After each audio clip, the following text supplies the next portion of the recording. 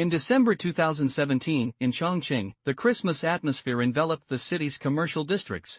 Shopping malls in various areas were decorated with Christmas-related items: red hats, red stockings, snowflakes, and small Christmas trees. However, these festive decorations were particularly jarring to Zhang Junyi, because, at some point, Christmas, a foreign holiday, had gradually evolved into a holiday exclusively for couples in China. As a single man, Zhang Junyi had no right to enjoy such a festival.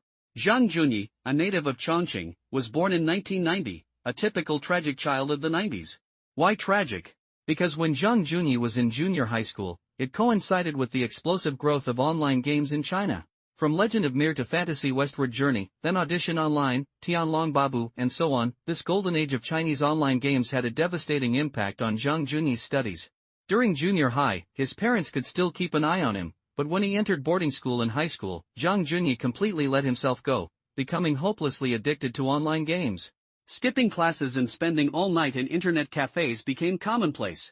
Ultimately, he failed to get into university and could only choose a junior college on the recommendation of his teachers.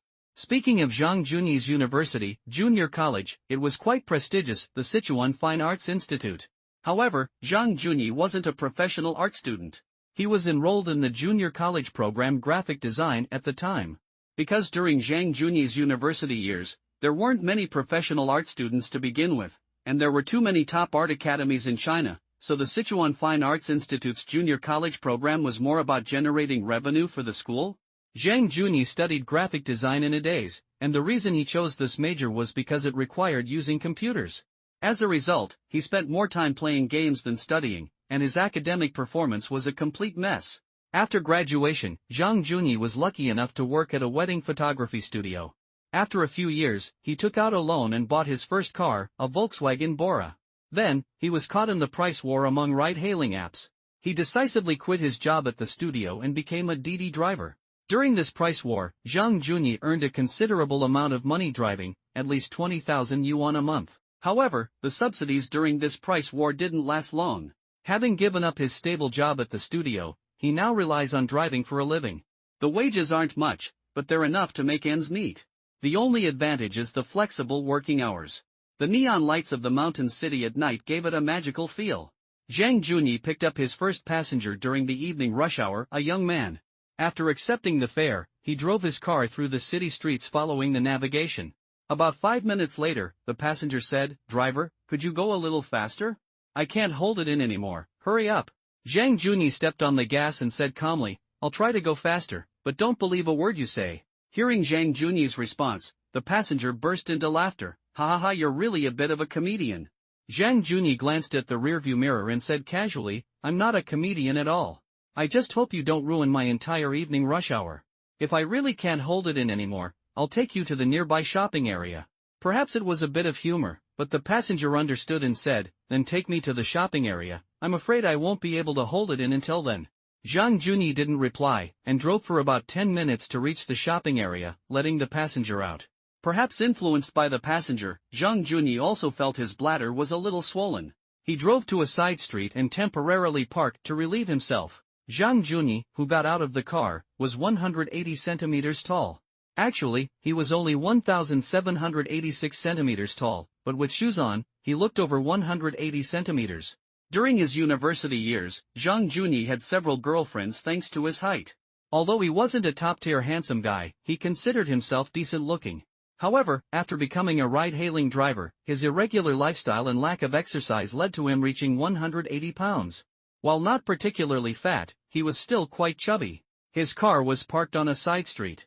After going to the restroom, Zhang Junyi returned to find his beloved car scratched, and the culprit was nowhere to be seen. He ran to his driver's side door, feeling the deep scratches that exposed the paint, and the door itself was deformed from the scratch. Because he had specifically chosen a spot without surveillance cameras to park temporarily, finding the culprit was impossible. Zhang Junyi could only stand on the street, cursing angrily, which chopped off your head. I hope your babies are born without eyelids."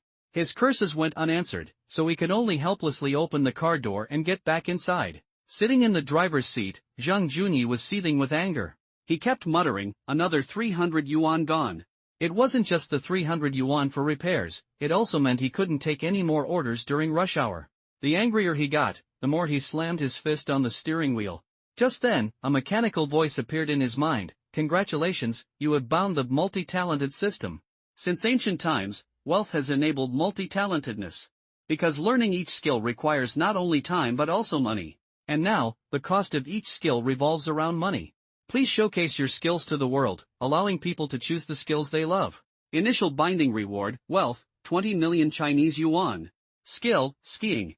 Next skill unlock condition, achieve a total of 10,000 views for skiing guide videos or text descriptions.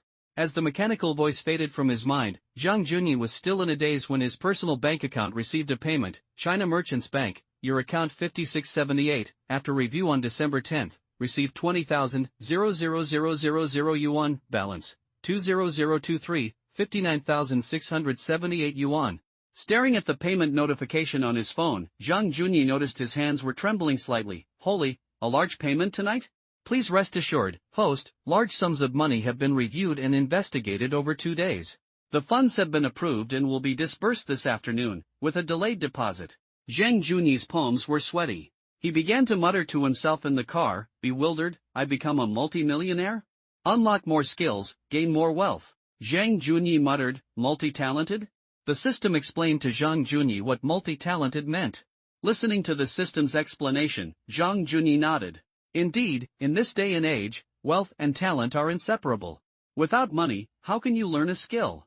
Even if you learn it, you still have to spend money to consume it. For example, to pursue advanced skills in music and chess, you need a better instrument, right? As for calligraphy and painting, paints, paper, and brushes, don't those cost money? Skiing, surfing, golf, don't these so-called sports cost money? Equipment costs, trips to ski resorts, diving areas, or golf courses, don't you need food and lodging? Even running requires a good pair of running shoes to reduce the strain on your bones. No money? Play in the mud? No, when you master the art of playing with mud, even mud has its nuances. Zhang Junyi sat in the car, still processing his sudden wealth. When he was poor, he had imagined many things he would do now. Buy a mansion, a luxury car, eat delicacies he could never afford before, like lobsters and abalone. As an ordinary wage earner in the inland region, these ingredients, costing thousands, were simply beyond his reach on a daily basis. After all, with a salary of only 5 or 6,000 yuan, even the seafood eaten during the spring festival is just some prawns, cheap flower crabs, abalone, and mantis shrimp. Who would buy king crab or lobster worth thousands of yuan for a single dish? As an ordinary person, after becoming wealthy, the first thing that comes to mind isn't how to make money work for you, nor is it investment planning. The first thing that comes to mind is the most basic eating, living, and transportation, and this is probably the thought of the vast majority of ordinary people. After thinking for a while about eating delicacies, buying luxury cars, and living in mansions, Zhang Junyi wanted to unlock more skills and wealth. Zhang Junyi muttered to himself, why is the first skill skiing? But Zhang Junyi quickly came up with the answer. As a southerner who hadn't seen snow in 10 years, didn't he yearn for the snowy scenery of the north? Skiing allows you to enjoy the beautiful snow scenery while experiencing the passion of winter sports. As Zhang Junyi thought about skiing, various skiing techniques were imprinted in his mind. Suddenly, Zhang Junyi felt like someone who had been skiing for many years. Even at that moment, the thought of the ski resort stirred a restless urge within him, a yearning to immediately hop on his skis and experience that thrill.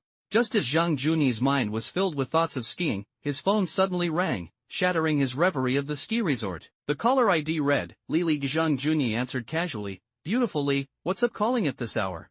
A gentle voice came from the other end, Junyi, you haven't forgotten about me, have you? Zhang Junyi feigned concern, how could I forget? I promised you, so I'll definitely handle everything. I'm just reminding you not to forget, after all, I booked a week in advance. See you in 3 days.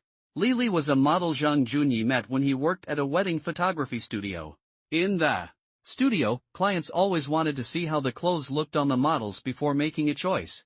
Lili was about 165 centimeters tall with excellent proportions. In heels, she was a fair-skinned, beautiful woman with long legs.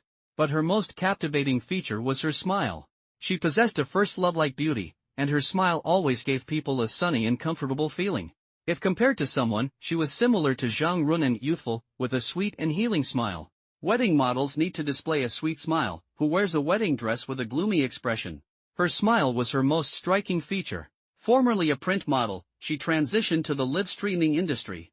Live streaming has become incredibly popular among young people in the last 2 years, and thanks to her irresistible smile, she's doing quite well among smaller streamers. Although she hasn't become a super streamer, she's still managed to earn some money during the recent boom in live streaming. Zhang Junyi would occasionally watch her live streams, but he had no intention of messing with a pretty girl like her, as he was well aware of his own limitations. This time, she contacted him because she heard he was driving for a ride-hailing service. She wanted to rent his car for an outdoor show and try her hand at it. Since she wasn't a great singer or dancer, she chose outdoor live streams. She tried everything: riverside picnics and barbecues, street pickups, delivery services, and even more. Recently, for some reason, she decided to try driving for a ride-hailing service.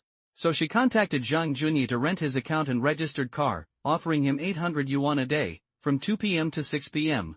Since the times she suggested weren't peak hours, and with a beautiful woman by his side and 800 yuan, Zhang Junyi agreed. Of course, he would accompany her throughout the ride and communicate with the customer beforehand. However, Zhang Junyi had to be the cameraman for her live stream. After hanging up with Lili, Zhang Junyi remembered that his car was scratched, and he couldn't very well drive a damaged car. So, Zhang Junyi started the car and headed towards a repair shop he knew. I wonder if I can make it in time to get it fixed now? Because the door was still a bit deformed and needed bodywork, repairs usually take about 3 days.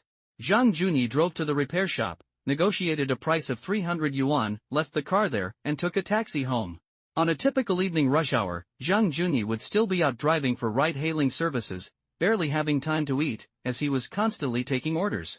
But today, he came home early. He currently rents an apartment. Although he lives in the same city as his parents, his get-off work hours are extremely irregular because he drives for ride-hailing services.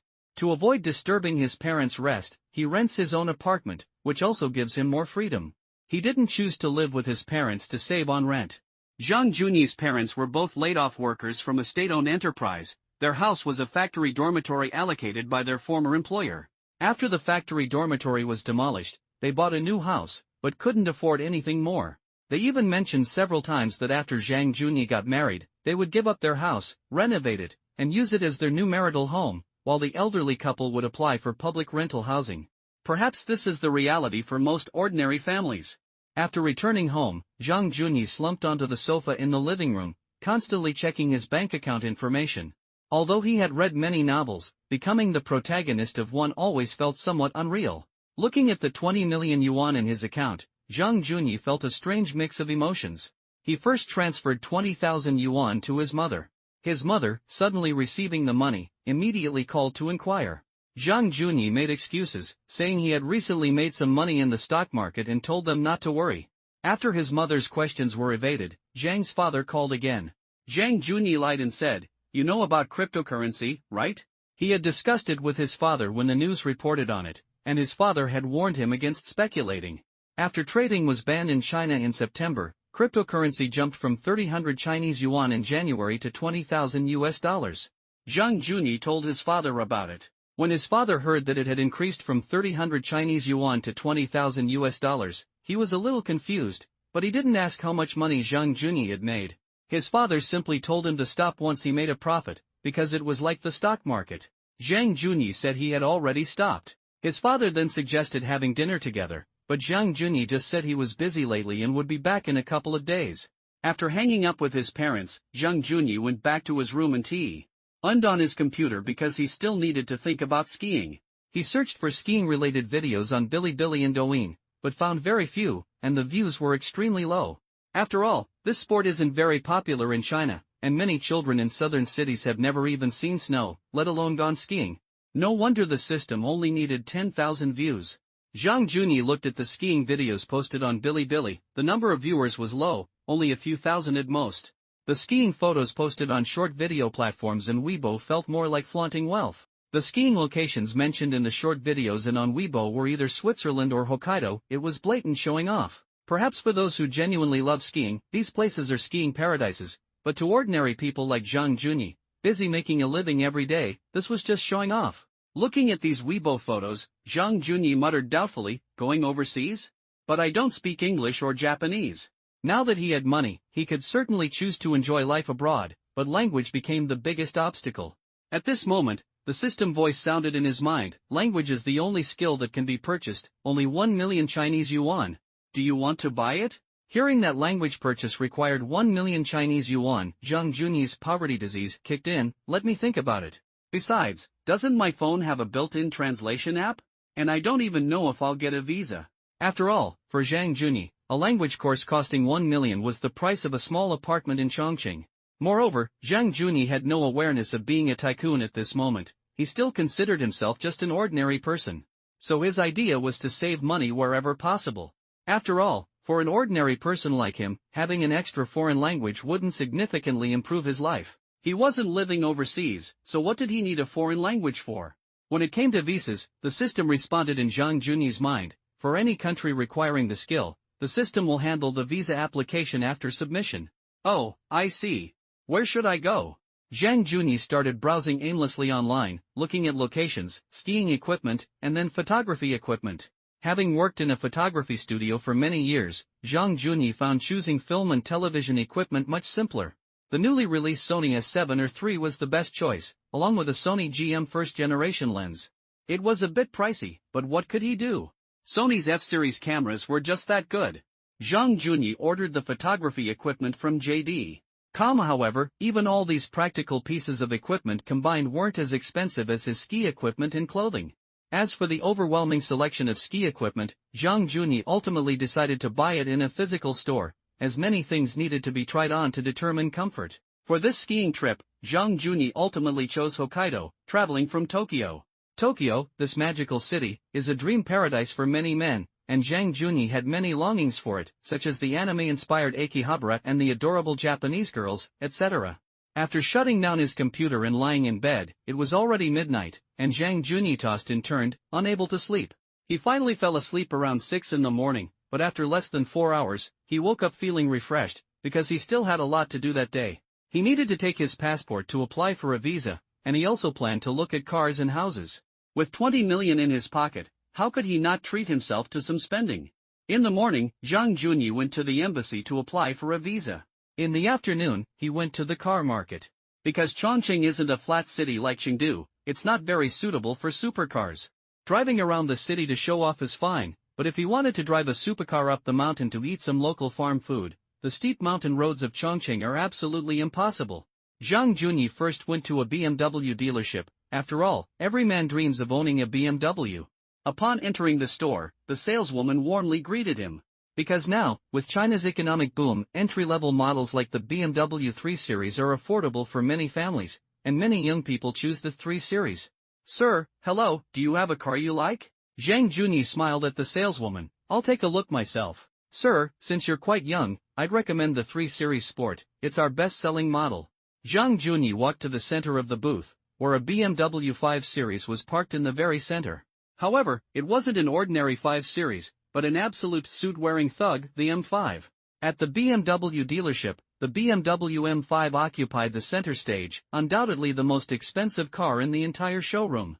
The BMW M5's exterior is very understated. To the untrained eye, it LD just looked like a BMW 5 Series, costing around 400,000 renminbi. However, its price could actually buy a Porsche 911. When Zhang Junyi stood in front of the BMW M5, the saleswoman smiled and said, "This is a performance sedan meticulously crafted by our BMW performance department. The price of this car."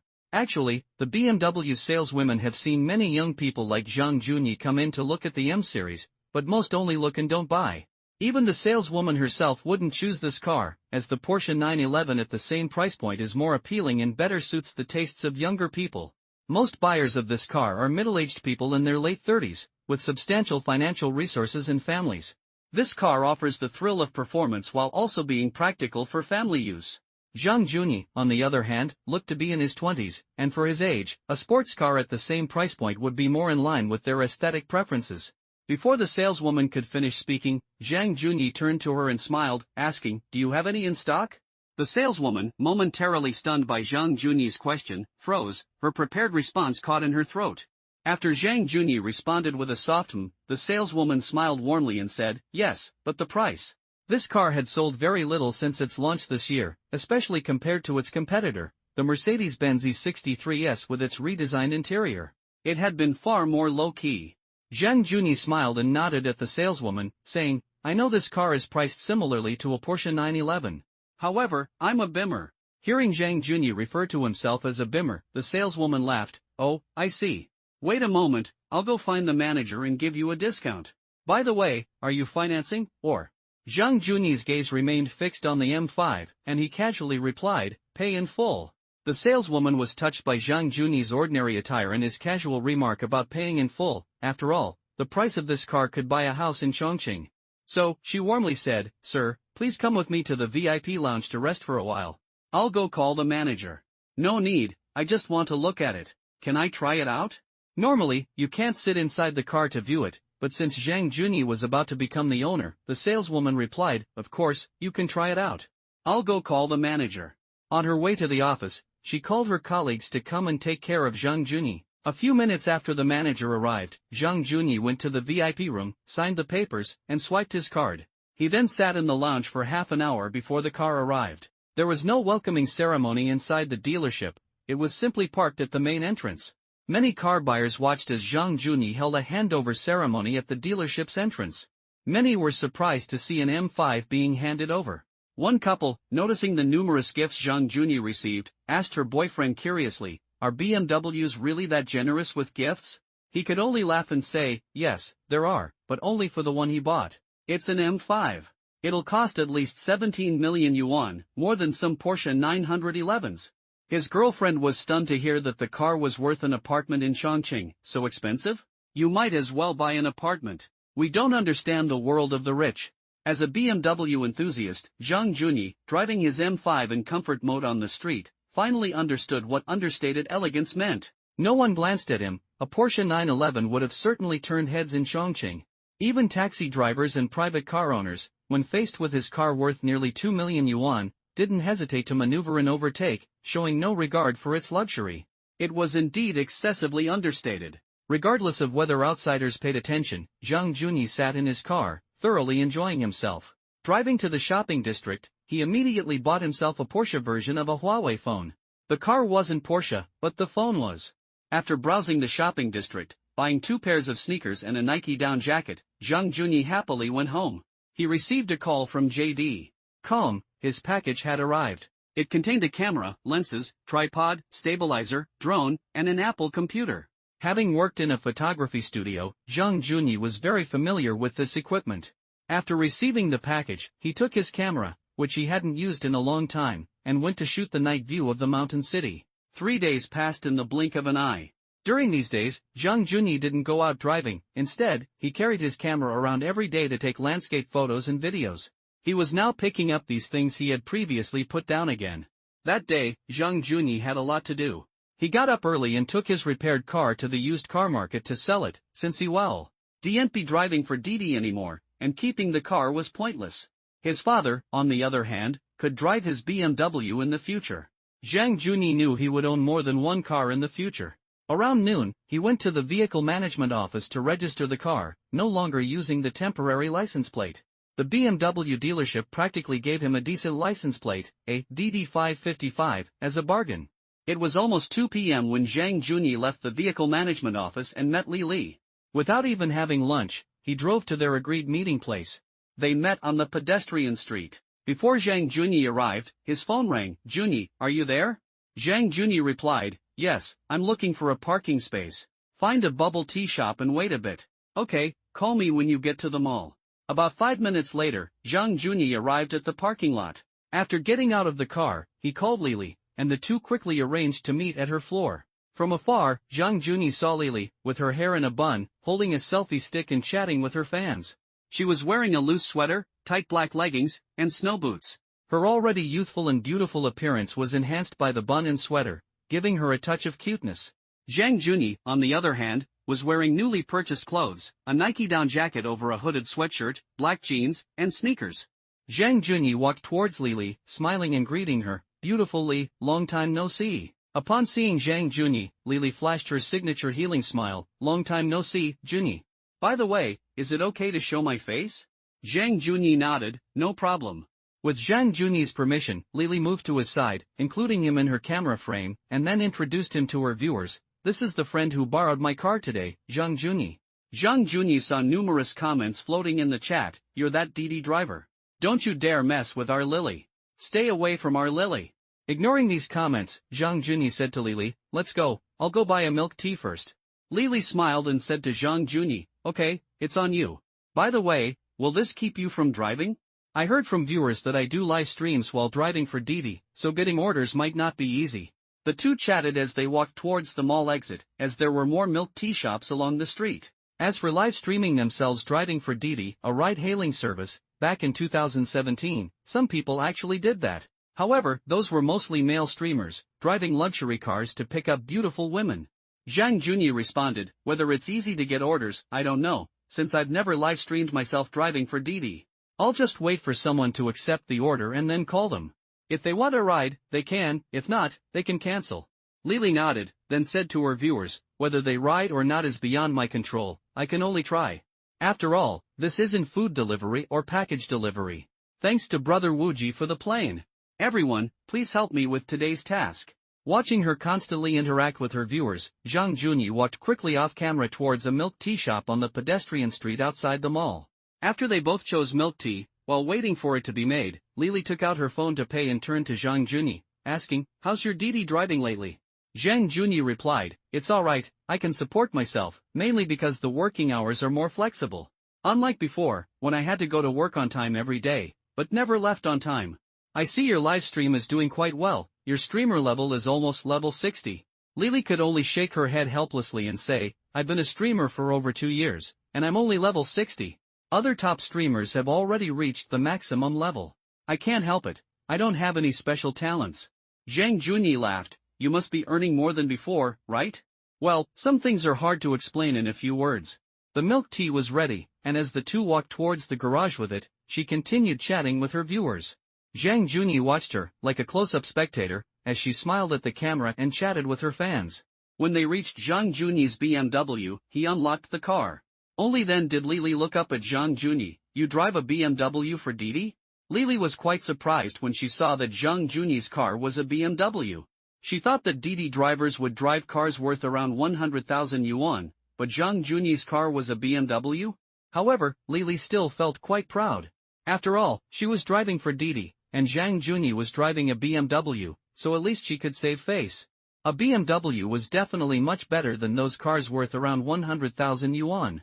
However, when the chat in Lily's live stream saw that Zhang Junyi's Didi car was a BMW, the comments immediately started to accuse him of being a rich Second generation, it's just a car worth 200 or 300,000, not even a luxury car, is there any need to make such a fuss? If my Lamborghini didn't have a back seat, I would have driven it out for Lily to use as a Didi driver. Hey, big shot upstairs, I only have a Porsche 911. Of course, Zhang Junyi couldn't see these sarcastic comments. He took out his car keys, unlocked the car, and said to Lily, get in, go to the driver's seat. Lily smiled and nodded, took her live stream phone, and went to the driver's seat. Just as she sat down, the camera panned to the Special M logo on the headrest. At this moment, the chat in Lily's live stream showed look at the steering wheel.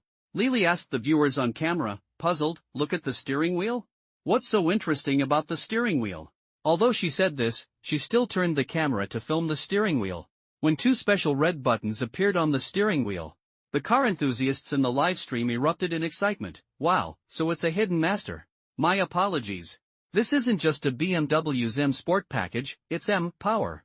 I'm in awe. Which M model is it? A 4-door BMW M, only the M5. Master. Lily was increasingly confused. What master? What M? What are you talking about? At this moment, Lily's moderator spoke up. They're all talking about this master's car. This isn't an ordinary BMW, but BMW's top-of-the-line performance car, and currently the most expensive model in the BMW family. This car must cost at least 15 million.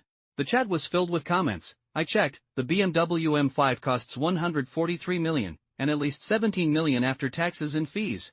Those who buy M5s are true masters, they need to be low-key. If I had that kind of money, I'd rather buy a Porsche sports car. Zhang Junyi watched her conversation with the viewers and secretly chuckled to himself, because he had unwittingly shown off a huge amount. When Lily saw the viewers mentioning the value of Zhang Junyi's car, she turned to him, looking bewildered, and asked, Junyi, no, brother Junyi, the viewers said your car is worth over 1 million? Is that true? Zhang Junyi feigned nonchalance and casually replied, yeah, about that. Hearing Zhang Junyi admit the car's value, Lily immediately said, forget it, I wouldn't dare drive your car. Zhang Junyi, feigning nonchalance, waved his hand and laughed, it's not that serious. Drive it, what's there to be afraid of? Besides, isn't a car meant to be driven? Not just kept as decoration at home?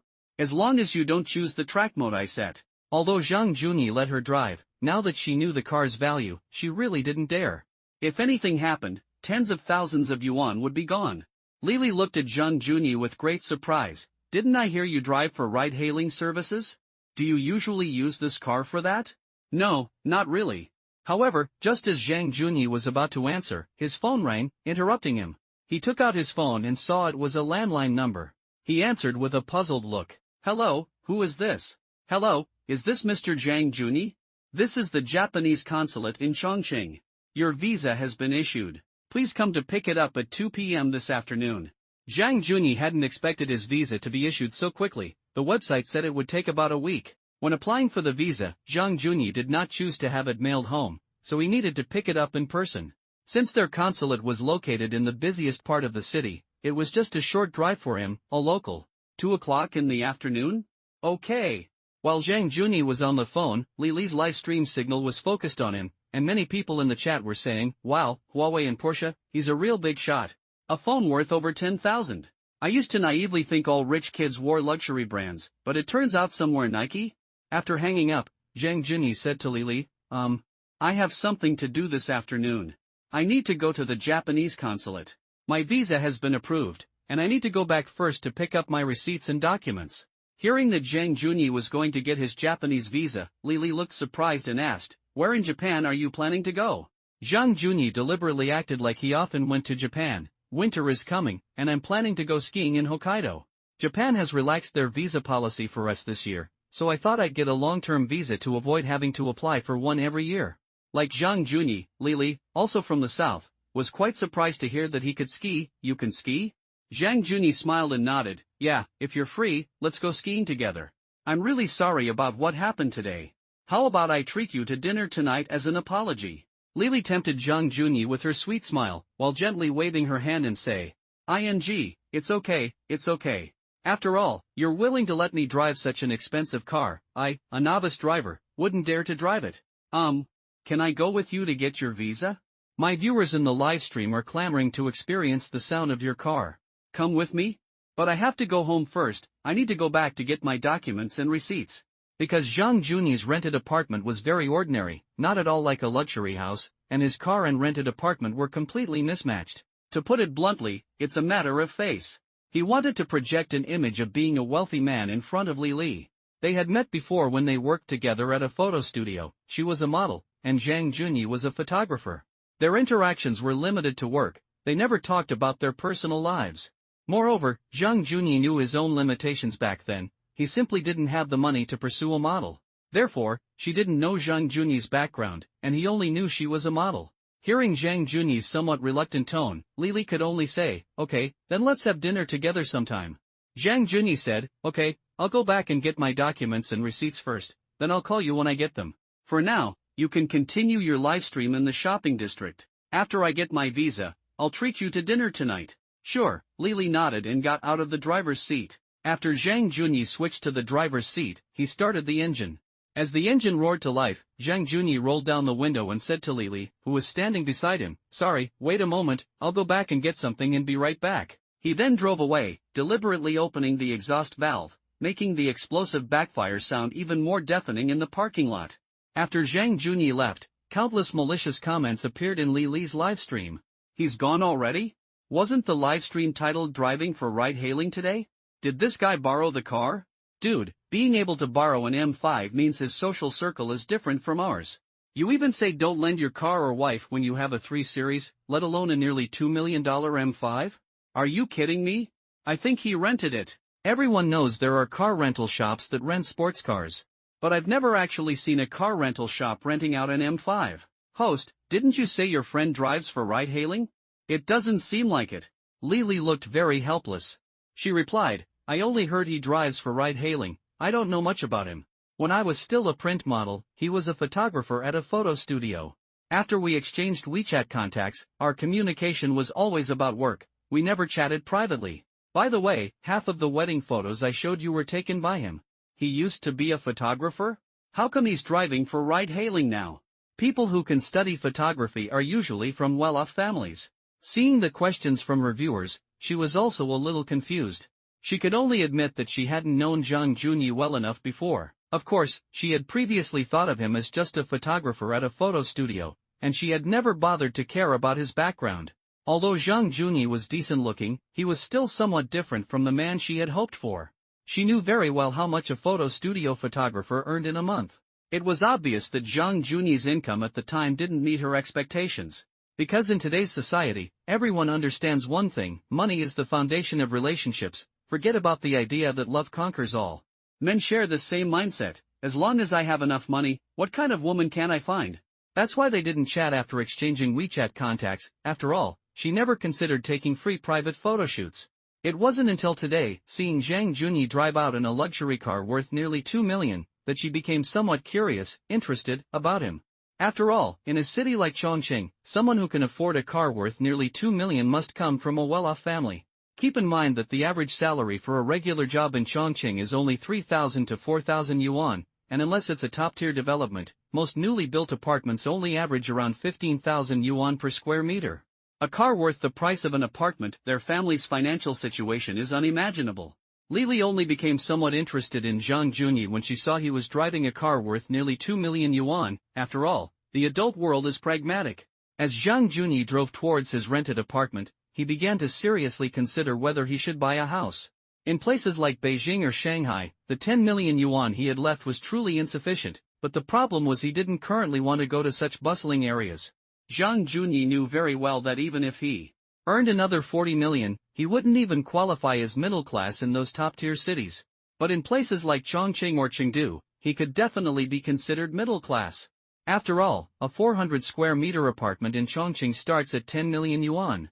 However, in top-tier cities like Beijing or Shanghai, 10 million yuan would only get you a small apartment in the city center.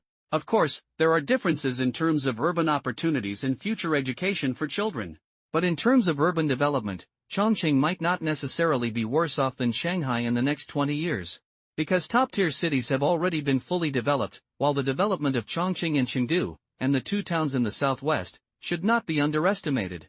It's like having a chicken head and a phoenix tail. Holding 100 million in Beijing or Shanghai makes you middle class. But holding 100 million in the Chongqing-Chengdu area makes you a bona fide millionaire. And the number of beautiful women in Chongqing-Chengdu is no less than in Beijing or Shanghai. Zhang Junyi currently has over 10 million in hand, and he's decided not to rush into buying a house. He'll consider it when he has more money, and then he'll buy a luxury mansion worth tens of millions. Zhang Junyi went home to get his documents and receipts, and then drove off again. Fortunately, it was afternoon, and the traffic in Chongqing wasn't too congested, so he could get there and back quickly. During peak hours, the traffic in Chongqing would be even worse than in Beijing or Shanghai. However, the good thing is that Chongqing isn't a city that doesn't ban motorcycles. After all, Chongqing was a city that developed based on motorcycles. After returning to the shopping district where he had arranged to meet Lili, Zhang Junyi called her. "I'm almost there, are you still there?" "Yeah, I'm still there. How about this, don't go into the parking garage, just wait by the roadside. You know that road over there on Tianjie Street, right? I'll be waiting for you there." "Okay, see you in a bit." Hanging up, Zhang Junyi drove towards the agreed-upon location. Upon arriving, he slowed down and looked around. After driving about 200 meters, he spotted Lili standing by the roadside. When she saw Zhang Junyi's 555 license plate, she waved at the car. Zhang Junyi pulled over, and Lili got into the passenger seat, smiling brightly at him. Her smile was as captivating as ever. "So fast. I thought I'd have to wait a while." Zhang Junyi nodded and said, "There's no traffic, so it's quick. By the way, why don't you give it a try? Although I didn't get to drive for a ride-hailing service today, you can still see the difference between a performance car and a regular sedan. I'm sure your viewers are curious too." At this moment, Zhang Junyi offered to let her try it out, which excited Lili. After Zhang Junyi left, her viewers had mentioned wanting her to drive this legendary performance car. After all, such a high-performance car is rarely something the average person can afford. Her big, watery eyes stared at Zhang Junyi. "Is it okay?" "Sure, just don't choose track mode. Sport is fine." I'll adjust the mode for you. I'll enter the address. Okay, let's switch seats. After adjusting to sport mode, Zhang Junyi gave her the driver's seat. Lily got in, adjusted the seat and mirrors, and gently pressed the accelerator to start driving. Zhang Junyi then pointed her live streaming phone at her. As the car started and entered the main road, she tried to accelerate by pressing the accelerator. The sudden surge of power made her exclaim, "Ah, this. That startled me." Zhang Junyi was also startled by the sudden lurch and hurriedly said, "Miss, be gentle, be gentle. This is a performance car, the accelerator is very sensitive. You have to try it gently, don't go all out at once." On the live stream phone, viewers clearly saw Lily being pushed forward by the power, followed by a barrage of ha comments, and then someone started explaining the high horsepower of performance cars. Lily smiled at Zhang Junyi and the live stream phone, giving him a bright smile. Zhang Junyi said, "Lady, watch the road, not stare at the live stream phone." The car moved from the bustling commercial area to the main city road. Although it wasn't rush hour, the traffic was still quite heavy. While driving the M5, Lily was also sharing her driving experience with her viewers, especially when the engine emitted a crackling backfire sound, at which point she excitedly screamed. Zhang Junyi, on the other hand, was terrified. He could only say to Lily in a less congested area, "Sister, pull over. Let me drive." You have to communicate with your viewers and drive at the same time, it's truly terrifying. Hearing Zhang Junyi's words, Lily could only laugh vaguely and say, I have no choice. I can't completely avoid communicating my viewers while doing a live stream. You can drive. Soon, the car pulled over, and the two switched seats. After Zhang Junyi got into the driver's seat, he said with a puzzled look, "When you used to film delivering food, did you also chat with your viewers while driving a motorcycle like this?" Lily smiled slightly, fastening her seatbelt as she replied, "How could I? I don't have a motorcycle license. My friend drove the motorcycle for deliveries, and I sat on the back, live streaming on my phone. After we arrived, I used the live streaming phone to deliver the food." Zhang Junyi started the vehicle and drove towards the consulate. Now that he was driving himself, he felt much more at ease. But he said to Lily, "I find it terrifying to even think about it now. If you really started driving for a ride-hailing service today, would you be chatting with your viewers while driving? This isn't a driver-passenger chat. When you watch a live stream, the text is so small, it's very distracting. And when driving, you absolutely cannot be distracted. It's irresponsible to your passengers, yourself, and other road users." Lily immediately shook her head in denial, saying, "Of course not. If I were really driving, I definitely wouldn't watch the live stream. We'd chat and share our feelings after the passengers got off. Sorry." Zhang Junyi couldn't believe her words and could only shake his head and sigh, saying, "When women get ruthless, they even deceive themselves." Lily's eyes widened, and she retorted defiantly, "I'm serious. I definitely wouldn't watch the live stream while driving." The viewers couldn't stand it anymore, and the chat was filled with comments like, "You're just making things up, keep making things up. What a bad woman who even deceives herself." As a streamer, she was used to interacting with her viewers. Like just now, when Zhang Junyi was filming her with his phone, she habitually kept turning her head to look at it, which was really scary. Zhang Junyi drove to the consulate, parked the car, and said to her, "Filming is definitely not allowed inside the consulate. Are you waiting for me outside?" Indeed, filming was definitely prohibited in such a place. Lily nodded and said, "Okay, I'll wait for you outside. Go get your visa." Zhang Junyi went to get his visa, while Lily continued chatting with her viewers for a while before saying, "Everyone, the live stream is temporarily over. My phone is burning hot. I'll rest for a bit, then rent a power bank while I'm eating and start streaming again. I'll rest for about 2 hours." Could it be that she's taken a liking to this guy who drives a BMW M5? Oh no, our streamer's been snatched away. Lily laughed at the comments, "My phone really is burning hot. I've already streamed for 4 hours today. Usually, I stream outdoors for 4 hours and then at home for 2 or 3 hours. Lily usually streams outdoors around 6 p.m., during prime time, and goes home around 10 p.m. Once home, she chats with her viewers on her computer until late at night. She thinks that doing this will let her viewers know that she never secretly seeks out wealthy patrons. But because of this, she's only reached level 60 in her 2+ years of streaming. It's worth noting that these past 2 years have been the hottest time for live streaming, though it's possible that there aren't any big spenders in Chongqing. Zhang Junyi went to the consulate and obtained his visa, a 5-year multiple-entry visa, allowing a maximum stay of 90 days, with a maximum stay of 180 days per year. Looking at the 5-year visa duration, Zhang Junyi could only marvel at the system's awesomeness. Would his next Schengen visa also be 5 years? The biggest advantage of a 5-year visa is that you can stay for 3 months upon arrival. Considering Japan is such a small island nation, 3 months is more than enough for an in-depth tour. After receiving his visa, Zhang Junyi was beaming with anticipation for his trip to Japan. He'd only ever heard that Tokyo was hot, and as someone who'd never been, he wondered if that was true. Suddenly, Zhang Junyi thought of his teacher's diligent instruction, and his excitement grew. Should I include some footage of myself approaching women on the street? Oh, right, Japanese. System, I need to upgrade my Japanese skills. Taking advantage of his excitement after getting the visa, Zhang Junyi spent 1 million to upgrade his Japanese language skills. Otherwise, how could he approach women on the street without knowing Japanese? Tokyo was known for its adventurous approach-seeking culture, and Zhang Junyi had seen a content creator on Bilibili explain why people in Tokyo were so fond of approaching women, because men didn't have to take responsibility afterward. Zhang Junyi wondered if it would feel like approaching women in a Chinese bar? If they hit it off in the dim lighting, then everything would just fall into place naturally? And everyone would go home the next day? Asian men have a special fascination with Japan, perhaps stemming from watching numerous anime there during their school years, receiving special education from teachers later in life, or even hearsay about the exceptionally gentle nature of Japanese girls? Whatever the reason, when men talk about Japan, the images that come to mind often evoke a slightly mischievous smile. Is Tokyo really that hot?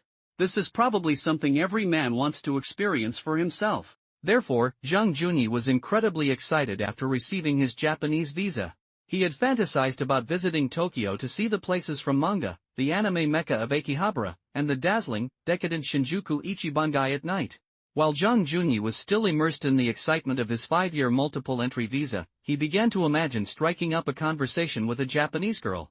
Then, the image of a gentle Japanese girl appeared in his fantasy. When you return home in the evening, she has already prepared a hot meal and a bath for you. While you undress to soak in the bath, she gently comes into the shower to scrub your back.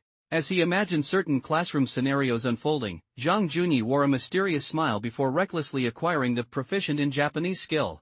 A wave of dizziness washed over him, making him feel vertigo, like the sudden dizziness that comes with low blood sugar. It came on quickly and went away just as fast. In just 2 or 3 seconds, the dizziness subsided, but simultaneously, Japanese appeared in Zhang Junyi's mind. It felt like someone who had studied in Tokyo for years. Whatever he wanted to express, he could do so in Japanese at any time, as if it were an instinct. The dizziness passed, and Japanese filled his mind, followed by a notification of a deduction, 1 million Chinese yuan. After the text message alerted him, Zhang Junyi took out his phone and checked the deduction and his remaining balance, 17340,000. Looking at the billing notification, Zhang Junyi reverted to his stingy self, lightly slapping himself. 1 million just like that? Not yet accustomed to being rich, he still felt a pang of regret at the sight of such a large charge, especially since he couldn't see any tangible benefit. 1 million. A small apartment in Chongqing gone just like that? The car, though costing over 1 million, was there, his dream car, the one he'd always wanted, the one he'd even used to show off today. Before that car, Zhang Junyi's only thought was to get 800 yuan from Li. He knew his income was too low, he had no chance of developing a relationship with a beautiful model like Li. But now it was different. He not only had a car that reflected his status, but he also had money. As the saying goes, money gives a man courage. With money, his courage naturally grew. The beautiful women he once dared not approach, he now had the confidence to do so. If it were before, going out with a beauty like Li would easily cost 2 or 3,000 yuan for a Western meal, wiping out half a month's salary. But now it's different. Forget Western food, if you want to go to Beijing for Peking duck, Zhang Junyi can fly there immediately. Frankly speaking, money is a man's confidence in dating. As long as you have enough money, dating celebrities isn't strange at all. But if you don't have money, forget it. Going home to play games and watch anime is fine too. When you get paid, a trip to a bathhouse can solve many problems, or you can watch some educational videos and work on your arm muscles. Zhang Junyi emerged from the consulate with a bright smile on his face, holding his passport. Li, who had just finished her live stream, walked towards him. Why are you so happy all of a sudden? Zhang Junyi smiled and patted his passport in his hand. Extremely happy, my 5-year visa was approved. Of course I'm happy. Do you know the difference between a 5-year visa and a 1-year visa? Li shook her head slightly and said, I'm not too sure about that. I used to get my visas handled by Tao Tao. Zhang Junyi then explained the functions of visas to Li. as if implying that he traveled abroad frequently. A regular tourist visa is a single-entry visa, only for 15 days, while my 5-year multiple-entry visa allows me to stay for up to 3 months at a time. Most people with regular tourist visas only plan for about a week, which is a bit rushed for tourism. You might go to Tokyo this time and not be able to go to Osaka. But with my visa, I can go anywhere within 5 years, without restrictions. As long as my financial situation allows, you can even go every weekend to eat sushi and come back on Sunday. Hearing Zhang Junyi's words, Lily deliberately covered her mouth and laughed. She actually understood that Zhang Junyi was exaggerating in front of her. Who goes there to eat sushi on the weekend and comes back? Ja. Ing Junyi smiled and unzipped his jacket, stuffing his passport into his inner pocket. I was just being modest. After all, the ski season is here, and this time I can not only try the ski resorts in Hokkaido, but also many ski resorts in Japan. After saying that, Zhang Junyi looked at the Liberation Monument in Chongqing and continued, since we're already at the Liberation Monument, why don't we wander around here? To be honest, I haven't been here for a long time since Guanyinkyo was renovated. Lily smiled and nodded, saying, it's probably been 2 years since I've been here. I remember a few years ago, all the places Chongqing people went to play were in the Liberation Monument, but now they've all moved to Guanyinkyo. Zhang Junyi pointed to a Starbucks not far away and said, come on, let's go to Starbucks and sit for a while. By the way, do you want to go to the food street to buy something to eat? Lily nodded, and as the two walked towards Starbucks, she waved to Zhang Junyi. No, I'm too lazy to squeeze with out-of-towners. If we want to eat snacks, we'll go back to Zhangbei. Douyin, since Hanyadong became so popular, the food street is now full of tourists. All the locals have been squeezed into Guanyinkyo. What would you like to drink? After they entered Starbucks, Zhang Junyi pointed to a newly vacated seat, gesturing for her to grab a table, and asked what she wanted. I'll have a caramel macchiato. Zhang Junyi went to the counter, ordered 2 coffees, and then 3 desserts, strawberry cake, tiramisu, and red velvet. Zhang Junyi had never been this extravagant before. He usually went to Starbucks with friends, and at most, he'd just have a coffee. And that was to sit on the outdoor seating in the pedestrian street and show off, pretending to have great taste. But now, he not only bought coffee but also 3 desserts for the beautiful woman. Whether the desserts tasted good or not wasn't important. For women, the desserts just needed to look good. Zhang Junyi returned the tray of desserts. When Lily saw that Zhang Junyi had bought desserts, a sweet, sunny smile appeared on her face. Why buy desserts? A cup of coffee is enough. Their desserts are expensive and not even good. For a beauty of her caliber, being treated to Starbucks was perfectly normal. And those sycophants who practically offered themselves up were all incredibly generous. Zhang Junyi replied with a smile, it's nothing. You came with me to pick up my visa, I have to show my gratitude, right? While waiting for her coffee, Lily looked at Zhang Junyi, who was sitting with his legs crossed, and suddenly realized he seemed quite nice. So instead of taking out her phone to reply to her fan group, she chatted with Zhang Junyi. I didn't expect you to be so good at hiding it before?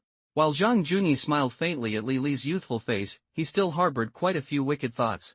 Meanwhile, Lily deliberately cut the cake, glancing at Zhang Junyi every now and then. Working in the photo studio for so many years, and nobody knew you were a hidden rich kid? I asked Yuan the other day, and she said you were driving for a ride-hailing service? Clearly, Lily mistook Zhang Junyi for a wealthy second-generation heir, because she knew he had always worked at the photo studio, where the salary couldn't possibly support a car worth nearly 2 million. As for Yuan, she said she was a saleswoman at the photo studio. When they worked there, she had a crush on Zhang Junyi, but he thought she didn't fit his aesthetic, so he pretended not to know. Actually, when a man pretends to be clueless about relationships, he's definitely not interested in the person who shows interest. Zhang Junyi has now resigned, but Yuan still occasionally messages him to ask how he's doing, saying that even though he's gone, their friendship shouldn't end. So Zhang Junyi told her he was driving for a ride-hailing service. Just then, the coffee was ready, and the receptionist was already calling out names. Zhang Junyi got up to get their coffee. As he handed it to Lily, he chuckled and answered the question, what kind of rich kid am I? If someone like me counts as a rich kid, then there are countless rich kids across the country. The more Zhang Junyi said this, the more Lily felt that his family background was extraordinary. So she half-jokingly said, by the way, I heard from some netizens that the price of this car you bought could buy a sports car. Why don't you buy a sports car? Don't all men like sports cars? At this moment, Zhang Junyi was drinking his coffee. Hearing Lily's words, he laughed. If we were in the Chengdu plain, then I would buy a sports car. Let's not talk about distant places, just take the parking lot of that shopping mall we met today. If I drove a sports car in, I'd have to call a tow truck to get it out. The underground parking lot of the Mountain City's shopping mall has a slope that a sports car couldn't handle. As the neon lights come on, the bustling atmosphere of Jifangbei, the most vibrant area of Chongqing, reaches a new level. Not far from Jifangbei is Hongdong, the most famous tourist attraction in the mountain city and a must-visit for every tourist arriving at night. Before heading to Hongdong, many tourists choose to find food near Jifangbei, as it boasts Chongqing's largest snack street and various chain hot pot restaurants. However, true Chongqing locals would never eat hot pot near Jifangbei. It's not that the hot pot there isn't authentic, but rather that the prices at restaurants catering to tourists are generally higher, making it less cost-effective for locals. After Zhang Junyi and Lili left Starbucks, the streetlights were already on. Zhang Junyi looked at Lili beside him and asked, "What do you want to eat tonight? Hot pot, barbecue, or steak?" Lili looked at Zhang Junyi with her particularly comforting smile and said, "Just something simple, and you need to go home and pack your clothes later. Didn't you book a ticket to Tokyo for tomorrow morning?" Lili's tone was almost reproachful, as if she felt he had abandoned her, with a hint of playful teasing. Actually, during their casual chat that afternoon, Zhang Junyi had booked a ticket to Tokyo for the next morning. He had even gone so far as to book business class, just to show off in front of Lili, since it was international business class, which was significantly more expensive. After getting his visa, he wanted to go to Tokyo as soon as possible. He chose Tokyo because there were no direct flights from Chongqing to Hokkaido. Zhang Junyi thought it would be nice to explore Tokyo first, as it held the heart of many men's anime and manga culture.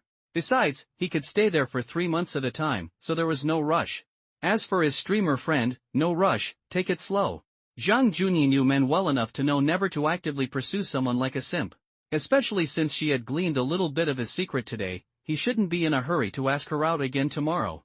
At this point, he shouldn't take the initiative to invite her out, and he certainly shouldn't try to strike while the iron is hot, otherwise he'd easily be manipulated by the woman. Instead, he should pretend not to care, be patient, and just like before, Zhang Junyi never took the initiative to contact her. He would maintain this, waiting for her to take the bait. What if she didn't? He'd find another target. There were plenty of beautiful women in the world. Since Lili said to just eat something casual, Zhang Junyi simply chose a hot pot restaurant near Jifangbei. Although the hot pot restaurants here weren't great value for money, it showed he wasn't too concerned about the cost. Sitting in the bustling hot pot restaurant near Jifangbei, most of the customers spoke Mandarin. But Zhang Junyi and Lili's Chongqing dialect sounded very down-to-earth in this restaurant surrounded by Mandarin from other regions. Because he had to drive later, Zhang Junyi chose Wang Leji herbal tea when eating hot pot. Before the hot pot boiled, Zhang Junyi asked Lili, "By the way, your live streams have been pretty good these past few years, right? You must have made at least $1 million, right? Why haven't you thought about buying a house? Especially since house prices hadn't gone up last year."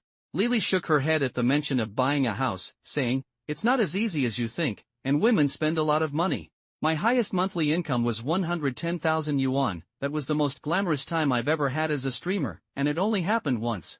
Lili continued, "The first time I got a monthly salary of over 100,000 yuan, I rewarded myself with a luxury handbag. As for saving money to buy a house, it's really hard to save much, and my profession doesn't allow for housing provident fund loans, only commercial loans. If I can't come up with the money for a house all at once, I basically can't save any money. Because the money I save hasn't kept pace with rising house prices. Especially last year when house prices more than doubled, I gave up on the idea of buying a house." She was stating a fact: women are inherently expensive. When money is tight, you can use slightly cheaper cosmetics brands, but once you have money, you'll definitely use high-end cosmetics. And as a streamer, especially one with a certain level of attractiveness, you have to constantly buy clothes. Even on Taobao, those cheap items costing tens or hundreds of yuan are like slowly ripping you off. Even if you rotate outfits, you still need at least 30 outfits for a summer. At 3 days a week, summer in Chongqing lasts at least 90 days. When winter styles come out, the prices will be even higher, and she also does outdoor work, unlike other attractive streamers who can stay home with plenty of heating and wear autumn clothes. In winter, she needs at least 3 to 5 sets of cotton-padded jackets and down jackets to rotate. Women, once they have some savings, will want to indulge themselves with 1 or 2 luxury bags to enhance their image, right? Then there's rent, utilities, eating out every day, and holding a fan gathering once a year. Being an outdoor streamer, you also have to invite fans out for meals from time to time. Therefore, she doesn't have the financial means to buy a house outright, and relying on savings is almost impossible. At least, a streamer like her can't afford to save a house. Don't be fooled by the fact that, based on experience, a level 60 streamer might have received over 3 million yuan in gifts. After deducting the platform's share, the company's share, and finally income tax, the money she actually has, plus the expenses from her 2+ years as a streamer, leaves her with very little savings. When Lily explained this to Zhang Junyi, he could only shake his head with a smile and say, "I thought streamers made a lot of money. But according to your calculations, it's just that they live a slightly more comfortable life than salaried workers." Lily immediately said, "Some streamers do make a lot of money, it's just that I don't make much. You know Timo, right? She makes tens of millions a year without any problem. In any industry, those who reach the top make money. You've been streaming for over 2 years, haven't you met any big spenders in your streams? I've heard of people spending hundreds of thousands in one night." Lily rolled her eyes and said, "If you gave me a 100,000 yuan tip, I'd just call you Big Brother, awesome, through the screen. Wouldn't you regret it the next day?" The hot pot was boiling, and Zhang Junyi, while cooking tripe, asked, "Didn't you just say you received a 100,000 yuan salary one month? So, your monthly revenue must have been at least 250,000 yuan, right? Wasn't the person who tipped you a big brother?" Speaking of the past, Lily sighed, "Back then I hadn't been streaming for long. That mysterious big brother tipped me and invited me to Shanghai. But at that time, my stream was still quite popular, so of course I didn't go. If I went, my whole public image would collapse." Lily continued, "Since then, no big brother has appeared in my stream. Occasionally, on a lucky day, I might receive several thousand or 10,000 yuan in tips, but in the last 2 years, my streaming income has been getting worse and worse. What about you? What have you been doing since you left the photo studio? You can't really be working as a ride-hailing driver, can you?" Zhang Junyi nodded and said, "Yeah, after leaving the photo studio, I actually worked as a ride-hailing driver for a while. Maybe I got used to being busy, and at the time I felt a bit lost and directionless. Because after graduating from school, I went into the photo studio and worked there for several years. At first, I was really interested in photography, but then I became numb. When my interest became my job, I developed a sense of aversion." Lily genuinely couldn't understand why Zhang Junyi, who seemed to have good financial resources, would work as a ride-hailing driver. So she asked, "After you left the photo studio, didn't you ever think about traveling, shooting landscapes, or opening a small shop? Your family's financial situation could definitely support you opening a small shop, right?" Zhang Junyi pretended to be mature and said, "After leaving the photo studio, I developed an aversion to photography. How could I possibly shoot any natural landscape photos? As for opening a small shop, what else could I do besides photography? So during that time, I basically went out around 10 p.m. to drive for ride-hailing services, chatting with passengers and finding myself." Lily looked at Zhang Junyi and said, "So what are your plans for the future?" Zhang Junyi smiled happily at this moment, "To do what I want to do. If I want to ski, I'll wait for the ski season to come and go skiing. If I want to surf, I'll go surfing. If I want to go on a road trip, I'll go on a road trip. Of course, I'll record all of this and post it on the website as a life vlog to share with everyone." Hearing about Zhang Junyi's future plans, she looked at him with some surprise and said, "You're planning to become a content creator on Bilibili? Recently, quite a few people have been uploading their vlogs on Bilibili. And Bilibili originally started with anime, so you can make a great vlog to mark the beginning of your video career in Tokyo. I really envy your life. You can go wherever you want, anytime." Zhang Junyi laughed. "What's there to envy? You can go anytime you want. Besides, I've seen quite a few outdoor streamers go to Tokyo, and they're still bringing exotic experiences to everyone. The monthly donations from my regular viewers aren't even enough to cover their round-trip airfare." Zhang Junyi's eyes widened in disbelief. "Really? I see you have a lot of comments. What's the use of lots of comments? Have you seen me thank you for any gifts today?" Lily's words really left Zhang Junyi speechless. He could only nod and say, okay, never mind." After their meal, the two left the hot pot restaurant and headed to the center of Jifangbai, where tourists from all over had already gathered. Jifangbai was incredibly lively at night, especially at the end of the year. Colorful lights adorned the trees lining the pedestrian street, and Christmas decorations and other items were displayed in shop windows, adding a romantic atmosphere to the upcoming holidays. Looking at the festive atmosphere, Zhang Junyi sighed, "The holidays are coming again, how are you going to spend them?" Lily sighed and said, "How can I spend them? Holidays like Christmas and New Year's Day, which are perfect for couples, mean we female streamers have to be live. For holidays, except for Qingming Festival and Spring Festival, we can take time off. Christmas and other holidays require live streaming to show that we're single. And only when we're single will our viewers support us and give us tips. Christmas and New Year's Eve are indeed holidays very suitable for couples. However, if female streamers take time off for these holidays, most viewers will assume they're spending them with their boyfriends. If a female anchor is found to have a boyfriend, it's like an explosion. Then she asked Zhang Junyi, "What about you? You spent New Year's Eve in Japan this year? How long are you planning to stay?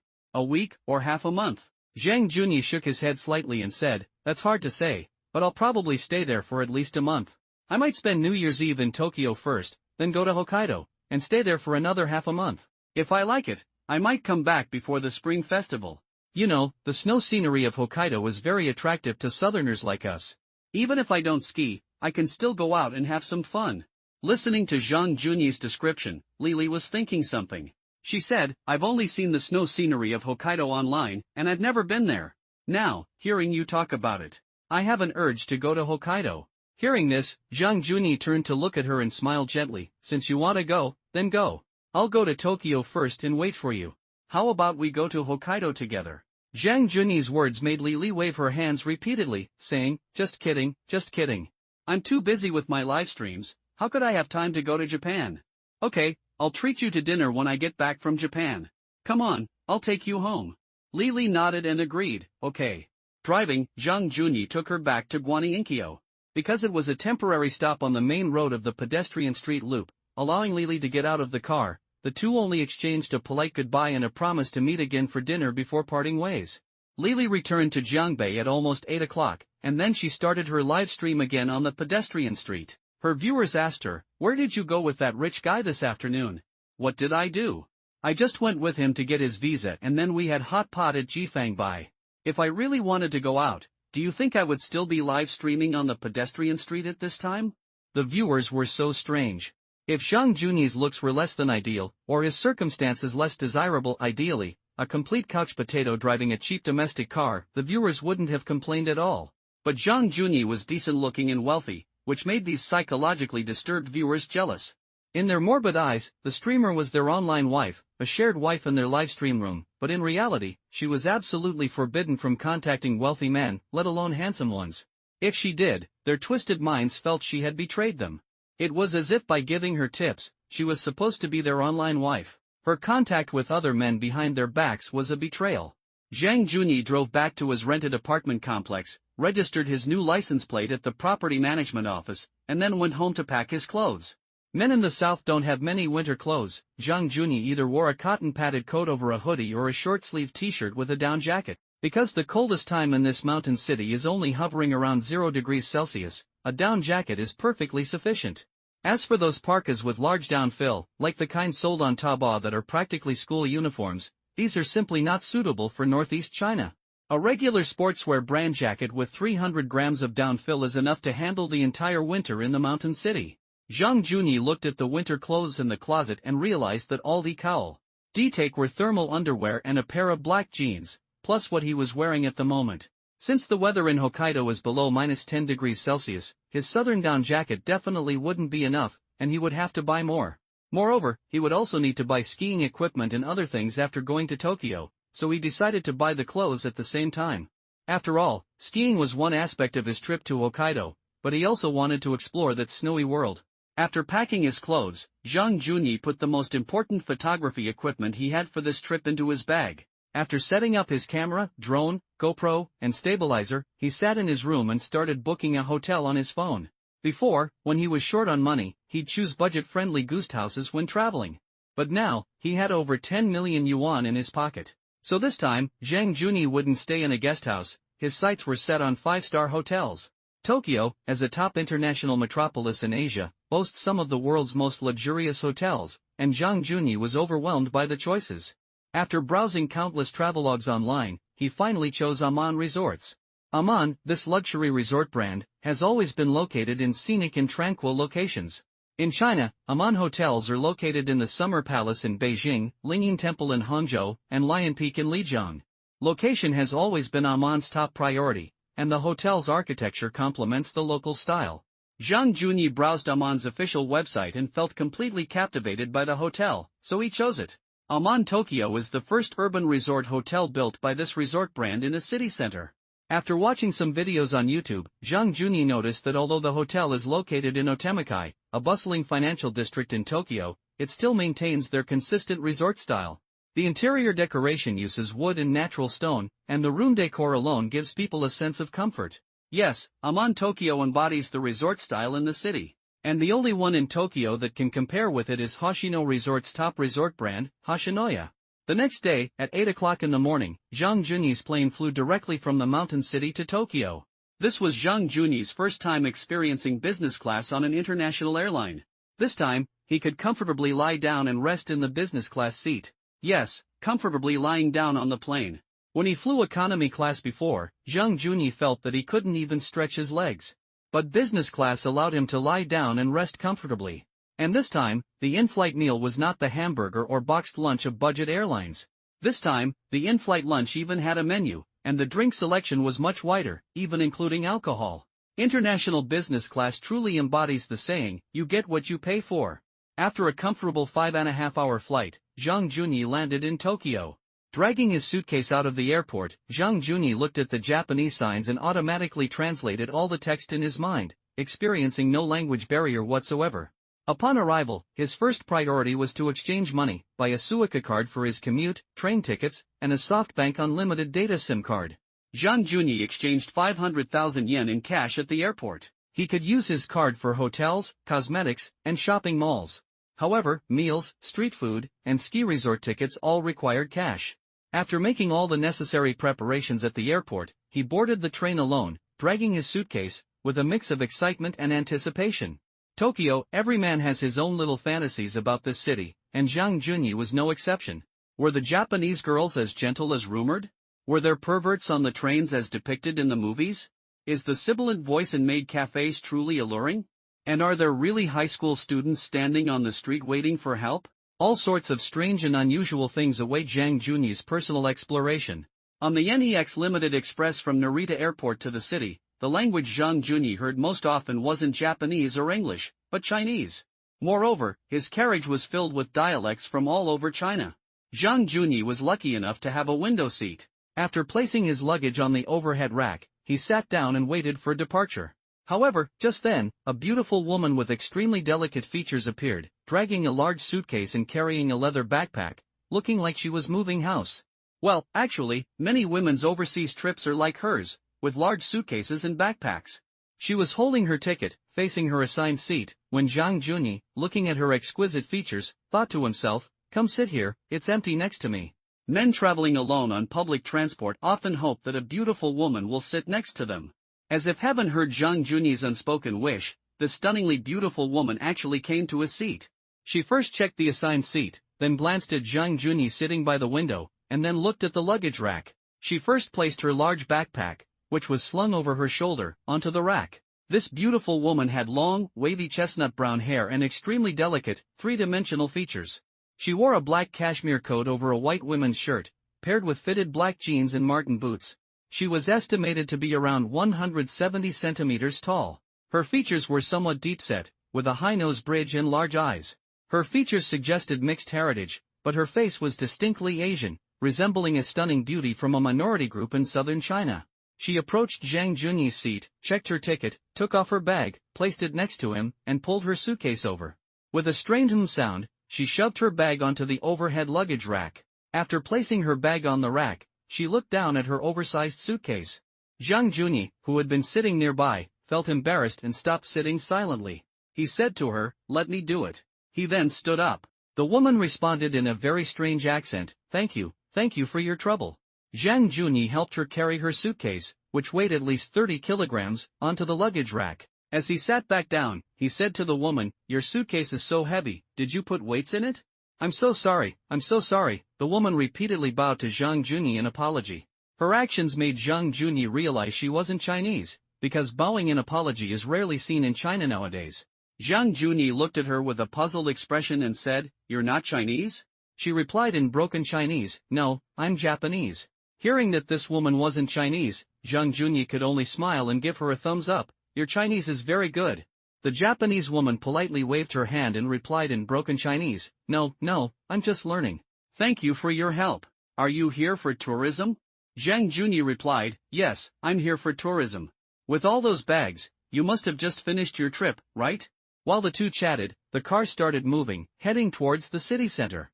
The Japanese woman said, "I just came back from China, we might even have been on the same flight." Hearing that they might have come on the same flight, Zhang Junyi was a little surprised. Because Chongqing is rarely visited by Japanese tourists, most Japanese people going to China choose big cities like Beijing or Shanghai. So he asked curiously, "Oh? You came from China? Which city did you go to?" "I came back from Guangzhou." She smiled when she mentioned Guangzhou, perhaps thinking of the wonderful time she had spent on her trip. And indeed, her smile was very beautiful, adding to her feminine charm. Zhang Junyi said, "So you came back from Guangzhou? Then we weren't on the same flight, but we probably landed around the same time. What did you think of Guangzhou after you went to China?" "Guangzhou's nights are very beautiful, and it's a very stylish and modern metropolis. The food there is also very delicious, and the people are very welcoming. I really like China. And you, which city are you from?" Zhang Junyi smiled and said, "I'm from Chongqing." "You might not be familiar with this city, but it's a very well-known city in China." The woman shook her head and said, "I'm not very familiar with it. If I have the chance, I'd like to visit your city." Zhang Junyi smiled and asked, "By the way, what's your name?" She smiled and said her name, Kurumi Khan. Those curious about her appearance can search for it themselves. Zhang Junyi directly stated the meaning of her name, but of course, he didn't mention her surname, Kurumi. "By the way, Khan-san, is that a foreign surname?" She smiled and said, "Yes, my father is a foreigner, and he's also of mixed race." "How did you know Kurumi means walnut?" Zhang Junyi immediately switched to fluent, standard Japanese and said to her, "No wonder I felt you had a bit of an exotic charm. Your features are very defined, unlike those who are easily identifiable as mixed race at a glance. I can't quite put my finger on it, but you're simply very beautiful." When Zhang Junyi spoke such fluent Japanese, the mixed-race beauty, Hu Tao, widened her eyes in surprise. During their conversation, she had been speaking to him in broken Chinese. She had assumed Zhang Junyi was just a tourist in Tokyo with limited Japanese skills. His fluent, standard Japanese completely astonished her.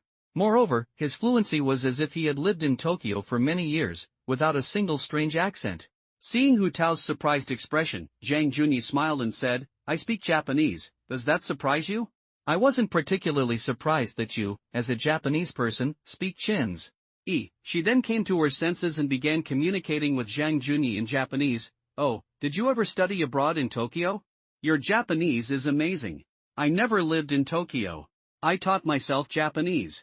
When I was learning, I thought it was quite simple. And while I was learning, I watched some dramas and variety shows every day, and gradually my Japanese improved." Hearing that Zhang Junyi had taught himself, she could only exclaim, "That's impressive. Nice to meet you, Hu Tao." Zhang Junyi smiled generously and extended his hand to her. She politely shook his hand. "Hello, I don't know your name yet. My name is Zhang Junyi, nice to meet you. By the way, can I add you online?" "Sure." She took out her phone from her pocket and exchanged contact information with Zhang Junyi. Zhang Junyi had just downloaded the Line app last night. After adding her first friend, Zhang Junyi said, "You're my first Japanese friend online. You know, Chinese people don't use this chat software." She nodded and said, "Yeah, I know, you use WeChat. I already knew that when I was learning Chinese in China. Yes, we Chinese all use WeChat." Are you from Tokyo?" "No, I'm from Hokkaido." Now it was Zhang Junyi's turn to be surprised, then we're quite destined. "I came to Japan this time to go skiing in Hokkaido. Because there are no direct flights from my hometown to Hokkaido, I can only transfer here. I didn't expect to be so lucky to meet someone from Hokkaido in Tokyo." When Zhang Junyi talked about skiing, she, also a skiing enthusiast, said with some emotion, "Speaking of skiing, I haven't skied for many years, since I came to Tokyo for work." For her, who grew up in the snow country of Hokkaido, skiing was the only sport they could enjoy in winter. Zhang Junyi, what do you do for a living?" "I'm a model." Actually, looking at her appearance and figure, Zhang Junyi had a general guess that she might be a model, but it was just a guess. Now that he had received her accurate answer, Zhang Junyi pinched his chin and said thoughtfully, "A model?" Seeing Zhang Junyi's slightly furrowed brows and thoughtful expression, she thought he might be doubting her, so she smiled and explained, "Japanese models are different from those runway models overseas. We don't have many requirements regarding height here." Zhang Junyi nodded, "I know that, because it's the same in China. Magazines don't require height for print models, but rather body proportions. Indeed, as a model, proportions are very important. The two of them had run out of things to talk about. Zhang Junyi was now starting to think things through and had an idea. Could he invite her to be a guest performer? He was mainly there to film a skiing video, but after looking through many skiing videos on Bilibili, he found that none of them, which simply introduced the ski resort and recorded the skiing, had many views. The system required him to reach 10,000 views before unlocking the next activity. However, Zhang Junyi was more interested in the cash reward that would follow. So how would he reach 10,000 views? Would he accumulate them by constantly posting videos? Or would he try a different approach by hiring actors? As a seasoned video watcher, Zhang Junyi knew that a beautiful woman was essential to attract viewers. Initially, he had considered approaching beautiful women in Tokyo and inviting them to go skiing in Hokkaido. After all, a beautiful woman in the video was crucial for getting views. The beautiful woman beside him was a model, and the very profession of model was enough to attract attention. Moreover, she was born in Hokkaido and knew how to ski. Bringing her along would definitely boost his viewership. If they stayed at a hot spring hotel or something, and then meticulously planned a performance, the audience would probably love it, especially those perverted internet users. So, Zhang Junyi was considering whether he could design a script. Starting with a pickup, could he create a video with a serial drama feel? Aren't there many such serial dramas in short videos? And there are already some streamers who drive luxury cars to pick up women, and they get huge viewerships. Could he start a live stream like that? After all, the audience wouldn't know it was all scripted. Sitting on the high-speed train to the city, Zhang Junyi kept pondering whether this script and actor model would actually work. Zhang Junyi himself was a viewer of all kinds of videos, whether short, long, or live streams. Of course, his short videos mostly featured long-legged beauties, so the data analytics feed also pushed videos of beautiful women, and those videos always garnered high click rates. Some women could even become internet sensations just by twirling a few times in a parking garage. This was something Zhang Junyi couldn't understand. He also watched live streams featuring high-profile streamers, those who did exaggerated, energetic dances. Secondly, he watched streamers who drove luxury cars and worked as ride-hailing services, specifically picking up female customers. Basically, his live stream audience consisted of repressed, lecherous types. Zhang Junyi knew that anything related to beautiful women was the current code to traffic. He deliberately used script and actor to achieve the desired video effect, even though it deceived the audience. But, in terms of the effect, it allowed him to easily gain traffic. What he needed now was traffic. As for scripts and tropes, who cared? Zhang Junyi even began to suspect that those women driving luxury cars to pick up girls might be scripted.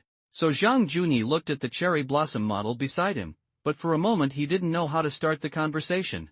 The model, Hu Tao, seemed to sense Zhang Junyi's gaze and his impending question. She smiled at him and said, "What's wrong?"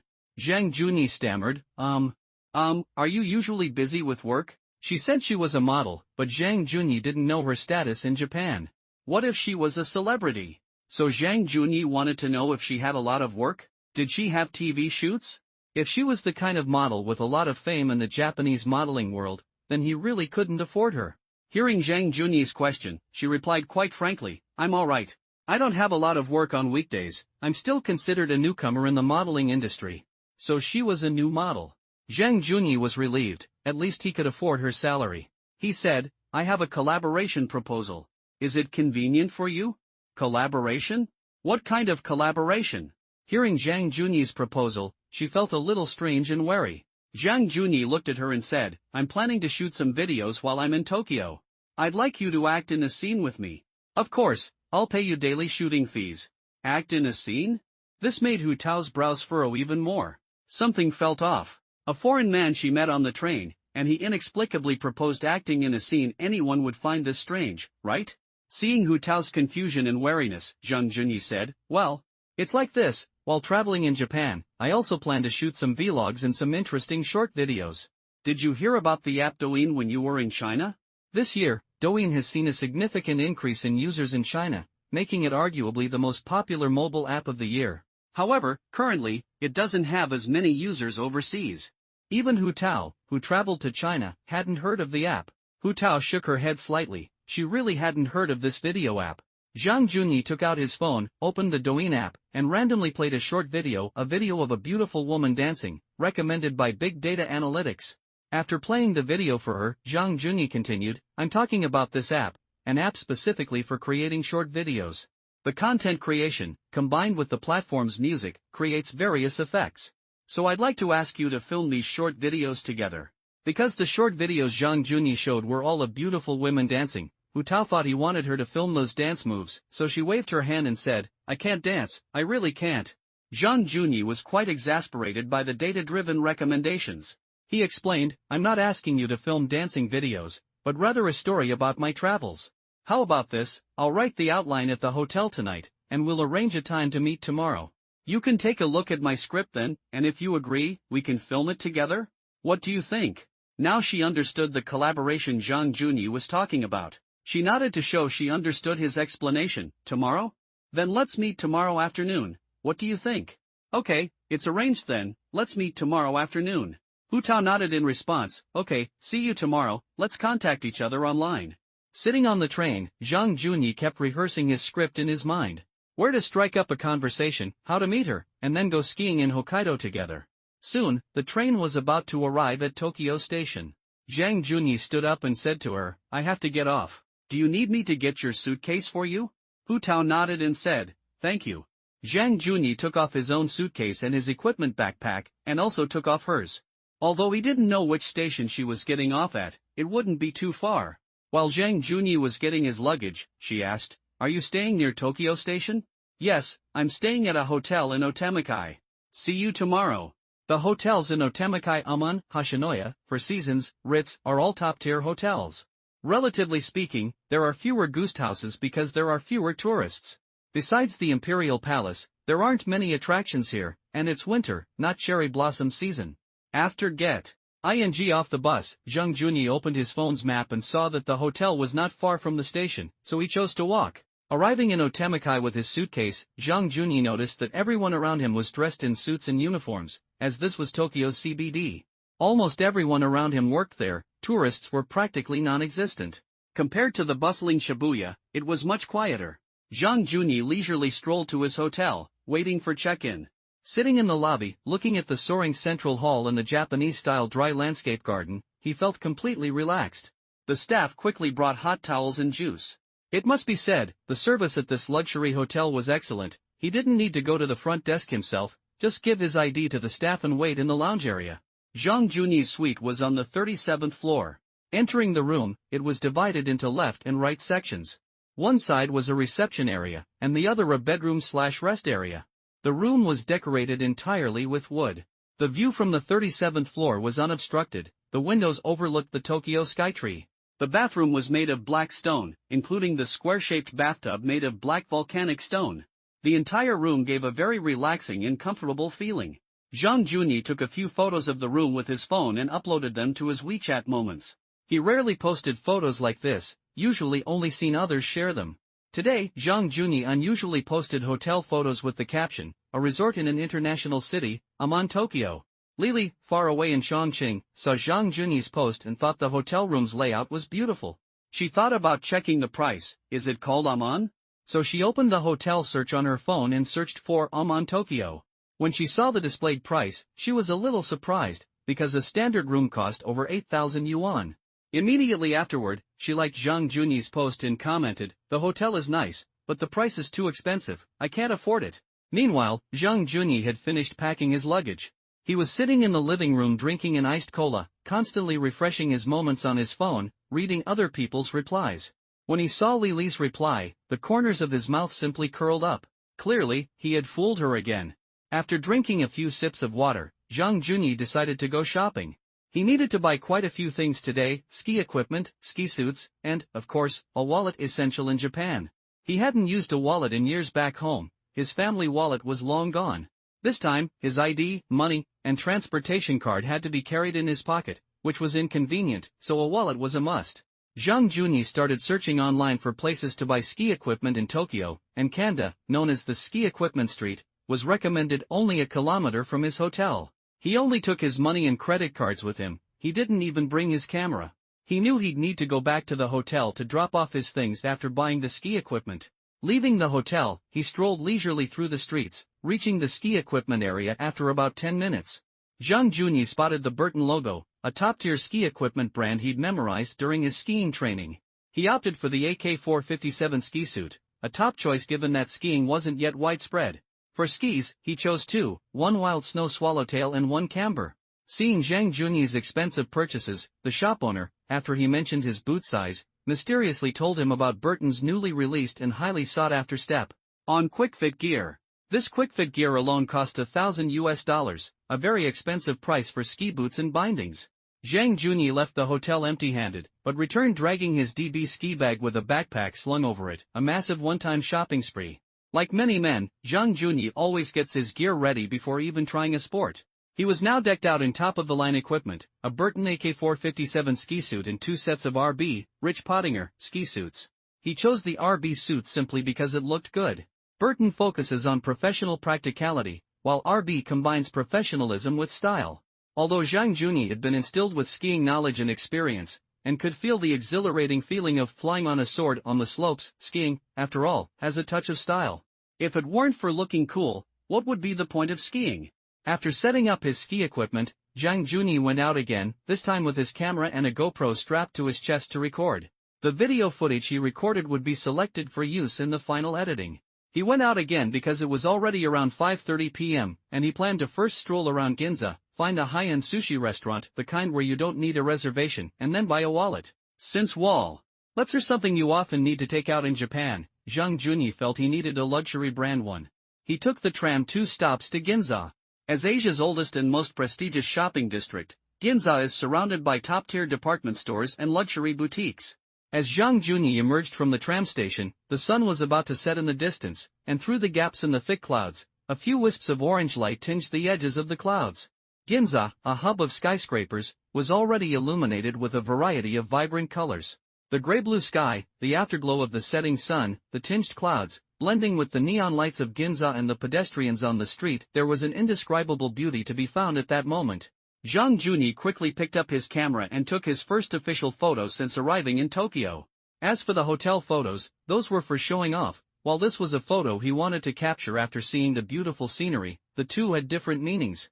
Ginza was still very bustling and lively under the sunset. The neon-lit shop signs on the streets seemed to ignite the city's nighttime vitality. Some pedestrians were leisurely, while others were rushing home from get-off work. Under the setting sun, Zhang Junyi strolled leisurely among the crowd, appearing very relaxed. When he passed by LV, he went straight into the store. He originally only planned to buy a wallet, but he saw a pretty good V-neck sweater, and then the sales assistant began to introduce this year's autumn/winter runway pieces. From the moment Zhang Junyi entered LV until he left, he had an extra outfit in his hands. A cashmere coat just released this year, a camouflage denim suit, a casual V-neck sweater, a casual suit jacket, loose-fitting casual trousers, a pure white casual shirt, and white sneakers. Zhang Junyi had originally planned to find a high-end sushi restaurant in Ginza, but after leaving the LV store, his hands were full of his purchases, so he had to go back to the hotel. However, this time he didn't choose to save money by taking the tram, but instead took a taxi back to the hotel. After dropping off his things at the hotel, Zhang Junyi simply took off his Nike down jacket and put on the cashmere coat he had just bought, layering it over the casual shirt. He wore loose trousers and white sneakers, ready to go out. Zhang Junyi's outfit alone cost close to 100,000 yuan. The cashmere coat was the main reason, but this was Zhang Junyi's first experience with luxury goods. It truly lived up to the word luxury. This outfit costs nearly 100,000 yuan. If he used that money to buy sportswear, he could buy any sportswear he wanted for at least 10 years without hesitation. Spending 10,000 yuan a year on sportswear, how much could he buy?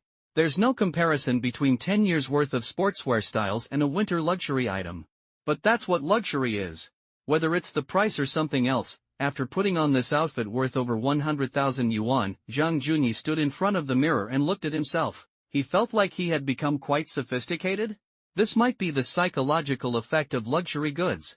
Leaving the hotel again, Zhang Junyi headed towards Akihabara. Akihabara at night is also a mecca for otaku, and it seems there are even more people there at night. As a mecca for otaku, Akihabara is a must-visit place for every man coming to Tokyo. The shop windows are filled with posters of various manga characters. The Christmas atmosphere hasn't spread in Akihabara yet, because it's occupied by countless anime and manga fans. On the streets, girls dressed in various maid outfits solicited customers with cards or signs. Zhang Junyi, carrying his bag and with his camera, simply strolled around Akihabara, like any other tourist. As for maid cafes, he decided against it. He couldn't handle that kind of anime-centric enthusiasm. He'd finished recording his footage for the night. He'd originally planned to have a nice sushi meal, but after arriving in Akihabara, he just casually ate ramen. Often, when you're alone, you adopt a casual approach. Since there's no one to eat with, it doesn't matter what you eat. Zhang Junyi found his ramen with an extra serving of char siu very satisfying. After dinner, he didn't wander around the streets but went back to the hotel, because he needed to organize his thoughts and write his script. Back in his room that night, the hotel had already turned down the bed. Zhang Junyi took a comfortable bath, put on his Japanese-style pajamas, and started writing down his ideas on his Apple computer, which he'd bought for photo editing. Even though Hu Tao ultimately didn't agree to the collaboration, Zhang Junyi still decided to use a performance approach to gain more attention for his skiing trip. He just needed to change the person. He'd really have to approach people on the street then. Zhang Junyi wrote until around midnight, finally finishing his travel plans before going to rest. He woke up around 9:30 the next morning and had breakfast at the hotel. The Tokyo Skytree standing in front of the living room window made Zhang Junyi want to go and explore it. He planned to visit Sensoji Temple and the Tokyo Skytree during the day. As a first-time visitor to Tokyo, these two places were must-sees. For dinner, Zhang Junyi asked the hotel to help him book a table at Sushi God. Because it was a last-minute reservation, the hotel wasn't sure if they could accommodate him there. If they couldn't get a table at Sushi God, the hotel would recommend other top-notch sushi restaurants. For lunch, Zhang Junyi planned to go to Tsukiji Market. As an inlander, he had a craving for seafood, to eat his fill of seafood one day. Of course, Yamashiro isn't without high-end seafood restaurants, but fresh, high-quality seafood is expensive. How could anyone afford it on a regular day? As for the seafood at those seafood buffets, the seafood is not only small, but it's also some products that have been frozen for who knows how long. Zhang Junyi was thinking about the day he could eat his fill of fresh king crab, blue lobster, and other high-end seafood. Sensoji Temple was packed with tourists in the morning, but it was also a must-see for first-time visitors to Tokyo. Zhang Junyi needed to include shots of Kaminaraman Gate in his videos, and he also needed to go to Tokyo Skytree to record the city skyline. After having a seafood rice bowl at Tsukiji Market and returning to the hotel, it was already around 2 p.m. Putting down his equipment, Zhang Junyi picked up his phone and contacted the cherry blossom model. Kurumi-san, let's meet at 3:30 p.m. this afternoon at the Aman Hotel Otemikai's coffee shop, is that alright? Zhang Junyi wanted to meet at the hotel for convenience, but more importantly, it was definitely to impress the beautiful woman. After all, his ability to stay in such a high-end hotel indirectly demonstrates his considerable financial resources. As for why men want to flaunt their wealth in front of women, it's simply to increase their appeal. If they encounter a woman who values money, perhaps. Ahem. About 5 minutes after the message, Hu Tao replied, okay, 3:30, Aman Hotel. After agreeing on the time and place, Zhang Junyi called the hotel reception and booked an afternoon tea set for two. While waiting for Hu Tao to arrive, Zhang Junyi sat in his room exporting the footage he had shot yesterday and today. About an hour later, his phone rang with a message from Hu Tao. I'm downstairs at the hotel, have you arrived? I'm in the lobby, just come up. After replying, Zhang Junyi took his laptop and went downstairs. As he arrived in the lobby carrying his laptop, he ran into Hu Tao, who was also entering the hotel. Zhang Junyi waved to her. Hu Tao was wearing a long dress, a coat, and women's high heels, carrying a Chanel bag. Seeing Zhang Junyi with his laptop, she noticed his attire was a far cry from yesterday's sporty down jacket and nerdy look. Today, he wore a cashmere coat over a plain white casual shirt, loose trousers, and casual shoes, giving him a different, more sophisticated air. It was just a change in clothing, but it easily transformed his overall aura. Zhang Junyi smiled gently when he saw Hu Tao, complimenting her, you look even more elegant and beautiful in your dress today. Hu Tao returned the compliment, thank you. You look just as handsome in your casual suit. Zhang Junyi led her to the lounge area. After they sat down, a waiter brought 2 glasses of juice and placed them in front of them. Zhang Junyi asked, excuse me, I just ordered a double afternoon tea set using the room phone. My room number is. The waiter gently replied, please wait a moment while I check. While the waiter was away, Hu Tao took in the sights of this top-tier luxury hotel, Aman. She had seen it featured in a magazine, but this was her first time visiting. The high ceiling of the central lounge area was made of RB paper, giving the lobby a relaxed, grand, and comfortable atmosphere.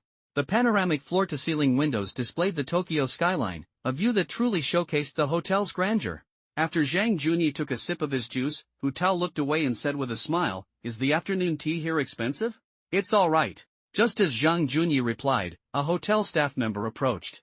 "Mr. Zhang, I'm sorry, your afternoon tea set for two has been delivered to your room." Hearing the staff member's response, Zhang Junyi was a little confused. He said, annoyed, "Huh? Didn't I say I wanted to have afternoon tea in the lobby? I'm so sorry, let us go get it for you." The staff member kept bowing and apologizing. However, Hu Tao, sitting next to him, seemed to have her Japanese genes kicking in. Not wanting to trouble others, she offered, "How about we go to the room?" She didn't want to trouble others, and she also wanted to see what the Aman hotel rooms were like. Although she had seen pictures in magazines, she had never experienced them firsthand. Besides, it was only a little before 3:30 p.m., she didn't believe Zhang Junyi would dare to cause trouble. If she didn't want to, Zhang Junyi wouldn't dare to force her. Using force would be suicidal. As Zhang Junyi and Hu Tao headed towards their room, the waiter repeatedly apologized to Zhang Junyi as they walked towards the elevator. Hu Tao followed Zhang Junyi to his room, where the afternoon tea server was already waiting. He smiled and nodded at them upon seeing Zhang Junyi. Zhang Junyi opened the door and went into the room with Hu Tao, while the server pushed in a cart. They then went directly to the reception area, where Hu Tao saw a sitting room and asked, "Are you staying in a suite?" "Yes." "Perhaps because it's a suite, when I called to order afternoon tea for two, they thought I was enjoying it in my room. Please." The delivery boy began setting out afternoon tea sets on the table in the lounge area by the floor-to-ceiling windows. Hu Tao smiled and said, "Could I take a look? It's my first time in a suite at the Aman Hotel." "Sure, that's the bedroom." Zhang Junyi led Hu Tao towards the bedroom. Upon entering, Hu Tao saw the ski bag on the luggage rack and smiled. Looking at the view from the window, she couldn't help but exclaim, "Wow, the view from this room is amazing. And the entire room is perfectly decorated, so beautiful." The bathroom door was open, and after touring the luxurious bathroom area, she exclaimed again, especially at the floor-to-ceiling windows facing the bathtub, which offered a view of the Imperial Palace and the city skyline, so relaxing to take a bath here at night. While touring the bedroom area, the waiter mentioned that afternoon tea for the two of them had been prepared, and they could call to clear the room. The two then moved from the bedroom to the living room area. On the dining table were Zhang Junyi's tools, cameras, lenses, a GoPro, a drone, a stabilizer, and other equipment. After looking at the equipment, Hu Tao initially thought Zhang Junyi was just using it as an excuse to approach her with the talk of cooperation, but now, seeing all the equipment, she realized it was genuine. As a model, she could tell at a glance that the equipment was extremely expensive. Zhang Junyi led her to the lounge area by the window, where exquisite afternoon tea pastries were displayed on a tiered stand, along with 2 cups of coffee and 2 glasses of unidentified juice. Zhang Junyi casually picked up a coffee, took a sip, and then looked at Hu Tao, saying, "Please." She knew, of course, that an afternoon tea set at such a top-tier hotel wouldn't be cheap. In a regular coffee shop, it would cost a few hundred yen at most, but a 2-person afternoon tea in such a luxurious hotel would definitely exceed 10,000 yen. However, for Zhang Junyi, discussing cooperation while inviting her to afternoon tea in such a place significantly increased his chances of success. Because after arriving at the hotel, her gaze towards Zhang Junyi had noticeably softened. Hu Tao smiled and said to Zhang Junyi, "Thank you, you're too kind." After she took her first sip of her drink and tasted her first dessert, Zhang Junyi handed her his laptop. "This has a proposal I wrote." You can read Chinese, right?" Hearing that Zhang Junyi had written the proposal in Chinese, Hu Tao could only shake her head and say, "I've only been learning Chinese for about 6 months. There are many characters I don't recognize." Because the two had a simple conversation in Chinese on the airport tram, Zhang Junyi thought her Chinese was good enough to understand Chinese proposals, but he was wrong. However, Zhang Junyi was still a little surprised, considering she had only been learning for 6 months. "You've only been learning for 6 months? You have a real talent for languages. You can already have a simple conversation with me in Chinese." After some pleasantries, Zhang Junyi said, "Since that's the case, let me tell you about my plan. Actually, my initial intention for coming to Tokyo was to film some personal vlogs. I was planning to use this trip to become a YouTuber. But I thought that to start as a video blogger, you need something that will attract viewers. So I came up with this plan." Zhang Junyi briefly described his collaboration with her, pretending that he had approached her on the street and then asked her to be his tour guide, etc. He only talked about the initial plan, he hadn't mentioned the trip to Hokkaido yet. Because Zhang Junyi didn't know if she would accept his collaboration proposal, there was no point in saying too much. Hu Tao smiled at Zhang Junyi, already understanding his idea. So, you're trying to grab attention by picking up someone? Zhang Junyi nodded in response. Yes, because I'm thinking that if I'm just simply recording my travel vlog, there are already too many videos on video websites, and many people make good vlogs. The difference is just in the resolution of the filming equipment and the level of professionalism in scene editing. Zhang Junyi continued, I think a purely travel vlog like that won't get many viewers. So how do I attract viewers? When I met you, I thought I could use the special element of picking up to attract people to watch my content. I won't make a purely travel vlog, but rather introduce the trip with a touch of romance. Of course, viewers won't know we're acting. After Zhang Junyi explained his idea, Hu Tao thought his creativity was very interesting. Using a romantic encounter during travel to grab attention is indeed a very good idea, because it carries a sense of fantasy, which is very attractive to viewers. Yes, that's exactly what I mean. A travel video with a story and a fantasy element will be more interesting to viewers. Of course, delicious food and beautiful scenery can attract some office workers who don't have time to travel, but if you add a beautiful woman, the appeal will be even greater. To put it bluntly, Zhang Junyi needed a beautiful woman to attract more attention. Hu Tao nodded and said, understood. Of course, since it's for my performance, I'll pay you 30,000 yen per day. After all, Hu Tao's primary job is modeling, and she needs to be paid for appearing on camera. Zhang Junyi had no intention of having her cooperate for free. Treating her to a fancy restaurant for one shoot would be acceptable. But he couldn't expect her to cooperate every day, could he? Besides, she has her own things to do. Whether it's her formal modeling work or meeting friends, she has her own commitments. So, paying her is a form of part-time work, and 30,000 yen a day is considered a high-paying part-time job, right? Hearing that there was a daily wage of 30,000 yen, Hu Tao began to weigh the options in her mind. Because she's currently a new model and not under contract with a magazine, her workload isn't heavy. Sometimes she only gets one shoot a month, or even less. And her starting salary isn't high, so she was somewhat tempted by Zhang Junyi's offer to do a shoot. Of course, she wouldn't immediately show it, but instead told Zhang Junyi, I need to think about it. That's for sure. However, I hope you can give me an answer by tomorrow. After all, I need to make arrangements on my end, is that alright? Okay, I'll give you an answer tomorrow. Just then, Zhang Junyi's phone rang. He took out his phone and saw the caller ID showed RB, Japan, so he guessed it was about his dinner reservation and answered, Hello. Hello, Mr. Zhang, your reservation at Skiyobashi Jiro is full, so we've reserved Sushi Saito in Roppongi for you. Roppongi, Saito Sushi, a Michelin 3-star restaurant. This is a restaurant that's extremely difficult to book in the sushi world. But the hotel had its ways. Because top sushi restaurants in Japan reserve seats for regular customers every day. So the public relations departments of these top hotels can book those regular customer seats. Zhang Junyi got a 6 p.m. dining slot, which is the first wave of customers at the sushi restaurant. Not bad luck. After hanging up the call from the hotel, Zhang Junyi said to Hu Tao, let's have dinner together tonight. I booked a table for two. Hu Tao nodded in response, okay. By the way, how did you come up with the idea of becoming a YouTuber?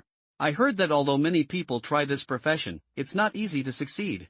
And as a video blogger, each topic probably requires a lot of money. I know some YouTube beauty bloggers and fashion bloggers who kept investing in their channels before they became famous.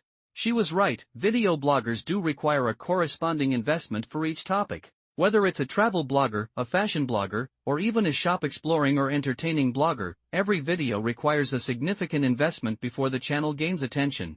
Indeed, the entry barrier for this profession is low, but doing it well is quite difficult. Video bloggers and live streamers have relatively low barriers to entry, all you need is some equipment.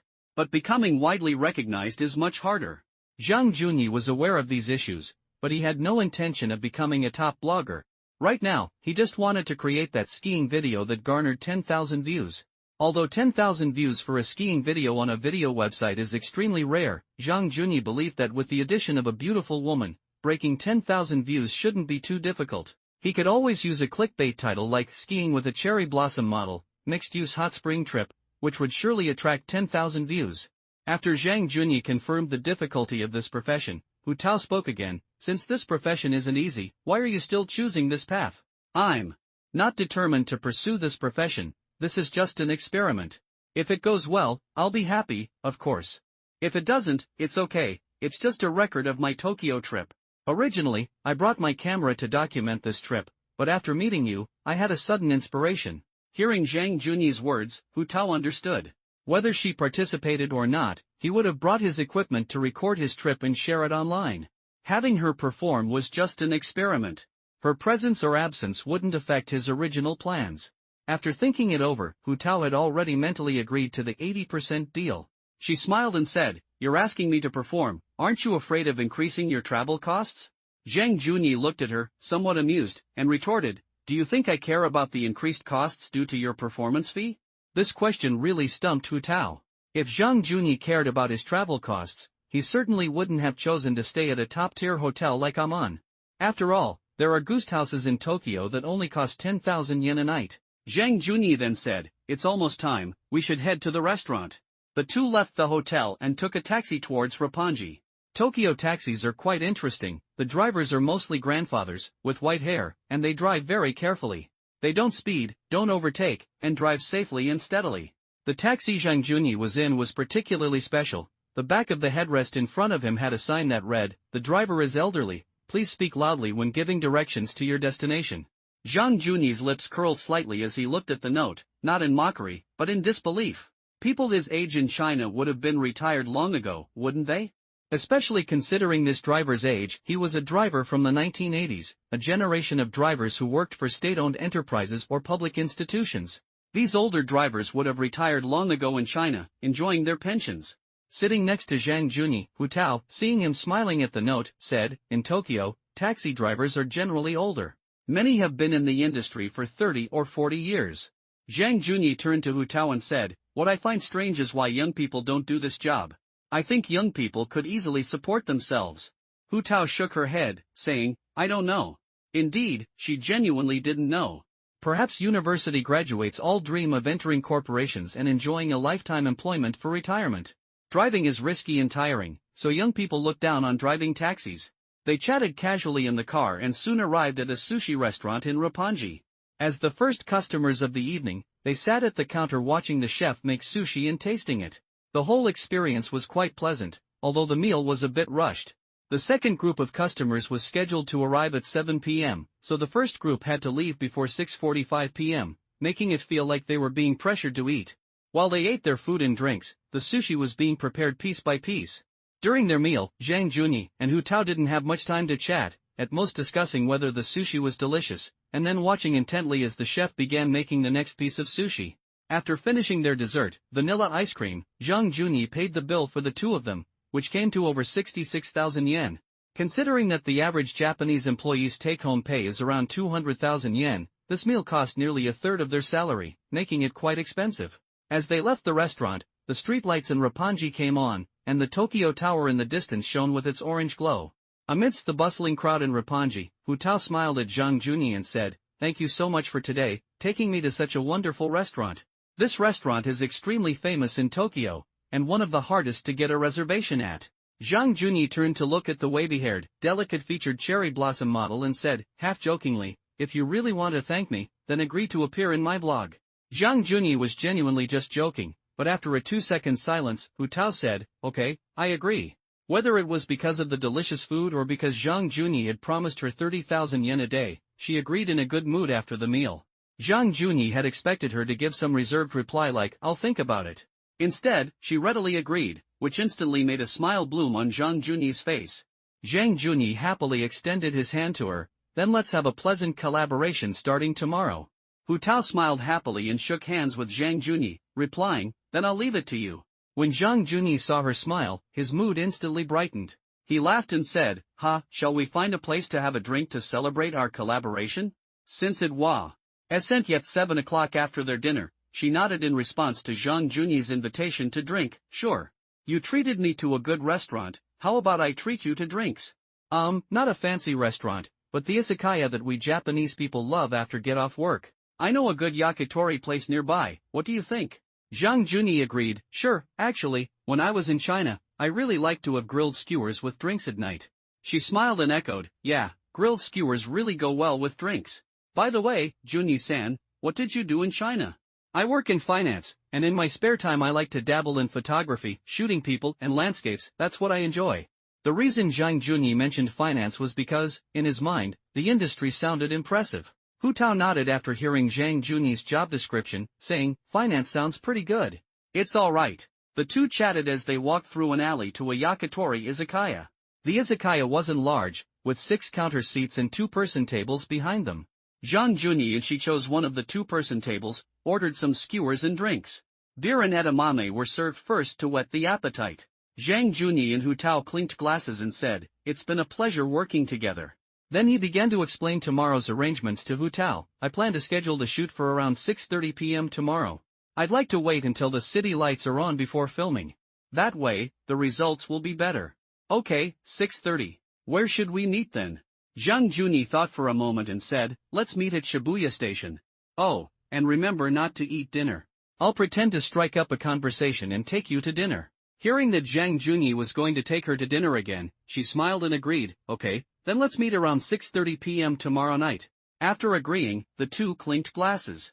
That night, Zhang Junyi and Hu Tao had a few drinks at an izakaya, Japanese pub, chatted for a while, and then went their separate ways. They agreed to meet the next evening for their first photo shoot. This cherry blossom model was undeniably beautiful, and Zhang Junyi agreed to work with her because her figure and appearance matched his aesthetic preferences. Even though it was just a collaboration, Zhang Junyi still needed someone who fit his aesthetic, right? It's like going to a foot massage parlor and choosing a young and beautiful masseuse. You have to get your money's worth, right? This cherry blossom model had both a great figure and a beautiful face, and Zhang Junyi had some feelings for her. Therefore, he was more patient with her, since he wanted to experience the cherry blossom flavor of Japan. Don't assume that because many educational films, brothels, and street art originated in Japan, the women there are very open. In fact, some organizations have conducted surveys showing that the most open country in Asia is actually China. Although Zhang Junyi had a nagging urge to explore the city's nightscape after returning to his hotel alone, he was also a little hesitant. As night fell, he posted a photo of the sushi he'd eaten that day on his WeChat moments. "I heard Sushi Saito is incredibly difficult to book, but I was lucky enough to get a reservation." Zhang Junyi's moments were captivating, especially to Lily in Chongqing. Seeing him posting pictures of top-tier hotels and high-end sushi in Tokyo, it felt like his life was gradually unfolding. Lily couldn't help but comment, "Your life in Tokyo is pretty good, aren't you planning to see Mount Fuji?" "I'll explore Tokyo first, then decide where else," Zhang Junyi replied. He then sent her photos of Tokyo Tower, Tokyo Skytree, Sensoji Temple, and other places. Zhang Junyi's attire today was much more sophisticated: an overcoat, shirt, casual trousers, and a baseball cap, a style that had recently become popular in China. Lily smiled at Zhang Junyi's outfit and sent him a message suggesting, "While your trench coat has a casual style, a knitted hat would be more suitable than a baseball cap for the overall look. Of course, it would look even better if you styled your hair. Also, a men's watch is a great match for a casual trench coat." Watches, a top luxury item in men's circles, have become a hot topic in the past 2 years due to the multi-million-dollar watches worn by top-tier second-generation principals. With the backing of these privileged children, celebrities and internet influencers have started wearing watches, giving many ordinary people a basic understanding of them. From entry-level Rolex Submariners to AP Royal Oaks, and top-tier brands like Patek Philippe and Richard Mille, watches have entered the public eye through online news and video explanations. Women who know they're good-looking have evolved their criteria from judging men by their designer clothes and cars to their watches. Meanwhile, Taobao, a Chinese e-commerce platform, has gone from selling counterfeit Putian shoes to imitating luxury goods, and now even counterfeit watches are appearing. Is people becoming increasingly fake, or has this materialistic society turned everyone into a masked ball? Zhang Junyi, reminded by Li, a fashion model, didn't intend to buy a watch, but the next morning he went to a barbershop in Omotesando to get his hair done. Barbershops in Tokyo's bustling areas are truly expensive. This was Zhang Junyi's most expensive haircut ever, costing over 20,000 yen, equivalent to over 1,000 Chinese yuan. For someone who usually goes to barbershops that charge 20 to 30 yuan for a cut, wash, and blow-dry, this was the first time he'd experienced a haircut costing over 1,000 yuan. But it had to be said that this 1,000 yuan haircut felt more like a relaxing massage for his head. The shop assistant gave Zhang Junyi a haircut, perm, massage, shave, and eyebrow trimming. The whole process was quite comfortable. Because Zhang Junyi has a typical oval face, the stylist gave him a textured perm with a 4/6 parting, a style many Japanese male celebrities sport. The slightly wavy 4/6 parting, combined with his clean-shaven face, made Zhang Junyi look in the mirror. He instantly felt younger and more energetic, giving off a sunny, senior-like vibe. His original appearance wasn't bad, but his previous long hair and hat seemed to have sealed away his good looks. Zhang Junyi hadn't been a photographer for many years, but he had grown his hair long like the photographers at his company. Now, after the stylist's work, he felt completely transformed. He had to admit the hairdresser's words, a well-chosen hairstyle for a man can be as transformative as plastic surgery, and at that moment, Zhang Junyi felt like a celebrity. Originally, he was quite good-looking, but after gaining weight, he became too lazy to style his hair, so he simply paired it with a baseball cap, which didn't quite suit him. Now, the RB stylist has unlocked Zhang Junyi's secrets. Although he's still a bit overweight, his appearance has been significantly enhanced by his new hairstyle. After his haircut, Zhang Junyi happily sent a selfie of his new hairstyle to Lily, who was far away in Chongqing. Looking at Zhang Junyi's curly, 4/6 parted hairstyle, Lily exclaimed, "Junyi, did you get plastic surgery?" Well, the reason Lily was so dramatic was because domestic mobile phone selfie cameras all have beauty filters. The Porsche selfie camera he was using also had a beauty function. The first thing that caught his eye was that his skin was much whiter. Zhang Junyi truly understood why everyone says, fair skin covers 100 flaws. There's a reason women love taking selfies with their phones. As a photographer, he used to disdain phone selfies. But now, looking at the built-in whitening and slightly face-shaping beauty effects, even this tough guy like him found it surprisingly appealing. Seeing Lily's reply, Zhang Junyi instantly felt that the 1,000+ yuan was well worth it. He replied with a beaming smile, "I took your advice yesterday, so I came to the barbershop this morning for a new hairstyle." Smug and pleased with himself, his mood was incredibly beautiful as he left the salon. Even though it was a gloomy, sunless day in Tokyo, his mood was exceptionally bright. Moreover, Zhang Junyi found the shaving skills of the Japanese barber at the salon incredibly comfortable. He even fantasized about finding a girlfriend who was a master shaving expert, so he could lie on her white lap and have her carefully and gently shave him. In the mountain city, Lily was genuinely impressed by Zhang Junyi's transformation. She knew Zhang Junyi had good features, but his previous image of him was that of an unkempt, deliberately long-haired, greasy photographer.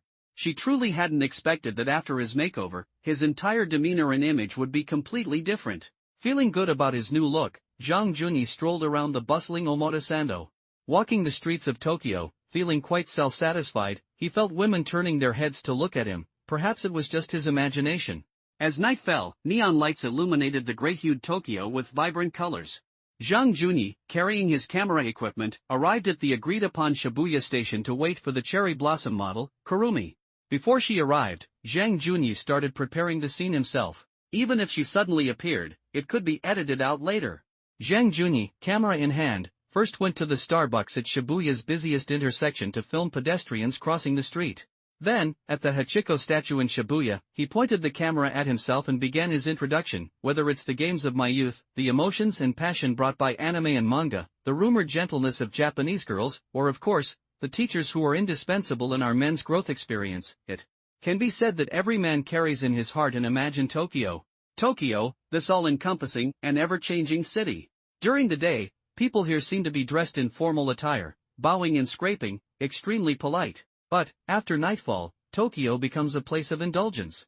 I've seen the noise of izakayas, the white-collar workers with ties tied on their heads in karaoke bars, and even passers-by casually drunk on the streets outside train stations.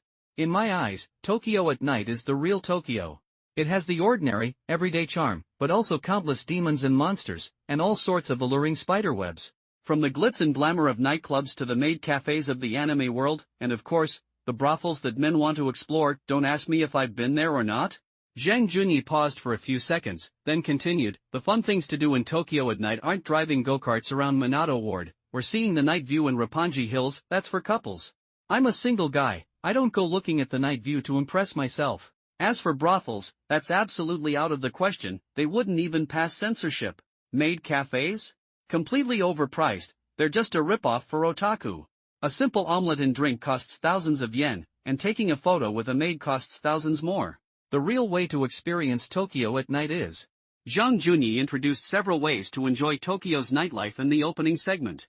There's go-karting in Roppongi, and brothels, a place he definitely wouldn't film. Maid cafes, in his opinion, are completely overpriced. After all, a set meal costs several thousand yen, plus a photo opportunity for several thousand yen. That's enough for a Wagyu beef meal at a regular yakiniku restaurant. That's why Zhang Junyi said in his filming that maid cafes aren't good value for money. Zhang Juni smiled and said to the camera, "The reason I said it's not cost-effective is because otaku go there with the intention of seeing pretty girls. As a man, I understand your thoughts quite well. However, as a seasoned veteran of Akihabara, I know that there aren't many pretty girls in maid cafes. Besides, as long as the looks are there, does it matter whether they're wearing a maid or a JK uniform? I know you old perverts actually want to go to places where they're not wearing anything and you can even touch them. But, I definitely can't go to those places with a camera. So, I recommend the most cost-effective way to spend a night in Tokyo: strike up a conversation."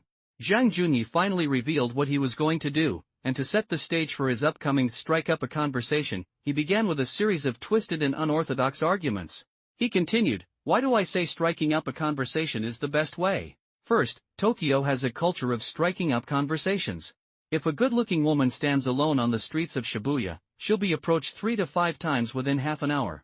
Second, when you go to a maid cafe, you just want to see if the maids are gentle and pretty. But striking up a conversation can achieve that in one step. Use the money you would have spent on the maid cafe to take the girl out for yakiniku, grilled meat.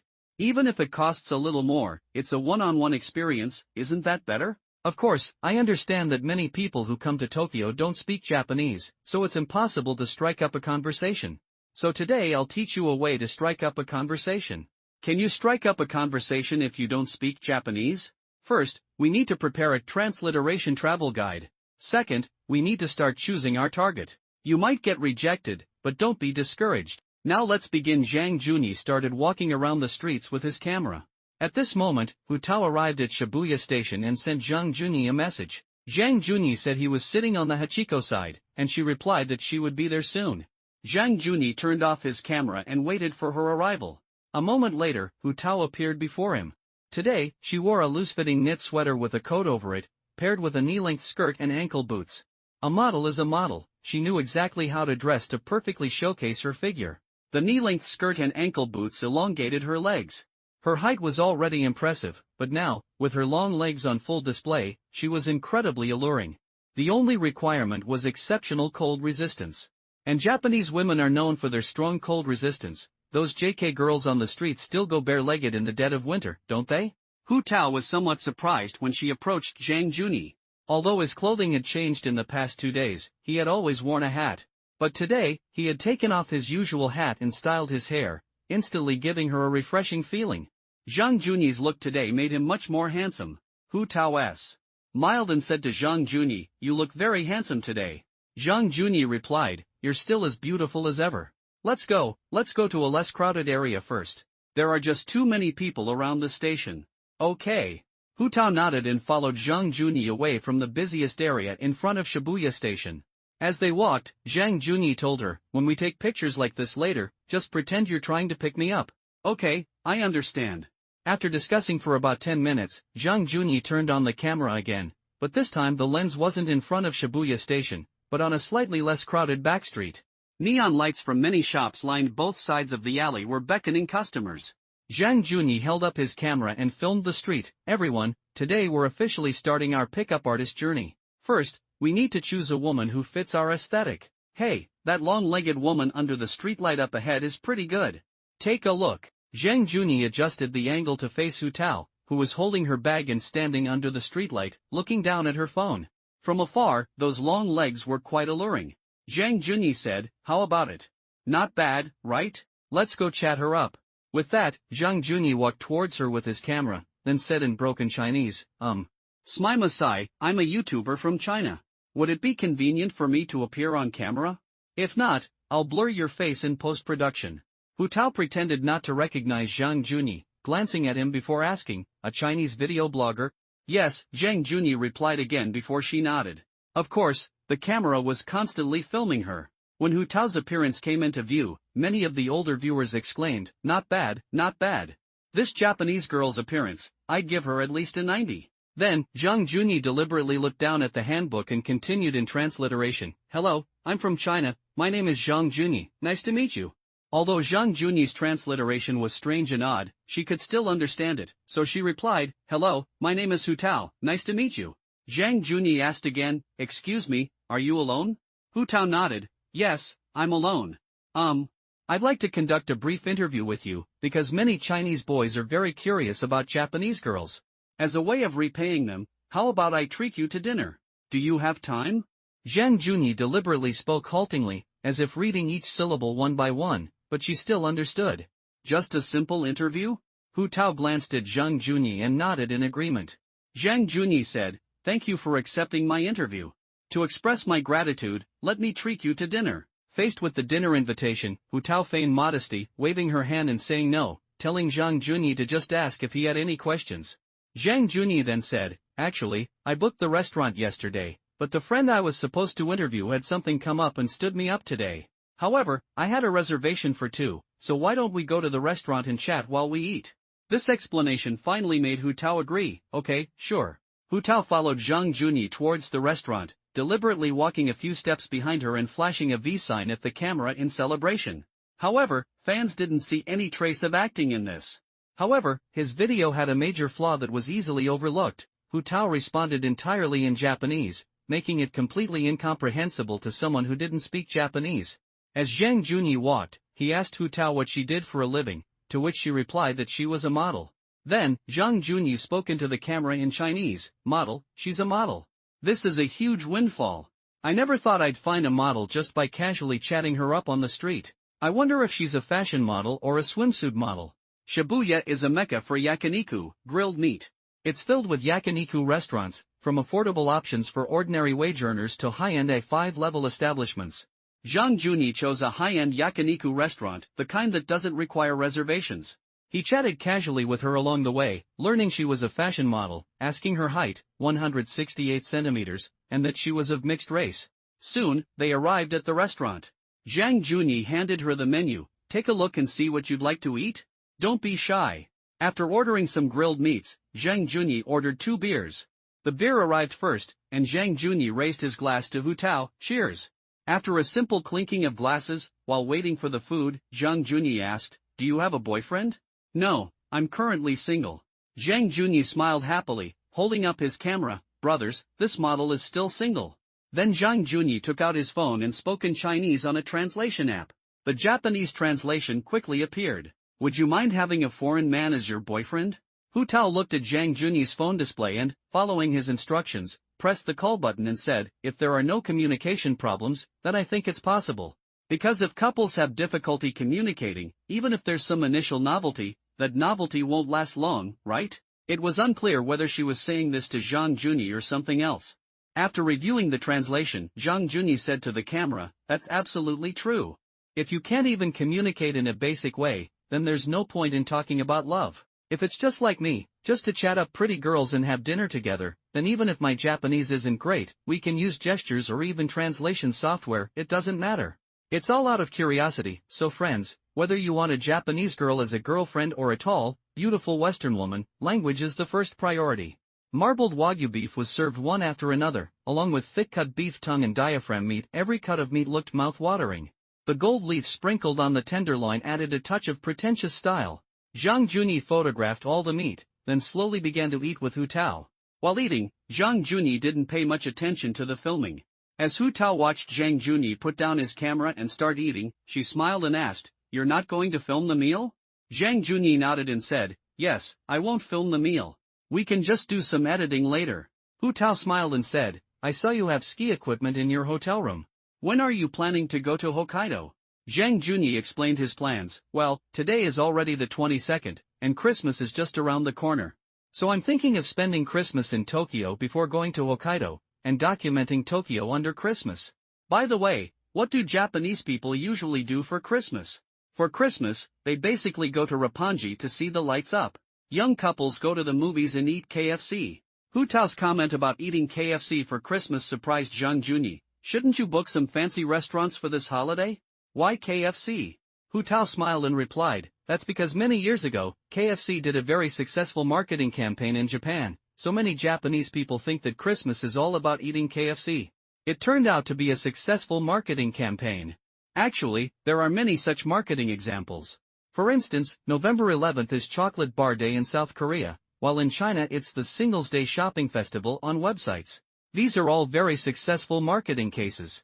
Zhang Junyi nodded in sudden realization, saying, "Oh, it's marketing. I thought it had some special meaning. By the way, do you have a date for Christmas?"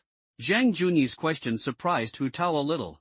She didn't know if Zhang Junyi was trying to invite her on a date, or if he was just asking casually. She shook her head slightly and replied, "No, I don't have any plans for Christmas yet." "Then, do you want to go on a date with me? I'm planning to go to Lake Kawaguchi." Zhang Junyi looked at Hu Tao seriously as he said this. Because he had already taken the initiative to invite her on a date, whether it would work out, whether she could enjoy the tenderness of a Japanese girl, all these questions were answered in her reply. When Hu Tao heard Zhang Junyi take the initiative to invite her on a date, she was a little surprised, and in her surprise, she looked up at him. Zhang Junyi looked at her intently, his expression sincere and earnest. Coupled with his now transformed appearance, which was quite attractive, Hu Tao hesitated for a few seconds. Then smiled and said, "Sure. Spending Christmas with someone good-looking and financially stable would be better than spending it alone, right?" Of course, they both understood that this date was just a very ordinary one. It might be going to a movie, visiting a tourist attraction, and then having dinner together. This date didn't have any last mile afterward. That didn't mean there would be absolutely no afterward. It all depended on how the date went. If the romantic atmosphere touched her, then it would be perfectly reasonable for them to go to a hotel and be intimate. Seeing Hu Tao's smiling agreement, Zhang Junyi felt a surge of excitement, as it meant he was one step closer to this cherry blossom model. A voice inside him whispered, "This is an opportunity, a chance to get my hands on a cherry blossom beauty." Zhang Junyi laughed happily. "So, shall we head to Lake Kawaguchi tomorrow morning? Soaking in a hot spring in this weather sounds wonderful. But I also want to go to Hashinoya Fuji, it's such a difficult choice." Lake Kawaguchi is famous for its hot spring hotels, offering views of Mount Fuji in winter while soaking in the baths. However, the top-tier resort hotel Hashinoya Fuji, located opposite Mount Fuji, is a luxury mountain resort. Luxury mountain resorts are essentially top-tier hotels situated in campgrounds. The hotel offers many outdoor activities, but its only drawback is the lack of a hot spring. Since the hotel is nestled in a dense forest halfway up the mountain, the cost of bringing in a hot spring would be prohibitively expensive. However, the rooms have fireplaces, and the hotel courtyard has a bonfire, offering a different experience from a traditional hot spring hotel. When Hu Tao heard Zhang Junyi struggling to make a choice, she said, "Aren't you going to Hokkaido? There are far more hot spring hotels there than in Lake Kawaguchi." She had only seen Hashinoya Fuji in magazines after it was built, and hadn't experienced it herself, so she offered Zhang Junyi a suggestion. Besides, the Christmas season was approaching, and spending time at such a top-tier resort was a wonderful choice for this romantic time for young people. And she was right, when it came to hot spring hotels, Hokkaido had a plethora of options. While Lake Kawaguchi at the foot of Mount Fuji had some nice hot spring hotels, it lacked the ambience of soaking in a hot spring amidst snow and ice. Zhang Junyi nodded after listening to Hu Tao's suggestion. Indeed, there are so many hot spring hotels in Hokkaido. After skiing, a soak in the hot spring will wash away all the fatigue of the day. Hu Tao asked, "Yes, many ski resorts in Hokkaido have hot spring hotels. Which ski resort are you planning to go to?" "Niseko? Definitely. As a paradise for powder snow lovers, I'll definitely go to Niseko." Although Hokkaido has several ski resorts, Niseko is the most famous. Most searches for Hokkaido skiing on websites point to Niseko. Moreover, Hokkaido's abundant snowfall makes it a favorite among skiers worldwide. Then Zhang Junyi said, "By the way, aren't you from Hokkaido? Let's go skiing together. I also want to film some scenery and skiing videos of Hokkaido." Hearing Zhang Junyi's invitation again, she just smiled and replied, "We'll see." Because Zhang Junyi had just mentioned going to Lake Kawaguchi, and now he was immediately talking about Hokkaido. Zhang Junyi nodded, then said, We're going to Kawaguchiko tomorrow, can I leave my ski equipment at your place for now?" Zhang Junyi's newly purchased ski equipment filled 2 large bags. Besides, there's no ski resort at Lake Kawaguchi, so there's no need for him to drag his equipment there. He'll need to take a flight from Tokyo to Hokkaido anyway, and then return to Tokyo. Therefore, Zhang Junyi decided to temporarily store his ski equipment at Hu Tao's house. After all, the hotel wouldn't allow storage after he checked out tomorrow. Hu Tao nodded and said, "Okay, when do you plan to bring the ski equipment to my place?" Zhang Junyi said, "After dinner, I'll go back to the hotel first and bring the ski equipment to your place. Is that convenient for you?" "Convenient." Hu Tao nodded and said, "How long do you plan to travel in Japan this time?" Zhang Junyi shook his head slightly and said, "I don't know. If I feel I can stay in Hokkaido for a longer period, then I might go back in February. Because February is the Chinese New Year, which is the most important festival for us Chinese. If I ski every day in Hokkaido, I'll get tired of it, so I might go back around mid-January. Hu Tao looked at Zhang Junyi and asked, will you come back to Japan after the Chinese New Year? Of course, because it not only has charming scenery, but also you. Zhang Junyi's sudden words of affection made Hu Tao's eyes widen. She was surprised and also felt a little shy, because she didn't expect Zhang Junyi to be so direct. Since they met at the airport, she had spent 2 consecutive days with Zhang Junyi. Whether it was their meal together yesterday or the photoshoot today, she could sense a certain fondness Zhang Junyi was conveying. However, this fondness made her hesitate because Zhang Junyi was ultimately there as a traveler. If she got too involved with him, it would be pointless, a woman's innate rationality. She wondered if Zhang Junyi was feeling lonely while traveling. After a barbecue, they were both a little tired of it. Zhang Junyi said, I'm not full, but I really don't want to eat anymore. The last piece was just too greasy. Hu Tao poured some of her oolong tea for Zhang Junyi. Actually, she was also tired of the food, so she hadn't drunk much alcohol before ordering the oolong tea. As she poured Zhang Junyi some oolong tea, she said, have some oolong tea. I told you to order less, you shouldn't have ordered a ribeye after ordering a filet mignon. After taking a couple of sips, Zhang Junyi said, I'm filming the ending. Hu Tao nodded. Zhang Junyi, holding his camera, took a picture of himself. We've finished our meal now. We chatted quite a bit while we ate, and she's already discovered I speak Japanese. However, I still demonstrated a way to strike up a conversation for those who don't speak Japanese. Now, I'll exchange lines with this beautiful cherry blossom model. Zhang Junyi said, Hu Tao-san, can I add you online? Hu Tao was a little confused, hadn't she already added him? But Zhang Junyi, holding the camera, kept winking at her, and she smiled and nodded, saying, sure. She took out her phone, opened the QR code, and Zhang Junyi pretended to scan it, adding her online. Okay. Let's go. Zhang Junyi called the waiter to pay the bill, and the two left the restaurant together, walking onto the brightly lit street. Zhang Junyi looked at her and said, it was really nice meeting you today. Hu Tao smiled sweetly at the camera, it was nice meeting you too. Thank you for your hospitality today. Before parting, Zhang Junyi asked again, are you free tomorrow? Hu Tao smiled and said, tomorrow? Let's text each other tomorrow? Okay, let's text each other tomorrow. After finishing his shoot for the day and putting away his camera, Zhang Junyi smiled at Hu Tao and said, let's go to the hotel to get our ski equipment first. He then hailed a taxi on the street. Although there were still trams running at this time, Zhang Junyi felt it was a bit embarrassing to take a woman on a tram. Even though taxis in Tokyo were expensive, it was all for the sake of showing off. Hu Tao got into a taxi with Zhang Junyi, and the two headed towards the Yaman Hotel. Sitting in the car, watching the bustling Tokyo nightscape, Zhang Junyi turned to Hu Tao and asked, by the way, where do you live? Is it far from the hotel? Not far, I live in Shinjuku. Zhang Junyi replied casually with a smile, Shinjuku, huh? I went there the day before yesterday to film the night view of Kabukicho Ichibangai. It'll be used in my video footage.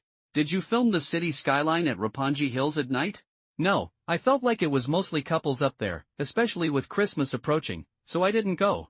I did film the city skyline at Tokyo Skytree during the day. The two chatted about their filming footage, and Hu Tao, as a model in Tokyo, occasionally did outdoor shoots, so she knew some scenic alleyways, which she shared with Zhang Junyi. Soon, they arrived at the hotel. When she followed Zhang Junyi to their room, the hotel had already turned down the bed for them. The daily complimentary items and snacks provided during turndown service were all placed in the room. Hu Tao arrived at the Yaman Hotel where Zhang Junyi was staying once again. Zhang Junyi was packing his ski equipment in the bedroom. She, however, stood by the floor-to-ceiling window in the living room, gazing at the city lights. Yaman's decor, with its wooden structures, always evoked a sense of comfort and relaxation. On the small round table by the window were some bedtime snacks, with 2 tickets tucked under the snack box. Hu Tao casually picked up the tickets and looked at them. They were complimentary 60-minute spa vouchers from the hotel. Hu Tao looked at the vouchers with some confusion, muttering, didn't he see it? Why isn't he using it? In such high-end resorts, choosing a stay package usually comes with many perks. And Yaman, a globally renowned resort, certainly prides itself on its spa. Zhang Junyi hadn't used the voucher, and Hu Tao, knowing he was checking out tomorrow, felt it was a waste. Zhang Junyi, dragging his ski bag, walked over and smiled at Hu Tao standing by the floor-to-ceiling window. Are you looking at the night view here? I like to sit by the window before bed, have a drink, and watch the city lights. Hu Tao waved the voucher in her hand at Zhang Junyi. Do you know what this is? Zhang Junyi smiled and said, it's probably a spa voucher. I put it here and forgot about it. Since I came here, I've been going out to film and record every day from early morning, and then watching the finished footage after showering at night. I completely forgot about it. Holding the complimentary spa voucher, Hu Tao said, it would be such a waste not to use this, wouldn't it? Zhang Junyi hadn't had time to enjoy the hotel's complimentary spa treatment these past 2 days, as he'd forgotten about it every night after returning home. Now, reminded by Hu Tao, he nodded and said, yeah, it would be a waste not to use it. I read the description, the spa seems to be open until 10 p.m. Why don't we use it today? It's still early, after all. Indeed, it was still early. The two had taken a taxi back immediately after dinner, and it was only around 8 p.m. Hu Tao nodded and smiled, saying, then I won't be polite. Otherwise, your voucher might be invalid after you check out tomorrow. The two went to the hotel's spa room. Since it was a double voucher, they were directly arranged in a double room, with a curtain separating them. The spa massage at the Aman Hotel was incredibly relaxing. This morning, Zhang Junyi had enjoyed a scalp massage at the hair salon, and now, back at the hotel in the evening, he was once again enjoying complete relaxation. Moreover, the hotel masseuse's technique was far superior to those of the masseuses he'd previously visited at foot massage parlors. The gentle fragrance in the room, combined with the masseuse's skill, made Zhang Junyi truly feel relaxed. He hadn't felt this relaxed in a long time. After an hour of massage and relaxation, Zhang Junyi and Hu Tao emerged from the spa room. His face flushed, he smiled, and said to Hu Tao, I haven't felt this relaxed in ages. I was planning to edit some videos tonight, but now I don't want to move at all. Me too, Hu Tao replied. It's been so long since I've had a relaxing spa massage. I feel incredibly comfortable all over. Zhang Junyi said, in that case, let's not go to your place today. How about we have some drinks in the room? Perhaps because her entire body had been relaxed and rested after the spa, she genuinely didn't want to move anymore.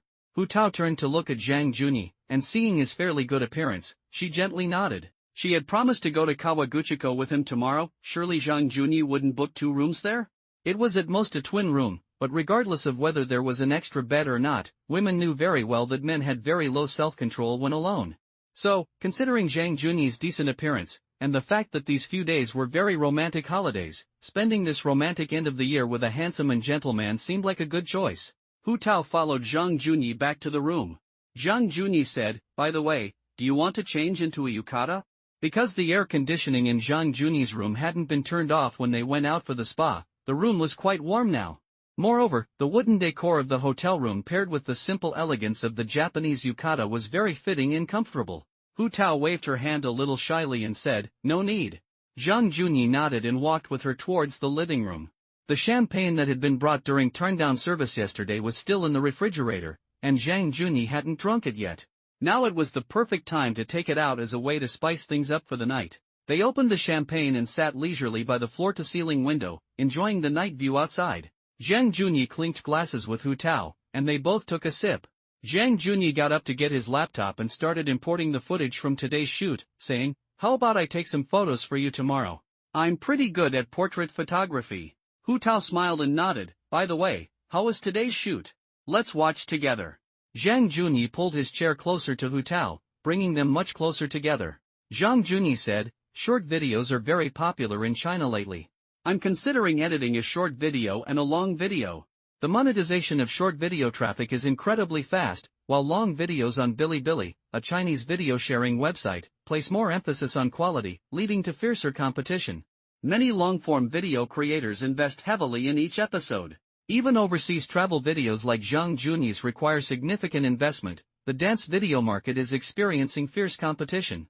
Renting studios, costumes, props, lighting, photography, each video requires a substantial investment. In contrast, short videos require virtually no investment.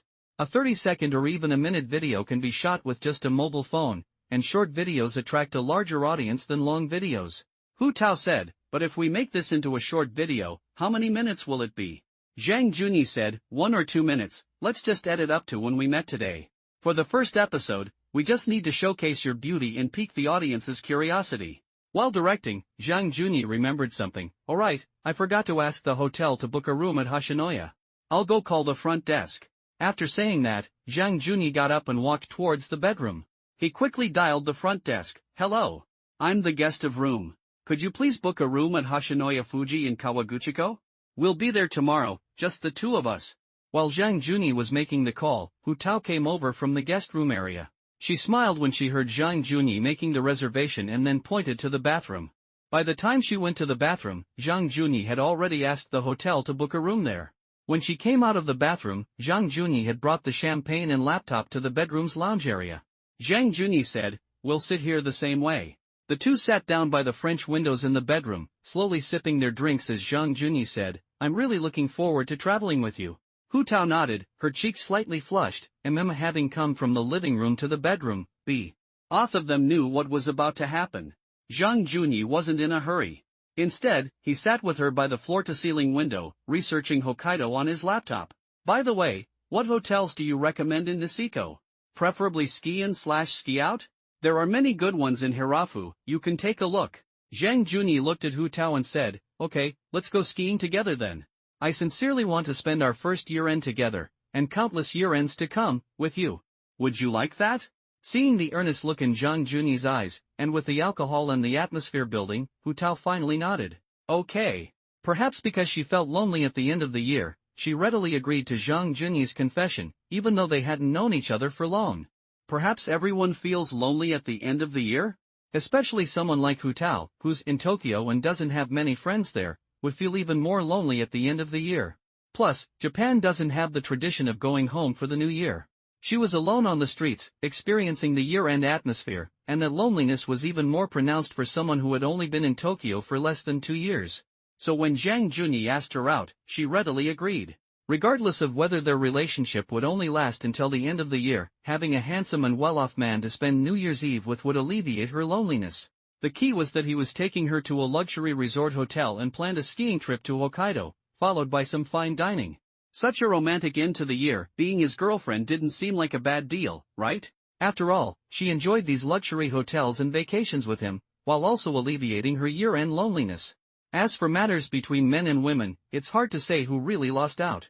After Hu Tao agreed, things became more romantic between Zhang Juni and her. The next day, as the sheer curtains could no longer block out the bright sunlight, the two slowly awoke. Hu Tao nestled in Zhang Juni's arms, her eyes wide open as she looked at him, a hint of longing in them.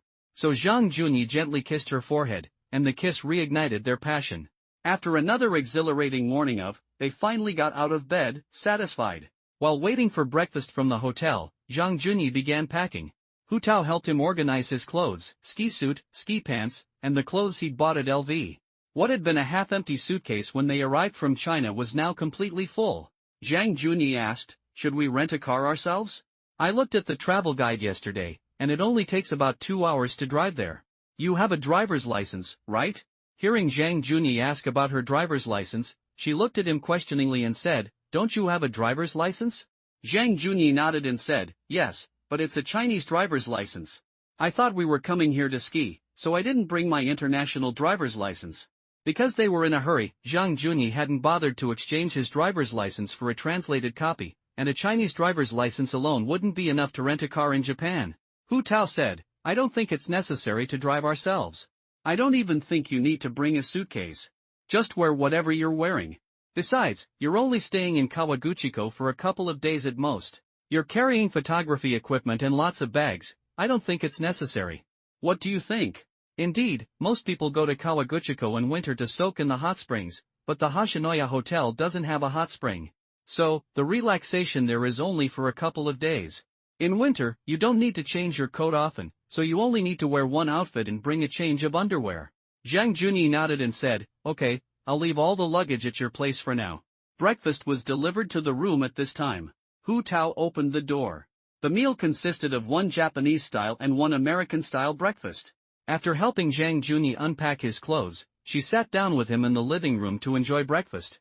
While eating, they chatted. "You don't have any work plans for the end of the year, right?" As a new model, she had virtually no work to do at the end of the year, and no magazine would use newcomers for their first issue of the new year, since there were so many celebrities in Japan to make a strong start. Hu Tao nodded and said, "Yes, I don't have any work scheduled for this year. I'll have to wait until after the new year. How about we go to Hokkaido together after Christmas?" Although Zhang Juni had mentioned it yesterday, she had only responded with hesitation. But today, their relationship was different, and Hu Tao readily agreed, "Yes, I haven't been back to Hokkaido for over a year. This time, with you as our local guide, if we get tired skiing, we can rent a car and go explore other places, like hot springs. For Zhang Junyi, who grew up in a southern city, Hokkaido's winter was a snowy world he had never seen before. Southerners have a deep love for snow, not just for snow sports, but also for the snowscapes, all things they eagerly anticipate. Having never experienced heavy snowfall, he was extremely curious.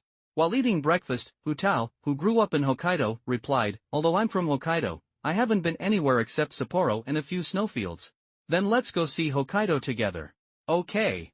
Actually, for Hu Tao, who grew up in Hokkaido, winter snow only brought endless trouble to the locals, not the beauty of a snow country. Because every winter, the locals wouldn't go anywhere. If they had enough food at home, they wouldn't even leave the house. For them, it was cold and boring outside, and they would absolutely not go out unless necessary. As for enjoying snow scenery, that was a joke. They'd seen snow more than anything else since they were children. After breakfast, the two checked out. Zhang Junyi carried his photography equipment bag and dragged his suitcase, while Hu Tao helped him carry his snowboard bag and gear bag. Because the snowboard bag was too big to fit in a taxi, the two chose to take the train to Hu Tao's house. When the beautiful woman dragged her snowpack onto the train, it attracted a lot of attention. Winter had arrived, and the ski season was about to begin. Many out-of-town ski enthusiasts would transit through Tokyo to reach ski resorts throughout Japan. On the Tokyo trains, almost no one spoke. It was as if everyone was following the rule.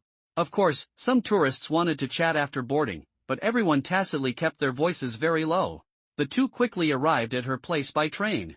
Hu Tao lived near Shinjuku Station, but her home was a 10-minute walk from the train station. When Zhang Junyi arrived at her accommodation, he saw a very old apartment building with 6 floors.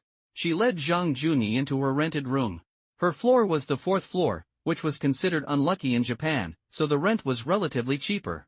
Her room was 403. She took out her key and opened the door. The entryway was very clean. There was only one pair of slippers in the entryway. After Hu Tao put on the slippers, she took out a pair of guest slippers from the shoe cabinet and gave them to Zhang Junyi. When she opened the door leading from the entryway into the house, the first thing that caught her eye was the bizarre layout. There was a long, narrow kitchen, and opposite the kitchen were 2 doors, which were obviously for the bathroom and shower. Such peculiar house layouts are common in Japan. The long, narrow kitchen had only one sink and a single stove, making it incredibly tiny. Zhang Junyi noticed there wasn't even a proper place to chop vegetables. He guessed they probably covered the sink with a board and chopped vegetables on it. Next to the stove was a small refrigerator, the kind Zhang Junyi remembered from his childhood home. It had a small freezer on top and a refrigerator below. Nowadays in China, refrigerators are mostly double-door models. The door at the far end of the long kitchen led to a bedroom. Yes, that was it. However, the bedroom was a decent size, probably around 20 square meters. It contained a single bed and a small double sofa. There was no wardrobe, only clothes hangers, all covered by fabric curtains. Opposite the sofa was a small television, probably only the size of a computer monitor.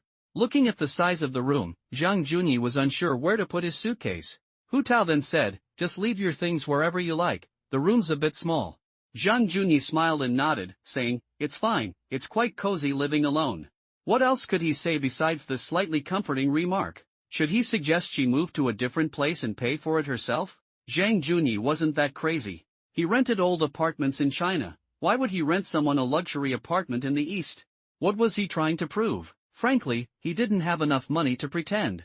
And even if he paid the rent for a year, what about after that? His visa only allowed him to stay in Tokyo for a maximum of 6 months. What about the remaining 6 months?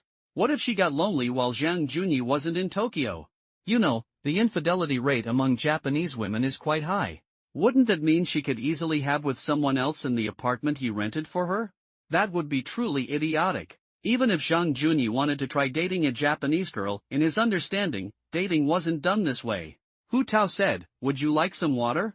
I'll pour you some." "No need, let's just put our things down and head out. It'll take us over 2 hours to get there." "Okay, I'll pack 2 sets of clothes and makeup. Have a seat, just wait a bit, 10 minutes. 10 minutes, as the WOM and calls it, usually means more than half an hour. She not only had to pack her clothes, but also put on makeup before leaving. After she finished packing, Zhang Junyi was only wearing a coat, had a change of underwear, and carried his camera bag. She, on the other hand, was dragging a suitcase and linked arms with Zhang Junyi as they left. When the two came out of the house, Hu Tao was noticeably more outgoing. She took Zhang Junyi's arm and they walked together towards the station. Her suitcase naturally ended up in Zhang Junyi's hands, while she carried a luxury handbag in one arm. Many people believe that China is a major consumer of luxury goods, but in reality, Japan truly became a major consumer of luxury goods starting in the crazy 1980s, and it still is to this day. If you were to ask which city has the most complete selection of global luxury brands, it wouldn't be the rising star Shanghai, nor Seoul, which created the legend of Jiangnan, but Tokyo, Asia's oldest international metropolis. In addition, the average wage in Japan is much higher than in China, so they can buy luxury goods by saving for a few months. Even many high school students work part-time to buy luxury goods, although what kind of work they do depends on who they are. Zhang Junyi and Hu Tao chose to take the tram to Lake Kawaguchi because the tram would be more spacious than the car and would be about an hour faster. Although the price was a bit higher, it didn't make much difference to Zhang Junyi. Sitting on the train, Zhang Junyi took a few quick photos of the scenery along the way and also went to the front of the train to take a picture of the driver. The 2-hour journey seemed to fly by. Stepping out of Kawaguchiko Station, the skyscrapers of Tokyo disappeared from view. Instead, there were low-rise houses and green plants all around, with Mount Fuji's snow-capped peak veiled by clouds in the distance. Feeling the breath of nature here, it was as if the air in the entire Kawaguchiko area had become much fresher. The scenery made Zhang Junyi take 2 deep breaths. He turned to Hu Tao and smiled, saying, "I suddenly realize I'm a very contradictory person. I crave the convenience and vibrancy of big cities, yet I also yearn for the comfort and tranquility of natural scenery like this."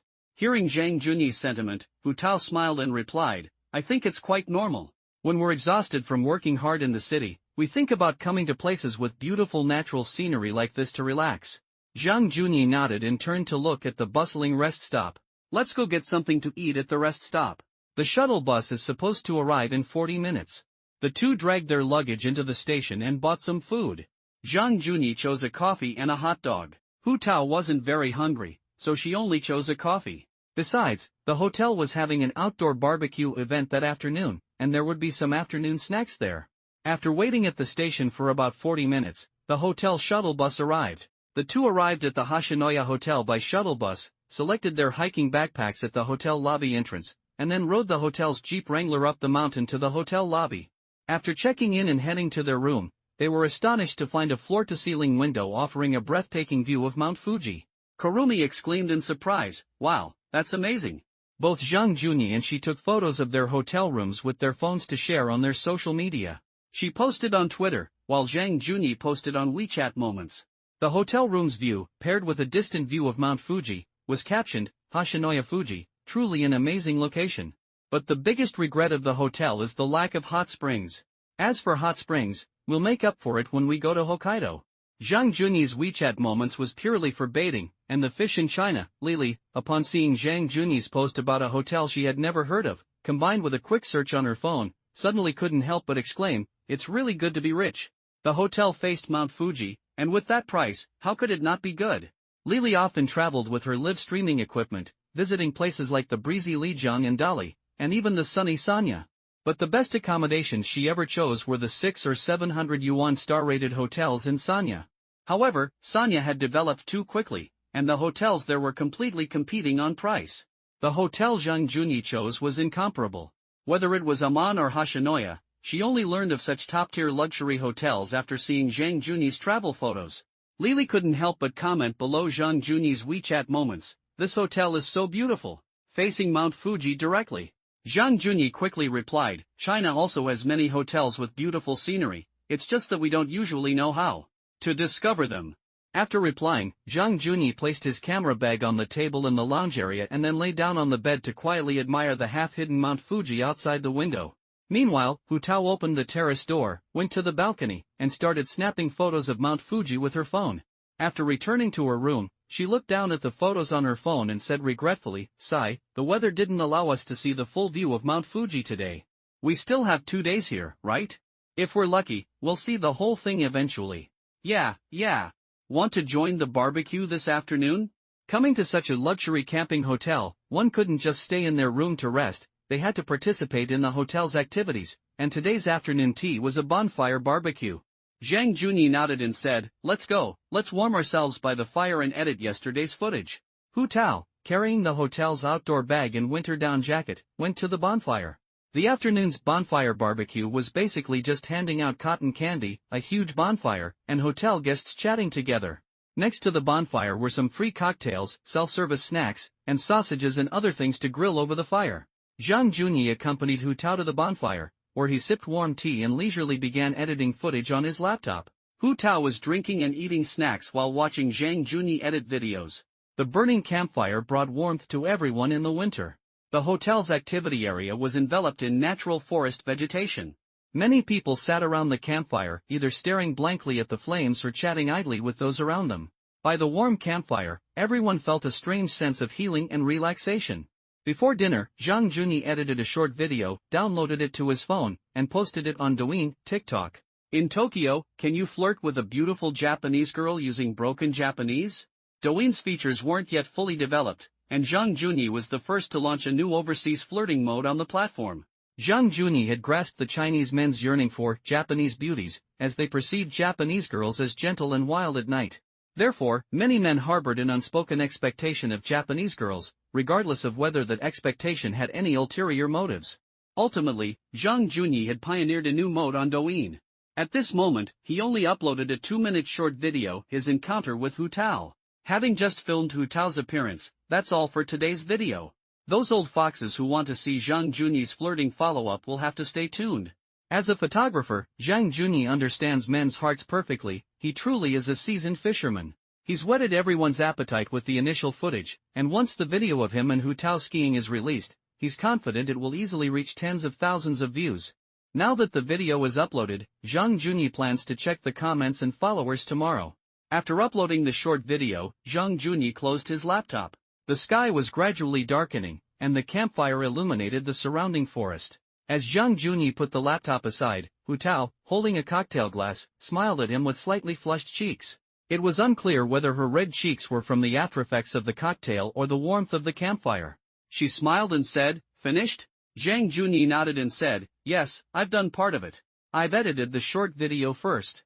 There's still a long video, we'll decide after seeing how the short video performs. Let's go to the restaurant for lunch. You haven't eaten anything for lunch, so eat something early and go back to rest." Okay, Hu Tao agreed, because there weren't many entertainment options in the mountains at night. The two of them enjoyed a cheese fondue at the outdoor camping restaurant. Top-quality steak paired with rich cheese made for a very satisfying meal. After dinner, when they returned to their room, the fireplace outside the terrace had already been lit by the waiter. The turn-down service included a bag of marshmallows and sweet potatoes, which could be baked in the fireplace. Zhang Junyi and Hu Tao sat outdoors wrapped in thick blankets, looking at Mount Fuji through the clouds. Enjoying the night view while sipping champagne, the night at the luxury wilderness hotel wasn't very busy, but for the two of them, enjoying an undisturbed night alone in their room was the most comfortable thing. After admiring Mount Fuji for a while, Zhang Junyi got up and went to the bathroom to take a shower. While he was soaking in the bathtub, Hu Tao pushed open the bathroom door and walked in. "Want me to scrub your back?" At this moment, even the moonlight outside seemed to shyly hide behind the clouds of Mount Fuji. When Zhang Junyi woke up the next day, he was holding Hu Tao in his arms while checking his Douyin, TikTok, feed on his phone. Overnight, his videos had over 60,000 views and more than 10,000 followers. Zhang Junyi hadn't bought any promotions, but his new type of video, overseas pickup artist short videos, had opened up a completely new outdoor format, so the channel gave him a little promotion. Countless viewers were urging for a sequel, and some were even marveling at Hu Tao's beauty. Zhang Junyi hadn't expected his video to gain over 10,000 followers in just one night after uploading it. The surge in attention was quite rapid. This was mainly due to the recent surge in old snakeskin videos featuring attractive women on Douyin, TikTok, while Zhang Junyi's video of picking up Japanese girls overseas opened up a completely new outdoor trend. A Chinese person picking up girls overseas was unprecedented on this short video platform. Perhaps there were some prank videos of gold diggers filmed with actors before, but those stories are outdated. Many people have exposed that many of these gold digger videos are scripted. While Zhang Junyi's video of picking up Japanese girls was also scripted, its novelty and the fact that no one knew about it yet made it stand out. Furthermore, the appearance of Hu Tao as a beautiful Japanese girl at the end of the video was very attractive. Therefore, Zhang Junyi gained 10,000 followers and 60,000 views in just one night. It's undeniable that Douyin, this short video app, is incredibly popular right now, with a huge user base. Zhang Junyi was very satisfied after looking at the data, and he read the comments from the viewers. What a beautiful Japanese girl. Blogger, upload the follow-up soon. Blogger, keep up the good work. After successfully flirting with her, we look forward to hearing your thoughts on the Japanese girl. Hope you can win over the Japanese girl and bring glory to the country. This Japanese girl is very pretty, looking forward to the follow-up. Her legs are beautiful, but I wonder if her services are good tonight? Are you in Tokyo, blogger? Can you help me with some shopping? Looking at these comments, Zhang Junyi was a little excited. He hadn't expected to achieve such a high number of views in one night. Although he hadn't surpassed those beauties singing and swaying in the garage yet, he believed that as his new model catered to Lao Shepi's preferences, his videos would become easier to make in the future. Hu Tao, seeing Zhang Junyi grinning at his phone, asked, "You're always smiling, did the video do well?" Zhang Junyi, in high spirits, turned and kissed Hu Tao on the lips. "Yeah, it's not bad. The video got 60,000 views. While that's not a huge number, it's a good start. I need to edit and upload our second episode today."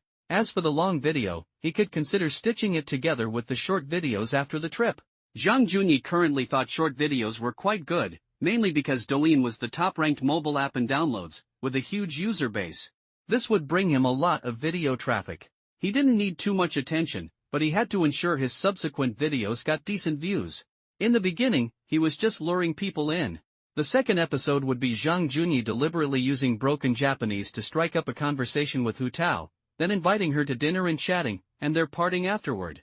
The third episode would involve Zhang Junyi saying he was actually traveling in Japan and asking viewers if they wanted to contact the cherry blossom model Hu Tao for a snow country trip. Then, he deliberately added a touch of fantasy for men, such as having a mixed-gender hot spring bath with her in a mountain hot spring hotel in the snowy world of Hokkaido, adding another memory to his Japanese trip. Many seasoned men would surely be hooked by the term mixed-gender hot spring, right? Then Zhang Junyi's skiing video would be a sure thing. Hu Tao was quite happy for Zhang Junyi, hearing that his first video had 60,000 views. That's a great result for a first time. I know some YouTubers who only get a few hundred or a few thousand views on their first upload. Yeah, I'm quite satisfied with this result too. After Zhang Junyi finished speaking, he opened the curtains at the control panel by the bed. Their eyes widened as the curtains opened, and they both exclaimed in amazement, "Wow, it's so beautiful." Because today, Mount Fuji was fully revealed, and there wasn't a single cloud around it, only the azure sky setting off its snow-capped peak. Seeing how impressive Mount Fuji was today, Zhang Junyi laughed. "Yesterday, facing Mount Fuji shrouded in clouds, I only wanted to take a couple of quick photos with my phone. Today, I have to use my camera. Later, let's go down to the lake and I'll take some pictures of you." Hu Tao, nestled in Zhang Junyi's arms, smiled and replied, "Okay." The hotel didn't have any daytime activities, but there were afternoon boat trips. The hotel's small boats were available for guests to enjoy on Lake Kawaguchi. However, the lake was quite cold in winter, and many people preferred the bonfire activity to the boat trip. After getting up, the hotel served breakfast. Since it was a camping hotel, the meal boxes were also camping style. Each box contained some Japanese and Western dishes. The food was laid out on the terrace, and they leisurely enjoyed their breakfast while admiring the beautiful Mount Fuji, a truly pleasant experience. Zhang Junyi even took a picture of his breakfast and posted it on his WeChat Moments. Of course, this photo wasn't taken with his phone, but with his camera, and then transferred to his phone via Bluetooth. The hotel's exquisite breakfast, the magnificent view of Mount Fuji in front of him, everything was so dreamlike. Zhang Junyi's WeChat Moments quickly received a like and comment from Lily. "The scenery there is the most delicious breakfast. The view of Mount Fuji from the room is absolutely stunning." Seeing Lily's reply, Zhang Junyi felt quite satisfied. After all, he had successfully shown off to her again. Facing Mount Fuji, drinking hand-drip hot coffee, and eating a delicious breakfast was a true pleasure. Zhang Junyi took many photos of Hu Tao while having breakfast. After breakfast, Zhang Junyi took some photos of Hu Tao in the hotel, and then the two took the hotel shuttle bus to the lakeside, where they took many more photos. In the afternoon, the two signed up for a boat trip on the lake. Afterward, they returned to their room. They had spent the day at Lake Kawaguchi. Zhang Junyi took many photos of Hu Tao, and Hu Tao also acted as the photographer, taking some photos of Zhang Junyi to supplement the video content. It was already evening when they returned to the hotel. The two went straight to bed after arriving at their room. They had walked quite a bit that day searching for a different angle of Mount Fuji, and the hotel's boating activity in the afternoon had also been physically demanding. While searching for the best viewpoint, Zhang Junyi kept muttering, "I should have rented a car." Hu Tao could only pull Zhang Junyi aside and laugh, saying, next time we come, we'll rent a car. I'll reward you properly when we get back tonight. Now, a little tired, Zhang Junyi lay on the bed, turning to look at Hu Tao. What about the reward you promised? You want this reward now? You have such good energy? Zhang Junyi said with a wicked smile, a man's energy is great. Hu Tao understood his look and his smile. She slowly slid her hand down from under his arm. Sure enough, even when a man is exhausted, he still maintains great energy, especially since this was an activity that didn't require Zhang Junyi's physical exertion. After a day of sightseeing, the two showered and went to the restaurant. They skipped the cheese hot pot, finding it too greasy, and opted for the chef's teppanyaki set meal instead. After dinner, Zhang Junyi returned to his room and edited the second episode of his short video, uploading it to his Douyin account. Looking back at yesterday's comments that evening, he noticed more people asking for his Weibo account. Zhang Junyi rarely uses Weibo, but seeing the enthusiasm of his fans, he opened one, using his own name. His Weibo posts featured photos of Aman resorts in Tokyo, Hashinoya Kawaguchi, and, of course, delicious food. If the app Xiaoxiaoshu existed, Zhang Junyi's photos would be the subject of ridicule for their refined style. However, there isn't a so-called socialite group yet, nor is there a refined lifestyle on Xiaoxiaoshu. Therefore, Zhang Junyi's photos of these resort hotels and food seem to be setting a trend.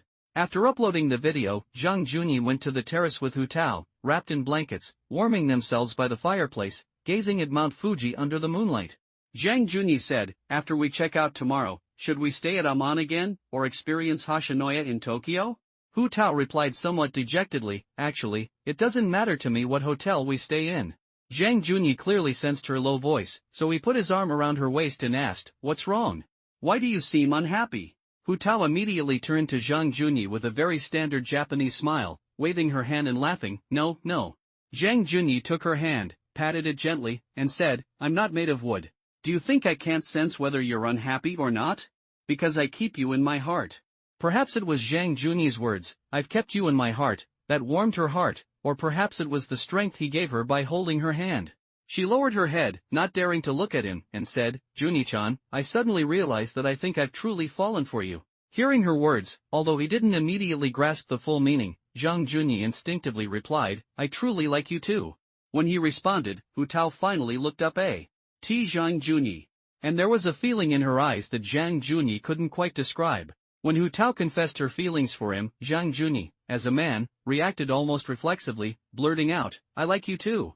Perhaps this response seemed too casual, so when Hu Tao heard Zhang Junyi's quick reply, she didn't feel that he was seriously considering it. Therefore, her gaze towards Zhang Junyi held an indescribable emotion. She didn't sense that Zhang Junyi was being serious about it, instead, it felt perfunctory. Yes, Zhang Junyi hadn't given it much thought in his response. It felt like when his girlfriend suddenly asked, do you love me? A man's instinctive answer would certainly be yes. But often, such an instinctive response makes a woman feel insecure. Hu Tao had been with Zhang Junyi every day for the past few days. Perhaps through this, she had begun to see a certain level of financial stability in him, and coupled with the fact that Zhang Junyi's appearance had improved considerably after being styled by a stylist, she began to have her own plans? Frankly, even if Zhang Junyi were to analyze it himself, he still couldn't figure out the source of her so-called liking. After all, their contact time was short, for feelings to develop in just a few days.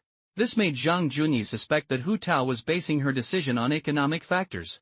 Men are sometimes so strange, they hope that women aren't just after their financial status, but rather that they need a woman to grow with them. However, a woman's youth is also precious, and she's unsure if a man will change his mind once he becomes wealthy. She can't afford to gamble her precious youth on a man's future, that's the most practical issue. Moreover, in this day and age, women judge men based on two things, either the man is handsome enough to make a woman disregard everything, or the man has solid financial resources or a strong family background. After all, those with family backgrounds are often wealthy. Besides these tangible conditions, what other abilities do women look for in a man? When Zhang Junyi saw the look in Hu Tao's eyes, he put his arm around her shoulder and laughed. His gaze drifted to Mount Fuji in the distance, and he whispered softly in her ear, I mean it. I like you. And it was the moment I saw you at the airport, the first time I saw you, that I fell in love at first sight. That's why I thought of ways to get closer to you, like taking photos with you, all so we could have more time together. Perhaps Zhang Junyi's words had a comforting effect, because she tilted her head slightly and looked at him, saying, really? Of course it's true. Okay, after you drink this, let's take a shower. I'll scrub your back today. As the night deepened and their breathing calmed, Hu Tao nestled in Zhang Juni's arm, enjoying its warmth. Zhang Juni smiled and said, "Tomorrow is Christmas when we go back to Tokyo, and we haven't booked a hotel yet. How about we choose the Hashinoya in Tokyo?" "No, that's too expensive and wasteful to stay in such a high-end hotel. If you don't mind, you can stay at my place when you get back to Tokyo. I can even cook for you at home." Because the price of a stay in such a top-tier hotel is over 100,000 yen, that's enough for her monthly rent if she adds a little more. So she played the role of girlfriend and didn't want Zhang Juni to spend money. Besides, with such an expensive room, it would be better to use the money to buy some ingredients at the supermarket and cook him a meal at home. You know, a woman who can cook is a big plus. Since Hu Tao said she would stay at her place, even though it was a single bed, Zhang Juni nodded and agreed, "Okay, I'll stay at your place as you said. Sleep, let's get some rest." Hu Tao hugged him, and Zhang Juni slowly fell asleep. But Hu Tao couldn't sleep for some reason. After Zhang Juni fell asleep, she got up, opened a beer, and started drinking. No one knew what she was thinking. The night passed, and the next morning, Zhang Juni pulled out his phone from under his pillow to check the comments on the second episode's video and his follower growth rate. He hadn't expected the first episode's video to have over 100,000 views in just over a day. His personal followers had also grown to over 20,000, approaching 30,000. The second episode featured him having dinner with Hu Tao. She introduced her profession, expressed her views on China, and stated she wouldn't mind having a Chinese boyfriend, but he needed someone she could communicate with. After dinner, they exchanged line contacts and said goodbye after leaving the restaurant. Watching her retreating figure, Zhang Juni left a message: "Should I contact her for my upcoming trip to Japan? I wonder if she'll refuse if I send her an invitation." Zhang Juni left the viewers with a lot of unanswered questions at the end of the program. The second video garnered over 70,000 views, a result Zhang Juni had hoped for. The results were steadily improving.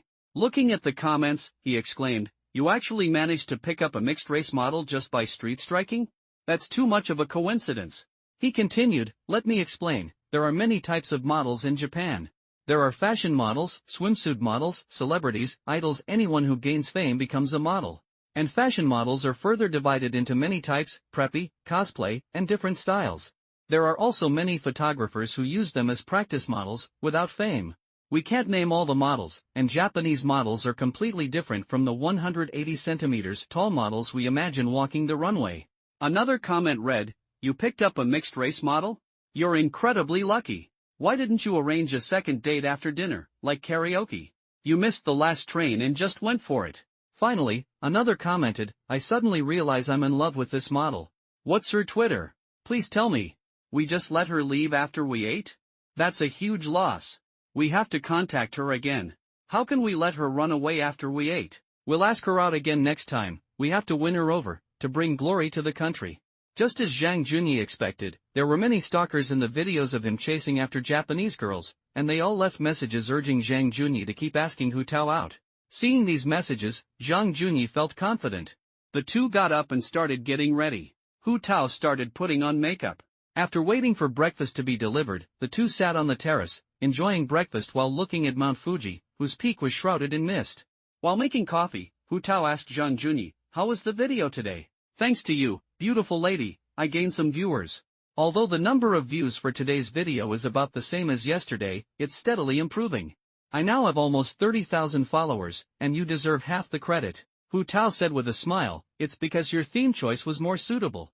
After breakfast, the two took some more photos at the hotel during the day, and then checked out and returned to Tokyo. Today is Christmas Day, and when the two returned to Tokyo, they noticed a significant increase in the number of young people on the streets. Zhang Juni dragged Hu Tao's suitcase, and she walked beside him towards her home. On the way, Hu Tao asked, "When are you planning to go to Hokkaido?" Zhang Juni replied, "I don't really care. Would you like to spend New Year's Eve in Tokyo? Or would you like us to go to Hokkaido together?" Hu Tao then explained the differences between the two cities. The streets of Tokyo are incredibly crowded on New Year's Eve, really crowded, but Hokkaido is much quieter. It depends on whether you prefer a lively atmosphere or something less crowded, but still crowded on New Year's Eve. Zhang Juni had seen some videos of New Year's Eve celebrations in Tokyo, and the crowds were indeed immense, just like the New Year's countdown streets in China, packed with people everywhere. If Zhang Juni hadn't found Hu Tao, and he was single, he might have found some fun things to do in Tokyo. But now that he already had Hu Tao by his side, and had found someone of her caliber in terms of looks. Zhang Juni felt that was enough, so he didn't want to join the crowds. Zhang Juni said, hearing you mention how crowded New Year's Eve is, I think we should skip it. I'm not the kind of person who really likes crowds. Let's rest for a couple of days and then go to Hokkaido. By the way, do you have a ski suit? Hu Tao shook her head and said, no, I haven't skied for several years. My old ski suit is still at my parents' house. It's okay, we'll put our things down and then go shopping. It's Christmas today. Okay. Hu Tao nodded. After walking for 10 minutes, the two returned to Hu Tao's room. Once home, Zhang Juni put the equipment bag on the sofa, while Hu Tao started unpacking her luggage. After she finished, the two went out again, partly to find lunch, and partly to go shopping. Zhang Juni's first shopping destination was Ginza. In his words, he planned to grab a bite, wander around, and then head to the ski equipment street, as Ginza is close to Kanda ski equipment street. Perhaps due to Christmas, Ginza was a pedestrian zone today, making the streets feel very spacious without cars. Zhang Juni took out his camera and snapped some photos, including a few of Hu Tao's. Especially after taking some photos with her at Lake Kawaguchi yesterday, Hu Tao was quite surprised by his skill when he edited the photos at home. She hadn't expected Zhang Juni to be so adept at portrait photography. Since it was Christmas, Zhang Juni didn't skimp on the shopping. He bought Hu Tao a luxury handbag and a down jacket. He also bought her a ski suit, choosing a local Japanese brand instead of the particularly expensive AK-45 7-foot series. She planned to rent skis at the ski resort. Hu Tao was all smiles after shopping, as Zhang Juni's generosity was beyond her expectations. When she tried on a pure white Chanel down jacket, Zhang Juni's eyes lit up and he told the salesperson to buy it. They then went to LV and bought her a handbag. A handbag and a down jacket perfectly suited for Hokkaido. Hu Tao was extremely satisfied. The two items together cost over 1 million yen, which is almost 100,000 yuan in Chinese currency. And there was also a ski suit. After buying all these items, Hu Tao's smile was radiant as she shopped with Zhang Juni. Originally, Hu Tao planned to go back and show off her cooking skills, but Zhang Juni thought it would be too much trouble to cook back home, so the two of them had a teppanyaki meal in Ginza instead. Hu Tao was full of Christmas cheer, while the video Zhang Juni uploaded today was a simple tour of Tokyo and Lake Kawaguchi, without Hu Tao appearing in it.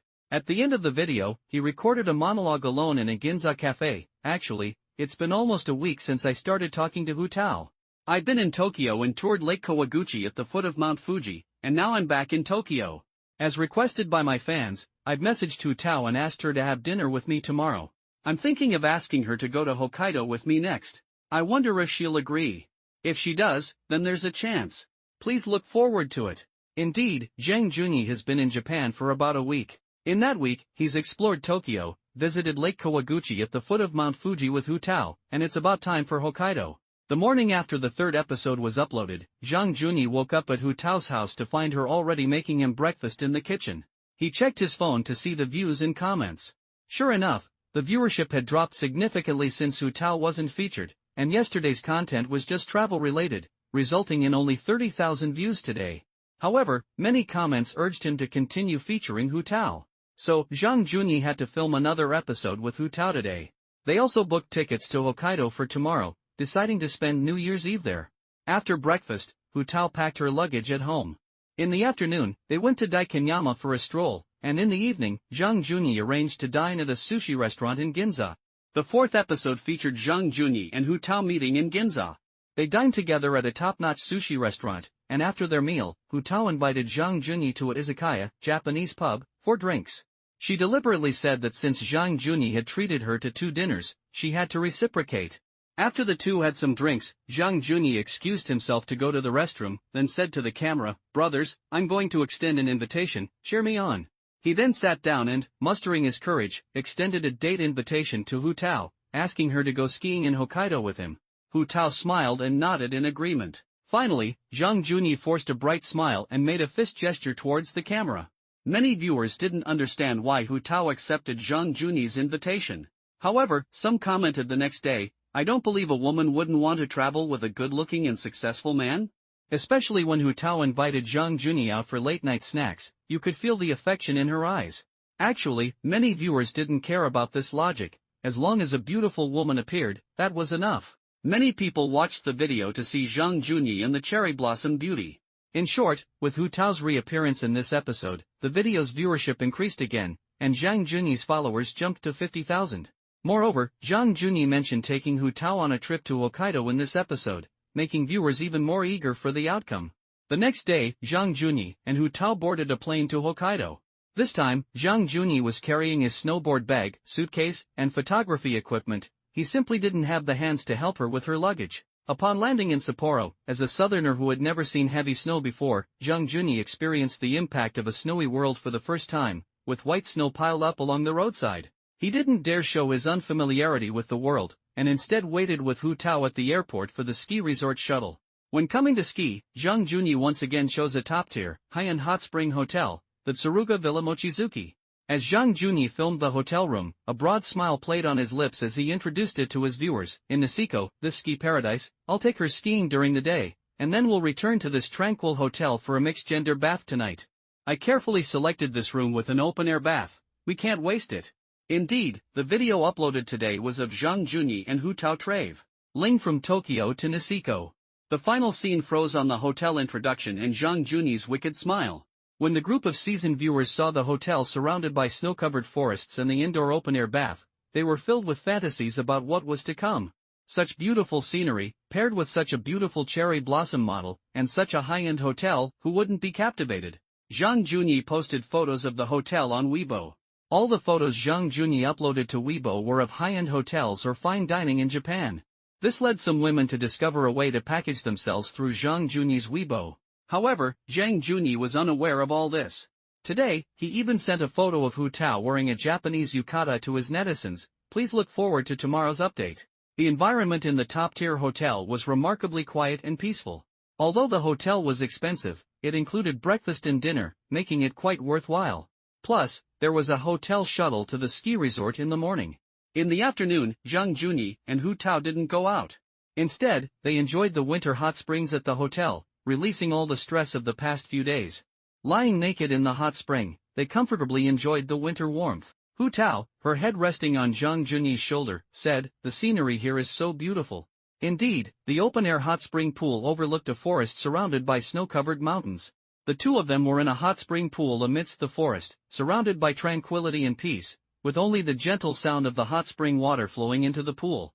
Zhang Junyi's face was flushed from the steam of the hot spring. He nodded and replied, "Hokkaido is indeed a great place for couples to vacation. It's a bit lonely if you're alone." Hu Tao laughed and said, "If I hadn't come with you, would you have tried to find another girl in Tokyo to come with you?" "Of course not. Actually, I initially planned to stay at a ski resort apartment in Hirafu, where you can ski in and ski out. But I met you at the airport. Although my plans were disrupted, it was totally worth it." Hearing these sweet words, Hu Tao smiled sweetly and hugged Zhang Junyi's neck, kissing him on the cheek. Their first night in Hokkaido passed quietly. When they woke up the next morning, it was snowing heavily outside. However, the temperature inside was quite comfortable. After having breakfast at the hotel, Zhang Junyi, carrying his GoPro filming equipment, took the hotel's vehicle to the nearest ski resort, Anyapuri. Although Zhang Junyi received a gift from the system granting him skiing skills, this was, to be precise, his first time skiing. On his first day, he didn't plan to ski off-piste, so he didn't bring his powder skis. He and Hu Tao rented ski equipment, bought ski passes, and the two took the chairlift to begin their official skiing journey. After getting off the chairlift, Zhang Junyi quickly put on his quicksuit, while Hu Tao was still sitting on the snow putting on her bindings. Turning around, she saw Zhang Junyi quickly putting on his skis and exclaimed in surprise, "They make quicksuits for snowboards now?"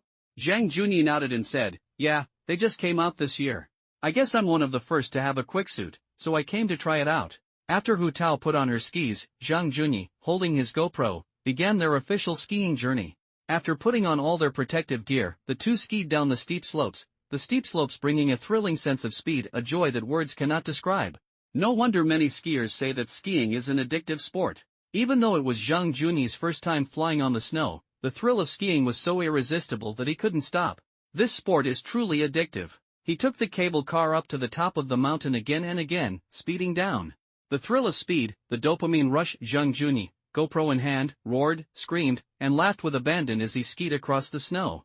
He briefly recorded some of his own skiing moments, and also some of Hu Tao's. As night fell and the two returned to their hotel, Hu Tao, beaming, recounted the day's fun at the ski resort.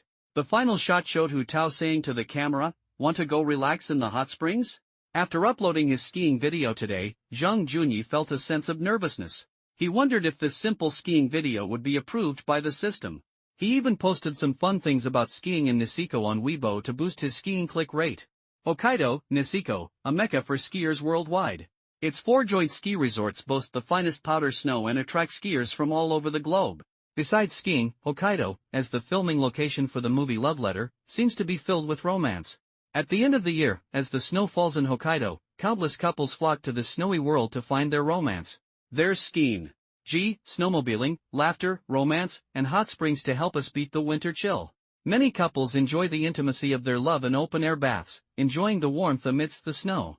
In my eyes, Hokkaido is more than just snow, it represents the longing for love in countless people. I hope everyone's love is as pure and flawless as snow. Zhang Junyi's Weibo post included text descriptions and countless photos of snow scenes, including one featuring Hu Tao's smile. She stood in a snow-covered forest, wearing a luxury down jacket and a knitted hat, her snow boots mostly buried in snow. Her smile was as warm and comforting as the winter sun. There were also photos of her in snowsuit, holding her skis. Snowscapes, beautiful women, and skiing made up the content of Zhang Junyi's Weibo post.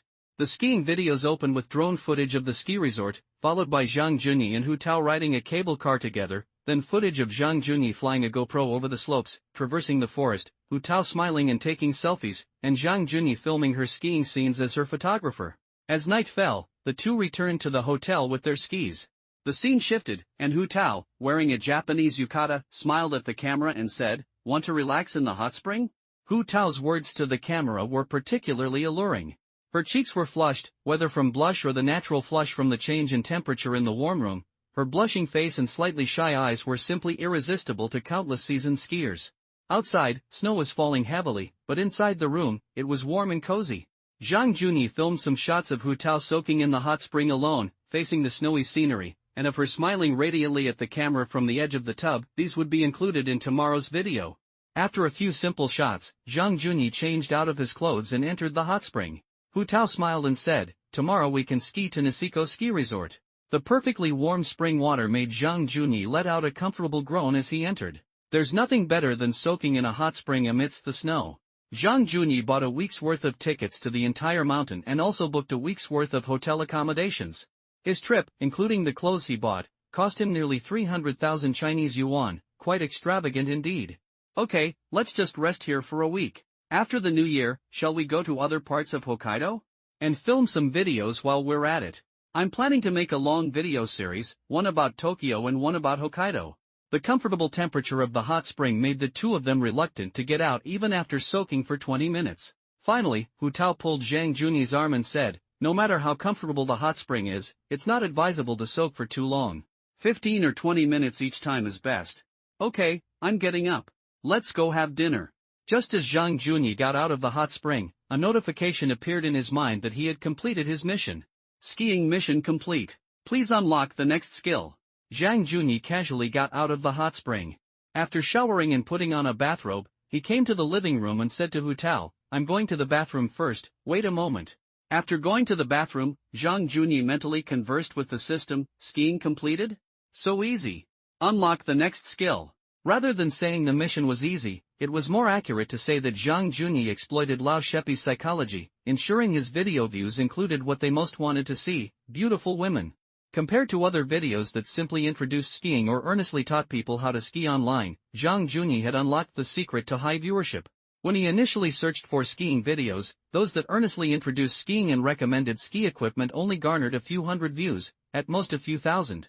Therefore, Zhang Junyi knew from the beginning that without beautiful women appearing on screen, it would be extremely difficult for a skiing video to break 10,000 views. Zhang Junyi cleverly used beautiful women to his advantage, easily completing his skiing video. As Zhang Junyi announced the activation of the next skill, the system appeared in his mind. New skill activated, surfing. Reward, 20 million Chinese yuan. Conditions for activating the next skill, surfing, gain 20,000 clicks. Videos and text combined, reaching 20,000 clicks. Seeing this task, Zhang Junyi laughed again. Because, well, skiing involves beautiful women, so surfing. Well, all you need to do is wear a bikini, and breaking 20,000 clicks is a piece of cake. Zhang Junyi's mind was filled with such wacky thoughts. However, it must be said that both skiing and surfing are currently niche, light extreme sports in China. There aren't many skiing videos or surfing videos online, and even photos of bikinis are almost never uploaded during this period. Even a video of a woman swimming at the beach gets a lot of views, let alone surfing on a romantic beach in a bikini. Yes, in Japan, surfing and skiing are relatively mainstream sports. Skiing in winter and surfing in summer are very common sports in Japan. Of course, there's also the bikini, a must-have summer swimsuit for women with good figures, which has nothing to do with the issue of openness.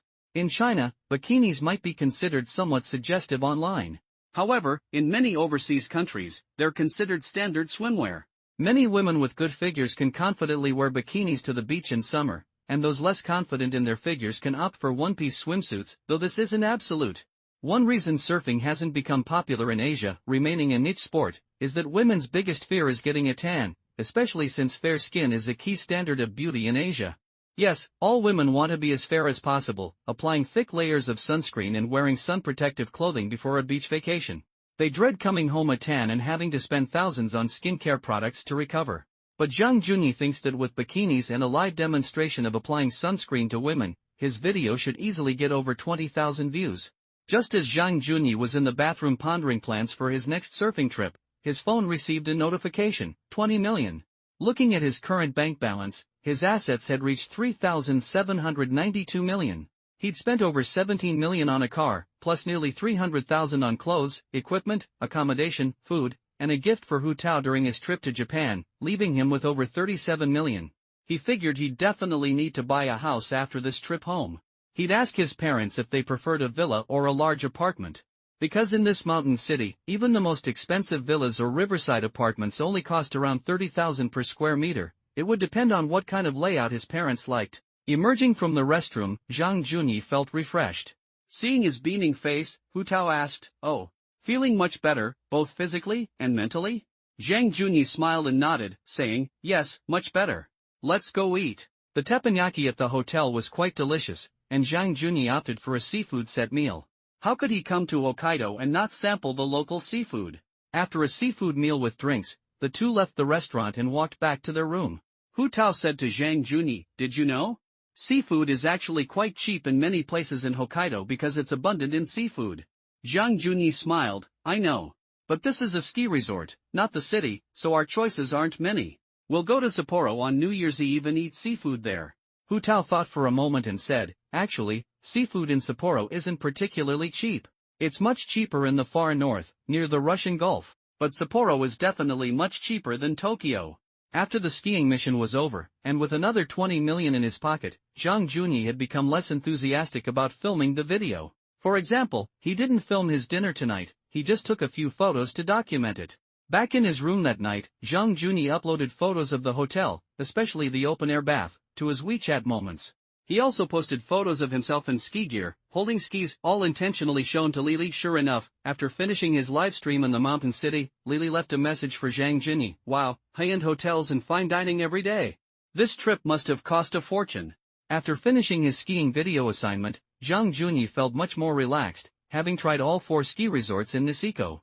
Of course, he didn't stop posting videos, filming himself and Hu Tao at the ski resort or their evening moments. As he shared his stories with the beautiful Japanese model, his follower count quietly surpassed 50,000. Many viewers expressed envy in the comments, feeling that Zhang Junyi was very fortunate to have such a beautiful Japanese woman by his side. In the videos, Hu Tao displayed the gentle charm of a Japanese woman. The two ate barbecue together in Hirafu town, and she personally fed Zhang Junyi the meat actions that captivated the audience. During his week-long skiing trip in Niseko, Zhang Junyi thoroughly enjoyed the exhilarating experience. Skiing is truly addictive. He skied for 5 consecutive days after arriving in Hokkaido, and even as he left Niseko, he was already thinking about skiing again the next day. If he hadn't promised Hu Tao he'd go to Sapporo for New Year's Eve, he really wanted to stay in Niseko for a couple more days skiing. Sapporo's New Year's Eve was surprisingly quiet, with few locals out. It was mostly tourists and couples. Even though the temperature was below -10 degrees Celsius, it couldn't dampen the enthusiasm of the young people. Crowds gathered, counting down the remaining time. 108321 Wow. As the New Year's bells rang, the surrounding crowd erupted in cheers, whistles, and shouts of Happy New Year that soared into the sky, but were quickly drowned out by the heavy snow. Some daring couples even shared their first kiss of the new year right there in the street. The snow scene, the countless kisses, the dazzling lights, and the falling snow. Zhang Junyi took out his phone and recorded this moment. He shared it on Weibo and WeChat moments. I'm celebrating New Year's Eve in Sapporo an hour early. Wishing everyone a happy new year. After sending the message, Zhang Junyi pulled out a woman's wallet he had secretly prepared from his inner pocket and gave it to Hu Tao as a New Year's gift. The next day, Zhang Junyi had Hu Tao arrange a car rental, and the two began their road trip in Hokkaido. Because they had so much luggage, traveling in Hokkaido without a car would have been very inconvenient. They started in Otaru, where they filmed Love Letter, then went to the top-ranked hot spring hotel, Takanoya, and then to the Tsuruga Villa Ao Noza in Lake Shikatsu, which appeared in the movie If You Are the One. Zhang Junyi took photos of each of these top-tier hot spring hotels and posted them on his WeChat moments and Weibo. However, in the short videos they filmed over the past few days, Hu Tao's smiles became increasingly rare. Viewers began to ask why they rarely saw Hu Tao smile, wondering if Zhang Junyi had been mistreating her. However, this speculation was answered in a viewer's comment. Hu Tao's smiles were becoming less frequent, because Zhang Junyi's return home was drawing ever closer. Indeed, a week had passed in Tokyo and the surrounding area, followed by another week skiing in Niseko, and now another week spent traveling with Hu Tao throughout Hokkaido. Many speculated that Zhang Junyi's tourist visa was valid for a month. He had already spent 20 days in Japan, and his return to China was fast approaching. This past month had seen them meet, get to know each other, and spend time together. Their journey was about to end in Hokkaido. Their trip was documented in videos, from their initial feigned awkwardness to their eventual deep familiarity. So the emotions surrounding their separation were heartbreaking even for viewers. In the videos, both avoided discussing their impending parting. Although neither brought it up, they both understood the unspoken tension. Viewers watching the later videos of their travels felt a weight on their hearts, and many wondered why Zhang Junyi didn't stay, given their initial sweetness. Or, why didn't Hu Tao want to go to China with him? The answer was found in the debate among fans watching the video. They said, Zhang Junyi's visa was expiring, he couldn't possibly stay. If he overstayed, he'd be an undocumented immigrant. Hu Tao's modeling career was in Tokyo, how could she possibly give it up to go to China with Zhang Junyi? After all, asking someone to give up their job, their familiar culture and language, to go to a completely unfamiliar city requires not only great courage but also a promise. Could Zhang Junyi give Hu Tao a promise? Who knew? That day, after waking up, the two drove from Lake Toya to Sapporo, having booked a flight back to Tokyo that evening. Since there were no direct flights from Hokkaido to Sapporo, requiring a transfer in Shanghai, Zhang Junyi simply chose to take a direct flight from Tokyo and also send Hu Tao home. On the drive from Lake Toya to the airport, Hu Tao didn't say a word, because she knew Zhang Junyi would be leaving the next day, and she couldn't bring herself to say anything to stop him, nor did she know she couldn't. The two remained silent all the way to the airport. After returning the car and checking their luggage, Zhang Junyi finally spoke, "Let's go find a place to have a coffee." Hu Tao responded softly. Sitting opposite each other in the airport coffee shop, Zhang Junyi looked at Hu Tao with a smile and said, "Why haven't you said a word today?" Hu Tao, seeing Zhang Junyi still smiling, said somewhat angrily, "You haven't said a word either?" She didn't understand the meaning of his smile. Did he feel no pain whatsoever from their separation? In almost a month, had he not felt anything for her? If he had even a little bit of feeling, he wouldn't be smiling now. Zhang Junyi said, "I'm not talking because I can't bear to be apart from you." Hearing Zhang Junyi's words, Hu Tao pouted, unsure how to respond. From the beginning, Zhang Junyi had said that if she found Hokkaido interesting, she could stay a couple more days. And now, after their skiing trip to Niseko, he had indeed taken her to various tourist attractions in Hokkaido for quite some time, fulfilling his promise. Moreover, Zhang Junyi had never said he would stay in Japan, he had stated from the start that he was going back. At that time, Hu Tao hadn't imagined she would fall for Zhang Junyi. In the nearly 1 month they had spent together, their feelings had deepened, so as the time for parting approached, she felt a strong sense of reluctance. Listening to Zhang Junyi's words, Hu Tao didn't know what to say, so she could only slowly lower her head, remaining silent. Seeing her head bowed, Zhang Junyi reached out and took her hand, which was resting on her coffee cup, and said softly, "Don't be so sad. It's not like I'll never come back to Tokyo after I go back. I'll definitely come back because you're here. And if you don't have any work commitments, you can come to China. Haven't you already been to China? Have you seen how modern development in China is no less than in Tokyo?" Indeed, she had been to China's first-tier cities and knew that China's development was now in no way inferior to Tokyo's. So, if things didn't go well here, it wasn't impossible for her to switch to China, especially since she had already started learning Chinese. Hearing Zhang Junyi's comforting words, she nodded in response, okay. If I have the chance, I'll definitely visit your city.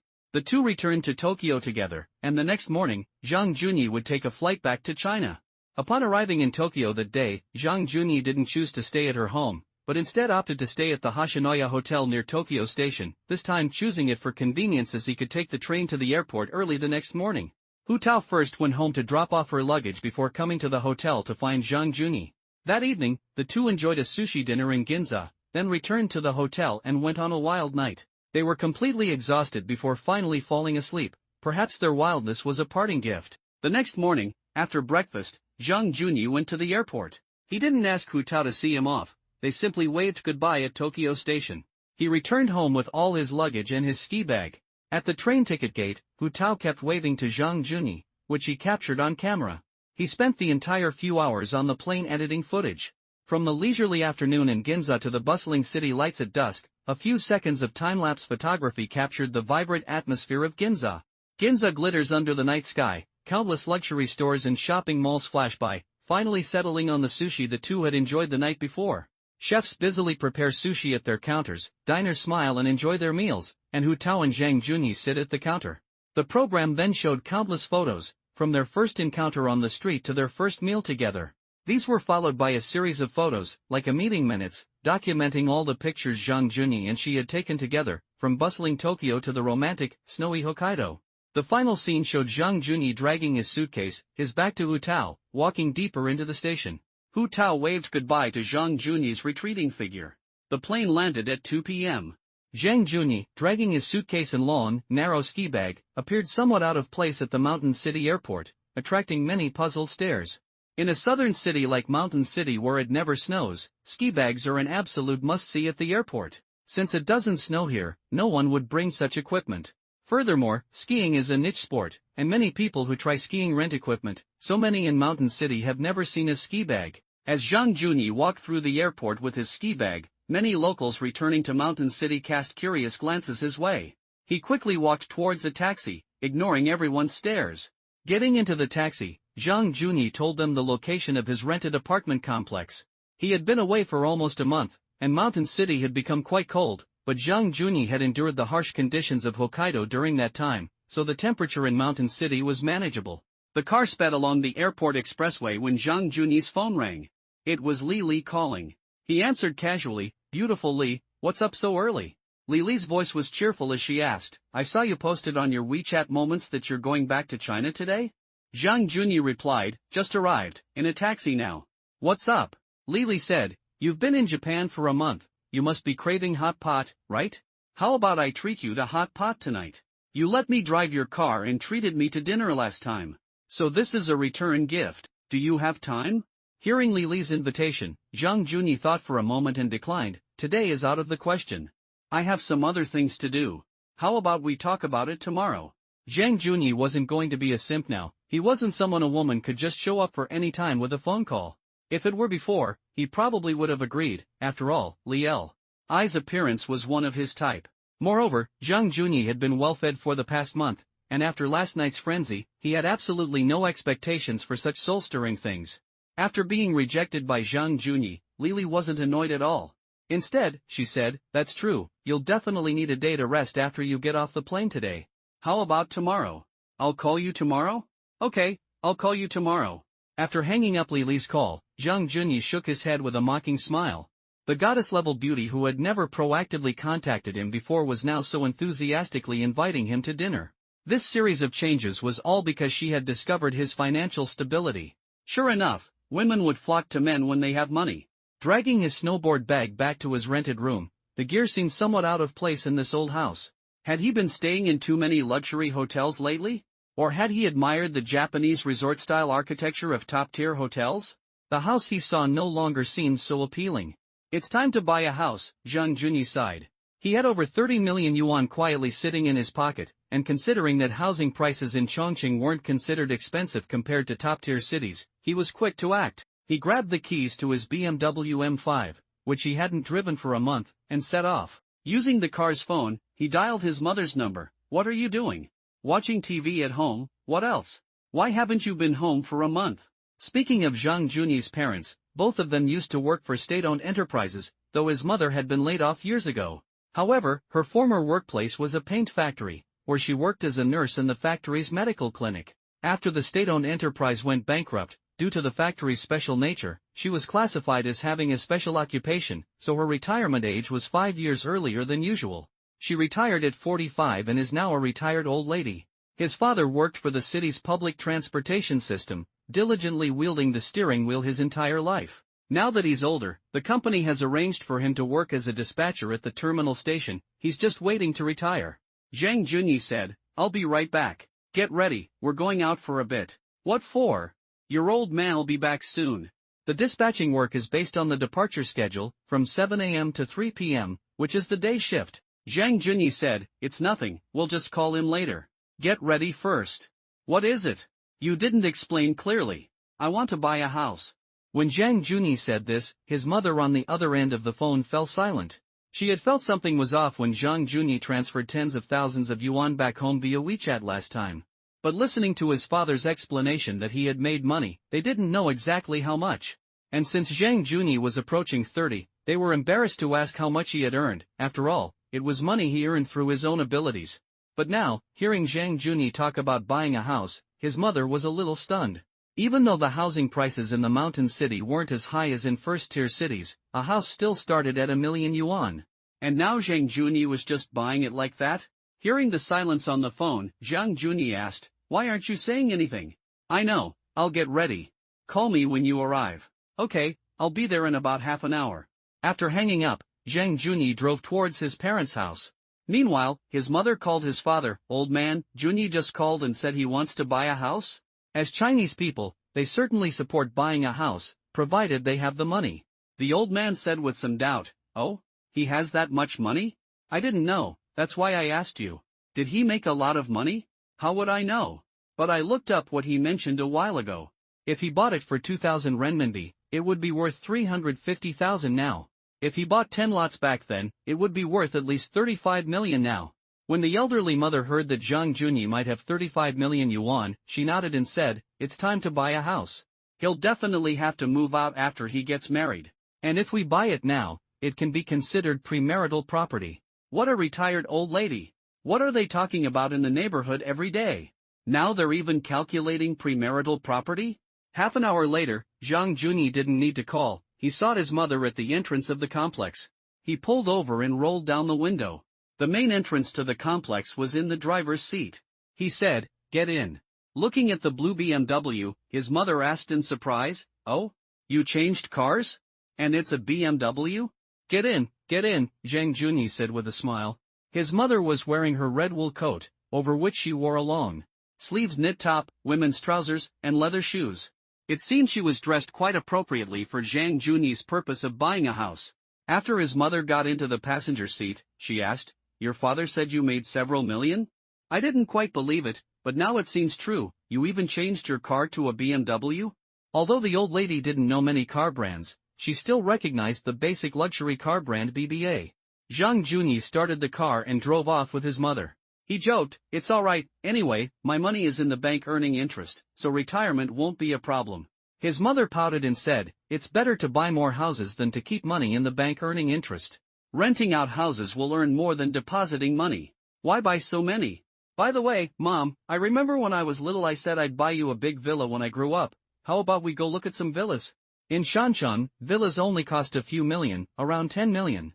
Of course, there are very expensive ones, but they just take up a lot of land, so the price is high. But for Zhang Junyi's family of 3, buying such a large villa wouldn't make sense. Villa? His mother was even more confused when Zhang Junyi mentioned villa. She felt the old man had completely underestimated Zhang Junyi's wealth, because in her mind, a villa would cost at least 5 million.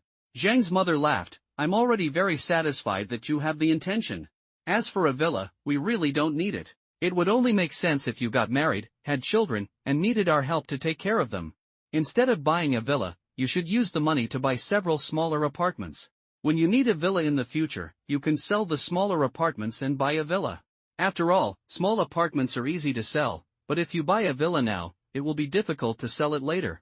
The old woman's financial acumen was quite good. Since their family of 3 didn't need a villa now, and Zhang Junyi wouldn't be living with them after marriage. Plus he wasn't a true top-tier billionaire with a housekeeper at all times. It was better to use the money for a villa to buy several smaller apartments, since small apartments are the easiest to sell in any city. When the younger generation needs their parents to help take care of the children and the whole family needs to live together in the future, they can sell the small apartment and buy a bigger one. That's what a reasonable investment is.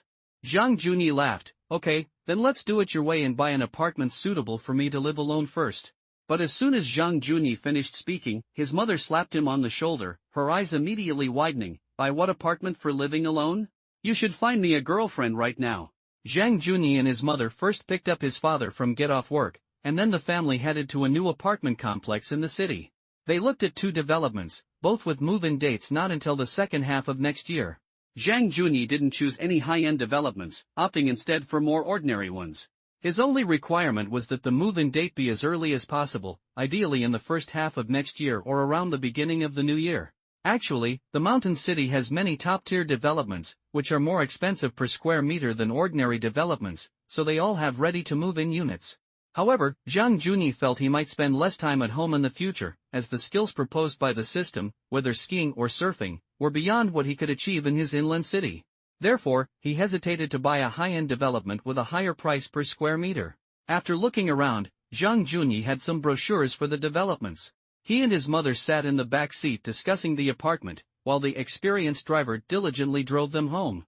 The family planned to have a casual meal at a local restaurant in his parents' neighborhood. Zhang Junyi said, "Shall we go to Jianbei or Nan'an tomorrow?" His mother nodded and said, "Yes, I also think it's good to look at several properties so we can choose one later. It would be best to choose one near a large community, so that everything is more complete." Zhang Junyi asked with a smile, "Do you want to buy a new house?" His mother immediately waved her hand and said, "No need, our house is only 5 years old, it's still relatively new. You can buy your own. Now you're considered to have a car, a house, and savings. So you'd better hurry up. My biggest wish right now is to hold my grandson. I'll wait until at least 30. Who knew that Zhang Junyi's words would earn him another slap on the shoulder from his mother? "I don't care when you get married, but you have to find me a girlfriend quickly. I'm giving you a deadline. I must see you bring a girlfriend home by next spring festival at the Lat. Est Zhang Junyi, rubbing his shoulder, smiled and said, "Mom, you underestimate me, don't you? If we're talking about girlfriends, I can bring one home for you in a heartbeat. I might even bring you a foreign wife." His mother glared at him. "Stop beating around the bush. If you can bring one home in a heartbeat, then bring one home for Chinese New Year." For dinner, the family of 3 ate at a local restaurant downstairs. Zhang Junyi and his father both ordered beer. He planned to stay at his parents' house tonight, since his mother would be accompanying him to look at apartments tomorrow. So, he spent dinner with his father. While eating cold dishes and drinking, his father asked, "What are your plans for the future?" Although the 2 elders didn't know exactly how much money Zhang Junyi had, they knew he was already a young millionaire. The only thing missing was a stable, formal job. After casually taking a bite of cold food, Zhang Junyi said, "I don't know either. I'll just live like this, traveling around and seeing the world. Anyway, my savings are more than enough for retirement. In modern terms, I've already retired early." His mother, however, was somewhat skeptical. "Your money is enough for retirement? Even mountains of gold and silver can run out. A person needs a stable job. My salary isn't even as much as the interest I earn. My monthly interest is..." Zhang Junyi held up his palm, indicating a 5. His mother asked doubtfully, 5,000? 50,000. Just the interest alone is 600,000 a year. I can live comfortably on my savings. So much money? You. Hearing that Zhang Junyi earned 50,000 in interest a month, his mother was speechless. 600,000 in interest a year, with the principal still there, was indeed enough for retirement, and Zhang Junyi didn't have any bad habits. 50,000 was enough for her to spend however she wanted. Zhang Junyi smiled and said, "So, after I retire, I'll give you 300,000 yuan every year. You can travel wherever you want. You didn't enjoy life when you were young, so now that you have time in retirement, you should really enjoy it. Your father and I aren't particularly thinking about traveling, we're just hoping to have a grandson. Here we go again." In their hearts, they always hoped Zhang Junyi would get married and have children soon. After dinner, the old couple returned home and had a sleepless night. Before, when they had no money, they worried about Zhang Junyi's life. Now that they had money, they still had some worries, but they didn't know what they were worried about. Finally, the old couple decided that no matter how much money Zhang Junyi gave them each year as pocket money, they would accept it without hesitation and save it for him, as a way to ensure his future. If he became extravagant after having money and eventually ran out, then they could use the filial piety money Zhang Junyi gave them to guarantee his basic living in the future. The night passed quietly. Zhang Junyi slept comfortably until he naturally woke up at his parents' house. When he woke up, his mother had already gone out to buy him breakfast, steamed buns, boiled eggs, and a bowl of soy milk, all kept warm in a steamer. Home is always a safe haven. No matter how the world changes, home and family will never change. After breakfast, Zhang Junyi left with his mother, while his father went to work as usual. Zhang Junyi wanted to buy a house, and his mother could help him look at some options. Buying a house is all about location, and location is directly related to the amount of money one has. Now that Zhang Junyi was talking about buying a large villa, he only needed to consider the location. In the car, Zhang Junyi said, "What do you think about choosing a property near a commercial area?" However, his mother immediately objected. The shopping district is noisy, and many of the properties there are used as ghost houses, making it very chaotic. I think a place 3 or 5 stops away from the shopping district would be much better. On weekdays, if you need to buy something, it's only a 10 or 20-minute drive, and it's quiet to stay there. Then where do you suggest we go first?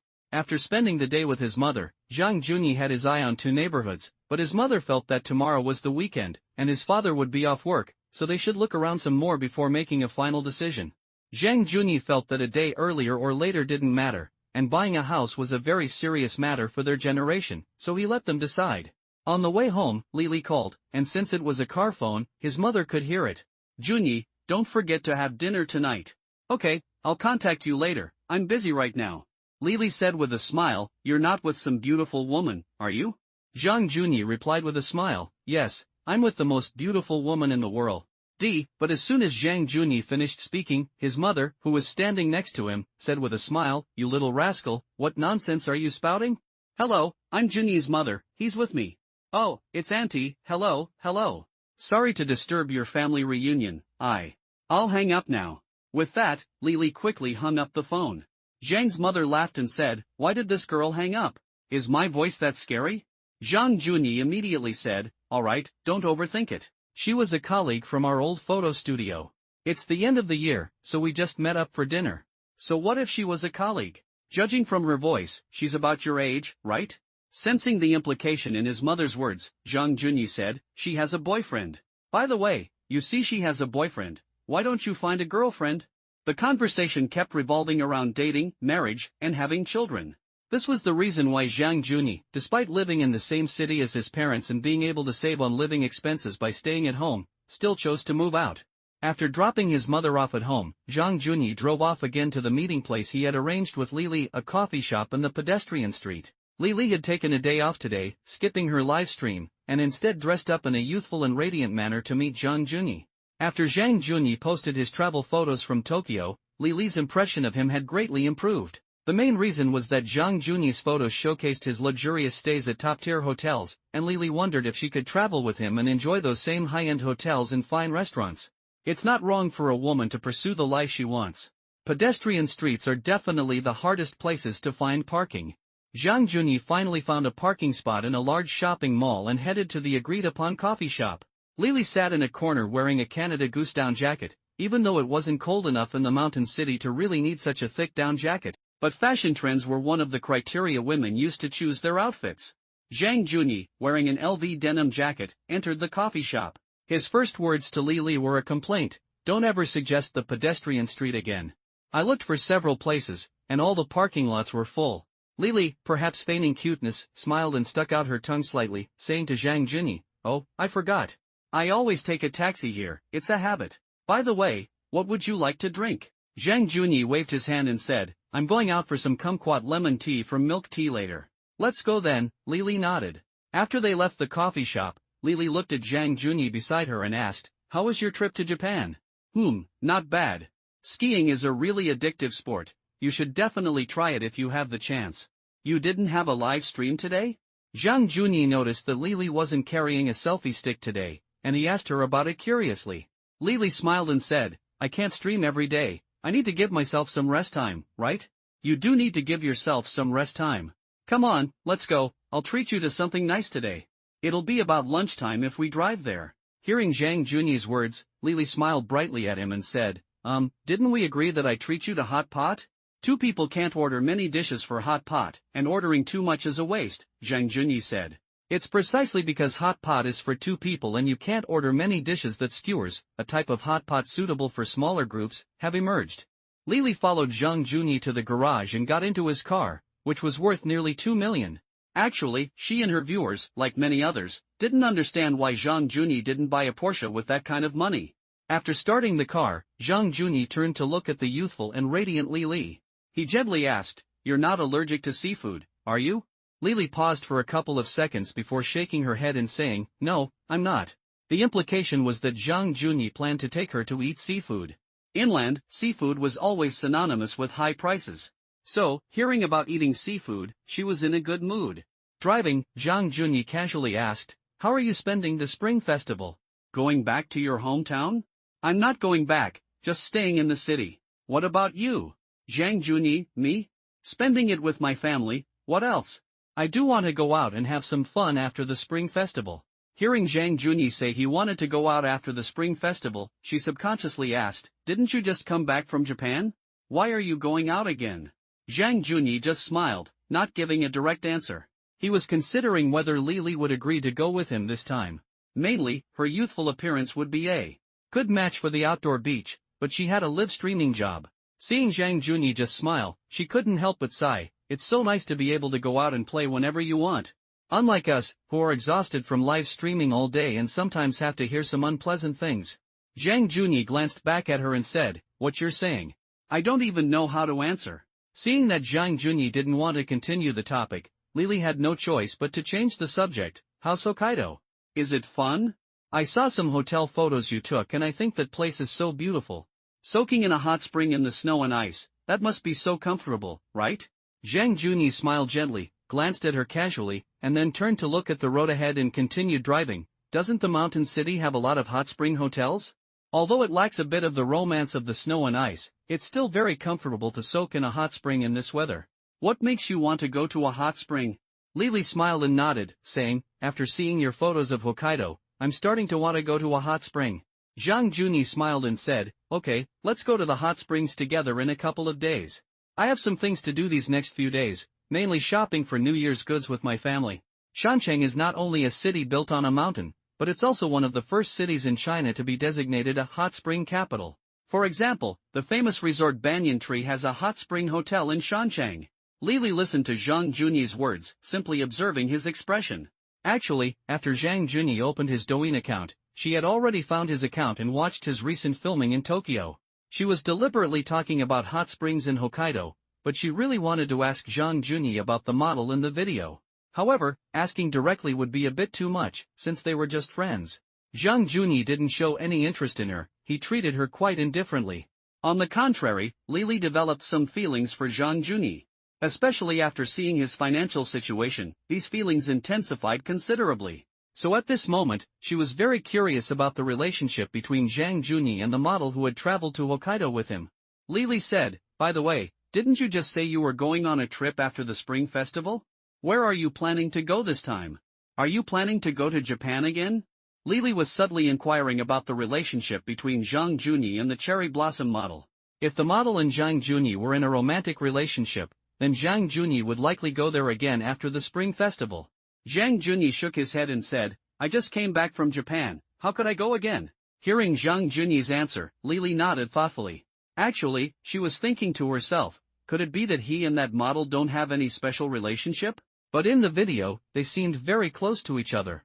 Lily was really confused, and she planned to ask him indirectly during dinner later. Zhang Junyi took Lily to the seafood market, since the mountain city still had many high-end hotels and restaurants that needed seafood. The merchants in the seafood market not only supplied the hotels in the mountain city, but they also ran their own restaurants. Downstairs was their seafood shop, selling farmed seafood, upstairs was the restaurant. You could choose your seafood downstairs, take it upstairs, and they'd cook it for you. After parking the car, Zhang Junyi led Lily to the largest seafood restaurant in the area, which had all sorts of seafood. When Zhang Junyi came to the shrimp and crab section, he said, "Give me an Australian lobster, a slightly larger one, and a king crab too." The seafood handler scooped out a lobster and showed it to Zhang Junyi. "This one's big, probably close to 3 pounds. As for the king crab, what size do you want? We have the largest, around 7 pounds. A 5 or 6 pound king crab will do, and about a pound of clams. For scallops, for abalone, and fresh fish are fine. There are only 2 of us, so this is enough for now. We can add more if needed. After Zhang Junyi weighed the seafood he selected, it came to nearly 4,000 yen. Standing beside him, Lily watched Zhang Junyi take out his phone to pay and said worriedly, "Can we finish all this?" Zhang Junyi thought for a moment and said, "It should be fine. The lobster and king crab are shell-heavy." Back in Hokkaido, he and Hu Tao had eaten an 8-pound king crab. And lobster, used for sashimi, doesn't take up much space. Zhang Junyi recalled his time in Hokkaido, when he finally fulfilled a lifelong dream, to eat seafood until he was stuffed. Tender king crab, sweet sea urchin, Japanese lobster, snow crab, and of course, oysters to boost his energy. Many of these were things he would never have dared to eat before. This was the first time he had indulged to his heart's content in Hokkaido.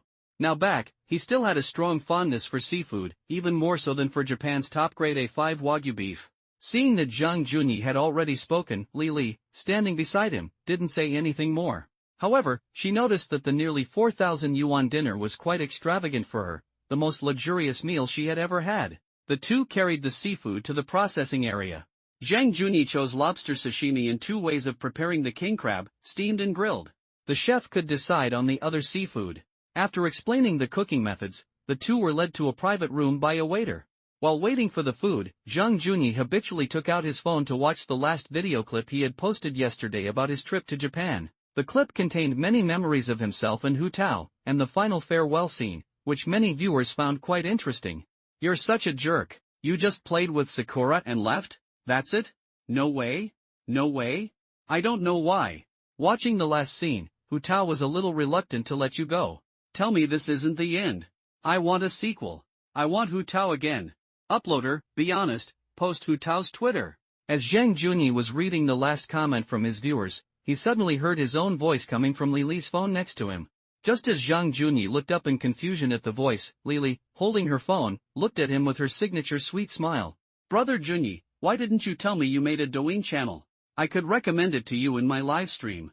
Actually, what Zhang Junyi didn't know was that Lili had already saved this video on her Douyin account, so she could watch it anytime. Otherwise, how could she have found Zhang Junyi's video before they even sat down and had even poured themselves a glass of water? Zhang Junyi feigned ignorance and laughed. I forgot, I should have asked you to recommend me, since you're the biggest streamer I know. Since you found my account, why not follow me? By the way, I also created my own account on Bilibili, with the same name, so please follow me there too. And please recommend it to me in your live stream." Zhang Junyi hadn't initially asked Li for a recommendation because he secretly hoped to take advantage of her if the opportunity arose. Now, let's see how Zhang Junyi tries to justify himself. While waiting for their food, Li asked, "Hey, do you speak Japanese? When you were chatting up the model, you didn't use a translator, and you seemed to understand everything she said?" Zhang Junyi replied with his hands in his pockets, "My level is basically fine for everyday communication, but I don't know any of the more technical terms. If I didn't understand Japanese, how could I have chosen to travel there alone? Besides, I speak many languages." When Lili heard Zhang Junyi say he knew many foreign languages, she was somewhat surprised, and even a little skeptical, saying, "Really? You not only know Japanese, but many other foreign languages too?" Because when she knew Zhang Junyi, he was just a photographer at a photo studio. Actually, the requirements for photographers at photo studios weren't particularly high, so Lili was even a little skeptical of Zhang Junyi's words. After all, learning a foreign language is understandable. Perhaps Zhang Junyi didn't choose English, which most people choose, but Japanese instead, which is normal. But for him to say he knew multiple foreign languages, was he a genius? If he really had so much linguistic talent, he could have easily chosen a better job after graduation, instead of choosing photography. However, after she expressed her disbelief, she thought about it. It seemed Zhang Junyi's family didn't need him to look for a better job, right? And photography. For ordinary families, it's definitely a classic case of 3 generations of poverty. Seeing Lili's somewhat skeptical look, Zhang Junyi didn't explain. He simply said calmly, "I don't need to brag like that." Zhang Junyi's calmness stemmed from his reliance on the system. After all, language was the only thing the system could directly exchange for. On the other hand, the more calm Zhang Junyi appeared, the more mysterious he seemed. Because she truly believed it, Zhang Junyi knew multiple foreign languages. Lili smiled sweetly at Zhang Junyi, praising, "That's really amazing. I remember struggling even with basic English in junior high. I never imagined you knew so many languages." Actually, what Zhang Junyi really wanted to say was, he also found English classes very difficult in school. But now he had this system. Zhang Junyi, trying to sound sophisticated, said, "To be honest, I don't really know why myself. Maybe I'm just good at languages?" Lily, listening to Zhang Junyi's words, could only sigh, "Were you once a top student?" Just. Then, the lobster sashimi arrived. Because Zhang Junyi was driving, neither of them ordered alcohol, but instead ordered 2 cans of soft drinks. Looking at the sashimi, Zhang Junyi pointed to the lobster head and said to the waiter, "Just take the head out and use it to make porridge, please." As the waiter took the lobster head out, Zhang Junyi turned to Lili and said, "I'm not a top student, eat first." He then picked up a piece of lobster, dipped it in soy sauce and wasabi. However, most wasabi in China comes in tubes, and Zhang Junyi's eyes welled up with tears after just one bite. Zhang Junyi wiped away his tears as he said, "I forgot, this isn't freshly grated wasabi, the flavor is too strong." Lili dipped her sushi in a little soy sauce and wasabi, and the taste was quite right. Then she asked, "When you and that cherry blossom model ate nigiri sushi together, wasn't the wasabi they put into the sushi strong?" Zhang Junyi said, "It's much stronger, it enhances the flavor much better, and it has a natural fruit and vegetable taste. Also, the Japanese version uses wasabi, while ours uses horseradish. Although they belong to the same family botanically, they are completely different species." Actually, Zhang Junyi didn't understand the hidden meaning in Lili's words. She mainly wanted to ask about the cherry blossom model, not the wasabi. Zhang Junyi honestly explained the difference in taste between freshly grated wasabi and tubular horseradish. While Zhang Junyi was responding, he didn't notice Lili's slight pursing of her lips. Clearly, she didn't want an answer about whether wasabi was strong or not. Meanwhile, Lili continued watching Zhang Junyi's funny videos while eating her sashimi. When she deliberately stumbled upon a video of Zhang Junyi and Hu Tao traveling to Hokkaido, she held her phone up to Zhang Junyi, feigning surprise, and said, "Junyi, you went to Hokkaido with this model? You too?" Zhang Junyi glanced at the video, then smiled at Lili and said, "Yes, I went to Hokkaido with her. My channel now has 70,000 subscribers, and she deserves a lot of credit for that." Seeing Zhang Junyi's frank answer, Lili was genuinely annoyed. She immediately pressed, "Are you two dating?" Hearing Lili's question, Zhang Junyi laughed, "Ha, you're overthinking it. Although we went skiing and sightseeing in Hokkaido together, we're not a couple, and it's not the strange relationship you're thinking of." "Fine, I'll be honest with you, but please don't spread this around." The reason Zhang Junyi denied his relationship with Hu Tao was, of course, because he suspected something might have happened between him and Lili. Although he's not currently thinking about elevating his soul, there will always be a time when he needs to. Keeping Lili hanging on isn't bad either, because her youthful and radiant smile is exactly his type. Hearing Zhang Junyi's denial, Lili felt a little relieved. "So what exactly is your relationship?" Zhang Junyi picked up a piece of lobster and put it in his mouth, slowly enjoying its springy texture, while saying, "Well, if we're talking about our relationship now, we're friends. Because she's an actress I hired. From our initial chance encounter to how we got to know each other, it was all part of my script. When I was thinking about shooting a travel vlog, I thought that a simple travelogue like that might not get many viewers. And she happens to be a model, so I asked her if she wanted to do some part-time work filming with me. I didn't expect our performance to go so well." Hearing Zhang Junyi mention that the cherry blossom model was an actress he hired, Lili's eyes widened. "Eh? She's an actress you hired?" Zhang Junyi said, "Yeah. Short video apps are pretty popular lately, and I thought since I have photography experience and post-production skills, I'd create a short video account for myself to play around with. If it becomes a big account, that would be great. Even if the account doesn't succeed in the end, these videos can serve as a beautiful record of my life, don't you think?" After receiving the explanation, Lili said, "Well, short videos are indeed quite popular lately. You could make videos and do live streams at the same time, especially videos about overseas experiences. For example, if you had gone live to chat up girls this time, I think the effect would have been even better. While live streaming donations haven't been as plentiful as they were 2 years ago, it's likely that many viewers who were previously overcharged are now financially strapped. They've probably realized that donating to big spenders in live streams is pointless unless you're a millionaire." After the frenzy of donations in the previous years, viewers have become more rational in their donations. However, there are still a significant number of viewers. After all, many single office workers spend their free time after get off work playing games, watching live streams, or scrolling through videos. Live streaming and videos are currently booming sources of traffic. It must be said that if you had gone live to chat up Japanese girls back then, the title alone would have attracted far more viewers. However, Zhang Junyi shook his head and said, live streaming is out of the question, because it requires me to stream for several hours every day. I think short videos on Douyin and long videos on Bilibili are much more relaxing, since I don't need to update them every day. It's like doing what I love, not working. Zhang Junyi continued, whether it's filming scenery, food, or luxury hotels overseas, or even filming my favorite sports like skiing or surfing, these are all my hobbies. I don't want to turn my hobbies into a job that I have to clock in for every day. However, Zhang Junyi's words made Lily laugh. I didn't know you liked surfing. I think surfers all have great physiques. After saying this, she realized something was wrong and immediately explained, don't misunderstand, I was just thinking about those surfers in the videos, and they all seem to have muscles. Your physique is similar to the average person's. Do you have abs? Perhaps this is what they call making things worse by trying to explain. Zhang Junyi was genuinely provoked. He said to Lily, feeling frustrated, what you said was a bit too hurtful, wasn't it? The sports I mentioned are just my hobbies, and as an inland person, how could I have time to ski and surf every day? Besides, Zhang Junyi's words made Lily realize she had messed up, and she immediately put on a pitiful act to defend him. I didn't say you had a bad physique, because most people are about the same size as you now, we're all average builds. I really didn't mean to mock you, really, I swear. After saying this, Zhang Junyi instantly felt like he had no appetite, but thinking about what Lily said, it seemed she was right. Skiing could cover up one's physique, and no one could see it. But when surfing at the beach, shouldn't one show off their physique? Even wearing a tight-fitting surfsuit, Zhang Junyi's one-pack abs was really a bit unsightly. And on that sunny beach, didn't he really want to show off his physique at all? Of course he did, but unfortunately, he didn't. No muscles? That couldn't be simpler. The most direct way was to work out.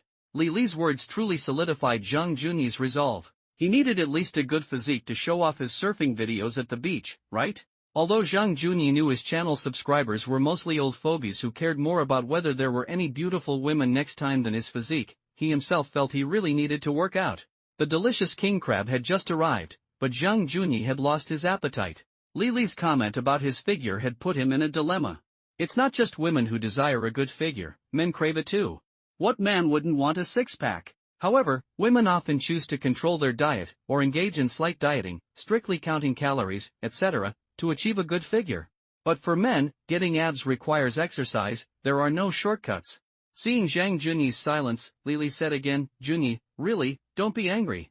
Besides, we're not athletes. It's normal that we don't have very defined muscles. And most working people don't have muscles these days. Everyone's so tired from work every day, where do we find the time to work out? Plus, there are so many tempting foods. She continued, and I looked at the comments on your videos. Most of them are male viewers, male fans, with very few female fans. That means your audience is mostly looking to see you flirt with beautiful women. So, physique isn't that important at all. Besides, your current physique is probably the same as most people's, not fat, not thin, which I think is perfect. Of course, Lily wasn't telling the whole truth. Women, of course, like men with defined muscles. But men with good muscle definition are rare. At most, 1 in 10 men has that kind of physique. And even those with good physiques aren't necessarily as good-looking as Zhang Junyi, let alone as rich. Hearing Lily's final explanation, Zhang Junyi nodded thoughtfully, okay, I admit it, most of my followers are old fogies. Just as Lily said, almost 85% or more of his video account's audience were old fogies. They didn't seem to care much about Zhang Junyi's physique, they were more interested in the figures of the women he was flirting with. Although his audience of old fogies didn't care about Zhang Junyi's physique, Zhang Junyi himself had a good physique. He had already made up his mind to find a gym, preferably one that would show results quickly. Zhang Junyi then handed a crab leg to Lily, never mind that. Let's eat this seafood first, it's not that high in calories. Seeing that Zhang Junyi had recovered, Lily finally smiled. While eating a sweet and delicious crab leg, she said to Zhang Junyi, actually, whether it's me as a streamer or you making videos, the public only has certain requirements for women's figures. You know PDD, who's very popular in the live streaming circle now, and that Xiaoxiao, their fans never seem to care about their figures, right? Zhang Junyi, who was eating a crab leg, almost choked on it when he heard Lily link PDD with the word figure. Seeing this, Lily quickly handed the drink to Zhang Junyi, then laughed herself, it seems. PDD's physique is undeniable, right? Besides, we're not celebrities, we don't all have to be in great shape. Zhang Junyi took a sip of his drink to suppress his laughter, then said, "Tell me, how do those celebrities manage to lose weight so quickly? When they're not filming, they look a bit chubby in everyday photos.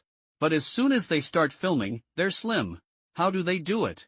Lily continued, "They all hire professional personal trainers, and they start working out every day 2 months before filming. They even eat meals prepared by nutritionists at the gym. To put it bluntly, they're doing it to earn money from acting, and that reason alone drives their strong willpower and perseverance." Lily's analysis made Zhang Junyi nod. "That's true, celebrities' salaries are so high now. If losing weight could earn me tens of millions, I could stick to it too." Lily nodded in agreement, saying, "Yes, the salaries of celebrities these days are terrifying, tens of millions for a single film. If their physique interferes with filming, anyone could stick to their diet and lose weight. Besides, aren't beauty and physique the most basic external requirements for celebrities?" Zhang Junyi smiled and nodded, but he had already decided in his heart that he needed to find a reliable gym and trainer. Although there are so-called 24-hour gyms everywhere in China now, the trainers only work during the day. If he went to the gym at night without proper fitness knowledge, the results would be counterproductive. The two chatted and ate, quickly finishing their dinner. After dinner, Lily smiled contentedly and said, "This is the first time I've ever eaten king crab and felt so full." "Really, thank you for your hospitality." After eating the crab, Lily couldn't even eat crab innards fried rice, while Zhang Junyi ate a bowl. In his words, there was no rush to get fit, he would start exercising and losing weight tomorrow. Zhang Junyi smiled and said, "You're too kind. Let's go, I'll take you home. You'll probably be doing a live stream later, right?" Zhang Junyi was very patient with Lily. He hadn't planned to take her to a hotel after taking her out for a fancy dinner. I definitely have to do a live stream for a while. Even though I took the day off, I'll still do a short stream when I get home so my fans know I'm home." Lily continued, "It's getting harder and harder for viewers these days. And I rely on their donations to make a living. There was no other way, small streamers like her depended on their regular viewers for survival. So she had to reassure these viewers who fantasized about her being their online husband, letting them know she wasn't cheating on them." Zhang Junyi said, "Only top-tier streamers have the right to challenge their viewers, right?" Lily nodded and said, "The big streamers don't care about such a small number of fans at all. They don't give any tips every day, and they have so many demands. By the way, you said you're going to travel again after the Spring Festival. Are you planning to recruit actors again?" Zhang Junyi said, "I don't know. I might continue to recruit actors, or I might actually try flirting." Lily looked at Zhang Junyi and asked, "So where are you planning to go next? Still Japan?" "Definitely not. I'm not going skiing. Why would I go to Japan? I personally prefer Australia, because it's summer there right now, or maybe Hawaii. I want to try surfing this time." Zhang Junyi thought about where he wanted to go. Surfing at this time of year means either Australia or Hawaii. Because Australia is in the southern hemisphere, it's summer there, and there will definitely be many people surfing on the Gold Coast. Secondly, there's Hawaii, a tropical place, with countless bikinis on Waikiki Beach. Lily listened to Zhang Junyi mention 2 dream countries, both of which were places she really wanted to go. However, traveling to those 2 places would be quite expensive. She feigned surprise and said, "Oh, you're planning to go overseas again? I'm truly envious. It's still the dead of winter here, and you've just gone skiing in Hokkaido and enjoying a sunny beach vacation." Seeing her surprised expression, Zhang Junyi smiled and said, "Why don't we go together?"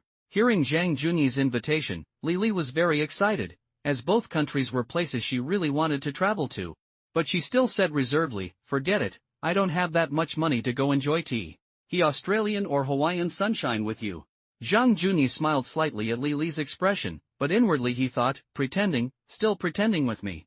So Zhang Junyi said, "How about this, since I'm already thinking of hiring actors, you can be my actor this time. Just so you know, I won't pay you any fees, but I'll cover your round-trip airfare, food, and accommodation." Hearing Zhang Junyi's words, Lily narrowed her eyes slightly, calculating Zhang Junyi's intentions. After all, when a man invites a woman on a trip, it's really just a small matter. Then she deliberately refused again, "Forget it, I have to do my live stream." Perhaps she was expecting more, but Zhang Junyi wasn't stupid. He nodded and said, "Since that's the case, never mind. Let's not talk about this anymore, I'll take you home first." Zhang Junyi's unconventional approach left Lily momentarily speechless. She thought, shouldn't you have invited me again? However, Zhang Junyi didn't want to be controlled by her. He felt that inviting her once or twice was enough. If you want to keep pretending, then find someone else. Either go to the local area and find a blonde beauty to chat up, or if that doesn't work, Hu Tao can just call her over. Seeing that Zhang Junyi had already stood up, Lily wanted to say something but didn't know how to start, so she could only follow behind him. Back in the car, Lily, trying to ease the tension, deliberately asked, "We agreed I'd treat you, but you ended up paying."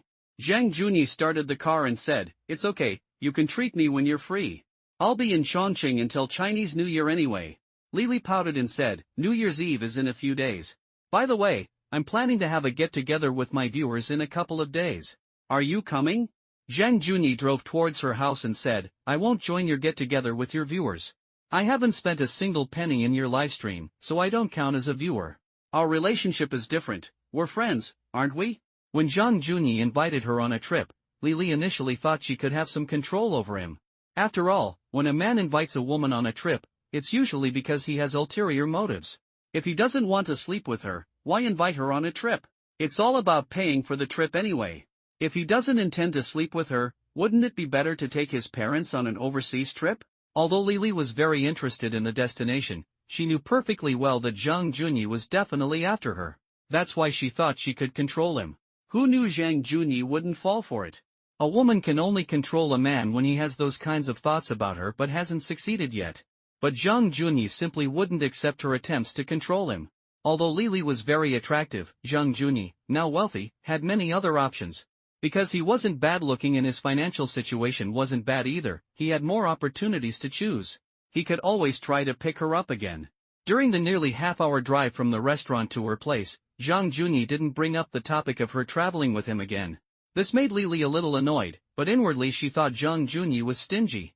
If he had agreed to her first invitation, wouldn't she seem too easy? But the problem was, if she were that easy, her broadcasting career wouldn't be at level 60, it would be maxed out. However, for Zhang Junyi, you're not the woman he could give up everything for. Zhang Junyi also admitted that men sometimes act foolishly when it comes to love. But, only one unique person can make a man act foolishly, not every woman. The car stopped at the entrance of Lily's residential complex. Lily smiled and said to Zhang Junyi, "Then I'll head back now. Thank you for treating me to this lavish meal today. I really should treat you in a couple of days."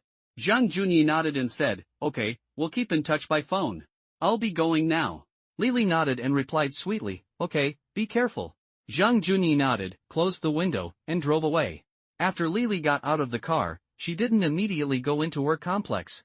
Instead, she stood by the roadside watching Zhang Junyi's car roar away until its taillights disappeared into the distance. Watching the car disappear, Lily unconsciously let out a humph before turning and walking towards her home. Zhang Junyi drove back to his rented apartment and picked up his laptop to compare his next travel destination, Australia and Hawaii. Hawaii consists of 4 islands, but most people travel to Oahu, where Waikiki Beach is located. Because Oahu was the first island to be developed, its commerce is very advanced. The shopping district and restaurants are all very close to Waikiki Beach. While both Australia and Hawaii are English-speaking countries, Australia is vast, boasting not only the Gold Coast for surfing but also diverse lands, capes waiting to be explored. Hawaii is a globally renowned, purely relaxing tourist destination, while Australia is also a travel destination, albeit with more diverse scenery and landscapes. After comparing them for a while, Zhang Junyi remarked, "Hawaii feels like Hainan Island, speaking English and spending US dollars? No, to be precise, Hawaii isn't even as big as Hainan, it just attracts more foreign tourists. In terms of island entertainment, it's not much different from Hainan. If you spent the money you'd spend on Hawaii on Hainan Island, you'd probably have a much more enjoyable time. The only real difference between Hawaii and Hainan is probably psychological. One is an internationally renowned tropical island, the other a domestically renowned island in China. However, Hawaii attracts mostly tourists from Asia and the Americas. Europeans generally don't choose Hawaii because there are many more island travel options in Europe. Australia, on the other hand, is vast and offers diverse scenery. Even if Zhang Junyi went there specifically for surfing, there are still many other diverse activities available after that. Both places have their advantages. Hawaii isn't just about water sports, there are many other things to do, such as hiking through forests and visiting volcanoes. Both places boast blue skies, white clouds, sandy beaches, and bikinis. However, looking at pictures and travelogues online, Zhang Junyi is finding it difficult to choose, as both seem quite appealing. While Zhang Junyi was at home reading travelogues, Lily returned home and started a live stream, chatting with her viewers. At this moment, one of her viewers said, "Lily, did you know that rich friend of yours, the one who drives the M5, has opened a Douyin account?" Another viewer chimed in, "Zhang Junyi, I've followed him. I didn't expect this guy to go to Japan to pick up Japanese girls. Pretty impressive, he actually managed to hook up with a Japanese girl.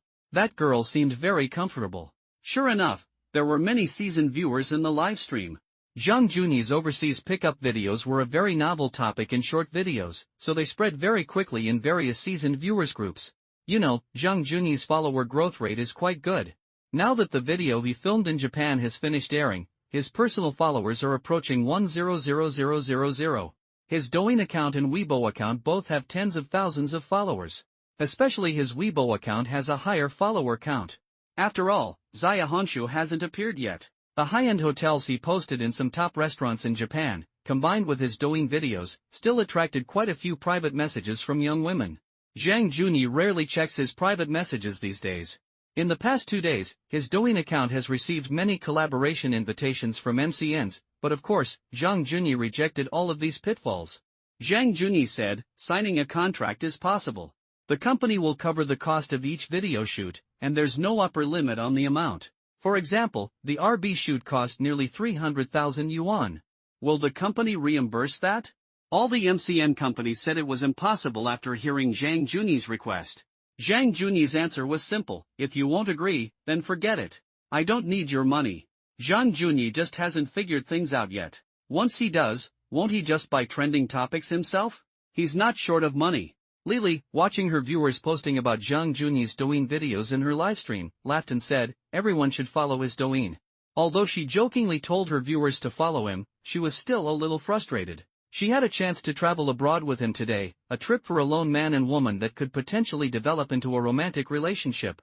Now, Zhang Junyi's hairstyle had changed, and his financial situation perfectly matched Lily's standards. Unfortunately, she hadn't succeeded in manipulating Zhang Junyi. While absent-mindedly streaming, she thought to herself, "I wonder what he thinks of me when he invites me on this trip. A friend, or a girlfriend? Ugh, I really don't know what he's thinking. If he just sees me as a friend, can I stream while I'm on this trip?" She couldn't possibly abandon her core streaming business just to go on an overseas trip with him, could she? Besides, some of her viewers were now following Zhang Junyi's channel. If she showed up there, how was she going to explain it to her viewers when she got back? It was almost 11 p.m. when Lily said to her viewers, "I'm back from my hometown today. I spent the whole afternoon traveling, so I'm ending the stream to rest. See you tomorrow." The chat was filled with comments saying goodbye and bye-bye. Her viewers genuinely believed she had gone back to her hometown and was tired. Sometimes, viewers are really easy to fool. After closing the live stream, Lily put down her phone and lay down on the sofa, her mind filled with Zhang Junyi's question about whether she wanted to go on a trip together. Deep down, she really wanted to go, but what would she do when she came back? How would she face her viewers? She couldn't just give up her job, could she? While Lily was struggling with her decision, Zhang Junyi had already taken a nice shower and gone to bed. He had to go with his mother the next day to decide on a house. The next day, Zhang Junyi was woken up by a phone call from his mother. He checked the time, it was only around 9 o'clock. His mother seemed quite enthusiastic. Reluctantly, Zhang Junyi drove to his mother's place. After picking her up, she said, "Yesterday, your father and I discussed it. It's that house 3 kilometers from the pedestrian street. They said they'll be ready for occupancy in May. What do you think?" Zhang Junyi laughed, "Sure, I've had my eye on that place from the start. The average price is a bit higher, but it has 3 elevators serving 4 units per floor, which means the community will be much quieter." While this kind of community can't compare to the super large apartments in top-tier developments with only 2 units per floor, 4 units per floor is still quite good. The apartment Zhang Junyi had his eye on was nearly 300 square meters, with 4 bedrooms, including a huge master suite with a large walk-in closet, a study, and a balcony with a view. The total price was close to 7 million. The apartment complex Zhang Junyi had his eye on wasn't exactly top-tier, but it was still considered high-end in Chongqing. In a city where small apartments averaged 1 million yuan, Zhang Junyi spending 7 million yuan on a large, single-level apartment was quite impressive. Actually, Zhang Junyi had his eye on this apartment when he was looking at properties yesterday, but his mother felt it was too big for one person, and knowing the laziness of young people, she worried that such a large apartment would become unusable after only a few days of cleaning. So initially, after seeing the model apartment, Zhang's mother didn't think such a large apartment was suitable for living alone. However, after discussing it with her father that evening, they concluded that even if the 7 million yuan Zhang Junyi spent didn't appreciate in value, it was unlikely to depreciate. The 7 million yuan was essentially a principal investment. If he ran out of money in the future, he could simply sell it for a smaller apartment of about 100 square meters, which would only cost around 2 million yuan, leaving him with 5 million yuan for retirement. The elderly couple then made the decision, and since Zhang Junyi liked the large apartment, they decided to buy it. It's better to use a large sum of money to buy a house than to squander it on luxury cars. After all, a house is an asset, while a car is just a consumable. Since the elderly couple agreed, Zhang Junyi started the car again and went to the same property development he had visited the day before. The young woman who had greeted Zhang Junyi at the development yesterday, upon seeing him again, had a feeling that they had made their decision, and warmly welcomed Zhang Junyi and his mother. His mother took Zhang Junyi to see the model apartment again, and finally, Zhang Junyi took out his bank card and paid in full, also purchasing 3 parking spaces, all at a 3% discount. A discount of 30,000 yuan off 1 million is no small amount. That's 210,000 yuan less on a 7 million house, enough to cover the cost of a parking space. Looking at the 7 million yuan written on the purchase contract, Zhang's mother still felt a little dazed. Seeing her son come up with so much money all at once, she was still somewhat uneasy. Perhaps it was because she had always lived an ordinary life and never imagined having so much money. Zhang Junyi said, "I'll transfer 500,000 to you in a bit, for renovations after we take possession of the house." His mother thought for a moment and nodded, saying, "Okay, consider it as you depositing 500,000 for renovations with me." Seeing his mother smile, Zhang Junyi smiled sweetly too. "By the way, did you make any sausages this year?" "Yes, we did. We made a lot, several thousand yuan worth, and we also made your favorite cured pig's trotters. We'll make them for New Year's Eve." Zhang Junyi put his arm around his mother's shoulder. Let's go back and put the contract away, then we'll go to the supermarket to buy some candy." The mother and son went home, put away the contract, and went out again, this time without driving. They bought some candy at a large supermarket near their neighborhood. While shopping, his mother saw some alcohol and said, "Buy some alcohol, for the family reunion dinner during the spring festival." Zhang Junyi said, "No need to buy any. I bought 3 bottles of mutai online last night. We'll take one with us for the reunion din. And keep one for ourselves." Upon hearing that Zhang Junyi had bought mutai, his mother immediately said, "I heard mutai has gone up to 2 or 3,000 yuan a month. Buying such expensive wine is completely unnecessary. It's all right. We only get together once a year, so drinking some good wine is only right. Besides, our family can afford it now." Hearing Zhang Junyi's rebuttal, his mother immediately scolded, "You child, you really don't know how to save money." Zhang Junyi laughed, "Mom, you need to change your mindset. We earn 500,000 yuan a year just from interest. Drinking a bottle of wine costing 2 or 3,000 yuan at the year-end party isn't excessive, is it?" Hearing about their 500,000 yuan annual income, his mother could only shake her head and say, "Forget it, I'm too lazy to argue with you." They bought some fruit, candy, and drinks at the supermarket and carried them home. Passing by the tobacco wholesaler downstairs, Zhang Junyi bought his father 2 cartons of Huazi cigarettes so he could smoke well during the new year. Zhang Junyi had spent the entire day shopping with his mother. Lily, on the other hand, was depressed all day. After reading some travelogues about Hawaii and Australia last night, she really wanted to visit those places. But now she didn't know how to seize this opportunity. Since she was going on a trip with Zhang Junyi, how would she face her viewers when she got back? Giving up seemed a little hard to bear. Lily had been thinking since yesterday about how to explain to her viewers if she went on a trip with Zhang Junyi. It seemed like no matter what she said, they wouldn't believe her, especially since it was a solo trip abroad with a man. When Lily really had no answer, she thought about asking Zhang Junyi, "You asked me to go on a trip, so can you take responsibility for cleaning up after me?" After all, her live streaming job wasn't easy right now, but it was better than a regular job, so she hadn't considered quitting it yet. So Lily sent Zhang Junyi a message, "Junyi, do you still stand by what you said yesterday about inviting me to be an actor in your video?" Meanwhile, Zhang Junyi was at his parents' house, lying on the sofa idly scrolling through his phone, while his mother sat in the living room preparing vegetables for dinner. A WeChat message popped up. Zhang Junyi looked at Lily's message, smiled, and then sat up from the sofa. After getting up, Zhang Junyi said to his mother, "Mom, can I ride your electric scooter for a bit? I want to go buy some braised food." His mother had learned to ride an electric scooter from his father. Because his father worked on the bus, when he first started taking the bus, there were only taxis on the streets in the early morning. Not wanting to waste money on taxis, he initially rode a motorcycle. Of course, with the development of the times, motorcycles have now been replaced by electric scooters. Zhang's mother probably learned to ride a motorcycle by following her father, and Zhang Junyi had been secretly riding his father's motorcycle since his school days. Zhang's mother casually pointed to where the electric scooter keys were, then muttered, "They're in the keyhole, go get them yourself. We have plenty of food at home, why buy braised dishes?" Really? Although she was grumbling, Zhang Junyi wanted to buy some braised food, and she agreed. Zhang Junyi took the electric scooter keys, retrieved the battery from the room, and went downstairs. As he went down, he replied to Lily, "Of course it counts. I was thinking if you didn't come, I'd be preparing to go overseas to pick up girls." After sending the message, Zhang Junyi went to the garage where he parked his electric scooter. Lily, on the other end of the phone, saw Zhang Junyi's reply and pouted, replying, "Brother Junyi, if I go to film your video program, could I do a live stream there? Or tell my viewers that I'm an actor you invited?" Zhang Junyi had just gotten on his electric scooter and was about to leave the garage when he saw the text message from Lily. Looking at the text message, Zhang Junyi frowned, even feeling a bit disgusted, thinking to himself, "What does she mean by revealing that I invited actors? Is she trying to threaten me?" Zhang Junyi frowned, put his phone in his pocket, and stopped replying to Lily. He felt that Lily was a strange person.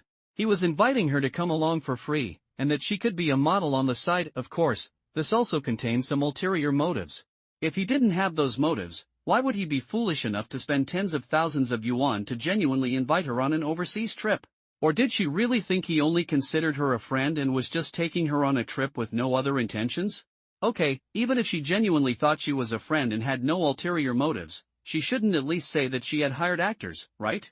Zhang Junyi began to wonder if Li had gone mad. So he stopped replying to Lily's messages and instead drove his electric scooter towards the braised food shop. Lily was putting on makeup, preparing for her evening livestream, while constantly checking her phone. Her WeChat was stuck on Zhang Junyi's chat window, but after sending a message, Zhang Junyi didn't reply. She waited about 10 minutes, and Zhang Junyi, who had already bought the braised food and was on his way back, received another WeChat message. This time, Lily sent a message, "Brother Junyi, if I don't clarify things for my viewers in the livestream, and just use taking leave to go on an overseas trip with you, how am I supposed to face them when I get back? Especially since many of my viewers follow your account." Zhang Junyi, carrying the braised food, had just returned to his apartment garage when he pulled out his phone and saw Lily's message again. His brow furrowed once more. He did have feelings for Lily and had considered using the overseas trip as an opportunity to woo her. But she was a streamer, she needed to rely on her livestream to make a living after her return. If it was just a trip without filming, then the chances of winning her over were 100%. Because returning from the trip won't affect her earning money. And Zhang Junyi isn't going to be foolish enough to say, "I'll support you, so you don't need to do live streaming anymore." So, Zhang Junyi had to consider that inviting her to be a model wouldn't ruin her livelihood. After all, female streamers need a single persona the most. If that persona collapsed, her streaming career would be over. Zhang Junyi now understood Lily a little better, muttering, "No wonder she said she wanted to invite a model." He then replied, that was my oversight. I'll think about how to do it. I'll get back to you later."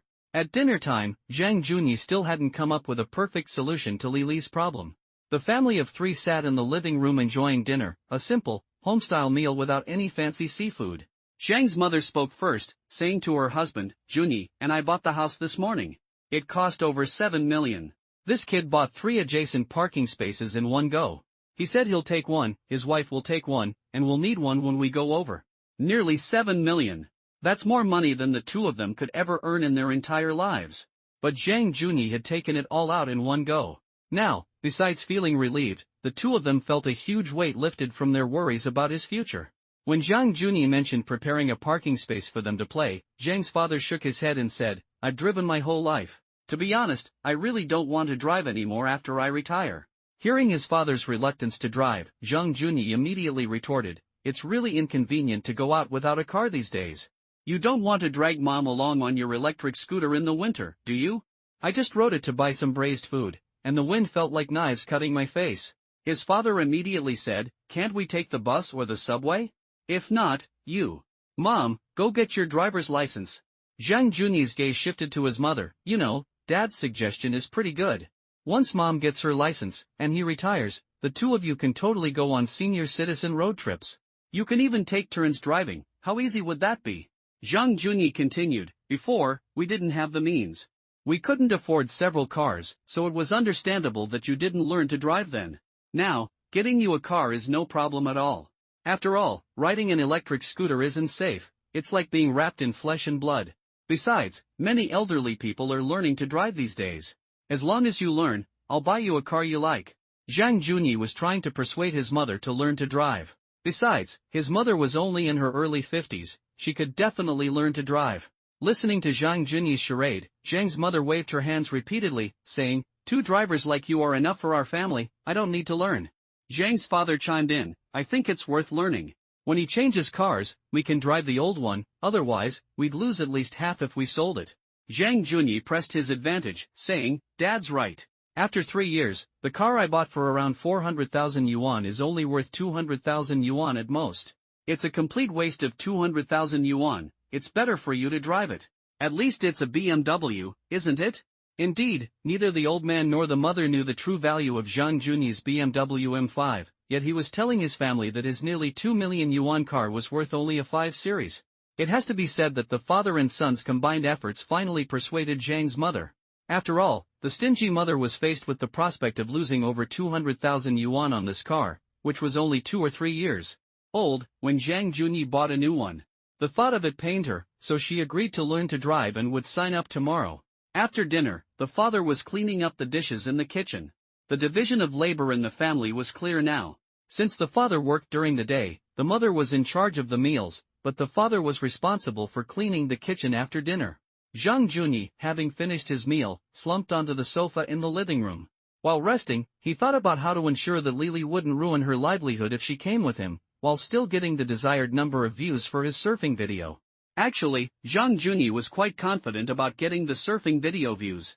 It was just a matter of having her wear a bikini and splash around on the beach with a surfboard. The important thing was to show the old snakes her figure. That alone was enough to attract the clicks and complete the task. The video doesn't require her to showcase advanced surfing skills, people aren't watching for her skills, those in the know understand. The key is that Zhang Junyi can't just focus on his own video and ruin someone else's livelihood, he couldn't bring himself to do that. But now the problem is this, to prevent her from losing her job and to ensure filming proceeds smoothly, does that mean she's an actress he invited? Or is she just accompanying Zhang Junyi under the guise of friendship? If, once they arrive, she genuinely considers Zhang Junyi a friend, then Zhang Junyi feels he's lost out big time. Because Zhang Junyi has 2 locations in mind, and he hasn't fully considered either of them yet, he hesitates. How about we just not film this trip? Just go and have fun with her, and then film in another location when we get back? Of course, another option is to do as she suggested, inviting her out as a friend, having her livestream during the trip, and providing her with a private room for the entire time. Then Zhang Junyi suddenly remembered the time difference. He immediately took out his phone and started searching for the time difference. Australia is 3 hours, while Hawaii is 18 hours. That means 6 p.m. in Hawaii is 1 a.m. in China. After seeing this time difference, Zhang Junyi decided to go to Hawaii. Even if she agreed to let her go and start streaming, she would have to start streaming around noon in Hawaii to accommodate her Chinese viewers. Even if she streamed until 9 or 10 p.m. in Hawaii, it would be 4 or 5 a.m. in China, and her viewers probably wouldn't be that energetic, so he could be more generous and win her favor. So Zhang Junyi smiled and said, Mom, I'm going back now. Hearing that Zhang Junyi was going back to his rented room, his mother asked, Aren't you sleeping at home tonight? Zhang Junyi got up from the sofa. No, I'm going back to my rented room to sleep. Besides, I don't even have a computer here, I'm so bored sitting here. Alright, drive carefully. Perhaps it was a habit to say such things, after all, Zhang Junyi used to drive for Didi every day. I know, then I'll go first. Old man, I'm going back. Zhang Junyi went towards the kitchen and greeted his father.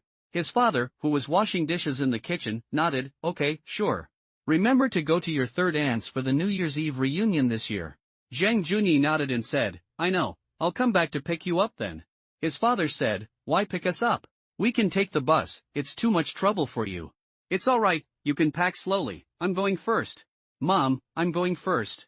After saying goodbye to his parents, Zhang Junyi went to the garage, got into the car, and opened the live streaming platform. He watched Lily's live stream. At this moment, Lily was sitting in a small restaurant on Guanyinkyo Street eating dinner, interacting with her viewers while eating. After spotting her location, Zhang Junyi drove towards Guanyinkyo. He now had his answer. He knew how to get Lily to travel with him without losing her job. Half an hour later, Zhang Junyi arrived at the bustling Guaniyinkyo pedestrian street. After exiting the shopping district parking lot, he checked his phone and saw Lily awkwardly dancing with an elderly group of dancers in the pedestrian square. As an outdoor live streamer, she always had to find ways to entertain her viewers. Zhang Junyi quietly approached her from behind, then bypassed her and snatched her phone from in front of her. Seeing her phone taken, Lily nervously stopped her dance and grabbed Zhang Junyi's sleeve, as if afraid he would run away. When Zhang Junyi, whose sleeve had been grabbed, turned around to look at Lily, she immediately showed a surprised expression when she saw it was him. Huh, what are you doing here? Zhang Junyi handed the phone back to Lily, letting her hold it herself, and said, I was watching your live stream, so I came to find you.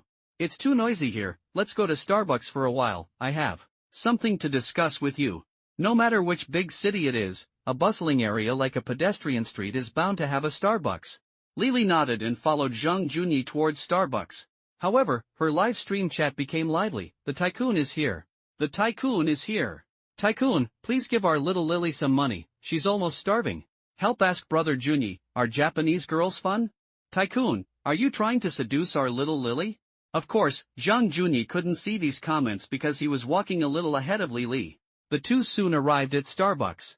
Zhang Junyi turned to Lily with a slight smile and said, let's skip the coffee tonight and have some drinks instead. How about hot cocoa? Okay. Zhang Junyi ordered a hot cocoa and a lemon tea, then asked Lily, would you like some dessert? No, I just ate a little while ago. After ordering, the two found an empty seat and sat down. Once seated, Lily deliberately asked Zhang Junyi, what do you want?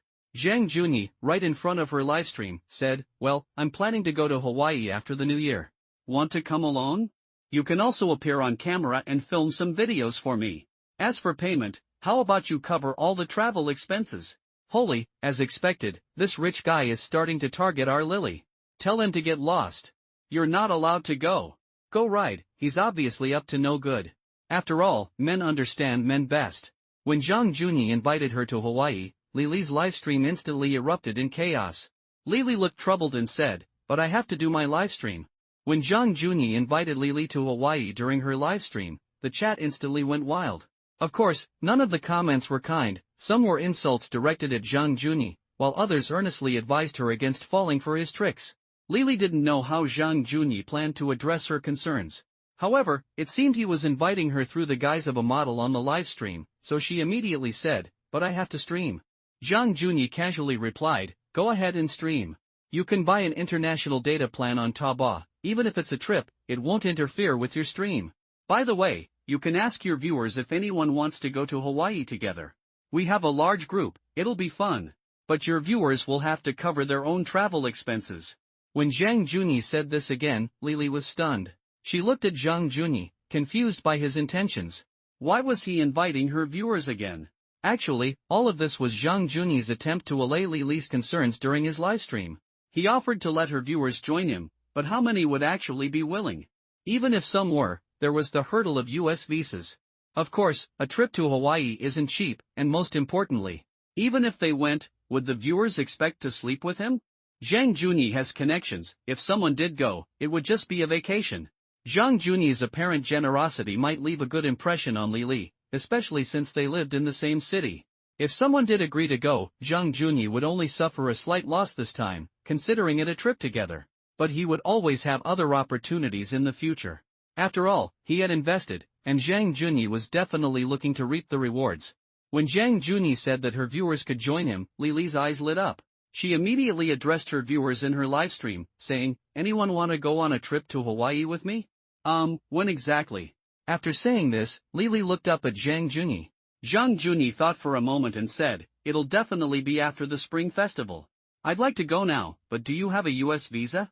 During the Spring Festival, Zhang Junyi had to visit relatives, and with the trip scheduled for after the holiday, most of his viewers would probably be back at work. Of course, there was also the fact that Zhang Junyi didn't have a US visa yet. He wanted to apply for a multi-year visa, which would require a trip to the Chengdu embassy. Lily nodded and smiled, looking at the live stream and saying, any viewers want to go to Hawaii after the Spring Festival? Sign up now. It's more fun with more people. Actually, when Zhang Junyi said this, the viewers in the livestream didn't know how to respond. If they insisted that the streamer couldn't go, Well, he'd have to give a reason. If it were just Zhang Junyi and their beloved female streamer alone together, then the viewers would definitely understand what Zhang Junyi was up to, and their objection would seem to have some reason. But now Zhang Junyi said in his livestream that anyone who wants to go can sign up, and everyone can go together. You say you don't trust your own streamer, right? Then let's all go together. Zhang Junyi has openly invited her viewers to go, and she can even livestream during the trip. Just because you don't have money or time, does that mean your streamer can't go? Did you donate hundreds of thousands, or millions? When Lily said this in her livestream, some viewers sign up, I'll go.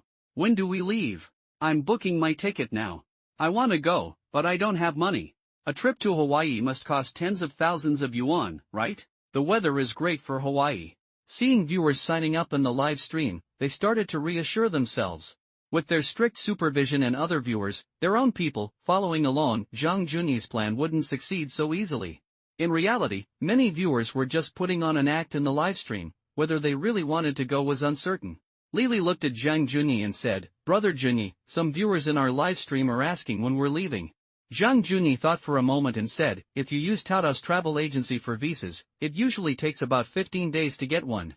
Let's set it after the Lantern Festival. Tell the guys in the live stream who don't have visas yet to apply tomorrow. Even during the Spring Festival, the U.S. Embassy doesn't take a 2-day holiday. They don't celebrate the New Year according to our traditions. You should be able to get your visas after the Lantern Festival. After Zhang Junyi's words appeared in the livestream, a comment floated, what if the visa is rejected? Another comment floated, rejected, it proves you're ugly. Then Zhang Junyi looked at Lily and said, so, do you have time? Shall we leave after the Lantern Festival? Lily nodded and said, the Lantern Festival is over, so the timing is definitely not a problem. It's just that I don't know how many viewers in the livestream have signed up. I'll check in the group chat tonight when I get back. Zhang Junyi nodded and smiled, saying, yeah. It's more fun with more people. If there are about 5 of us, we can rent a villa, and the cost will be about the same as a hotel. Lily smiled and nodded in response, okay, I'll get the statistics and send you a message tonight. Alright, then I won't disturb your livestream anymore. I'll head back now, Zhang Junyi nodded and said. I'll see you off. The two came out of Starbucks together, and Lily continued to chat with her viewers about her upcoming trip on her phone while following behind Zhang Junyi. When they reached the entrance of a shopping mall, Zhang Junyi turned to her and said, if you're not going back now, I'll drop you off here. My car is parked in the garage downstairs, I can go down myself. If you're going back, I'll give you a ride. By the way, I'm going to Chengdu tomorrow. I'm planning to apply for a long-term visa. Are you going to use Taotao to handle it, or do you want to apply with me at the embassy? Lily stopped chatting in the livestream and looked at Zhang Junyi, asking, which way is easier to get approved? Zhang Junyi thought for a moment and said, it should be Taotao. After all, travel agencies have long-term business communication with the embassy, so it's definitely much more convenient for them than for us to apply privately. Lily thought for a moment and said, then I'll still ask Taotao. Zhang Junyi said, well, the main reason I'm going to Chengdu this time is to apply for a 10-year visa. That way, I won't have to apply for a visa again when I want to go again in the future. I'll be going now. Okay. Lily made a bye-bye gesture to Zhang Junyi, and then watched Zhang Junyi walk into the shopping district without looking back. Watching Zhang Junyi walk so casually, as if he really had no other feelings for her, Lily sighed inwardly. Her appearance was at least not bad, but his behavior was so indifferent. Maybe it's because men with good conditions don't lack women? Zhang Junyi drove back to his rented room. Perhaps it was because he had already said in the live broadcast, those who want to go can go together. In fact, after saying those words, Zhang Junyi now felt a sense of relief. Perhaps initially he genuinely intended to use the trip as an excuse to win Lily over, but now he seems to have somewhat let go of that thought, because deep down he knows that one day she will be his. Moreover, Zhang Junyi isn't really interested in a romantic relationship with her. If he were, it would be much simpler.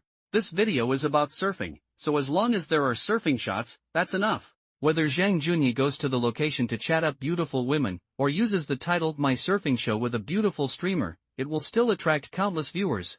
After all, his Douyin account is approaching 100,000 followers. And the 2 long videos he posted on Bilibili have earned him 10,000 followers there as well. The first long video on Bilibili is about him chatting up Hu Tao, and then the 2 of them going skiing in Hokkaido, documenting their trip in the hotel at the ski resort. The second long video is a record of his and Hu Tao's road try. P in Hokkaido, eating, drinking, and having fun. Because of the appearance of beautiful cherry blossom-themed videos, coupled with the romantic imagery of Hokkaido's snow-covered landscape, the videos attracted quite a few viewers. Each long video garnered 30,000 to 50,000 views, though the number of followers was still relatively small. Back home, Zhang Junyi saw his ski equipment laid out on the living room sofa, and a smile naturally appeared on his face.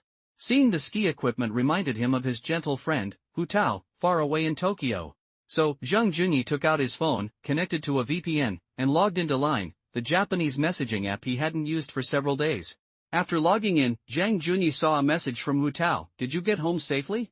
Junyi, in the Tokyo night, I suddenly missed you. It's been 2 days, why haven't you read my messages? Could something have happened?"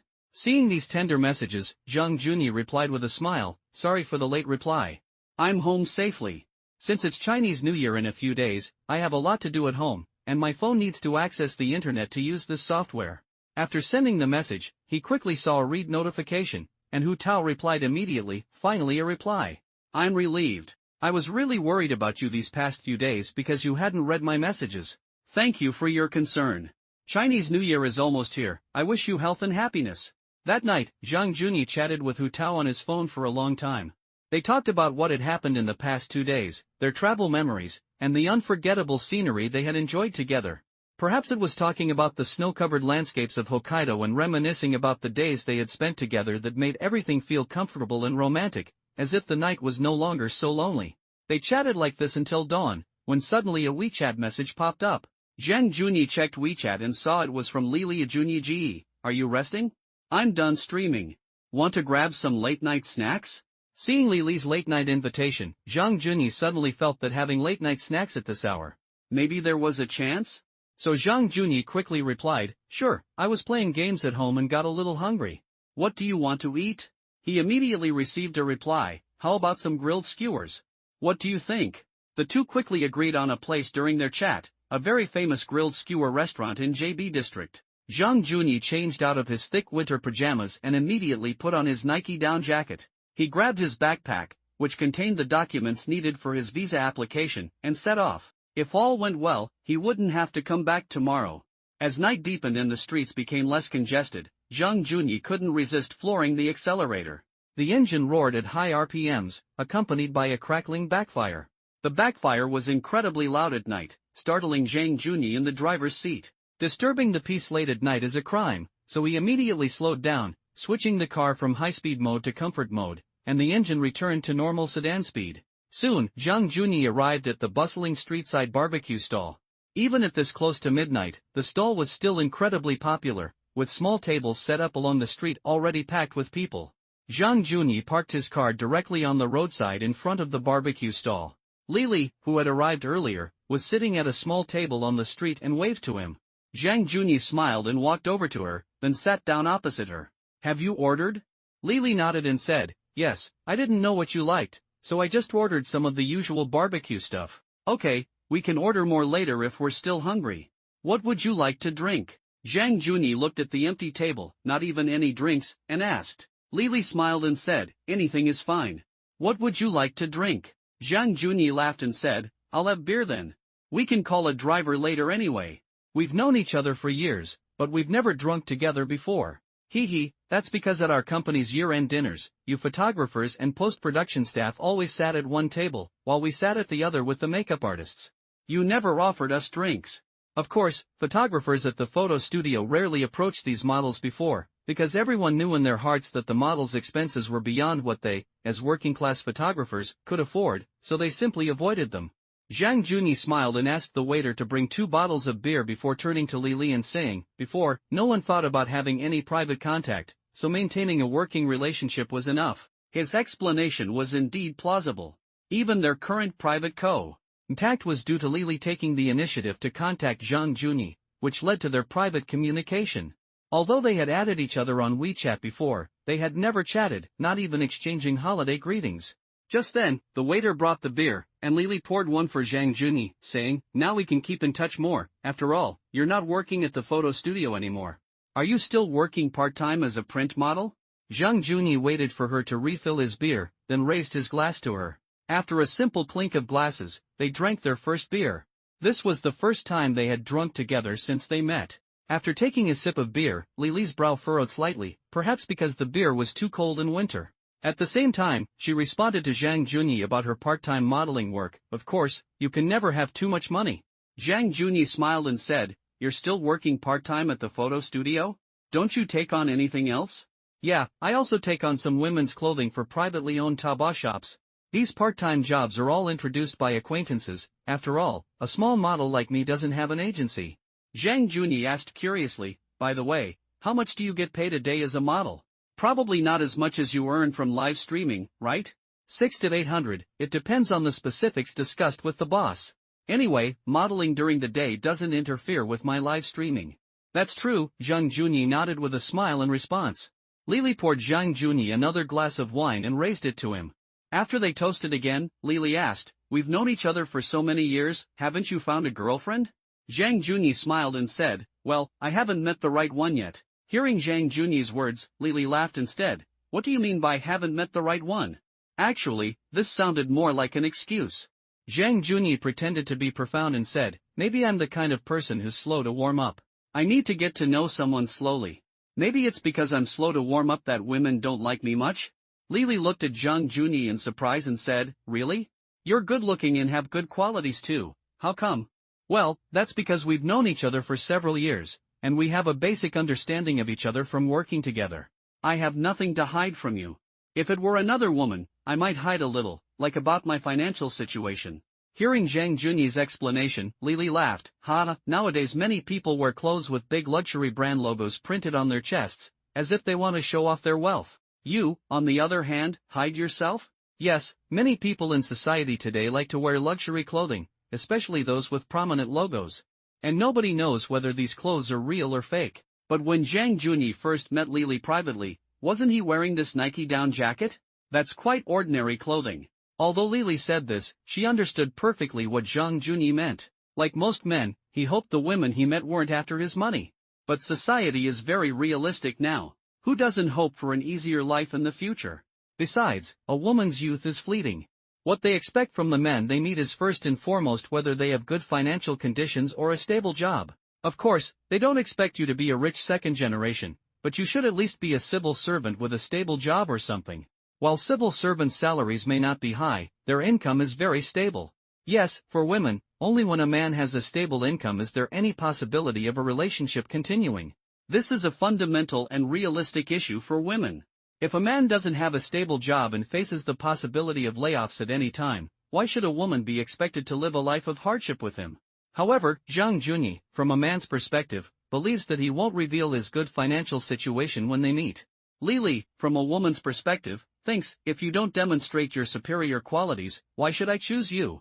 Just like before she knew Zhang Junyi's financial situation, she wouldn't proactively contact him, the man working at the photo studio, unless it would be in a way that would benefit her.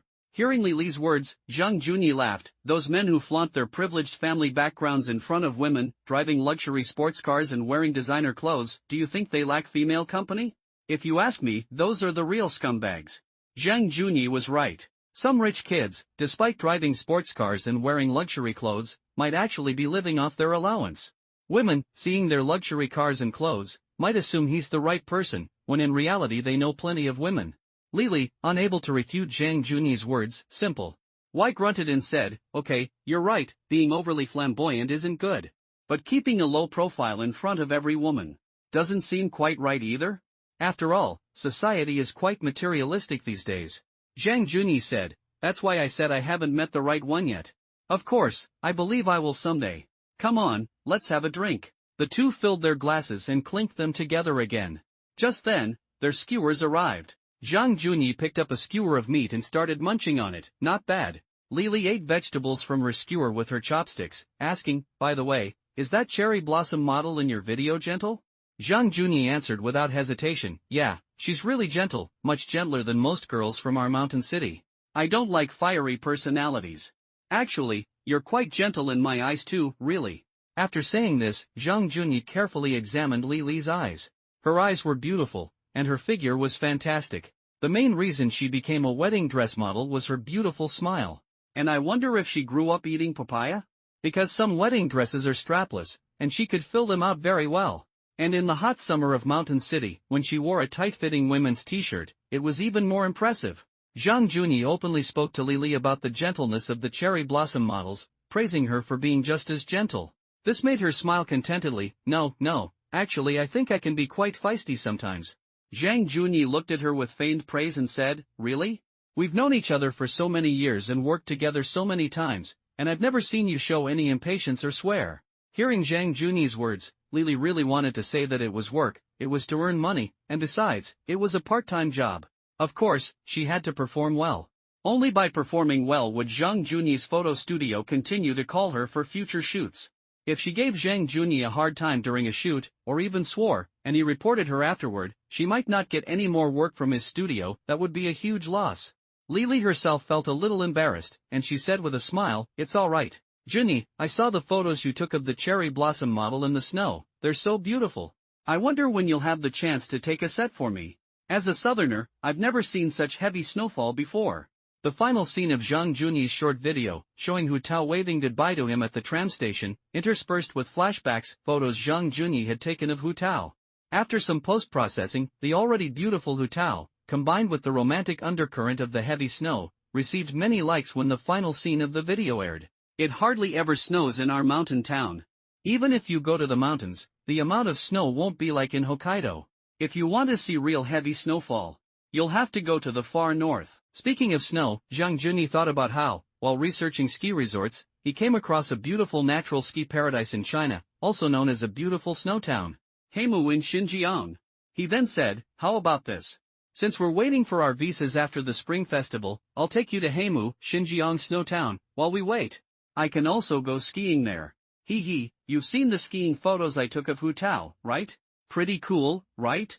Want to take some photos? Indeed, ski suits and equipment make for very stylish poses on a snow-covered mountaintop. Zhang Junyi had taken some photos of Hu Tao holding ski gear, which Lily had also seen. She thought they looked really cool and beautiful. Zhang Junyi's sudden idea to go to Heimu stemmed from the fact that the mention of snow naturally led him to think of skiing. Skiing is truly addictive. When Lily heard Zhang Junyi say he was taking her to Snowtown skiing, although she didn't know where Heimu was, the image of a snow-covered wonderland immediately flashed into her mind. As a southerner like Zhang Junyi, she had an inexplicable longing for snowy scenery, something northerners simply couldn't understand. So she quickly nodded and said, "Okay, thank you." Zhang Junyi excitedly pulled out his phone and said, "Let's book the tickets. Let's just book for the first day of the Lunar New Year. By the way, are you free during the Lunar New Year period?" Lily smiled and said, "No, my family has a reunion dinner on New Year's Eve, and we were planning to go burn incense on New Year's Day, but if we really plan to go, I can skip it."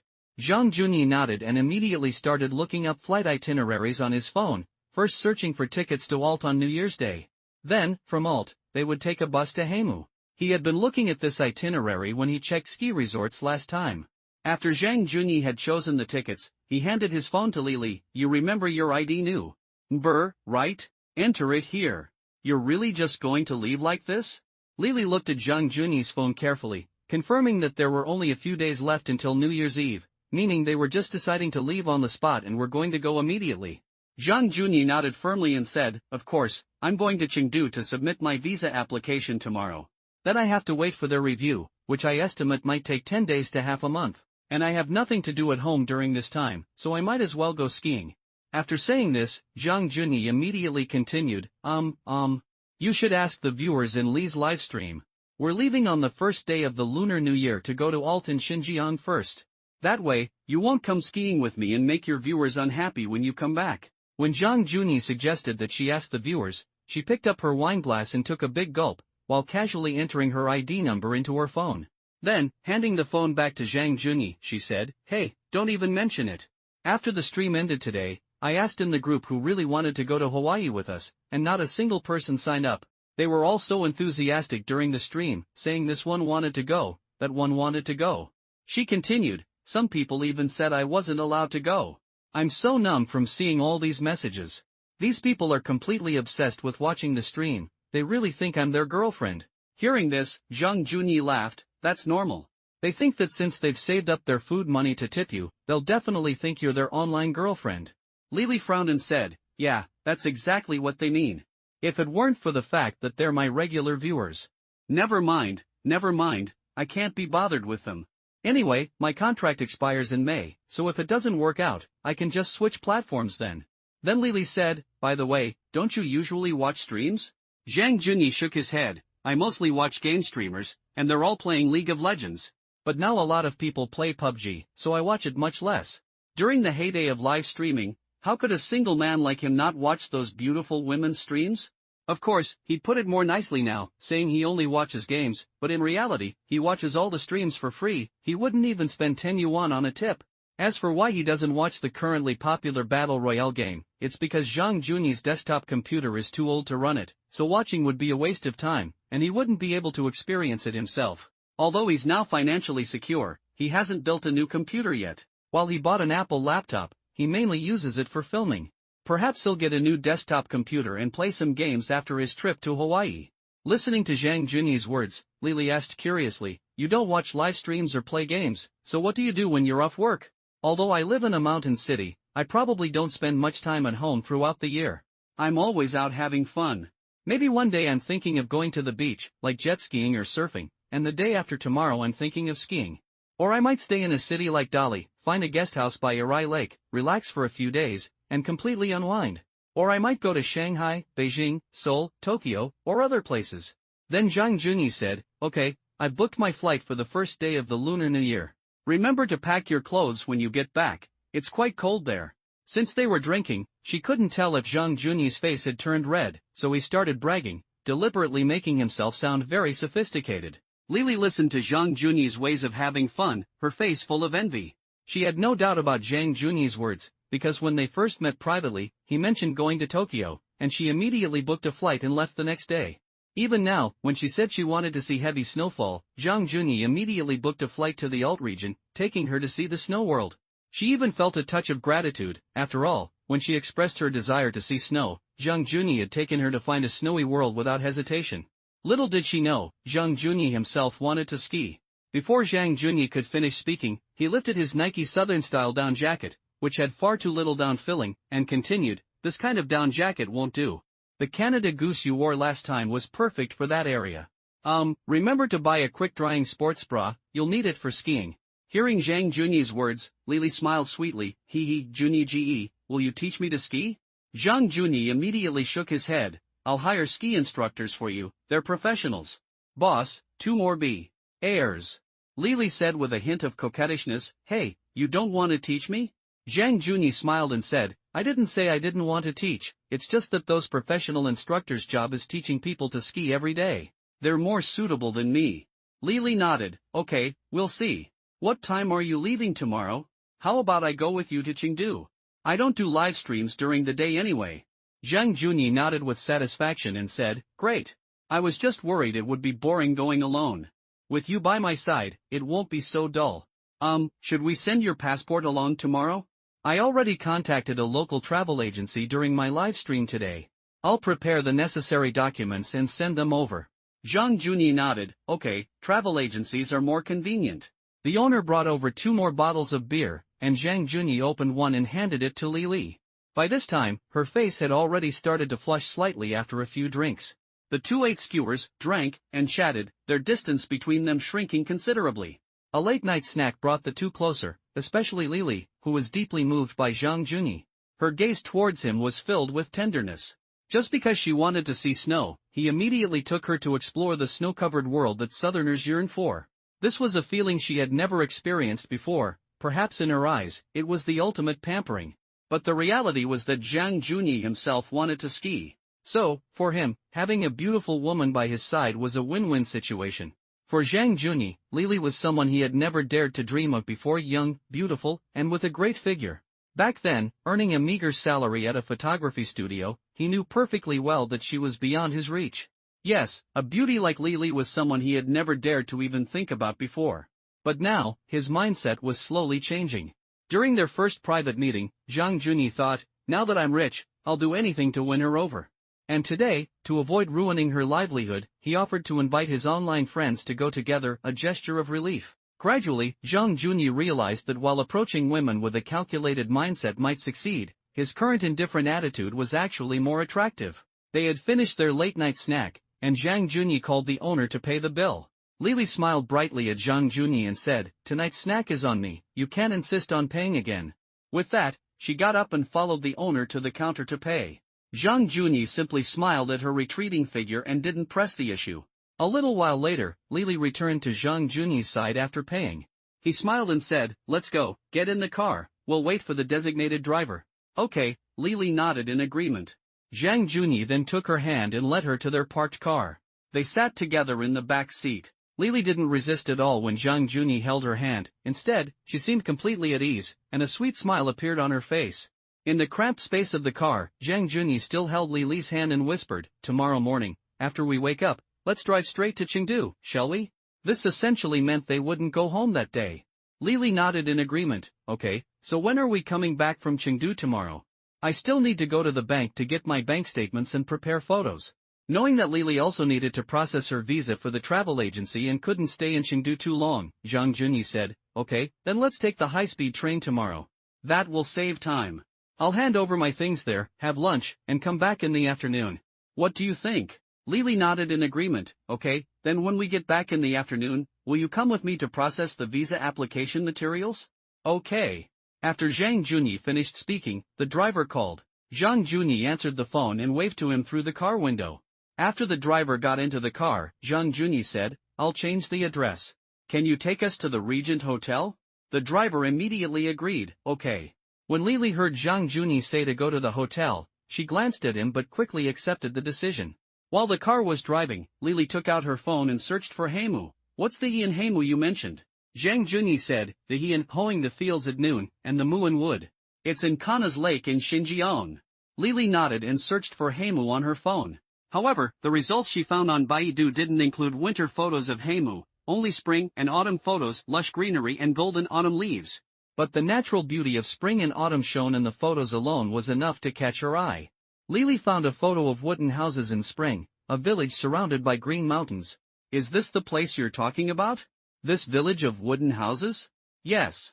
This place, but the photo is from spring. I'll find you winter photos." Zhang Junyi opened Jihu, a Chinese QA website, and found a post by a skiing enthusiast with photos of Heimu in winter. When Zhang Junyi showed Lily the winter photos of Heimu, her eyes whitened instantly. The photos made her yearn for such a winter world.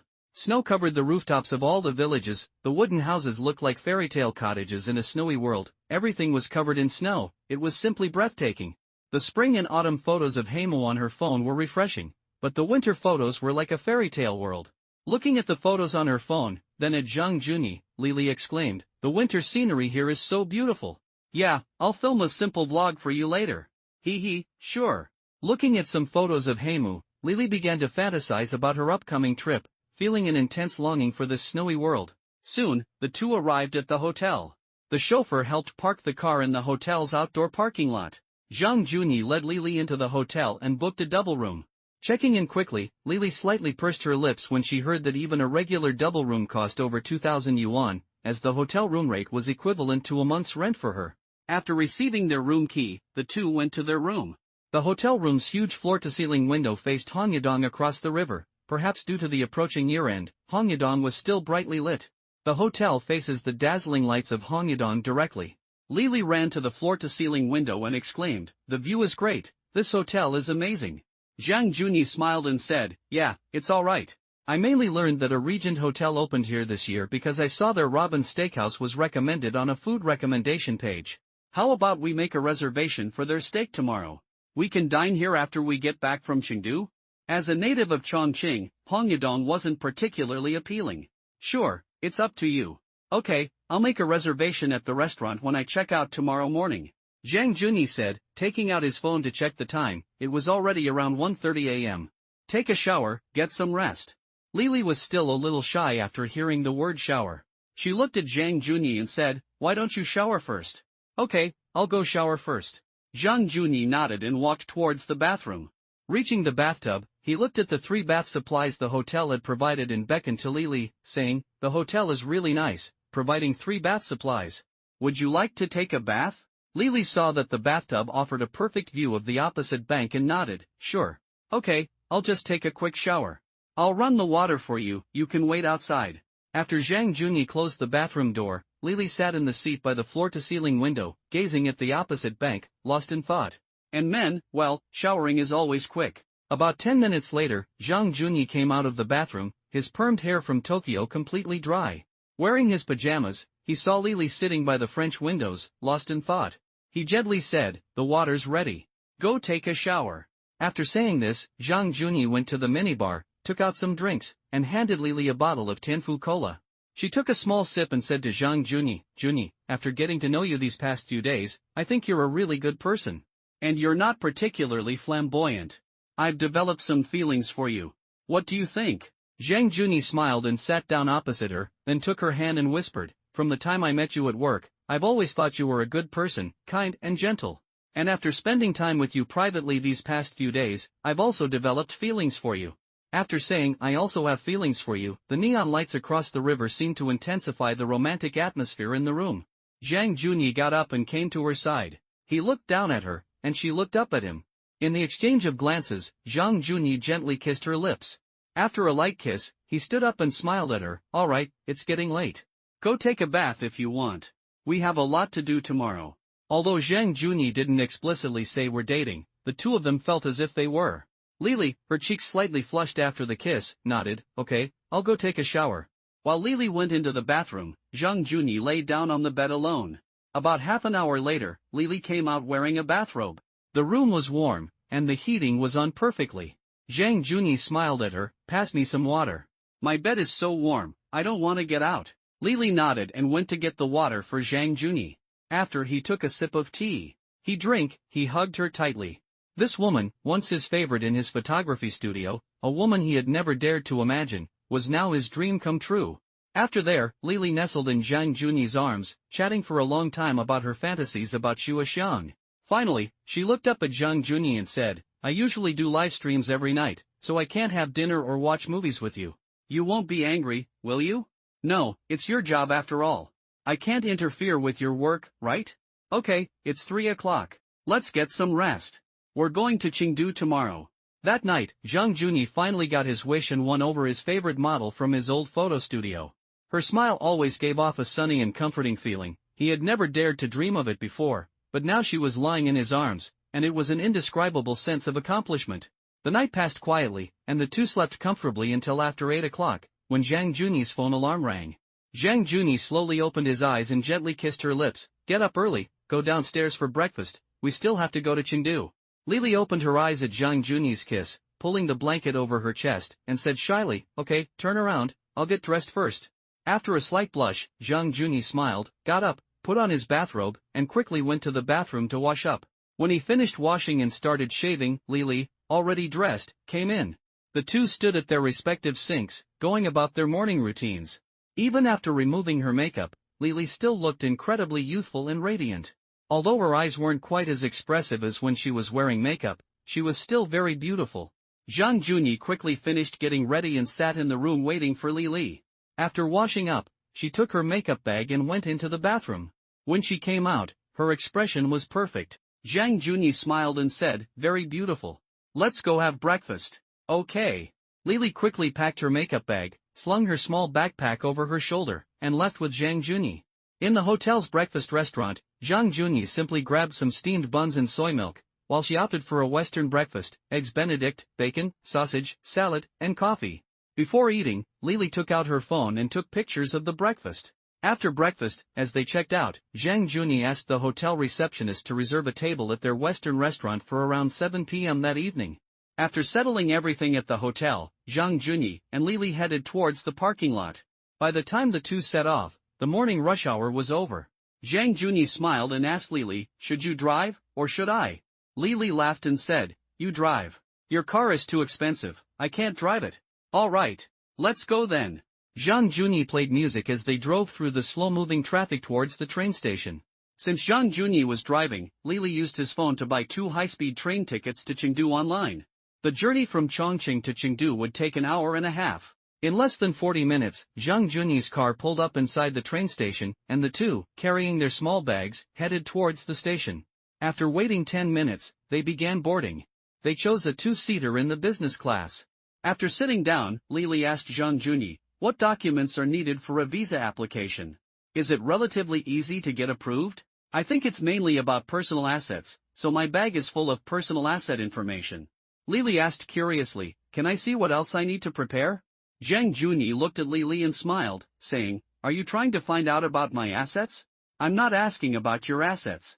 I just want to see the documents you've prepared so I can decide what I need to prepare. Zhang Junyi smiled and took out some documents he had prepared from his bag, a vehicle registration certificate, a driver's license, a copy of his ID card, passport, household registration booklet, photos, and a bank statement. Zhang Junyi pulled out his bank statement, flipped it over to cover the deposit information, and said, look, that's all. Lily looked at the documents and said, didn't you say we also needed to prepare a property certificate? Zhang Junyi smiled and replied, it's okay if you don't have one. I can use the bank statement. Although she was very curious about the numbers on Zhang Junyi's bank statement, she didn't insist since he didn't show it to her. After all, she understood the importance of bank statements, they were considered extremely private, and even boyfriends and girlfriends wouldn't pry into each other's savings, right? After an hour and a half's drive, the two arrived at Chengdu Station. After exiting the station, Zhang Junyi got into a taxi in Chengdu and said, driver, please take me to Taikuli, hearing Z. Hang Junyi say Taikuli, Lily asked in surprise, why Taikuli? Aren't we going to the embassy?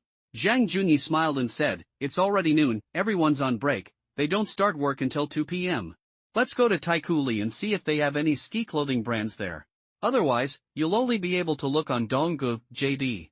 Come. Hey, I have to buy a ski suit. Zhang Junyi immediately laughed, otherwise what? Are you going to wear those casual pants? Once you're on the snow, your back pocket will be soaked. Ski suits are windproof and waterproof. Okay, if I buy the clothes, can I rent the ski equipment later?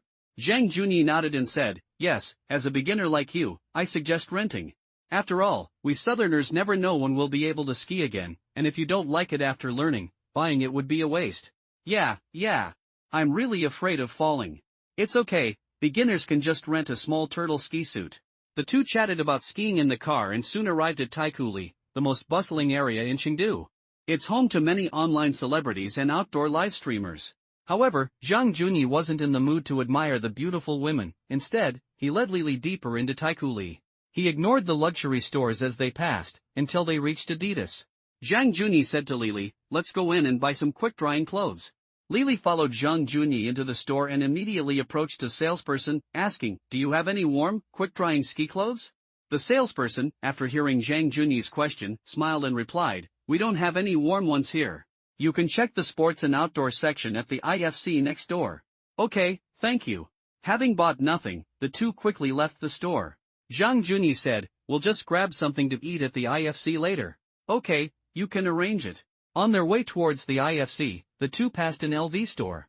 Zhang Junyi said, shall we go in and take a look? Lily thought that if she went in, she might get a bag from Zhang Junyi, but she felt that if she took the bag, their relationship might become strange. She was quite clever, she immediately waved her hand and said, no, the things in here are too expensive, not suitable for me.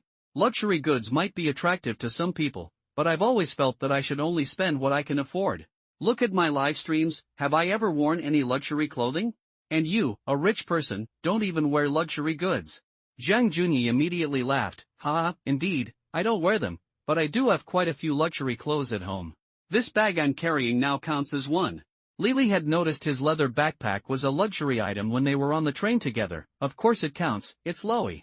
Although I don't usually like buying these things, it doesn't mean I don't understand them. After all, women all like fashion. Zhang Junyi nodded and said, okay, buying these things in China is indeed a bit expensive. We'll buy them when we go to Hawaii, it should be cheaper there. The two left the trendy Taikuli and went to the nearby IFC mall. They headed straight for the sports and outdoor section, where Zhang Junyi saw Descente and Arcs. He led Lily into Arc'teryx and they started looking around. Lily casually picked up a soft-shell jacket, it was orange and black, quite a vibrant color. After looking at the jacket for a while, she casually grabbed the tag and saw the price tag, 4,999. She was instantly stunned. Then she whispered, why is this outfit so expensive? Zhang Junyi whispered back, it's a top-tier professional outdoor brand, of course it's expensive. And this one you're looking at is actually relatively cheap. The hardshell ski suit I bought cost 8,000. The Descente one next to it is slightly cheaper. Hearing Zhang Junyi's words, Lily's eyes widened and she said, 8,000? Just for this style, and it's so thin? Zhang Junyi said, it's windproof and rainproof. In heavy rain, the clothes underneath won't get wet. And when skiing, it prevents snow from getting inside. Then Zhang Junyi took her to Descente. Descente paid attention to fashion, and since she was a beginner skier, she didn't need too much water resistance, so Zhang Junyi casually put together a ski outfit for her. Ski overalls, a light down jacket, a ski suit, and a warm, quick-drying shirt, the whole set cost over 10,000 yuan. Lily sighed as she left the store carrying her shopping bags. Ski clothes are so expensive. No wonder it's a sport for a select few. Over 10,000 yuan. And these ski overalls. Lily felt she couldn't possibly wear them in everyday life. And they were incredibly expensive, nearly 4,000 yuan. Zhang Junyi thought that beginners basically fall constantly, even while sitting or lying down, so their pants definitely needed to be better. Zhang Junyi smiled and said, these are all pretty. Good brands in the skiing world, and you can wear this pure white ski jacket and lightweight down jacket casually too.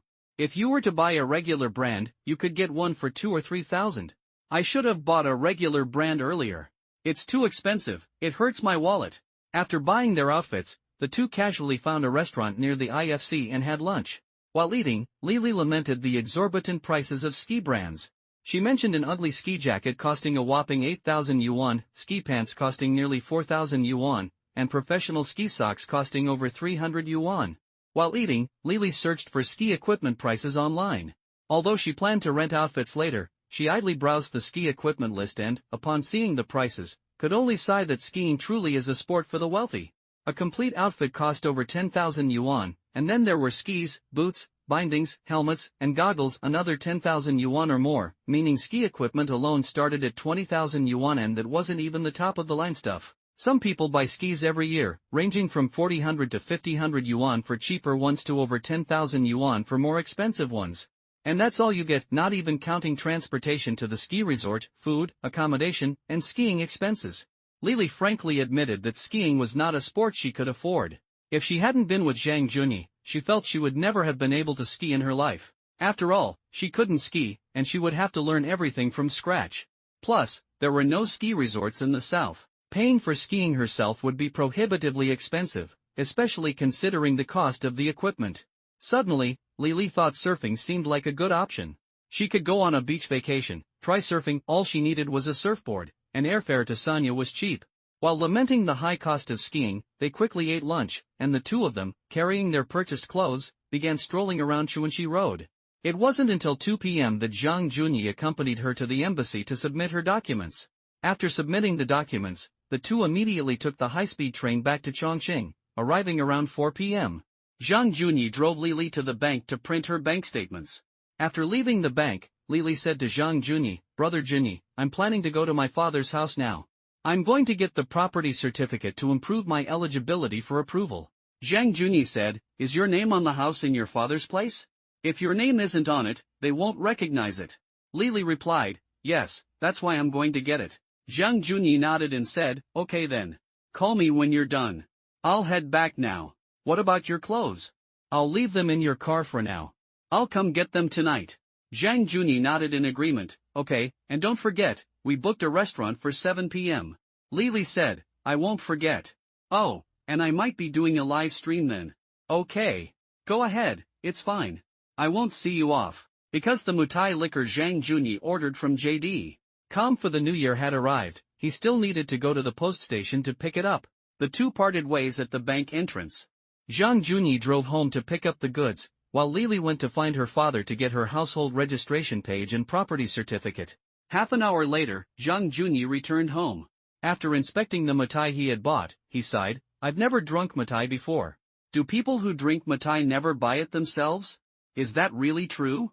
Looking at his one-bedroom apartment, Zhang Junyi wondered if he should rent a better place.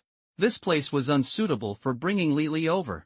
His new apartment wouldn't be ready until May, and after renovations, he wouldn't be able to move in until the end of the year. So, he felt he needed to rent a slightly nicer place before then. With some time to spare, Zhang Junyi turned on his computer and started searching for listings. In Central Park, Zhang Junyi found a beautifully decorated penthouse duplex with 3 bedrooms, a study, and a huge garden. The apartment had a floor area of over 170 square meters, plus some bonus space and the large rooftop garden, making the entire place nearly 300 square meters. On the first floor, the spacious living room connected to the dining room, an open-plan Western-style kitchen, and a secluded central Chinese kitchen. The first-floor communal bathroom was also very well decorated, and the original first-floor elderly-only room had been converted into a tea room by the owner. The second floor featured a luxurious master bedroom with a walk-in closet and a very large bathroom. There was also a guest bedroom, a study, and another communal bathroom on the second floor. The terrace garden was comfortably decorated with flowers and plants, an outdoor barbecue grill, and an outdoor sofa. The house was very new, decorated in a minimalist Nordic wooden style, and the overall aesthetic was very suitable, showing the owner's dedication. The rent wasn't expensive compared to first-tier cities. A duplex with a terrace garden could be rented for just over 6,000 yuan a month, but it was quite expensive in this mountain city. After all, the job postings on the streets of this city only offered salaries of around 3,000 yuan. So Zhang Junyi contacted the real estate agent and said he would view the apartment the next afternoon. After hanging up with the agent, Lily called, "Junyi, I have to go to the travel agency now. I just contacted them, and they'll wait until I deliver the documents before they close." It was almost 5:30, which is travel agency's closing time. Since she'd already contacted them, he figured he should deliver the documents. The sooner they were delivered, the sooner they'd get approved.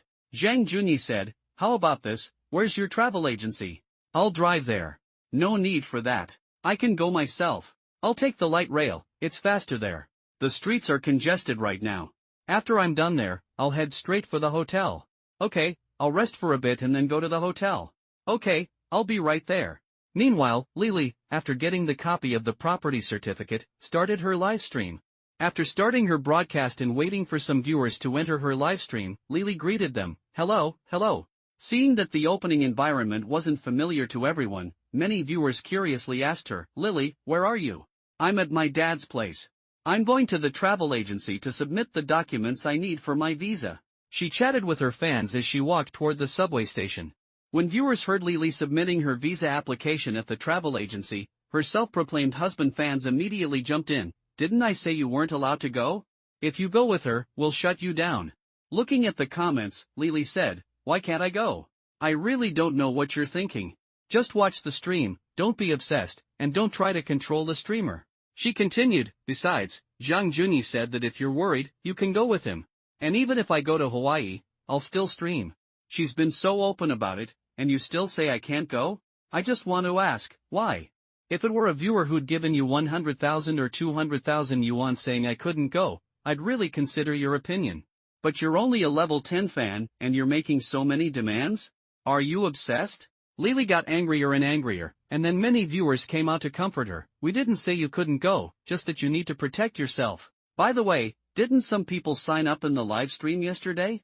At this point, the viewer who claimed to have signed up said, "I signed up yesterday, and I'll be coming along. I've already prepared all the materials today. Don't worry, I'll give everyone a good look at Lily." It's unclear whether his claim about preparing materials is true. However, upon seeing this viewer's comment, Lily said, "Is this okay now?" With viewers from the live stream coming along, everyone should feel reassured, right? Really? Perhaps seeing viewers from the live stream joining in, the chat was now flooded with comments like, don't worry, and okay, don't be angry. Our Lily isn't pretty when she's angry." Upon arriving at the subway station, Lily told everyone, "I'm at the subway station. There are a lot of people getting on right now, so I'll turn it off for now. I'll start streaming again when I get to the next station." Because it was rush hour, the subway station was crowded with people leaving get off work. The viewers were understanding. After all, with so many people, it would be a bit awkward for her to bump into them while streaming.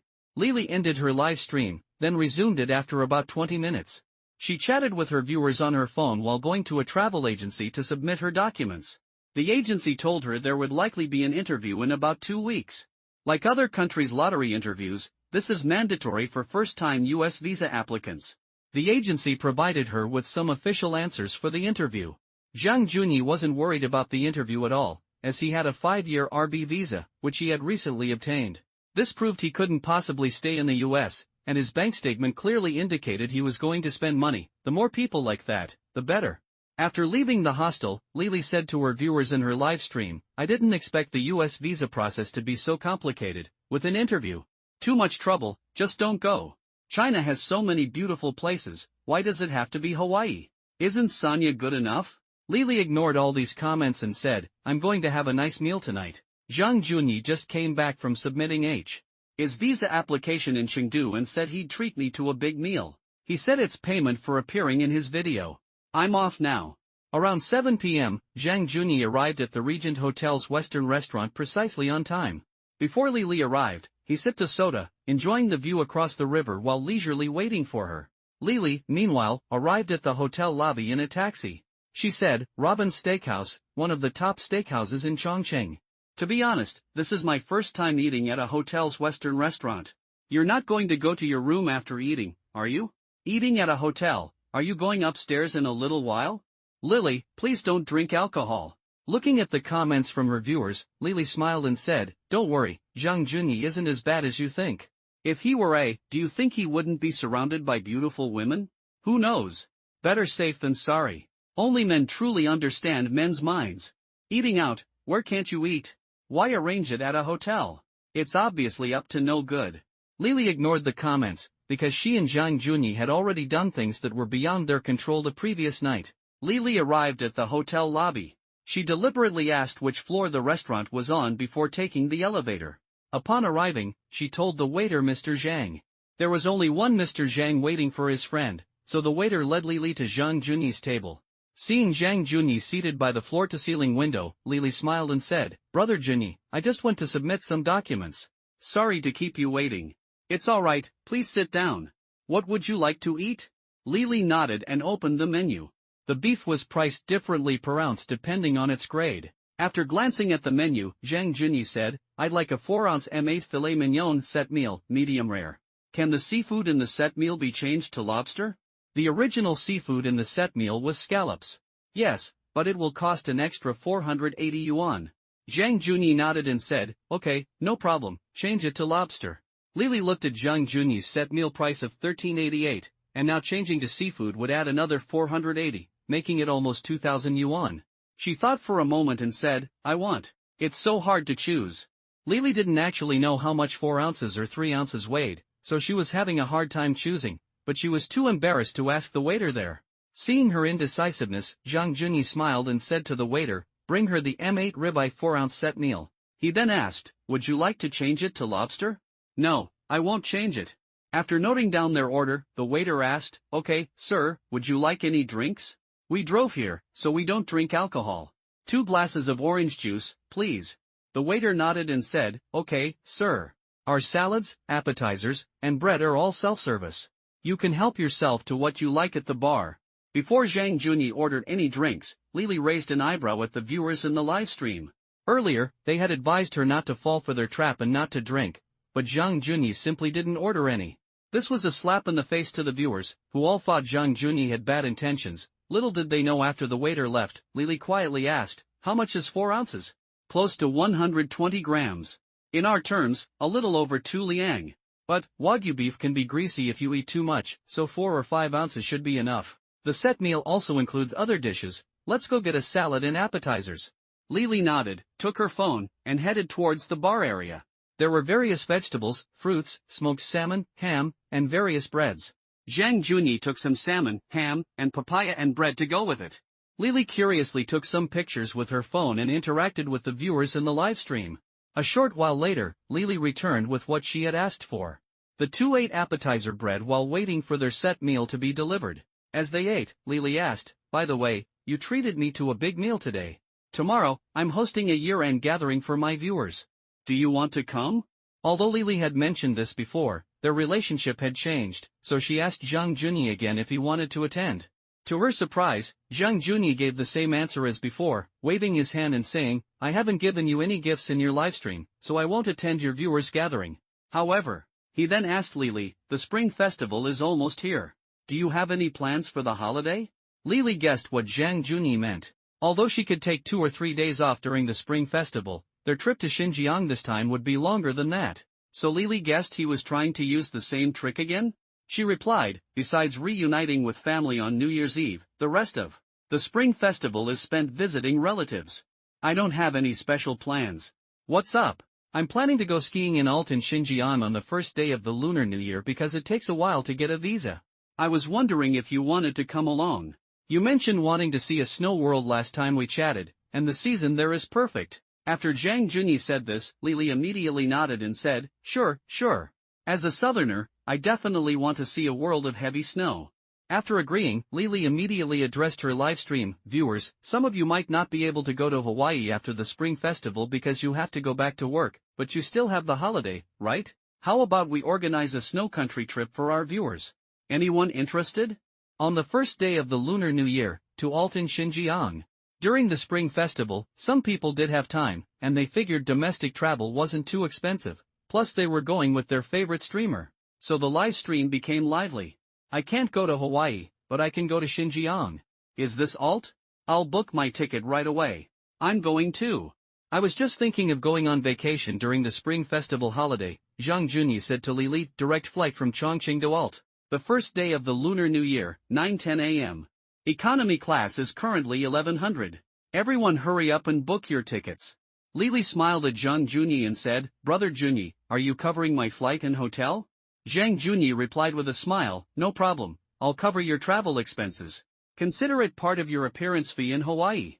This Spring Festival trip to Alt wasn't particularly expensive, most working-class people could afford it. Plus, there was a 7-day holiday during the Spring Festival, so the viewers in the livestream were quite enthusiastic. Zhang Junyi didn't mind if a few more people went. It was good to have fun together, and it would actually reduce any suspicion from Lili's viewers. They ate and chatted, and soon the steak arrived. This was Lili's first time eating Wagyu beef. The M8 grade Wagyu melted in her mouth, and the first bite was quite an experience. The Wagyu fat also released a rich, milky aroma. Lili picked up the second steak, showing everyone the cross-section of the medium rare steak. See? It's still red. This is my first time eating medium rare. I thought it would be fishy because of the blood, but it really melts in your mouth, and the aroma of the beef is unbeatable. Lili showed her steak to her viewers. Soon the two finished dinner, and while eating dessert, Zhang Junyi called the waiter to pay the bill. Viewers in the livestream asked curiously, how much did this meal cost? Lili said to Zhang Junyi, the viewers are all curious, how much did this meal cost? Zhang Junyi smiled and gave her the receipt, which she showed to the viewers in the livestream. Over 3,300? My God, that's almost half a month's salary for one meal. Wow, rich guy. I can't afford a restaurant like that, I simply can't afford it. After eating steak like that, I'll be eating dirt for the rest of the month. Looking at the viewers' comments, Zhang Junyi just smiled. Soon the two arrived at the hotel parking lot, where Zhang Junyi's BMW was parked. He said to Lili, you should be going to Guanyinkyo to do your live stream now, right? I'll take you to the pedestrian street first. What about you? Are you going home already? Yeah, home. I'm going to my parents' house today. It's almost Chinese New Year, so I'll probably have to help out tomorrow, decorating the windows and putting up couplets. Lili nodded and said, are you really not coming to the gathering tomorrow? I sincerely invited you. Tomorrow, I'll probably be at home having dinner with my family. Indeed, the end of the year was approaching, and Lili understood Zhang Junyi's decision to spend time with his family. Zhang Junyi drove Lili to the pedestrian street, and they said goodbye on the street. A short while after he drove away, he received a message from Lili, I'll finish my live stream around midnight. Want to grab a late-night snack? Zhang Junyi thought for a moment and replied with a voice message, or, we can go straight to the Regent Hotel after you finish your stream. The room rate there is enough for a month's rent for me. I want to save you some money, there's no need to be so wasteful. I think it's fine. If you want to save me money, then I'll come to your place? Okay, come over here. I'll send you the apartment number later and let you know after the stream ends. These viewers had no idea what their beloved streamer was doing after the broadcast. They genuinely thought she was asleep, unaware that she was sleeping, just with someone else beside her. They had spent their hard-earned money on tips for the female streamer, completely oblivious to the fact that their idealized image was sleeping next to a man like Zhang Junyi. The next day, Zhang Junyi woke up at Lili's house around noon. Lili's arm, which had been numb from sleeping on Zhang Junyi's arm all night, was sore. He slowly pulled his arm away, saying, it's numb, my arm is numb. After Zhang Junyi pulled his arm away, Lili gently massaged his arm, which had gone numb from sleeping on it, and said with a smile, it just felt so good to sleep in your arms. What do you want for lunch? I usually order takeout. Zhang Junyi casually said, I want to eat Chongqing noodles. Are there any good Chongqing noodles near your house? Lili said, yes, there is a very famous one called Bench Noodles, it's less than a 10-minute drive from here. Bench Noodles was indeed a very famous small noodle shop in the mountain city. Zhang Junyi nodded and said, okay, then let's go eat some bench noodles later. By the way, when you meet up with your fans tonight, ask how many people want to go to Alt? I saw quite a few people signing up in the comments yesterday. Lily said, I know. But if everyone goes, we. Zhang Junyi gently kissed her forehead. I understand, after all, work is more important, I can't let it affect your livelihood. You're so good, so cute, I like you. After saying that, Lily rolled over and lay on top of Zhang Junyi. Cough cough. It was broad daylight, and Zhang Junyi was doing another muscle workout. After a quick wash at her house, Zhang Junyi's stubble had sprouted. But she didn't have a razor at home, so he could only shave when he got home. After washing up, the two drove towards the noodle shop. Zhang Junyi asked, what do you usually do during the day? I usually practice dancing and singing at home after lunch. Although I'm terrible at both, I've been learning slowly by watching videos, and now I'm pretty good at the Jacuma dance. Zhang Junyi smiled and said, you only know one dance step. Every time I see you dance, it's either the square dance or the only Jacuma dance you know. I'm naturally bad at dancing, and I don't have the swaying waist like other streamers. A few minutes later, they arrived at the bench noodles, a combination of tall and short benches, the taller ones serving as tables, and the shorter ones as seats. Since everyone eats on these benches on the sidewalk, it's called bench noodles. Zhang Junyi parked his car in front of the noodle shop and ordered a small bowl of noodles, about 3 liang. Lily ordered pea and fried noodles, peas and fried sauce. Lily asked, don't you eat beef or anything like that? Zhang Junyi replied, personally, I think Chongqing noodles are the essence of Chongqing cuisine. The initial spicy and savory flavor, followed by a touch of vinegar, is simply divine. Soon, Zhang Junyi's noodles arrived, and he slurped them down in large mouthfuls. The spicy and savory noodles instantly elevated his taste buds to their highest level. The piping hot noodles combined with the spicy flavor made him feel refreshed. Lily ate in small bites, asking, are you going back to your parents' house later? Yes, I was planning to go back yesterday. I had dinner at home last night, and I'll come over after you get off work later. Lily nodded, okay. However, just as Zhang Junyi was eating his noodles, his phone rang. Seeing that the area code was from Chengdu, Zhang Junyi answered the phone. Hello. Hello, Zhang Junyi, is this Mr. Zhang? This is the U.S. Embassy in Chengdu. Your visa interview is at 10 a.m. the day after tomorrow. Please be on time. The interview is already here? Originally thinking the interview wouldn't be scheduled until after the new year, Zhang Junyi knew this was definitely a system-mandated arrangement, so he agreed, the day after tomorrow? Okay, I understand. After hanging up, Zhang Junyi said, the day after tomorrow? Isn't that the day before New Year's Eve? Good, that way I won't be called back while I'm having fun. Lily asked curiously, what's wrong? Nothing, the embassy notified me to have an interview the day after tomorrow. Hearing that Zhang Junyi had an interview the day after tomorrow, Lily said curiously, didn't they say it would take 7 days or half a month? You only had 1 day. Zhang Junyi could only reply, I processed it as expedited. Oh, I see. Expedited processing costs money, right? Definitely. After lunch, Zhang Junyi took Lily home, and then went to see a real estate agent. This was an appointment made yesterday, and fortunately, the agent didn't take a lunch break. Driving, Zhang Junyi arrived at the neighborhood he had his eye on. He called the agent as soon as he arrived, and the agent was already waiting at the entrance of the neighborhood. After seeing Zhang Junyi's car, the agent arranged for him to park in the underground garage. Although the car was parked in the underground garage, the agent still let Zhang Junyi through. The main gate after parking, as this allowed for a better view of the community's green spaces. After getting out of the car and exiting the garage, Zhang Junyi remarked, it's quite quiet here.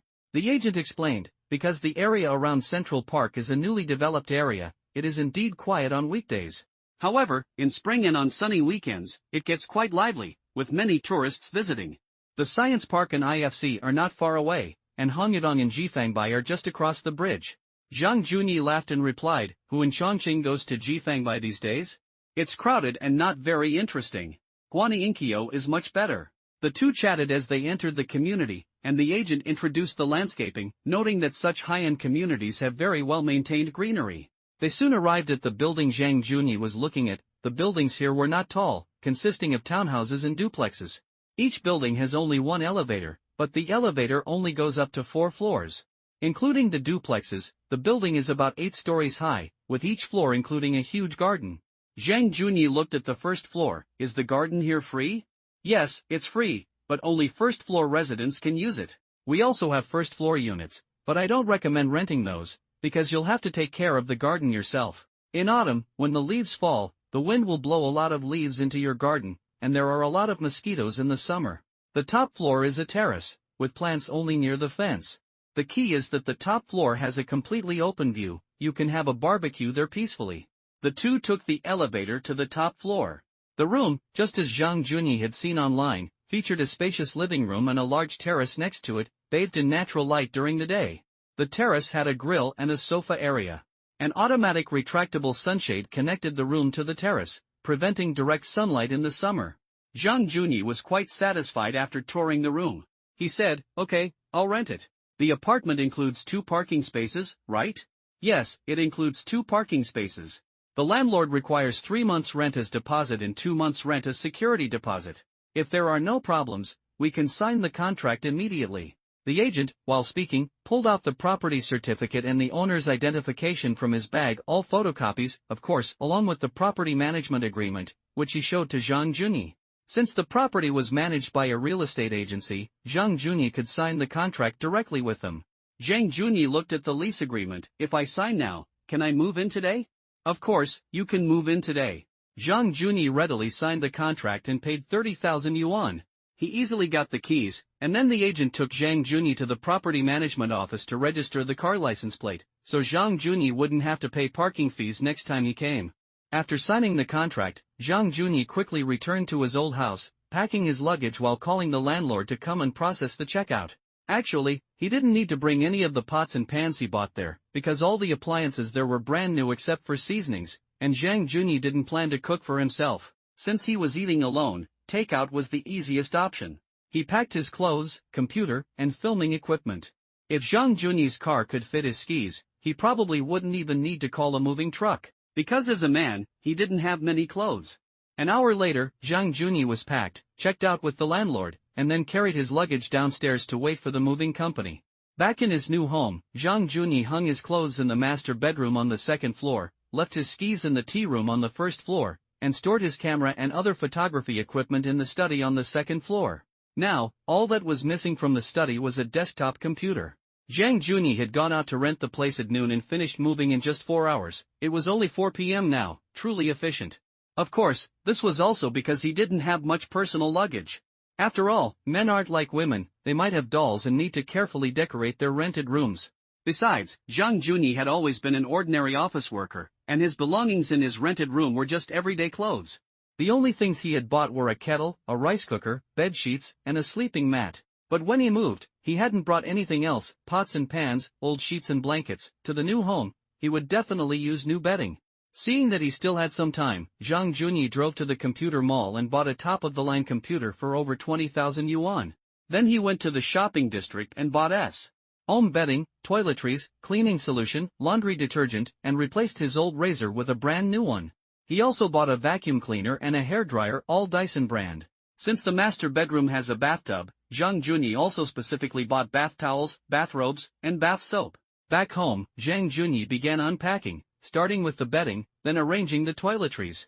Finally, he connected and set up his computer, completing the move. Zhang Junyi checked the time. It was almost 7 o'clock. After finishing setting up the room, Zhang Junyi contentedly turned on his new computer.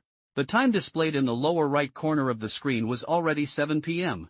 Zhang Junyi started looking around for something. He had been busy all afternoon, and apart from drinking a bottle of water while assembling the computer, he didn't even have water or food at home. Zhang Junyi thought for a moment and then downloaded his favorite games on the computer, like League of Legends and PUBG, which he absolutely had to try since he had a new computer. He put them all on his download list, and then went out to find something to eat again. For dinner, Zhang Junyi chose to buy some braised dishes and cold dishes from a chain restaurant called Ziyan by Wei Ji across the street. He then picked out some fruit from the fruit stand, bought 2 bottles of beer, and went home. After arriving home, Zhang Junyi sat alone in the dining room, reminiscing about his dinner. Then, he bought a can of Coca-Cola, a case of Sprite, a 12-bottle pack of 1664 beer, a case of Hoegaarden white beer, Perrier for showing off, and some Voss from a supermarket delivery app. Zhang Junyi had always dreamed of having a refrigerator like a supermarket, neatly arranged with his favorite drinks and beer. Now, he'd fulfilled that dream.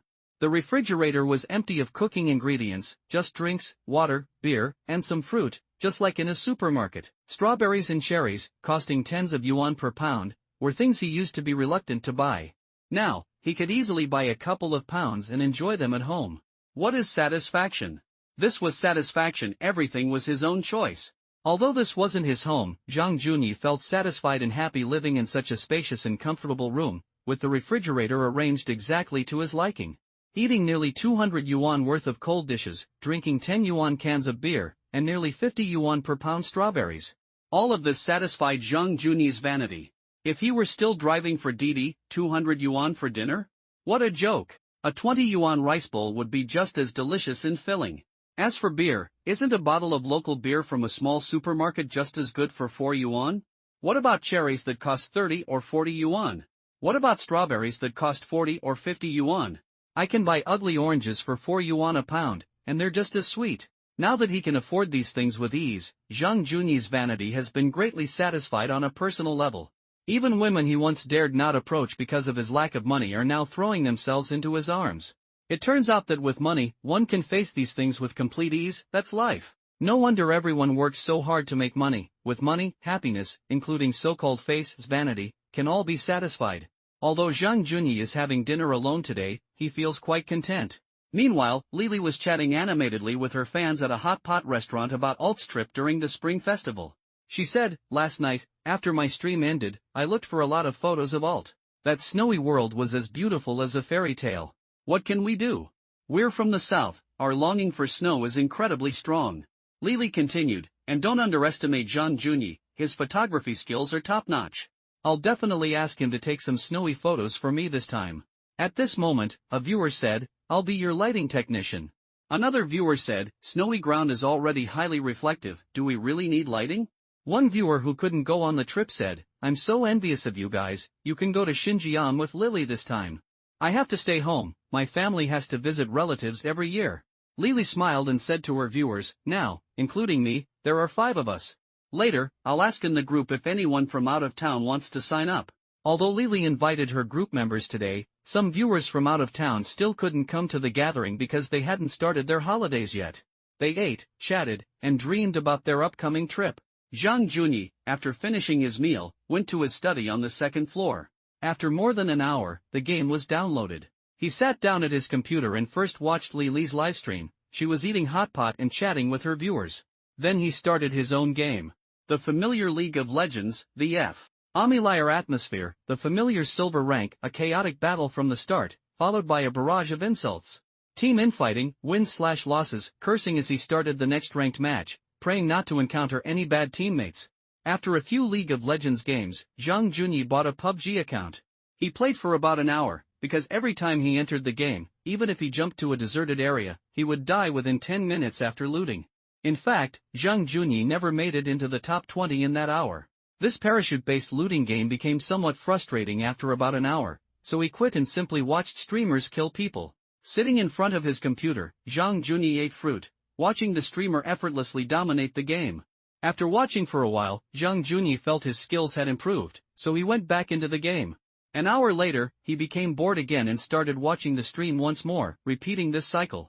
Meanwhile, Lily had been having dinner with her viewers since 6:30 p.m., finishing around 8:30 p.m., a full 2 hours. Afterward, she took her viewers to the pedestrian street to dance with an elderly dance group. At 10 p.m., Lily and her viewers dispersed, and she took a taxi home. Once home, she sat in her room chatting and singing with her viewers. Although her singing wasn't great, her viewers didn't mind and even encouraged her to sing well. Before they knew it, it was 11:30. Lily said, "That's all for today. Thank you everyone for your company. Thank you to everyone who sent gifts today. See you tomorrow." After ending the livestream, Lily sent a message to Zhang Junyi on her phone. "Junyi, I'm going offline. Are you resting at your parents' house today?" "No. I just got back and I'm playing games." After replying, Zhang Junyi's screen went black. He was ambushed by Lao Lu before he even saw the enemy. "Oh, since you're playing games, I won't bother you."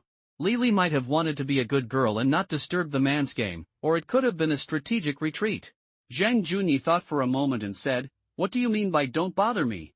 I'll come pick you up. Come to my house today." When Lily heard Zhang Junyi invite her to his house, she deliberately asked, is it convenient for me to come to your house? Of course it's convenient. I'll quit the game right away and come pick you up. Lily quickly replied, hee, you're so nice, I like you so much. After sending the message, Lily packed a set of women's pajamas and some cosmetics at her home. Meanwhile, Zhang Junyi quit the game while the screen was black. Just as he was about to grab his car keys, he remembered he had drunk a can of beer.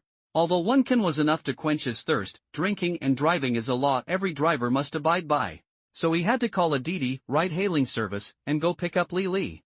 When they were almost at her apartment complex, Zhang Junyi messaged her to come downstairs. When his car arrived, he called Lily to get in. Seeing Zhang Junyi taking a Didi ride-hailing service, Lily asked curiously after getting in, you didn't drive? Zhang Junyi, holding her hand, replied with a smile, I drank tonight, how could I dare to drive? Then you could have just given me the address, you didn't want to make the trip yourself. Although she said this, she was actually quite happy inside. After all, Zhang Junyi had been drinking, and he was willing to personally call a Didi to pick her up rather than let her go alone. Driver, please take me back to the neighborhood where I got in earlier. Lily told Zhang Junyi about her live stream that day, and many viewers were looking forward to their spring festival trip. Chatting, they soon arrived at Zhang Junyi's neighborhood. He held her hand in one hand and carried her bag in the other, and the two strolled along the pedestrian path in the neighborhood. It's quite quiet here. Yes. This quiet environment is very comfortable. A little while later, Zhang Junyi led Lily into his home. He'd forgotten to buy slippers, so he was wearing the ones provided for the house viewing. Zhang Junyi said, there aren't any for ladies, so you'll have to make do. It's okay, I don't mind. After entering the house, Lily looked at the spacious living room, dining room, open kitchen, and the terrace that was faintly visible outdoors. Lily exclaimed, your house is nice. Yes, let's go upstairs. I usually play upstairs.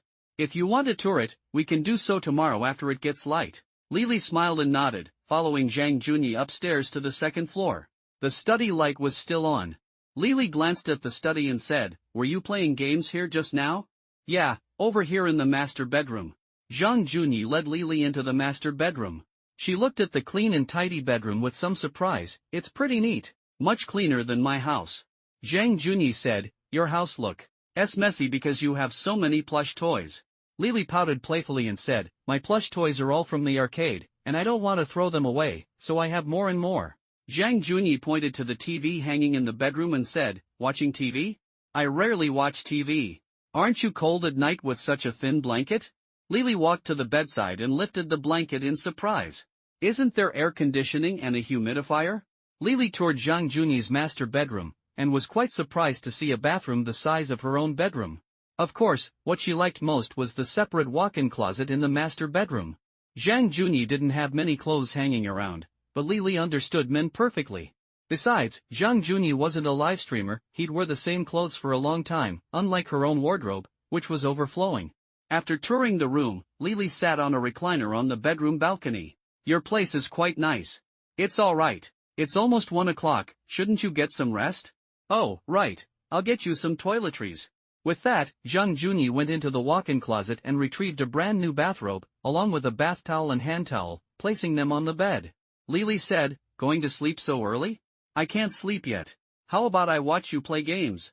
Even if you don't go to sleep so early, you should still take a shower first. You can go to sleep directly when you're tired. Otherwise, you'll be tired and then wake up again after showering. Okay, I'll go take a shower first. Lily nodded and said, taking a few steps before adding, don't peek, saying that is just to make Zhang Junyi. A moment later, the sound of water running in the shower could be heard, and Zhang Junyi took off his clothes and went to shower as well. Before they knew it, it was already Chinese New Year's Day. Every household put up Spring Festival couplets to celebrate the arrival of the new year. In the 2 days leading up to the Spring Festival, Lily would either go to Zhang Junyi's house after her livestream, or Zhang Junyi would go to her house to spend the night together. On the day before New Year's Eve, Zhang Junyi went to Chengdu again for a visa interview. However, for this interview, Zhang Junyi had spent a huge sum of money to obtain fluent English. After all, English was essential for communication during his upcoming trip to Hawaii. Therefore, he didn't hesitate to choose the language exchange program. Unintentionally, Zhang Junyi had already learned 2 foreign languages. Now, he felt that the 2 million yuan was well spent. Others need to invest a lot of time and tuition to learn a language. But he only spent 1 million yuan to learn a language fluently, which was the most convenient. On the day of the Spring Festival, Zhang Junyi drove to his parents' neighborhood. He first put the Mutai liquor he had bought back, taking only one bottle for the family reunion. It wasn't that he was reluctant to take another bottle, but he had only bought 3. He kept one for his father and one for his mother's and father's relatives, mainly to ensure fairness. When he arrived home, his mother handed him 2 empty red envelopes. Because Zhang Junyi's older and younger brothers were all married and had children, Zhang Junyi was the only unmarried member of the family. But as his uncle, he felt he had to show some respect during the Spring Festival. Zhang Junyi smiled and took out 2,000 yuan from the wallet he bought in Japan, dividing it into 2 red envelopes for his little niece. Then, he took out his phone and transferred 100,000 yuan to his mother. "Your Chinese New Year red envelope has been sent." His mother looked at the transfer and exclaimed in surprise, "Why so much?" Zhang Junyi laughed, "Now that you're doing well and things are better for you, I'll give you more as usual. Eat and drink what you want, don't be stingy." His father was still arranging mitai in the display case when Zhang Junyi came over, took out a prepared red envelope, and gave it to him. "Here's some pocket money your son is giving you." His father usually only received 1,000 yuan a month from his mother. He had to pay for his own cigarettes and breakfast and lunch, so he didn't really have much left over. His father's face lit up with a smile as he felt the thickness of the money. "Since it's from my son, I won't be polite, ha ha ha." He then checked the thickness of the bill, 10,000 yuan. His mother rolled her eyes and said, "What a character. All right, it's about time to go." Today, Zhang Junyi was wearing an LV trench coat, a knitted sweater, and a casual shirt underneath, all LV from head to toe, except for ordinary Nike Air Force Ones, a mature yet casual look. As they exited the elevator from their home, the father said, "I'll go buy some fruit later. It'll be a bit plain to just bring a bottle of wine." Zhang Junyi had Aurea. DY considered this, bringing only one bottle of wine would be too simple. "I've already bought some. I bought a box of cherries, over 3 pounds of strawberries, and 2 cartons of milk." That's good. The father was very happy to see Zhang Junyi becoming more and more sensible. Before, it wasn't that Zhang Junyi was insensible, but rather that he didn't have enough money, so his parents always took care of the gifts when visiting relatives during the Spring Festival. Now that he had money, it became natural. Besides, his parents were getting old, so he had become the pillar of the family. During the Spring Festival, the older driver would definitely be driving. His mother sat in the passenger seat, and Zhang Junyi sat in the back. Zhang Junyi asked, "How's your driving lesson going?" His mother replied, "It's only been a few days, and I haven't even finished memorizing the question bank yet. I'll take the first driving test after the Spring Festival, and then I'll start driving." Have you decided what kind of car you want? I'll order one for you, because some cars have a waiting list. His father immediately said the car he wanted most. "Since you're not short of money, how about buying your mother a Prado?" Sure enough, old men all like driving Toyotas. Why buy a Prado? I think you're the one who wants a Prado. I'll just get a domestic car. When Junyi stops driving this car, I'll just sell the domestic one. I won't lose more than a few tens of thousands of yuan anyway. The experienced driver was speechless after being rebuffed. "I'm too lazy to argue with you. Prados hold their value very well.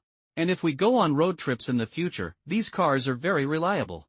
Zhang Junyi nodded and said, "Yeah, Dad's right. Land Cruisers and Prados are not only durable and reliable, but they also hold their value very well. Maybe we can even sell them without losing money after 2 years. Let's go take a look after the Spring Festival." The family reunion during the Spring Festival was very lively. The mitai that Zhang Junyi brought was praised, with people saying things like he'd struck it rich. He was the one who couldn't enjoy mitai, because it was New Year's Eve. After having dinner at relative's house, he returned home, and at that time, it was difficult to find a designated driver. Even taxis were scarce on the streets. So, his parents drank while he drank a soft drink. His nephews and nieces offered New Year's greetings, and Zhang Junyi readily handed out red envelopes. After lunch, family entertainment began, mahjong. The older and younger generations played together, creating a lively atmosphere. The house was incredibly noisy. That's the atmosphere of Chinese New Year. The mahjong game continued into dinner, which was a banquet at a large restaurant. After everyone raised their glasses to celebrate the Spring Festival, Zhang Junyi's mother said, "Next year, have your family reunion at my house." Junyi bought a new house, over 300 square meters. Zhang Junyi understood why his mother said this. Previously, his family had been the poorest. His older brother was a civil servant, and his younger brother was a station manager on the subway. Both owned 2 or 3 houses. Now, after so many years, they had finally achieved some success, hence the invitation from Zhang Junyi's mother. When the family heard about the 300 square meter house, they were all surprised. Did you really strike it rich? Of course, the surprise quickly passed, and they simply agreed to have a family reunion at Zhang Junyi's house next year. Dinner ended peacefully, not until 8:30 p.m., and then everyone went home to stay up late on New Year's Eve. Traditional customs vary greatly. Some families reunite on New Year's Eve and stay up together as a whole family. Of course, there are also families like Zhang Junyi's, where everyone gathers for dinner on New Year's Eve, then goes home to stay up late, and then starts visiting relatives and friends on the third day of the Lunar New Year. On the way home, Zhang Junyi said, "Mom, I've made plans with some friends for tomorrow. We're going on a trip." "Oh? Why didn't you tell me sooner?"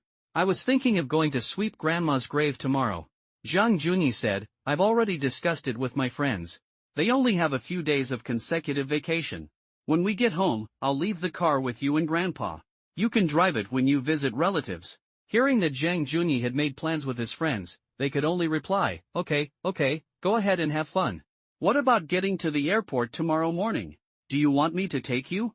Zhang Junyi waved his hand and said, "No need, I've already booked a ride-hailing service to take me there tomorrow." His mother could only say, "Then be careful while you're out." "I know." Zhang Junyi drove his parents home, then left the car with them, while he waited on the street for a long time before finally hailing a taxi to get home. After returning home, Zhang Junyi packed his clothes, mainly 2 sets of ski suits, warm and quick-drying clothes, photography equipment, and ski gear. After packing, Zhang Junyi sat in front of his computer waiting for midnight. Staying up late on New Year's Eve meant not resting until after midnight. However, Zhang Junyi played games until 1:30 a.m. Just as he was about to go to bed, Lily called, "Junyi, I just got into a taxi. I'm coming to your house. We'll go to the airport together tomorrow." "Okay, come on over. Call me before you arrive, and I'll pick you up at the entrance of the complex." Zhang Junyi waited for about half an hour before Lily's taxi arrived. He picked her up and they went home together. Looking at Zhang Junyi's luggage in the living room, Lily was a little dumbfounded. Snowboard bag, ski equipment storage bag, suitcase, and equipment bag. She only had one large suitcase. In comparison, her belongings were significantly less. Perhaps during their trip, the two wouldn't have much time alone together, so that night they worked overtime as if they were finishing up their homework for the following week. Lily became particularly frantic. They didn't finally rest until 4 a.m., but after less than 3 hours of sleep, Zhang Junyi was woken up by Lily, and the two dragged their suitcases to the airport. They had over an hour before their flight, so Zhang Junyi and she checked their luggage first.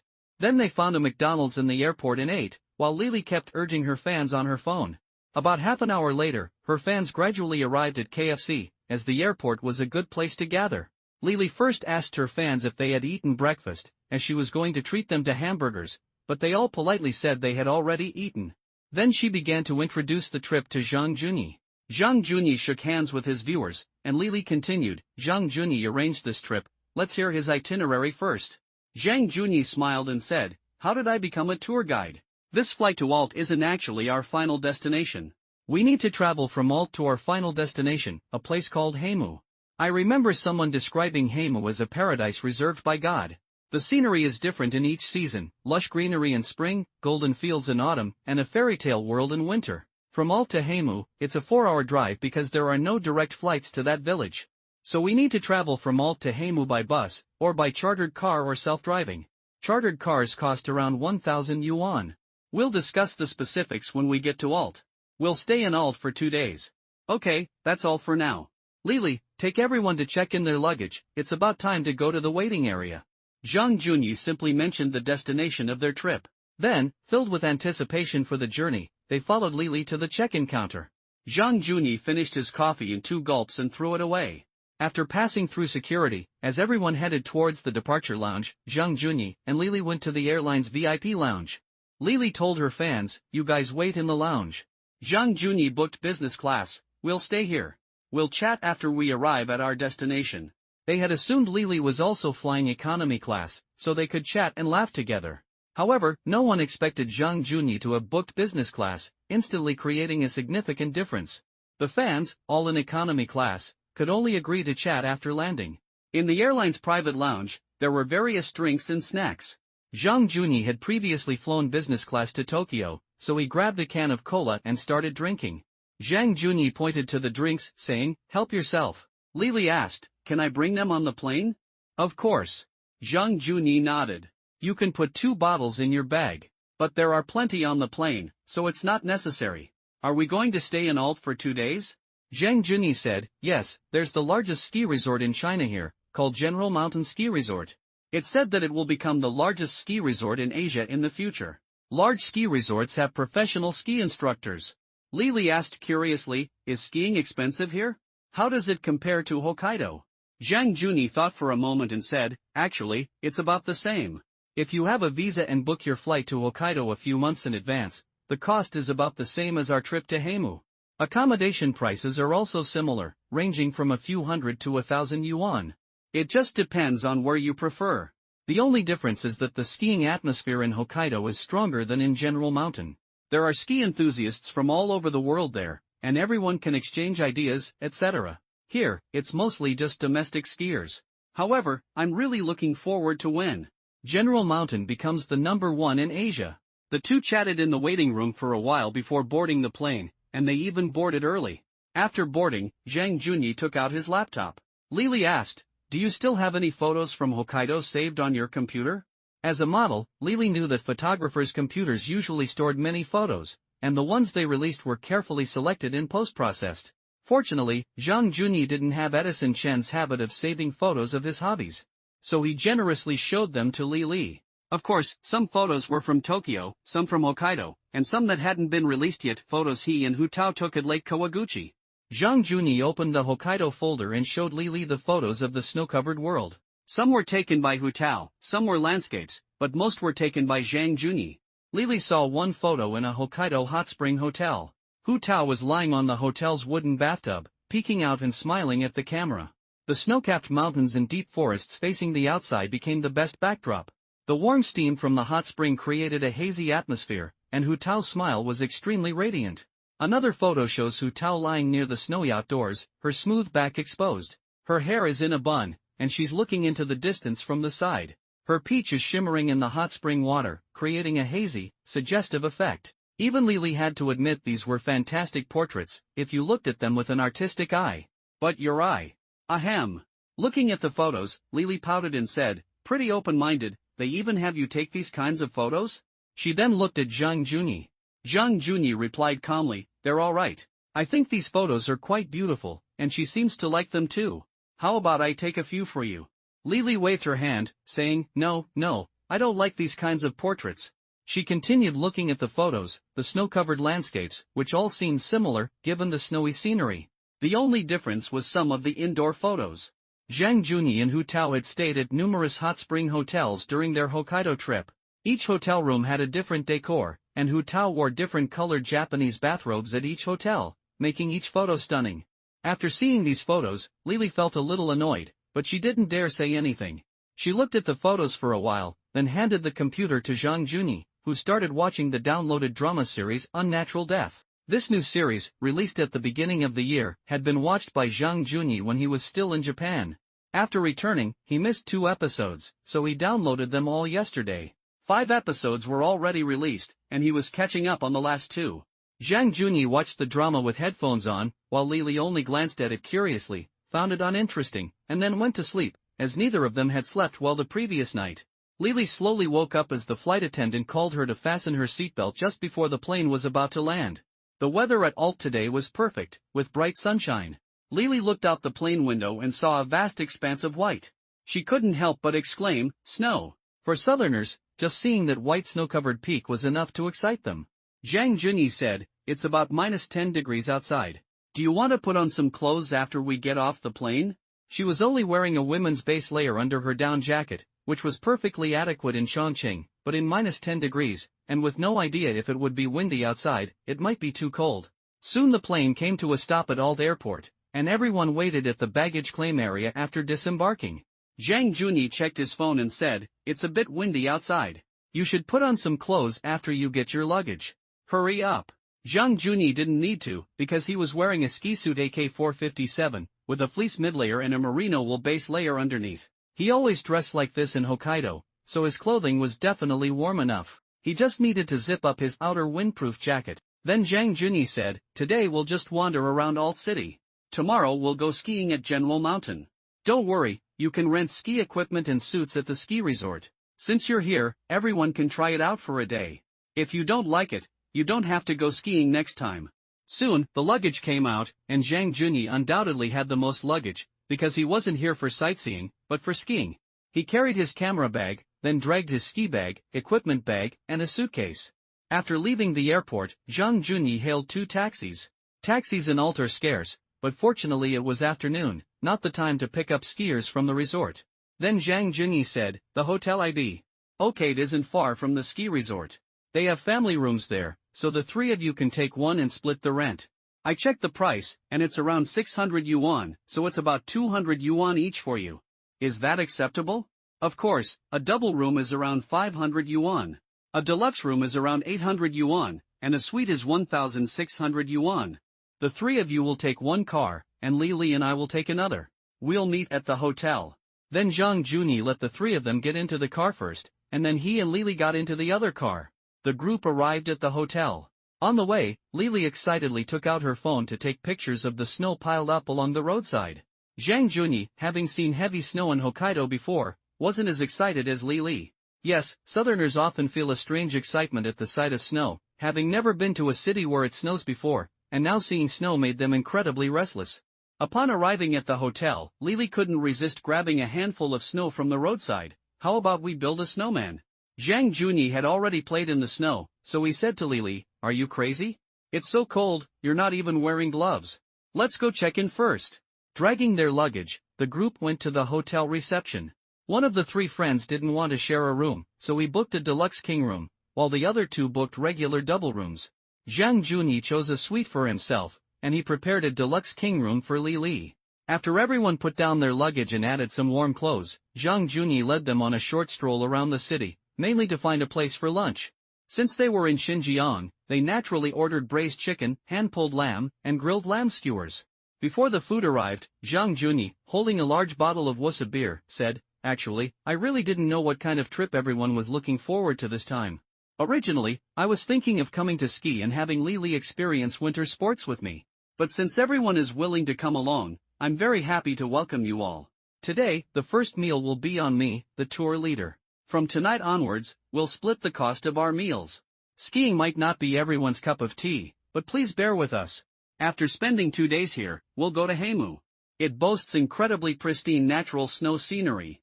Those who don't like skiing can wander around Heimu village or visit the nearby Kanas Lake in winter. After dinner, let's go to the shopping mall. I noticed some people didn't bring hats, so let's buy hats and gloves.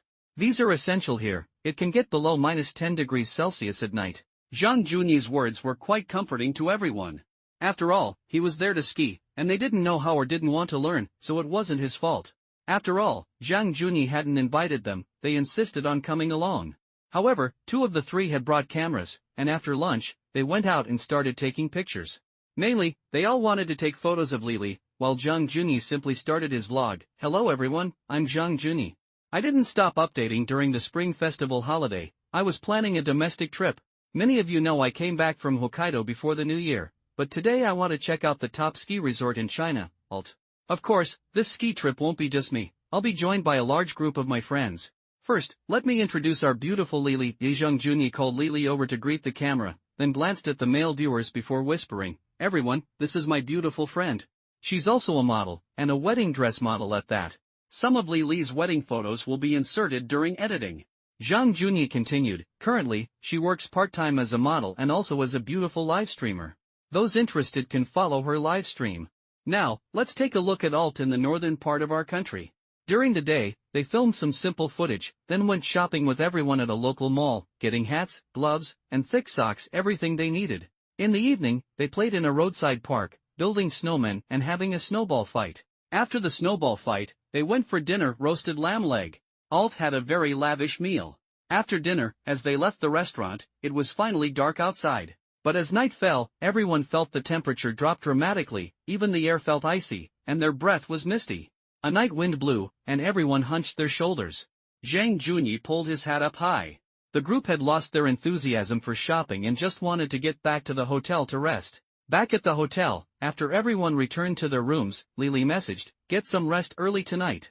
I'm not coming over, it wouldn't be good if I got caught." "Okay, get some rest. I didn't sleep well last night." Perhaps it was the extreme cold outside. Or perhaps the novelty of the snow had worn off, but everyone was tired, and they all went to bed early. The night passed quietly. The next morning, everyone had breakfast at the hotel. Many skiers arrived at the restaurant with their ski equipment. Lily remarked, "There are quite a few skiers here." Zhang Junyi said, "This is relatively few. China has 14 billion people. This place has fewer people than a single ski resort in Hokkaido." After breakfast, everyone set off. The hotel provides shuttle service to the ski resort, a mere 10-minute drive. The resort is located not far from the city center, with ski runs visible from within the city. Of the group, only Zhang Junyi was carrying the equipment. Upon arrival, Zhang Junyi took them to rent gear. Lily was wearing the ski outfit Zhang Junyi had bought for her. After arriving at the ski resort, Lily rented goggles. Even before the skis arrived, she clung to Zhang Junyi's skis and asked him to take some pictures of her. Zhang Junyi said with a wry smile, "I didn't bring a camera, I only brought a 360-degree panoramic camera. What would I need a camera for skiing?" At this moment, a viewer said, "I brought one." Zhang Junyi nodded and said, "Okay, you guys take pictures in a bit. I'll go contact an instructor for you." "Do you need an instructor? Can we do a 3-on-1 session?" One of them said, "Sure, we're all here, let's learn properly." "Brother Zhang, do you think it's better to learn snowboarding or skiing? You learn skiing faster, but snowboarding looks cool, actually they're about the same." Hearing how cool it sounded, all the men chose snowboarding, and Lily also thought it was cool to hold a snowboard, so she asked to learn snowboarding too.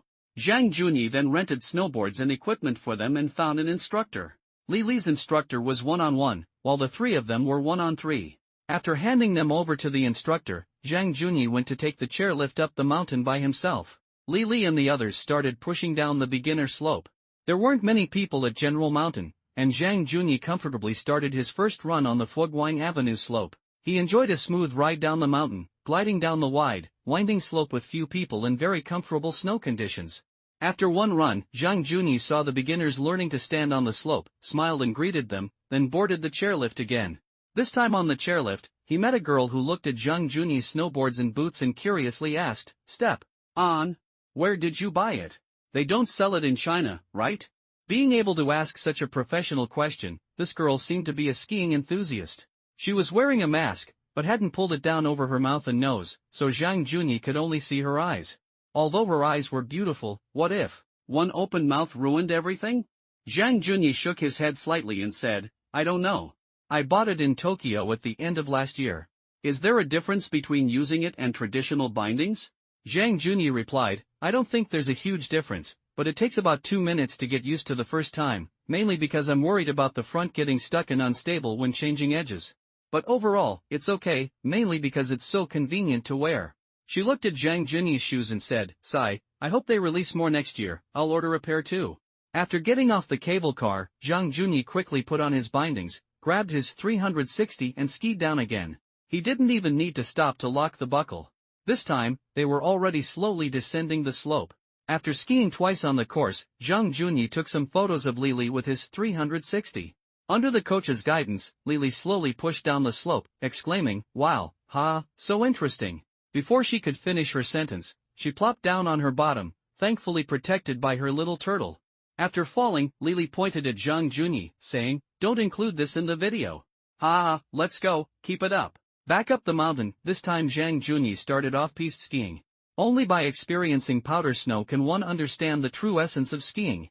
The feeling of floating on the snow, the indescribable thrill of the powdery snowflakes dancing as you turn, it all created a sensation in your mind. Zhang Junyi did 2 runs on the slope and 2 runs on powder snow, then took Lily and the 3 of them to the summit. Even if you can't ski, you should still enjoy the view from the top of General Mountain, right? Reaching the summit with their skis, the feeling of overlooking the vast mountains was a sense of grandeur and magnificence bestowed by nature. Everyone gathered at the mountainside, shouting, releasing their emotions, and marveling at the view. The summit was surrounded by snow. Surrounded by a snowy world, I'll face a dilemma. Should they take the cable car down the mountain? Everyone got on the slope sitting down, no one sat down yet.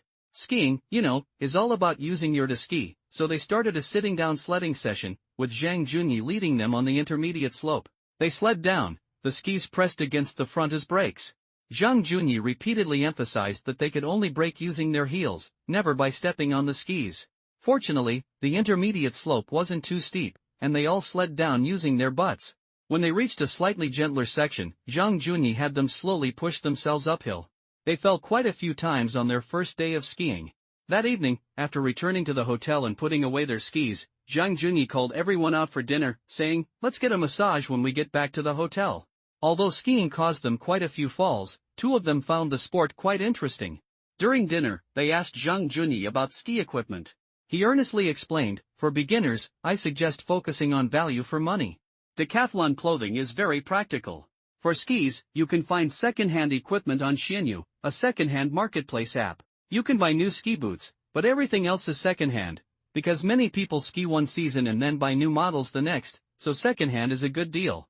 Once your skills improve and you find the right type of ski, then you can buy new ones." Lily also found skiing quite interesting, and she saw many young women wearing beanies, goggles, and carrying skis, not really skiing but taking pictures, but their outfits were very cool. As the group left the restaurant, fireworks lit up the night sky. The colorful fireworks illuminated the snow, as if blessing the new year with a fresh start. Zhang Junyi then suggested buying some fireworks. And everyone readily agreed.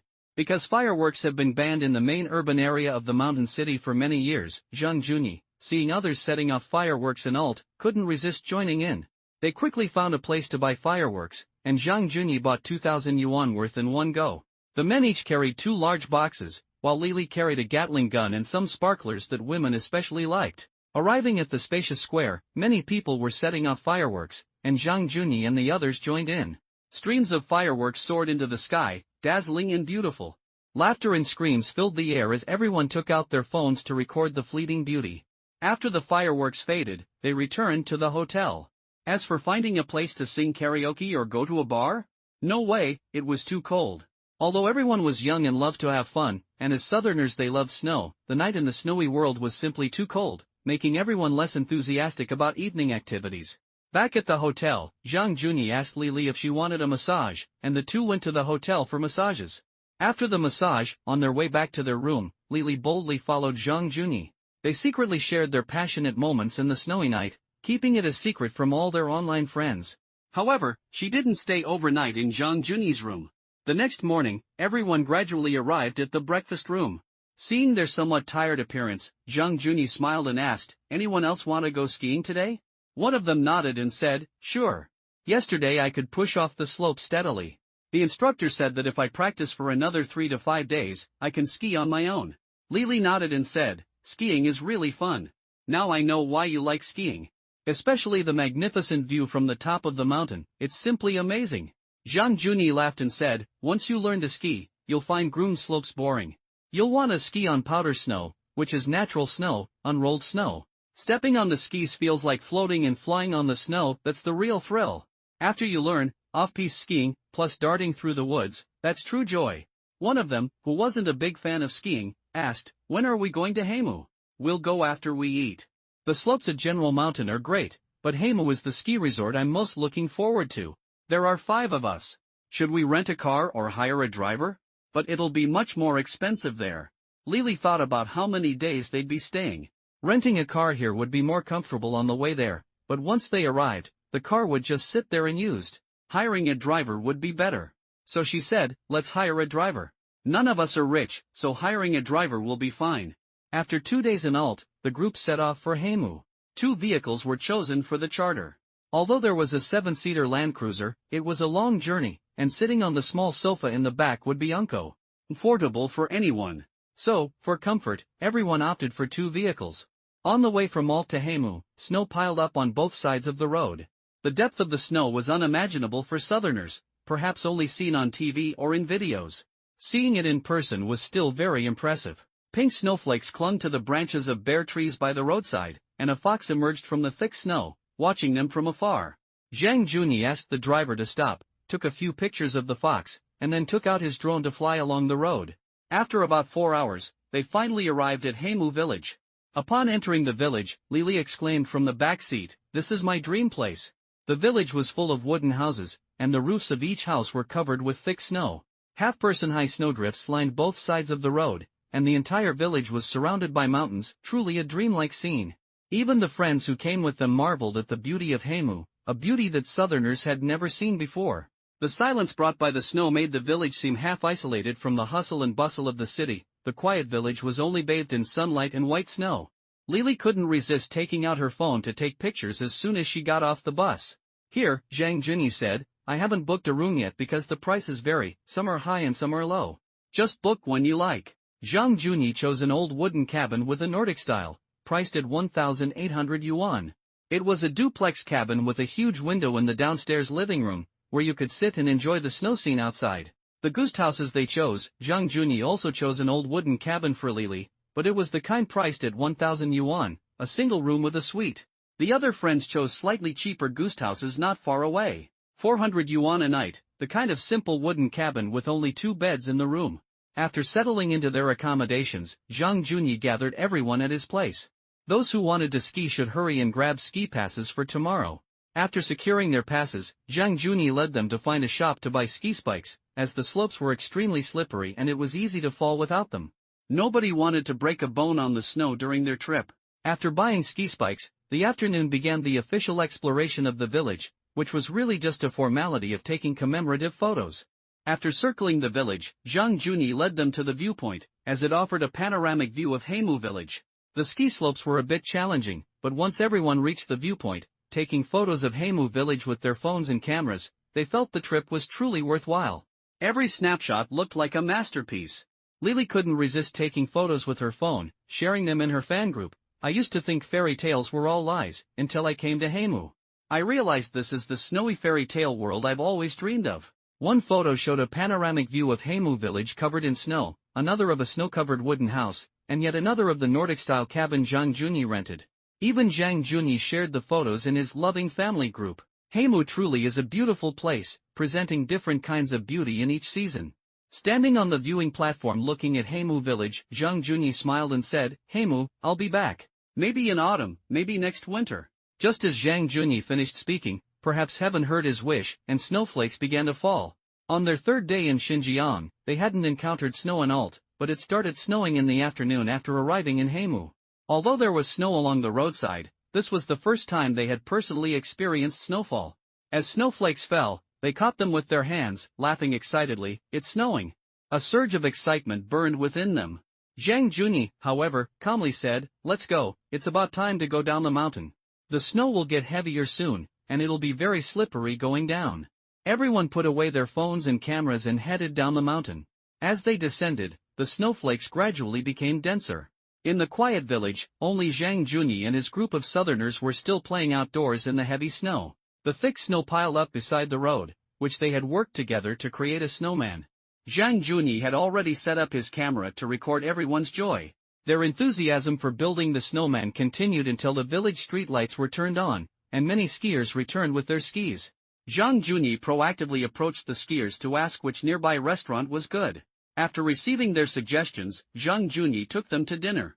After a delicious meal of lamb and beef, as they emerged from the restaurant, heavy snow began to fall. Looking at the heavy snow, Zhang Junyi smiled happily, "I am really looking forward to the powder snow tomorrow." That night, everyone returned to their rooms to rest. Having traveled for over 4 hours that day, they were all quite tired, so they all went to their rooms to rest. When Zhang Junyi woke up the next day, he went downstairs to the living room and saw that the sky outside was bright and clear, as if the blizzard of the previous night had never happened. Pushing open the door, he saw that the snow piled up to his ankles. Wearing his ski boots, Zhang Junyi took his off-piste skis to the restaurant for lunch. Today was skiing day again. Lily went with him, along with another friend. The other 2 friends who were staying with him planned to charter a car to Kana's Lake. After finding an instructor for Lily and the other friend, he set off alone with his backpack towards the mountaintop. Zhang Junyi took the Jikepulan cable car up the mountain for the first time, beginning his powder snow adventure in Heimu. The snow in Heimu is just as good as in Hokkaido, but far fewer people come here to ski. Zhang Junyi completely fell in love with this ski resort and its powder snow. Heimu truly deserves to be called China's powder snow paradise. During this trip to Heimu, Zhang Junyi filmed a lot of footage. Perhaps skiing is still a niche activity, and many people may not know about this mysterious place, Heimu. But Zhang Junyi plans to use his Douyin account in Bilibili to promote this God's private reserve. The trip lasted 8 days. Lily was called back by a job interview call. Zhang Junyi, on the other hand, felt he had had enough of skiing after a week, and he also met many ski enthusiasts from China in Haimu. Lily improved her skiing rapidly in that week and can now slowly ski some beginner slopes. A fellow skier who went skiing with Zhang Junyi every day also learned quickly and can now skillfully change edges. On the way back, he said to Zhang Junyi, "Brother Zhang, I want to come again next ski season. Next time I want to come for a month. You really got me hooked on skiing, it's so much fun." Although the other two didn't know exactly what was so fun about skiing, Zhang Junyi, Lily, and that other fan all thought skiing was a particularly interesting activity. Zhang Junyi said, "This year's Winter Olympics are being held in Seoul, but the next one, 2022, will be in China. Winter sports will definitely gain more popularity then." Lily smiled and said, "Junyi, I can ski some simple slopes now. Remember to call me next time you go skiing. I'm going to buy my own gear next year too." Zhang Junyi said, "Yeah, around April or May, after this year's ski season ends, the 2017 to 2018 models will be heavily discounted. You can definitely buy them from Donggu during 618 June 18th shopping festival." The group happily returned to the mountain city. On their first day home, Lily didn't choose to do a live stream, but instead spent the day enjoying herself with Zhang Junyi at his house. Although they had occasionally sneaked around doing things like lovers during their week-long trip, they no longer needed to do so after arriving home. They spent the afternoon partying at home, and in the evening, they went out for hot pot. Zhang Junyi didn't choose to go to his parents' house to get his car. After visiting Haimu and seeing the vehicles there, Land Cruisers, Prados, Wranglers, and others, enjoying themselves on the snow, Zhang Junyi started thinking about buying a Wrangler. Although he also wanted a G-Class, the problem was that the official new model with comprehensive improvements had already been released this year, with even some photos available. Wouldn't buying the older model now be a huge loss? And the new one wouldn't be available until the second half of the year. Between the Land Cruiser and Prado, Zhang Junyi felt the Wrangler seemed more appealing to younger drivers. Besides, a completely redesigned Wrangler was released at the end of last year. However, there was a lot of skepticism about the new Wrangler on online forums, with many questioning whether the 20T engine was too weak. Zhang Junyi planned to go to Tianjin in a couple of days because the domestically produced Jeep Wrangler would take several months to arrive, and there were cars available in Tianjin. Besides, when he mentioned buying a car for his mother last time, his father had mentioned wanting a Land Cruiser, so he decided to check it out while he was there. On his first day back in Chongqing, Zhang Junyi and Lily had hot pot outside before going home. Zhang Junyi started editing his video, while Lily sat in the living room downstairs watching TV. Zhang Junyi was a bit slow with his editing, and after a while, he opened a web page to see if there were any new anime series. He saw Laid Back Camp in the recommendations. So Zhang Junyi opened the video. The first episode was about a girl camping alone at Lake Motosu at the foot of Mount Fuji. Looking at the lake and Mount Fuji, Zhang Junyi thought about the time he spent with Kurumi at Lake Kawaguchi. Zhang Junyi wondered if he should take some time to go to Tokyo again. That night, Zhang Junyi edited a trailer and posted it on his Douyin account, mainly using photos. "This is the most beautiful winter I've ever seen. Its tranquility can instantly soothe all your worries. This is Haimu." With this simple sentence, Zhang Junyi used a 10-second aerial video and numerous photos, the final frame capturing Lily's radiant smile as she scattered snowflakes into the sky. Upon seeing this short 30-second preview, Lily smiled brightly. "Although I went with them, watching the video you edited still leaves me breathless. It's so beautiful. Haimu was definitely the most beautiful place I've ever been. The night was beautiful and shy." The next morning, the two woke up early and headed to the train station for Chengdu. Zhang Junyi accompanied Lily to her interview in Chengdu, but after she came out of the embassy and saw Zhang Junyi waiting at the entrance, she instantly broke down in tears, squatting on the ground. Zhang Junyi quickly knelt down in front of her and asked, "What's wrong? What's wrong?" "Wah, my visa was rejected." Hearing that Lily's visa had been rejected, Zhang Junyi was somewhat surprised. Because his interview went very smoothly, and his visa had already been mailed to his parents' house, meaning he could leave any time. This. Zhang Junyi was momentarily speechless, then whispered, "Get up. What kind of behavior is it to be squatting in front of the embassy? So what if you're rejected? It's not a big deal." Actually, Zhang Junyi understood her feelings. After all, she had come with high hopes for her visa application, only to be suddenly told by the visa officer that she had been rejected. The psychological gap must have made her very upset. He understood, but crying in front of the embassy wasn't appropriate. What was that like? Lily, tears welling in her eyes, got up with Zhang Junyi, and he quickly hailed a taxi to take her away. Sitting in the car, Zhang Junyi patted her shoulder. Don't be upset, don't be disappointed. So what if you're rejected? It's not a big deal. Lily covered her eyes with tissues and said bitterly, why were I rejected? I really don't understand. Zhang Junyi comforted her, saying, who knows? If he's in a bad mood, he might refuse the visa. Maybe it's menopause? But Lily retorted, why wasn't yours rejected? I submitted the documents as the travel agency instructed. Me? Are you kidding? There's no reason they'd refuse me, right? A good immigration record, and besides, never mind. Zhang Junyi didn't say the last part. The bank account balance he showed the visa officer was over 30 million. Who wouldn't like someone like that spending money? After saying this, Zhang Junyi waited for Lily to sob quietly in the car. After all, sadness would last for a while. The car quickly arrived at Taikou Li. Zhang Junyi gestured for Lily to get out. Perhaps her sadness from the journey had subsided considerably, because upon arriving at Taikou Li again, Lily looked at Zhang Junyi beside her and said, why are we here again? Aren't we going back? Just came to take a stroll. Once you're feeling better, we'll have lunch and then head back. The two walked into the Taikou Li shopping district. There were so many street photos taken there during the day. Douyin, TikTok, had inspired countless young women to try and establish themselves as online celebrities. Walking further in, Zhang Junyi found a Starbucks. Want some coffee? Lily nodded. Okay, no dessert. Zhang Junyi led her to Starbucks and ordered 2 coffees.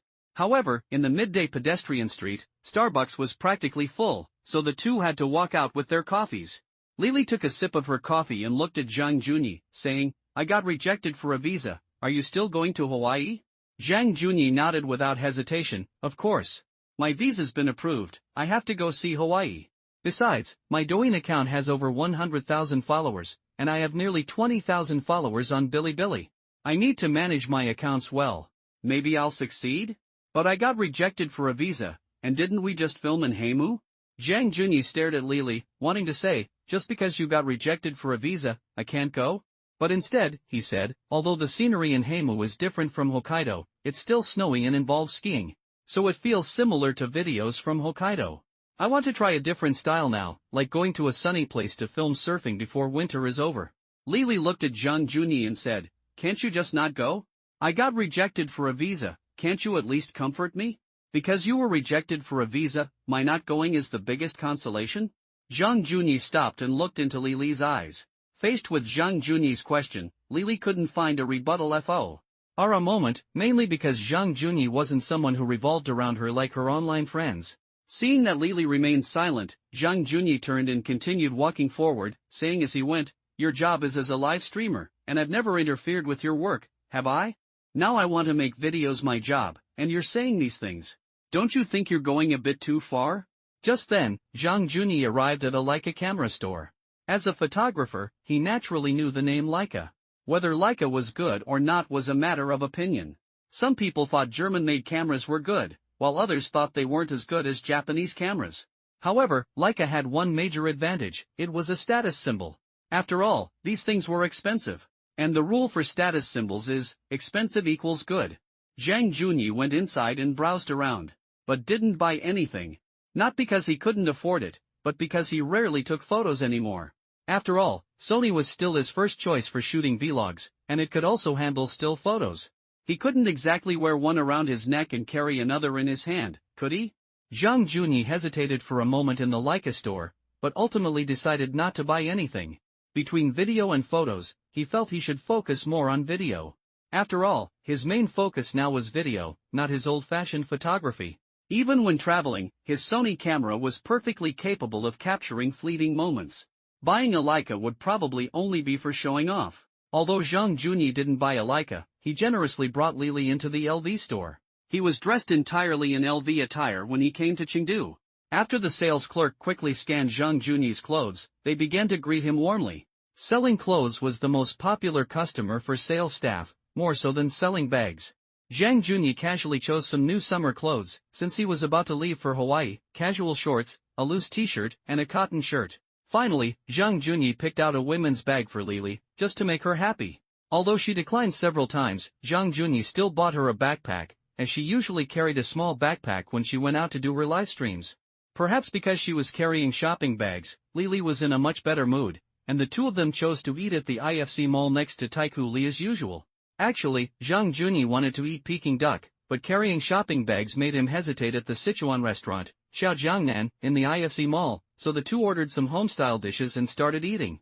While eating, Lily casually asked Zhang Junyi, "So when are you planning to go to Hawaii?" They had originally planned to go to Hawaii after the Lantern Festival, but now Zhang Junyi's visa had been approved, and it was valid for 5 years, just like Japan's. The problem was that Lily's visa had been rejected, so their original plans had been disrupted. Now that Zhang Junyi had a visa, he could leave at any time. Zhang Junyi thought for a moment and said, "Well, I haven't decided yet, maybe in the next few days. I'll probably go to Shanghai first, and then go from there, because there are no direct flights from Chongqing to Hawaii. In China, only Beijing and Shanghai, these two top-tier cities, have direct flights to Hawaii. Flights from other places require transfers, either flying to one of these two cities in China first, or transferring in Japan, or even South Korea." Zhang Junyi found the few hours of layover time very troublesome. If the layover was longer than 24 hours, you could at least wander around the city. But the flight schedule only showed 3 to 5 hours of layover time, so you couldn't really go out and explore, you were just stuck at the airport. Okay. Seeing that Zhang Junyi hadn't considered saying not going, she could only nod casually in response. Then, she cautiously asked, "Since I can't come with you this time, are you going to try and pick up girls again?"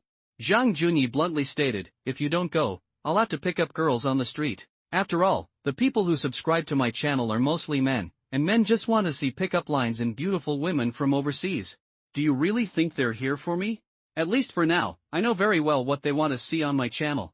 Originally, Lily wanted to advise Zhang Junyi against picking up girls, since it's easy for sparks to fly.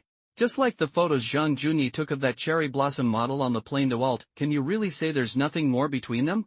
She certainly didn't believe it. Lily was smart enough not to ask, because even if she did, she wouldn't get an answer. Although she didn't want Zhang Junyi to go overseas to pick up girls, what reason did she have to stop him? His first video was in that style, asking him to change his style for her was unrealistic. So the best I was to remain silent. The two ate at a restaurant and then took the high-speed train back to Shancheng. After getting off the high-speed train, Zhang Junyi said to Lily, "I have to go back to my parents' place today. After all, I'm back from my trip, and I need to say hello." Lily nodded and said, "Okay, go ahead. I'll go back this afternoon to pack up, and I have a live stream tonight. Oh, and I also need to tell my viewers that my visa was rejected." The two got into taxis at the taxi stand, and Zhang Junyi headed towards his parents' house. When Zhang Junyi arrived at his parents' house, he found that no one was home, so he called his mother. "Why is no one home? Where did you go?" "I'm practicing driving at the driving school." "When did you get back?" Zhang Junyi replied, "I got back yesterday." "Are you practicing driving? How's it going?" "I think it's alright. I chose one-on-one instruction, and the instructor is quite patient with me because I'm older." Zhang Junyi said with a smile, "Where's the driving school? I'll come over and take a look." "It's at the Olympic Sports Center. Come on over. I left your car keys with you." Zhang Junyi took his car keys and headed towards the driving school's practice area. Zhang Junyi leisurely drove his M5 to the Olympic Sports Center. The Olympic Sports Center in Chongqing is quite large, with many driving schools surrounding it.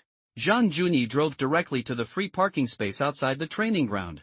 After entering the driving school, he called his mother, learning that she was practicing reversing into a parking space. Zhang Junyi walked towards the marked reversing into a parking space line. When he arrived, he saw her sitting in the driver's seat waving at him. Zhang Junyi smiled and went to the driver's side window. "How's it going?" His mother said proudly, "The driving school scheduled my test for next week. I'm very confident now. Do you want to get in the car and see my driving line?" "Never mind, you practice by yourself. I'll go buy a bottle of water." Then his mother added, "Bring me 2 packs of cigarettes." Of course, she didn't smoke, but Zhang Junyi knew what she meant. It was to give the instructor a little something. Zhang Junyi bought a bottle of Coke, a bottle of mineral water, and 2 packs of cigarettes at the small supermarket in the driving range. Holding the drinks and cigarettes, he went back to where his mother was. He handed her the cigarettes and water, then said, "Let's stop practicing here for today. I'll take you to see the car." His mother nodded and said, "Okay, wait for me at the entrance. I'll be right back." About 10 minutes after Zhang Junyi left, his mother came out of the driving school with a big smile. She looked around and immediately spotted Zhang Junyi's car parked at the entrance. After she got in the car, Zhang Junyi joked, "Mom, it seems you're quite satisfied with this driving instructor. Even someone as frugal as you is giving him cigarettes?" His mother replied with a smile, "I've heard before that giving your driving instructor cigarettes makes them teach more diligently.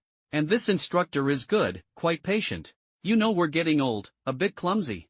Zhang Junyi responded, "Things have probably been regulated a lot now. Back when I was learning to drive, you still needed to give cigarettes. By the way, have you and Dad decided what car to buy?" "Don't listen to him. If you're going to buy one, buy me a domestic car. He said that car costs over $1 million? Last time Dad mentioned the Land Cruiser, Mom didn't know the price. But now she probably knows the price, and hearing that a car costs over $1 million, she immediately objected." Zhang Junyi laughed and said, "That car is indeed very durable and reliable. If you buy it now, even if you only drive 30,000 to 50,000 kilometers in 2 years, you might not even get a discount when you resell it. You might even be able to sell it for the original price." Although Zhang Junyi only knew that the Land Cruiser held its value very well, he didn't know that due to emissions issues in 2019 and 2020, the price of the Land Cruiser 5700 skyrocketed, even reaching 17 million yuan. This meant that those who bought it for 130 or 1,400 yuan 2 years ago could still sell it for the original price after 2 years, which was ridiculously absurd. Zhang's mother immediately said, "How can you buy a new car, drive it for 2 years, and then sell it for the original price? I don't believe it." "If you don't believe it, then so be it. If you want to buy a domestic car, then let's go take a look. There's a car market near the Olympic Sports Center." So Zhang Junyi took his mother to the car market, and the two of them started browsing the domestic cars. In Zhang Junyi's eyes, the three major components of domestic cars at this time were almost the same. The technology among them hasn't diverged too much, and their main market focus is the 80,000 to 150,000 yuan price range. It's hard to say which domestic brand is absolutely better, they're all pretty much the same. After looking at quite a few manufacturers, Zhang Junyi asked, "Have you seen anything you like? I think they all look pretty much the same, and I don't understand what they mean by performance. I only heard they're very fuel efficient." Zhang Junyi laughed, "How much does gas cost? I give you 20,000 yuan a year for gas, you couldn't even cover that. Let's go look at other cars." So Zhang Junyi took his mother to some joint venture cars in the 150,000 to 300,000 yuan range. They looked at Volkswagen, Japanese, and Korean brands. On the way home after looking at the cars, Dad called because Mom wasn't home to cook. Mom was overwhelmed by the sheer number of cars she'd seen and was starting to feel lost. Zhang Junyi laughed, "You haven't even looked at the luxury cars yet. Mercedes, BMW, Audi, you haven't even looked at any of them. Those cars range from 300,000 to 2 million yuan. And after seeing those luxury cars, there are top-of-the-line models too." Mom waved her hand and said, "Don't say so much. I'm already completely confused about which one to choose. I just keep hearing you say this one's okay, that one's not bad either." After Zhang Junyi brought his mother home, the family went out for a mutton hot pot meal. At the dinner table, her father asked, "What cars did you look at today?" Zhang Junyi laughed, "I looked at all the domestic and major joint venture cars, but she didn't find one she liked. She was indeed overwhelmed by the choices today, and besides, she didn't know anything about buying cars. She simply said, 'Son, why don't you pick one you think is good and just buy me anyone? I really can't decide.'" Her father asked, "Did you look at Toyotas?" Zhang Junyi nodded and said, "Yes, I did. The only Toyota I could get was the Prado 2700, which I absolutely didn't want, the power was too weak. The Land Cruiser isn't even available at 4S dealerships anymore, I'd have to go to an importer." Her father thought for a moment and said, "Then let's go to an importer. They have Mercedes and BMWs there, you can choose one, and there will be more options." "Okay, you can take a day off tomorrow, so let's go to Tianjin. It only takes about 2 hours. We can also visit Beijing as a family." Because Zhang Junyi's father worked in public transportation, while other services might have holidays during the Spring Festival, public transportation was never closed. So they had a duty schedule during the Spring Festival, and then they would take compensatory leave after the holiday. When Dad heard about going to Tianjin to choose a car, he was quite happy. He looked at Mom. Mom said, "Why do we have to go to Tianjin to buy a car? How are we going to get it back?" After Zhang Junyi and his father's persuasion, Mom finally waved her hand and said, forget it, I'm too lazy to argue with you. You decide. I really don't know why we went to Tianjin to buy a car and then had to ship it back." That night, Zhang Junyi booked tickets to Tianjin. The family returned home and started packing their luggage. The next morning, they set off for Tianjin.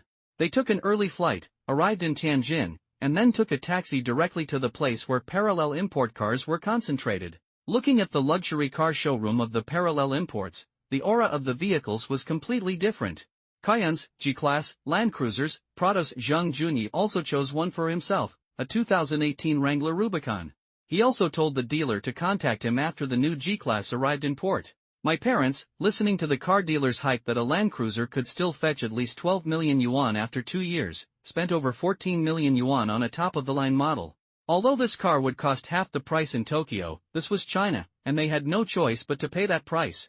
The dealer also promised to buy it for 12 million yuan after 2 years if it had less than 30,000 to 40,000 kilometers on it. My mother was eventually convinced and bought it. Originally, my father was choosing between a Land Rover and a Land Cruiser, but Zhang Junyi said something circulating online, a Land Rover that can't be fixed, a Toyota that won't break down. The dealer also admitted that the Land Rover's failure rate was definitely much higher than the Land Cruiser's. The father, who had driven buses his entire life, finally got to drive his dream Land Cruiser. However, the new car couldn't be brought into Beijing. The car dealer, knowing Zhang Junyi and his group were going to Beijing for a couple of days, offered to send them back to Chongqing the next day in a handcart. Just as they arrived in Chongqing, the car arrived. Zhang Junyi took his parents to Tianjin's Gubuli steamed buns for lunch, since the first thing that comes to mind when you think of Tianjin is its famous buns. However, despite their fame, the taste. After lunch, the family headed to Beijing. Zhang Junyi chose the Mandarin Oriental Hotel next to the Forbidden City. After dropping off their luggage, Zhang's mother couldn't wait to visit the Forbidden City. After visiting the Forbidden City, they strolled around Qianmen Street. Dinner, of course, wouldn't be complete without Peking duck. How could one come to Beijing without eating Peking duck? Quanjude, the Qianmen Street branch, was incredibly popular. Every tourist who came to Beijing ate at the nationally renowned Quanjude. After dinner, as the family emerged from the restaurant, the lights of Beijing were already on, especially on Qianmen Street, which was still quite lively. Zhang Junyi took photos of his parents and recorded some short videos, which he would later upload to the Loving Family social media account. As the lights of Tiananmen Square illuminated the gate towers, revealing a charm completely different from the daytime, the family took a group photo in front of Tiananmen Square, a testament to their shared experience of being in the heart of their country. That day, Zhang Junyi looked at his parents, their smiles never fading. Perhaps this was the happiest moment of their lives. Their son had achieved success, and their family was happy and complete. Although they lacked a wife and grandson, this was the first time Zhang Junyi had taken them on a trip, making it very meaningful. Seeing his parents' smiles, Zhang Junyi resolved in his heart to take them on a trip every year from now on. Tired from strolling around Tiananmen Square, Zhang Junyi took his parents back to the hotel to rest. The next morning, he had arranged for a hotel vehicle to take them to the Great Wall. As the saying goes, he who has not climbed the Great Wall is no true hero. The following day, Zhang Junyi led his parents to Badaling, where they personally set foot on this millennial-old treasure for the first time. The magnificent scenery was breathtaking. Standing on the Great Wall, looking at the surrounding rolling hills and the mountains connected by the wall, a sense of awe and grandeur was indescribable. It felt as if something had suddenly opened up in their chests. Standing on the beacon tower, looking at the wall stretching into the distance, his mother exclaimed, "I really don't know how the ancients built this. The greatness of our ancestors is unimaginable. I've seen it on TV, and it seems okay, but only by being there in person can you truly feel its magnificence and grandeur." Indeed, even though televisions are large enough now, seeing the Great Wall on TV still doesn't capture its true essence. Only by personally setting foot on the Great Wall can you experience the overwhelming awe. Standing atop the mountain, facing the wind, gazing at the Great Wall stretching endlessly along the mountain ridges. Words truly cannot describe what I saw. Any words would lack the soul to capture it. One can only say, he who has not climbed the Great Wall is not a true hero. Only by experiencing it firsthand can one truly appreciate its grandeur and magnificence. After visiting several watchtowers, feeling somewhat tired, Zhang Junyi and his family casually leaned against the wall to rest and drink water. Suddenly, his mother pulled a plastic bag from her backpack containing 3 eggs. "I took these for breakfast, want some?" The scene was quite amusing. Having experienced the magnificent Great Wall, they returned to the city at noon, and Zhang Junyi took his parents to Donglishan. Although Zhang Junyi had seen reviews online, these were well-known establishments even in their remote mountain city. Zhang Junyi figured that since his parents were already in Beijing, who knew when they would have another chance? So, regardless of online reviews, they decided to check out these reputable restaurants. A meal at Donglishan for 3 people cost over 500 yuan, and they were only half full. After leaving the restaurant, Dad said, the name is famous, but the quality has declined. The mutton was falling apart as soon as it hit the plate. It's such a waste of money. It's not even as good as those inauthentic hot pot restaurants in Chongqing. Mom nodded in agreement. Honestly, it's not even as good as the roast duck we had yesterday. We definitely won't come here again. No one knew when she meant next time. After lunch, Zhang Junyi took the 2 elders to the summer palace. They spent the entire afternoon there, with Zhang Junyi, their personal photographer, taking pictures of them. For dinner, at Fengziyuan restaurant, Zhang Junyi started looking through the photos from the past 2 days. When we get back, I'll develop them and make an album for you. Then I'll frame a few particularly representative ones. His mother nodded repeatedly, agreeing with Zhang Junyi's idea. Yes, this will be a souvenir of our family's first trip. Then his father asked, what time is our flight tomorrow? In the morning. After breakfast, we'll head to the airport. The car will arrive before noon tomorrow. His parents were quite satisfied with the meal at Fengziyuan. After leaving, his father said, this is much better than the Donglishan we had for lunch. His mother immediately retorted, you didn't even look at the price. It cost almost 2,000 yuan for the 3 of us. Zhang Junyi laughed, putting his arm around his mother's shoulder and saying with a smile, isn't the point of earning money to spend it? Besides, eating out isn't considered wasteful spending. After all, it's food that goes into our stomachs. His father countered, it's not like we eat braised sea cucumber with scallions every day. An occasional treat like this is fine. Hearing his father's words, Zhang Junyi immediately laughed. You know what, there really is someone who eats sea cucumbers every day, the Chinese men's football team. After dinner, Zhang Junyi took his mother to one of Beijing's most prestigious shopping districts, SKP. Upon entering the shopping district, Zhang's mother was utterly shocked when she saw the prices displayed on the walls of luxury goods on the first floor. Luxury watches worth millions, bags worth hundreds of thousands, clothes worth tens of thousands. His mother only browsed briefly on the first floor before exclaiming, this mall isn't for us. Even though Zhang Junyi had 30 million yuan in cash, seeing the watch prices made him realize he still had a lot more to work for.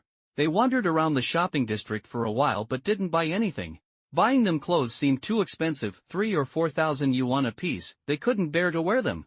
Even though Zhang Junyi felt his family could now afford some wool coats costing 3 or 4,000 yuan, she still couldn't bear to spend that much money. Simple, kind, and frugal, this is the lifestyle of all ordinary people. The next day, Zhang Junyi and his family returned to the mountain city. As soon as they stepped out of the airport after landing, the cart driver called to ask them to pick them up. After picking them up, Zhang Junyi drove his brand new Jeep Wrangler and his father's Land Cruiser to a gas station. Looking at the price displayed on the pump, his father exclaimed that he couldn't figure it out, because his monthly allowance wasn't even enough for gas. Zhang Junyi laughed and said, from now on, I'll give you 3,000 yuan a month. Gas, food, allowance. Only then did his father, beaming, drive with Zhang Junyi to the vehicle management office to get license plates. His mother had good luck drawing plates, getting his father a plate with his birthday. Zhang Junyi's luck exploded when he drew a plate, perhaps due to some kind of system. His license plate was another leopard number. His M5 was DD555, and now he was drawing SS333. Seeing Zhang Junyi's number, the scalpers around were shocked. No one had expected such a good leopard number. Some people even asked if they were selling, and the tout Zhang Junyi and his father had found at the entrance said, he drives a Land Cruiser, do you think it's for sale? Zhang Junyi turned to his father and asked, how about using this number for your car?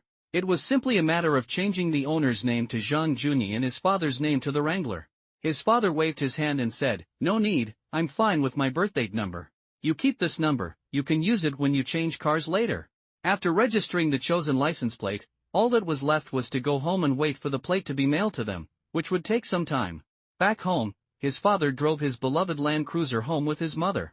Zhang Junyi's Wrangler Rubicon followed behind, like a little brother. The rugged Wrangler was handsome, but its comfort wasn't even as good as a performance car like the M5. But Zhang Junyi thought the car's cool appearance was all that mattered. Driving a Wrangler evokes a longing for the wilderness. Perhaps one day he'll drive it towards the highlands, he has plenty of time. Soon, they arrived home, and Dad excitedly drove into the garage to look for a parking space. After they both parked, Zhang Junyi asked, do you still have any parking spaces for sale here?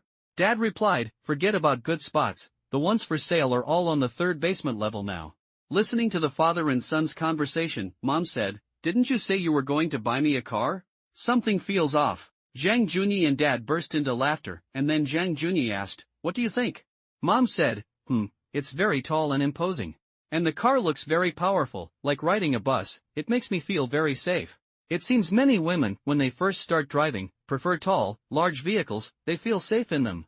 But as their driving skills improve, they gradually switch from large cars to smaller ones because smaller cars are more maneuverable and easier to paw. RK. Zhang Junyi said, if you think it's suitable, that's fine. If you're not comfortable driving it for 2 years, we'll sell it and buy a Mercedes. Your price is more than enough for a Mercedes. Shall we go to the property management office to buy a parking space later? His mother immediately said, that'll cost almost 100,000 yuan. Zhang Junyi said, I'll pay for that. Zhang Junyi, carrying his backpack, went to the property management office with his father to buy a parking space, while his mother carried her luggage upstairs to go home. Zhang Junyi's suitcase was still in the car because he needed to go back to his rented apartment that night. Zhang Junyi accompanied his father to choose a parking space and helped him park the car in the space they had bought before they went home together. When Zhang Junyi bought the parking space, he secretly transferred another 5,000 yuan to his father. Here, this is pocket money. His father looked at the 5,000 yuan transferred on WeChat and chuckled, saying, I haven't even used the money you gave me for Chinese New Year. Take it, Zhang Junyi continued, your car uses a lot of gas. Buy yourself some cigarettes, the better ones. I'll transfer you 5,000 yuan every month, you can spend it slowly. Knowing he couldn't quit smoking, he could only let him smoke good cigarettes. He only had 1,000 yuan for living expenses, and the cigarettes he smoked were only around 10 yuan each. When his father heard that Zhang Junyi gave him 5,000 yuan a month for pocket money, he immediately said, that's so much. I don't need that much money. It's okay, I have money. Even with interest, I make 500,000 a year. Yours is nothing. His father whispered, how much money do you actually have? Give me a hint. Of course, you can leave it at that if you don't want to tell me. Zhang Junyi smiled and said, just know that I have a large fixed deposit that earns at least 500,000 yuan in interest every year. Hearing that Zhang Junyi had a fixed deposit, his father nodded in relief, because now Zhang Junyi owns a house and a car, and has 500,000 yuan in fixed deposits every year. This is more than enough for him to live comfortably in his retirement, so he and his mother have no burden at all. So even if Zhang Junyi gives his mother 20,000 yuan a month and gives him 5,000 yuan, it only takes half of his annual interest. And they will save all this money for Zhang Junyi. After tidying up a bit at home, the family had a hot pot meal, and then Zhang Junyi drove back to his rented apartment. During the 3 days Zhang Junyi disappeared, Lily didn't ask any further questions after learning he was traveling in Yanjing with his parents. It wasn't until today, when she learned he was coming back, that she messaged him, asking him to pick her up after his livestream that evening. After returning home, Zhang Junyi sat down at his computer and began meticulously editing the photos from his trip with his parents. He sat there until midnight. During this editing session, he didn't even finish a single game. He was extremely focused on his parents' photos. He planned to finish editing them in 2 days, then print them out. The album, frames, and printer would be delivered tomorrow. At midnight, Lily messaged, Junyi, I'm off my livestream. Are you back? Yes, I'm back. I'll come pick you up. Zhang Junyi grabbed his Jeep Wrangler keys and set off. When he arrived at Lily's apartment building, she was already waiting at the entrance of the complex. Zhang Junyi rolled down the car window and looked at Lily, saying, beautiful lady, where are you going? I'll give you a ride. Lily looked at the handsome Jeep and asked, this car? Zhang Junyi laughed, I just bought it. Get in. Lily walked around to the passenger side and got into the car. She smiled and said, this Jeep looks a bit wild. I actually really like cars like this. A lot of people in Dali choose Jeeps for car rentals and photoshoots. Zhang Junyi said, how about giving it a try? Lily smiled and nodded in agreement, sure, I'll try it. The two switched seats, and Lily sat in the driver's seat and laughed. This car is higher up, you can see everything better. Do you want this car? This car is only a little over 200,000 overseas, but in China, the price is 3 times higher. Add a few tens of thousands more, and you can buy a BMW X5. Hearing that it was 3 times the price of 200,000, Lily exclaimed in surprise, how can this car be so expensive? Because it has no competitors in this price range. However, overseas it's just a toy costing around 200,000 yuan. Lily pouted and said, then you might as well buy a BMW X5, at least that's a BMW. Zhang Junyi smiled and said, people who like this car all have a heart that yearns for the wilderness. Didn't we see a lot of Wranglers in Xinjiang this time? That was Xinjiang, we're in the city. Zhang Junyi didn't want to talk about the car, so he said, let's find a place to eat some barbecue skewers. Soon, the two arrived at a roadside barbecue skewer restaurant. After Lili ordered some dishes, Zhang Junyi sat at a small table and stool on the street waiting for the food to be served. After Lili returned with 2 bottles of cola, he took a couple of sips and said, I plan to leave for Shanghai the day after tomorrow. Hearing that Zhang Junyi had just returned and was about to leave again, she could only whisper, oh, when will you be back? In a week? Zhang Junyi shook his head and said, I don't know. Last time I went to Japan for filming, I stayed for more than a month. If everything goes smoothly this time, about half a month. If I don't find a suitable replacement, I might choose to go to Japan or South Korea again. Because with a US visa, one can stay in Japan or South Korea for up to a month while transiting. I understand. After a moment of silence, she could only reply faintly. Because besides saying I understand, she really didn't know what else to say. Zhang Junyi turned to ask, how's the live stream going these days? Yeah, not bad, especially after hearing that my visa was rejected. The viewers in the live stream were all gloating. By the way, the guy who went skiing with us took some photos of us. Do you want me to send them to you? Yes, because of the visa rejection, Lili's viewers in the live stream were overjoyed. After all, the cost of a trip to Hawaii is beyond the reach of most fans. This time, 3 fans are accompanying him to Heimu, which puts everyone at ease. But Hawaii, don't be fooled by the clamor of people wanting to go. Who knows what the outcome will be? What if no one goes? Wouldn't their beloved streamer have been taken advantage of by Zhang Junyi? Listening to the photos taken by the viewers, Zhang Junyi nodded and said, okay, send them to my WeChat. The viewers' photography skills aren't as good as yours, so don't laugh at them. Because Lili had seen both the photos of Heimu taken by Zhang Junyi and the photos taken by the viewers, she came to a conclusion: not everyone with a camera can be called a photographer. Moreover, Zhang Junyi's previous job specialized in photographing people. Shanghai, one of China's most bustling cities, saw Zhang Junyi arrive in this glamorous metropolis, dragging his suitcase filled mostly with summer clothes and, of course, his essential photography equipment. As a transit point on his way to Hawaii, Zhang Junyi planned to stay in Shanghai for a couple of days. Although he had heard of Shanghai's fame, he had never actually been to the Bund, only seeing its allure at night through television and online videos. Shanghai held immense appeal for many young people, drawing countless individuals each year seeking opportunities. Yet, every year, countless others had their dreams shattered in this city, forced to return to their familiar hometowns. It was a city of both allure and cruelty. Dragging his suitcase, he stepped out of the airport, where hotel staff were already waiting with signs.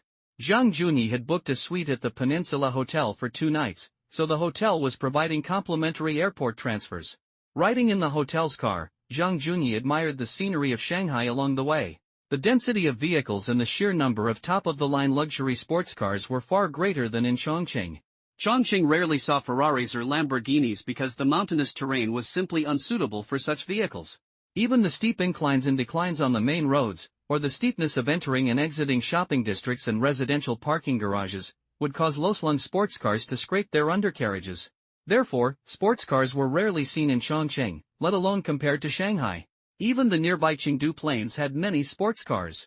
It wasn't that wealthy people in Chongqing couldn't afford sports cars, but rather that they were simply not suited to the city's roads. Zhang Junyi quickly arrived at the hotel. After checking in, he hurriedly put down his suitcase in his room. Then, carrying his camera, he headed towards the Bund across the street.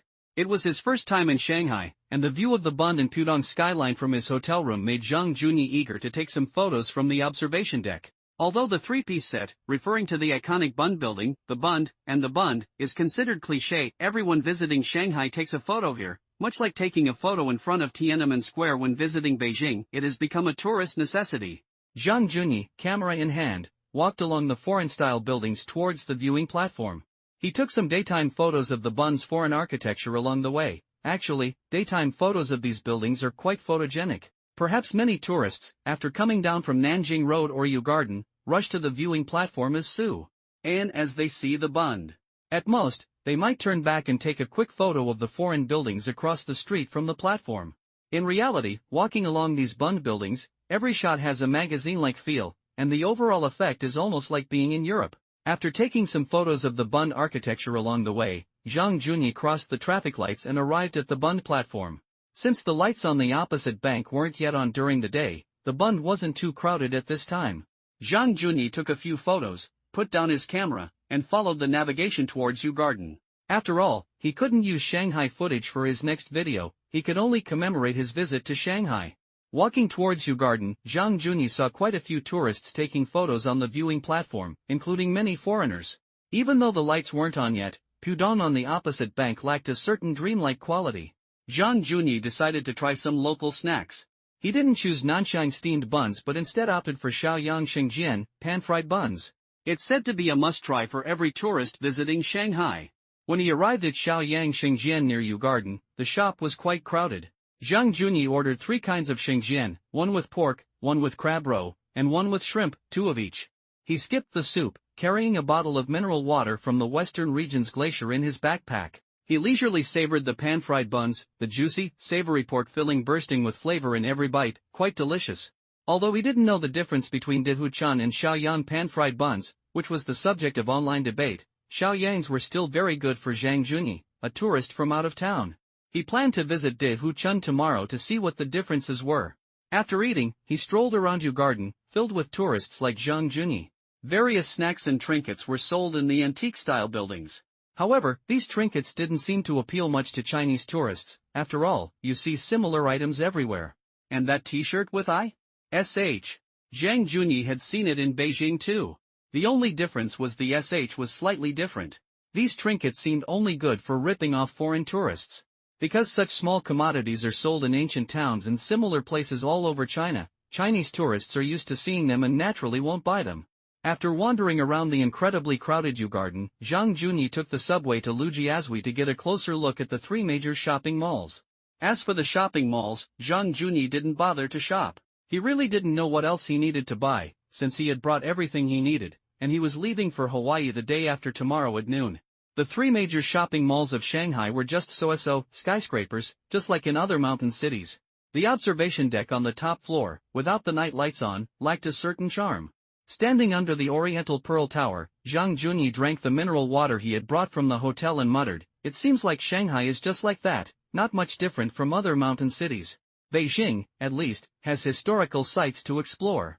But Shanghai, besides skyscrapers, high prices, and food from all over the world, seems to have nothing else.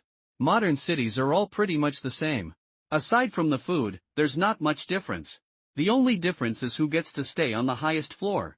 After all, Zhang Junyi wasn't there to seek development, he was just a tourist. Feeling somewhat bored, Zhang Junyi randomly picked a restaurant in the shopping district and ate a casual meal by himself. When he came out of the mall again, all the dazzling lights were already on, so he eagerly went to the observation deck of the IFC mall.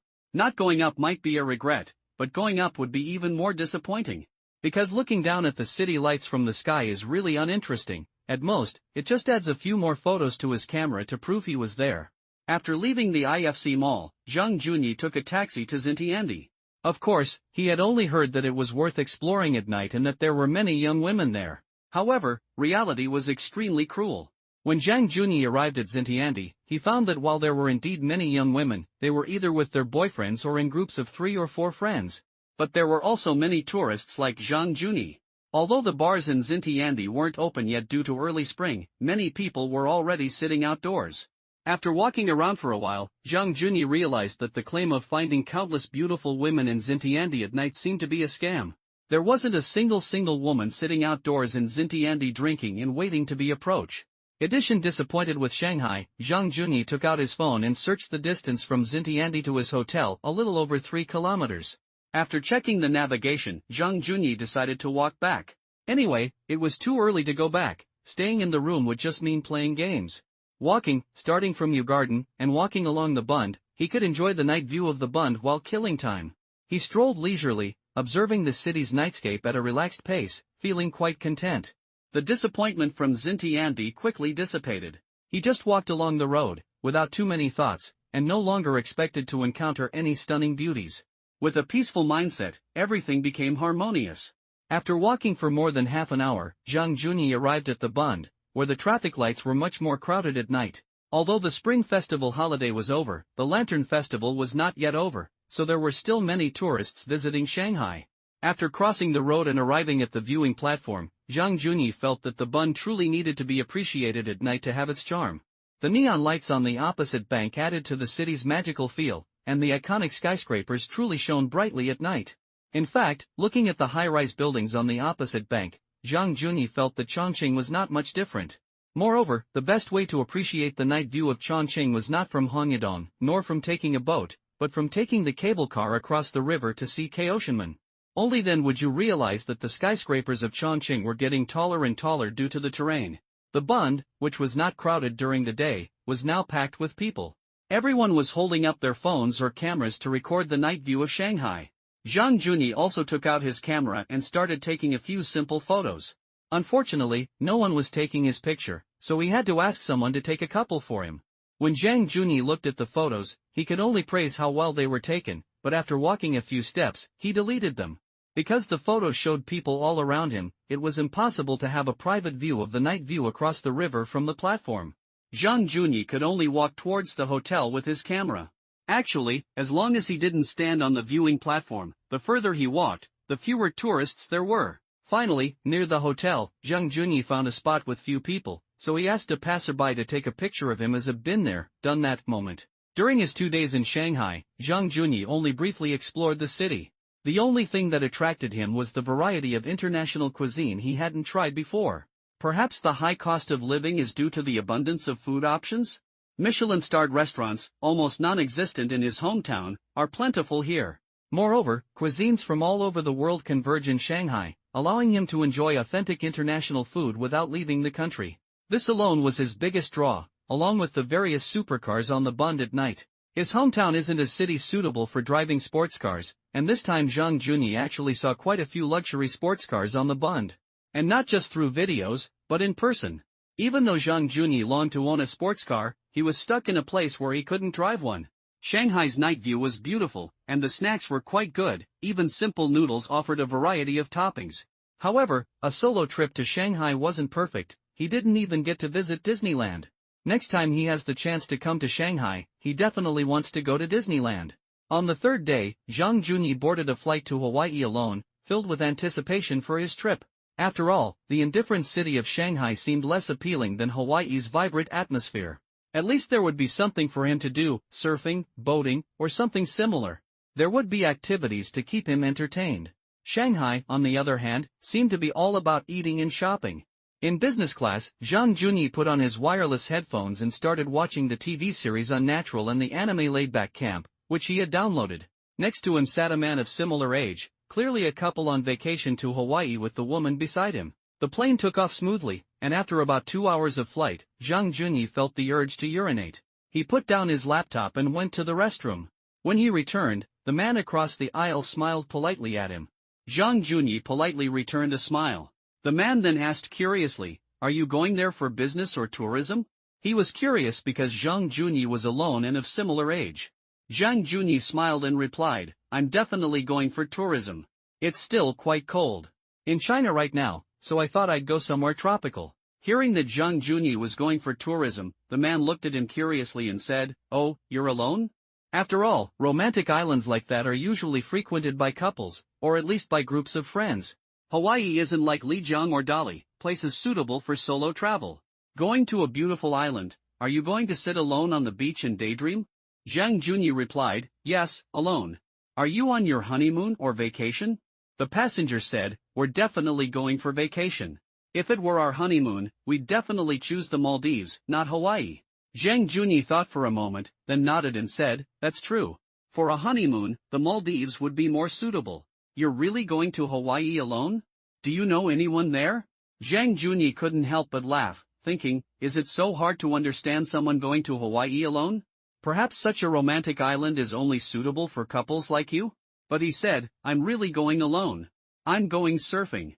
I originally planned to go to Australia, but I haven't even been to the birthplace of surfing yet, so I chose Hawaii this time." Hearing that Zhang Junyi was a surfing enthusiast, he nodded, "I knew it. Why would you go to Hawaii alone? You're a surfing enthusiast. But I prefer skiing. I even took my baby to Hokkaido for skiing recently." Zhang Junyi smiled and replied, "Oh? We're quite destined to meet. I spent the whole year in Hokkaido before the Lunar New Year. I came back before the Spring Festival, and after the festival, I went to Heimu in Xinjiang for a week of skiing. After staying in a cold place for too long, I wanted to go to a warm place. You like skiing too? Then we should exchange WeChat contacts and go together during the ski season at the end of the year. Okay. So the two exchanged WeChat contacts on the plane. This friend they had just met was quite interesting. He had brought his baby, who had a famously internet-famous face, to Hawaii for vacation. Upon landing, he opted to rent a car, but Zhang Junyi wasn't planning on renting one yet. He offered to give Zhang Junyi a ride. Zhang Junyi didn't refuse, so they set off together towards Waikiki. Once in the car, he asked, "The weather in Hawaii is so nice. It's still winter back home, and we're already wearing short sleeves. By the way, have you booked a hotel?" Zhang Junyi, now dressed in summer clothes and wearing sunglasses, sat in the back seat, opening the window to enjoy the breeze and sunshine. The coconut trees along the roadside told them they had arrived in the tropics. His friend had chosen to rent a Jeep Wrangler. For some reason, the Wrangler always seemed perfect for a place like this. While admiring the unique street scenery, Zhang Junyi replied, "I booked the Ritz-Carlton in Waikiki." "Oh, we booked a beachfront hotel," he said on the way to Zhang Junyi's hotel. "If you get bored, you can message me, and we can go out together. There's a lot to do here, like seeing volcanoes and hiking through the jungle." "Okay, I'll contact you if needed." They arrived at the hotel quickly. Zhang Junyi thanked his friend for said goodbye, and dragged his suitcase into the hotel. This Ritz-Carlton was an apartment-style hotel, and Zhang Junyi booked 3 days' stay. He wasn't sure if he would want to visit the nearby islands. Zhang Junyi's room faced the Waikiki Sea, had a decent living room, an open kitchen, and a reasonably nice bedroom. After putting down his luggage, Zhang Junyi took out his filming equipment from his backpack and went to the balcony to begin the official travel filming. "Hello everyone, I'm your favorite overseas pickup artist, Zhang Junyi. I read the comments, some people called me a scumbag, some called me a sea king. But I don't think Sea King is enough to describe me. From now on, please call me Zhang the Sea Emperor." Zhang Junyi had no idea that his joking remark, "Zhang the Sea Emperor," would actually become his nickname. "I won't say much more. The blue sky, white clouds, and brilliant sunshine here, along with the azure sea in the distance. You're all probably wondering where I've been chatting up girls this time, right? I bet a lot of you are saying Hainan? No, I'm currently in Hawaii." Then Zhang Junyi started clapping at the camera. "That's right, I've arrived in the Hawaiian Islands, yay!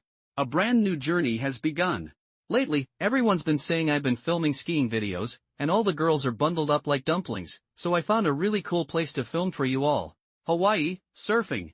Just thinking about it makes me happy because sunshine, beach, waves, cacti. No old captains, only bikinis." As he spoke, Zhang Junyi even started singing. So, Zhang Junyi immediately switched to fluent English. "I guess the language we'll be using when we strike up conversations this time will be English. After all, this is an English-speaking country. If you don't know English, no problem, as usual, use our translator." When Zhang Junyi's first short video was released, many of his followers were stunned. Because last time, when Zhang Junyi was in Tokyo, he used fluent Japanese when chatting with a cherry blossom model. And now that he's in Hawaii, he immediately switched to fluent English. "Sea Emperor, are you here to show off your languages? First you showed us Japanese, now you're showing US English, are you going to show us more languages in the future?" When Zhang Junyi saw this comment, he proactively replied, "You found out. I'm in my hotel room now, the Ritz-Carlton Waikiki. Let me show you around the room first, then we'll go downstairs to buy equipment." After leaving the hotel, Zhang Junyi walked for 2 minutes and arrived at the shopping mall in Waikiki. He held his camera and strolled around the mall. Zhang Junyi, who talked about working out, never actually had time to.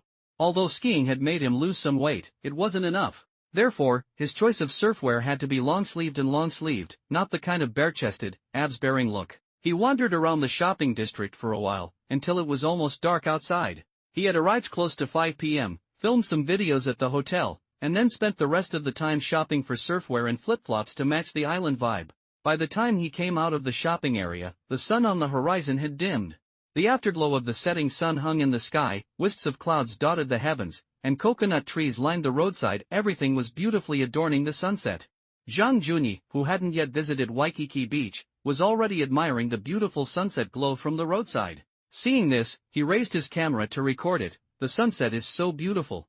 All the beautiful women on the street are dressed so lightly. I wonder if you, back home, are still wearing a thick down jacket.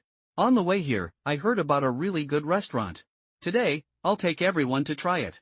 As for flirting, since I just arrived, I'm not in the best mood yet, so let me adjust today, and we'll start tomorrow. Hopefully, it'll be a blonde, blue-eyed, long-legged beauty. Waikiki Beach was even more enchanting at sunset than during the day. Zhang Junyi sat on the sand, his camera slightly behind him, capturing the scene of himself facing the setting sun. The colorful rays of the sunset spilled onto the distant sea, making the entire ocean shimmer with golden light, while the coconut trees behind him rustled in the evening breeze. The city's neon lights illuminated the island metropolis in the twilight, everything so harmonious, natural, and beautiful. Zhang Junyi sat quietly on the beach, watching people playing and taking photos on the sand in the evening. In the distance, many people were still taking advantage of the last rays of the setting sun to catch a few more waves. Couples held hands, splashing water with their toes, their faces full of happiness and joy. The scene was truly beautiful. Even just sitting quietly in a daze, Zhang Junyi felt a sense of tranquility and peace. Zhang Junyi took a picture of Waikiki in the sunset and posted it on his WeChat Moments in Weibo. The sunset at Waikiki carries endless peace, comfort, and romance. In his WeChat Moments, Zhang Junyi's family members all liked his photos. His older siblings left envious comments, saying, "You're having a great time. First Xinjiang, then Beijing. Just the other day we saw you posting photos in Shanghai, and now you're in Hawaii? Life's so comfortable." On Weibo, Zhang Junyi's account gained even more followers, surpassing his Douyin account. He only posted some everyday photos. Yet, he already had nearly 300,000 followers, something he couldn't understand. The reason was that there weren't many apps available for sharing everyday life yet. Zhang Junyi's photos of restaurants in Japan, izakayas he liked, and luxury hotels he stayed in all attracted a lot of attention. His photos of top-tier hot spring hotels in Hokkaido and skiing in his ski gear also garnered attention. Since his new look wasn't bad, and his posts led many to believe he was a rich kid showing off his lifestyle, his popularity gradually increased. Although these were just routine updates, in 3 months, Zhang Junyi had been in Tokyo, Hokkaido, Heimu, the Regent Hotel after returning to Chongqing, the Mandarin Oriental in Beijing, the Peninsula Hotel in Shanghai, and now he's even in Hawaii. Even his relatives said they envied his colorful life, not to mention that he shared these daily moments on Weibo, which attracted even more attention. Zhang Junyi's initial intention was for Weibo to be a pre-promotion platform for his video account, showcasing glimpses of his daily life not shown in his videos. The problem is, his lavish lifestyle posts did indeed attract a lot of female viewers. However, Zhang Junyi himself rarely uses Weibo, so he didn't realize how his follower count had suddenly skyrocketed. Most importantly, Zhang Junyi treated Weibo like his old penguin space.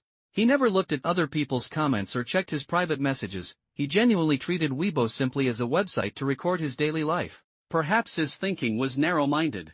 Previously, Zhang Junyi felt that if he wanted to show off, it was on his WeChat Moments, since Moments was full of people he knew, and that gave him a sense of accomplishment. But on Weibo, he never intended to show off. It was often these unintentional actions that led to Zhang Junyi's Weibo account gaining over 300,000 followers. He never showed off his luxury cars or expensive watches, he only posted pictures of scenery, food, and hotels. One day, he suddenly opened Weibo and uploaded a photo of Waikiki, just to promote his upcoming video. To his surprise, he found that he already had over 300,000 followers. Zhang Junyi, who rarely paid attention to Weibo, stared at his account in surprise. How did I get over 300,000 followers? When did I become so famous? I didn't even know it. Opening his private messages, Zhang Junyi felt overwhelmed. Holy, how many private messages are there? Initially, Zhang Junyi hadn't intended to become an internet celebrity. His purpose in using Weibo was simply to attract viewers to his videos and complete the tasks assigned by the system. Now, he suddenly realized. He seemed to be becoming an internet celebrity? He casually scrolled through his messages. Many people were asking for hotel recommendations and food recommendations in Hokkaido. Zhang Junyi recommended hotels and restaurants that he thought were good. After briefly replying to a few messages, he realized there were simply too many to read them all. So, Zhang Junyi got up, dusted himself off, and prepared to go find something to eat for the evening. On the way here, he had already checked the travel guide. A certain Western restaurant there had good food, and they even had the famous tomahawk steak. But Zhang Junyi definitely couldn't finish a 15 kilograms tomahawk steak by himself, so choosing another steak would be a good idea. Zhang Junyi put away his camera, clipped it to the strap of his backpack, and took out his phone to start using Google Maps. Following the navigation, Zhang Junyi slowly walked towards the restaurant in the last rays of the setting sun. However, when he reached an intersection, Zhang Junyi was about to turn right as indicated by the navigation, but just as his phone gave him a turn right signal, he glanced down at his phone. He hadn't expected that as he turned the corner at the far end of the street, there was another blonde beauty turning the corner opposite him. Zhang Junyi was going to turn in, but she was going to turn out. However, in that instant, because Zhang Junyi was looking down at his phone, it was in front of him. Just then, she bumped into the person who turned out from inside. She was walking in a hurry and bumped into Zhang Junyi's hand holding a phone. The phone in his hand fell to the ground instantly, face down. After knocking Zhang Junyi's phone to the ground, the Western woman stared at it for about a second before exclaiming in panic. She first covered her mouth with one hand, then held her forehead, apologetically saying, "OMG, sorry, are you alright?" After the phone was suddenly knocked away, Zhang Junyi stared blankly at the woman for a moment, then muttered to himself, "The sun is almost setting, and you're still wearing sunglasses? Are you crazy? No wonder you can't see the road." He then looked down at his Porsche lying face down on the ground. He quickly picked up his phone and checked it. Sure enough, the screen had several cracks. The Western woman with sunglasses, seeing the shattered screen, could only stammer, "I'm sorry, I'm so sorry." Zhang Junyi remained silent, staring at his phone, which he'd only bought for over 10,000 yuan and had only used for 3 months. He was furious at the reckless woman with sunglasses. If this were in China, he would have definitely sworn. But considering this was overseas, he couldn't act rudely and start a fight in the street. He could only let out a long sigh to suppress his anger. "I'm so unlucky." The Western woman apologized again. "God, I'm so sorry. I'll pay for the repair." And when she apologized, she gave Zhang Junyi a slight bow. Although the bow was very restrained, Zhang Junyi could still tell that she was restraining herself from bowing. Zhang Junyi sighed again and frowned, saying, "My phone can't be repaired here. It's a Chinese brand, and it's not sold here." Hearing that the phone couldn't be repaired here, the Western woman hesitated for a few seconds and then said, "Then how much is your phone? I'll pay you back." Zhang Junyi really wanted to say $2,000, but that price was already higher than the most expensive Apple phone at the moment. If he said it, she would definitely think he was ripping her off, but the truth was that it really cost that much. Zhang Junyi ultimately decided to let it go. He looked at the impetuous woman and said, "Fine, I guess I'm just unlucky." With that, Zhang Junyi turned and walked into the alleyway, his steak-eating mood ruined by the woman's rudeness. The impetuous woman, seeing Zhang Junyi leave, stood there for a moment, then turned her back to him and walked away. As Zhang Junyi walked, he thought about how repairing the phone would cost several thousand yuan. And a broken screen was the most annoying thing, because the repair cost could buy a new phone. If he didn't repair it and just left it unused, it would be a waste to have spent over 10,000 yuan on it for only 3 months. Looking at his phone, Zhang Junyi sighed again in frustration. The only solution now was to hurry to the Apple store before the shops closed and buy a new phone. Zhang Junyi had no choice but to exit the original navigation and enter the Apple store address. A short while later, Zhang Junyi had switched to an iPhone 10. Now that his steak-eating mood was ruined, Zhang Junyi didn't head towards the steakhouse. Instead, he remembered seeing a sushi restaurant on his way out of the hotel that afternoon and decided to try some sushi. A little while later, Zhang Junyi, carrying the iPhone shopping bag, lifted the curtain and went inside the sushi restaurant. But as soon as he entered, a woman with a Western appearance, sitting at a 2-seater behind the counter, stared at him. What a rude woman! After buying the new phone, Zhang Junyi immediately replaced his old one with a cracked screen. Although the screen was cracked, the phone still worked. Some people think that a broken screen doesn't affect normal use, but Zhang Junyi felt uncomfortable seeing a cracked phone. He immediately put the new phone in its iPhone box, then grabbed his shopping bag and headed to a nearby sushi restaurant for dinner. He had originally planned to eat steak, but after that accident, he lost all interest. So he decided to find a Japanese sushi restaurant, have some drinks, sashimi, and sushi. Hawaii, a country that once had over 40% Japanese population, was practically a Japanese backyard. Therefore, there were many Japanese restaurants, izakayas, sushi restaurants, and so on, scattered throughout the streets. The restaurant Zhang Junyi chose had many recommendations on Twitter, so he headed there with his shopping bag. However, the moment Zhang Junyi lifted the curtain of the Japanese restaurant, the first thing he saw was a very Japanese-style bar, around which many customers were having dinner. Opposite the bar were 4 small tables for 2 people each. The restaurant wasn't large, somewhat reminiscent of an izakaya in Tokyo. After the familiar Japanese welcome, greeting, Zhang Junyi gestured alone in Japanese and said, "Alone." He then began looking for an empty seat. As his gaze swept around, he suddenly spotted the clumsy woman who had bumped into him earlier. She was sitting a little further inside the restaurant. In fact, the moment Zhang Junyi lifted the curtain, the clumsy woman sitting further inside had already noticed him standing at the door. That Apple shopping bag she was carrying clearly indicated she had just bought a phone. She genuinely hadn't expected to run into this man in the restaurant. She looked at Zhang Junyi with an embarrassed expression, just as he, while searching for empty seats, also noticed the clumsy woman who had bumped into him. Their eyes met. Since their gazes had collided, she gave Zhang Junyi an awkward smile and nodded. Her long brown hair fell just over her shoulders, styled in a 4/6 part. She had removed her sunglasses, revealing her deep-set eyes and high-nose bridge. She possessed a striking exotic beauty and was quite pretty overall. The bartender, standing behind the counter, gestured to an empty seat at the counter and said in fluent English, "Sir, would this be all right?" Zhang Junyi gestured to the bartender and walked over to the somewhat clumsy woman. Reaching her, he said, "I didn't expect we'd meet again?" She gave Zhang Junyi an extremely awkward smile and apologized again. "I'm so sorry about what happened earlier." Zhang Junyi pointed to the empty seat opposite the two-seater she was sitting at. "Is it all right if I sit here?" She forced a smile, saying awkwardly, "Of course. Of course, no problem. Since I caused you some trouble earlier, let me treat you to dinner tonight as an apology." Since they had awkwardly met again in the restaurant, she could only express her apology by treating her to a meal. Although they were both a little careless at that corner table, Zhang Junyi hadn't asked her to pay for his phone. Zhang Junyi nodded and sat down. "Thank you."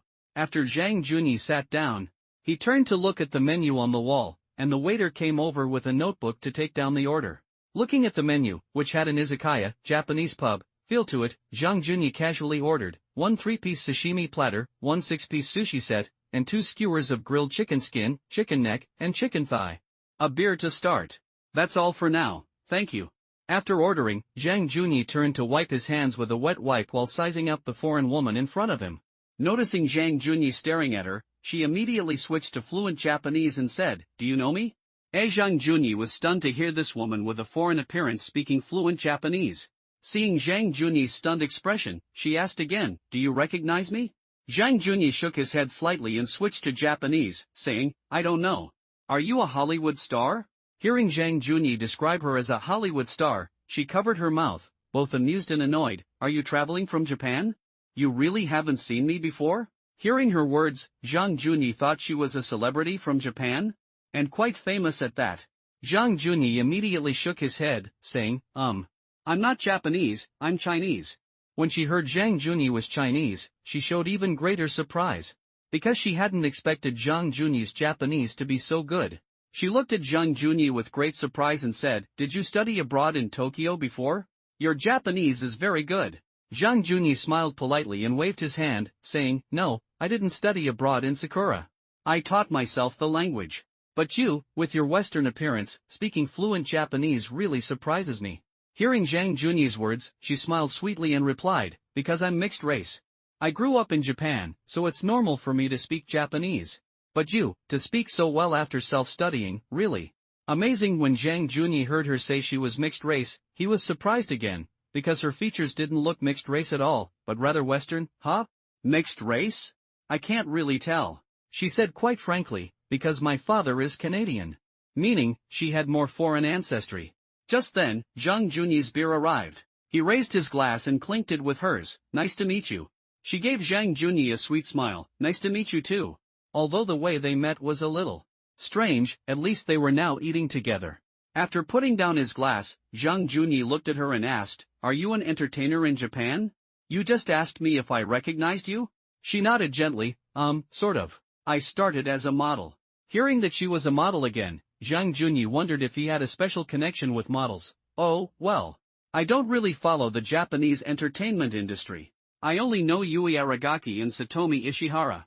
Especially Satomi Ishihara, her recent drama Unnatural was so good." The two actresses Zhang Junyi mentioned were both top-ranked in various Japanese polls for female celebrities. In fact, in all sorts of female celebrity polls, it was either Yui or Ishihara.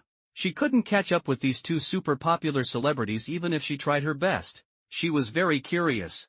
The drama Unnatural was indeed very popular in Sakura recently, but Zhang Junyi said he was Chinese. How did he know that? She looked at Zhang Junyi and said, "How do you know about the TV series Unnatural?"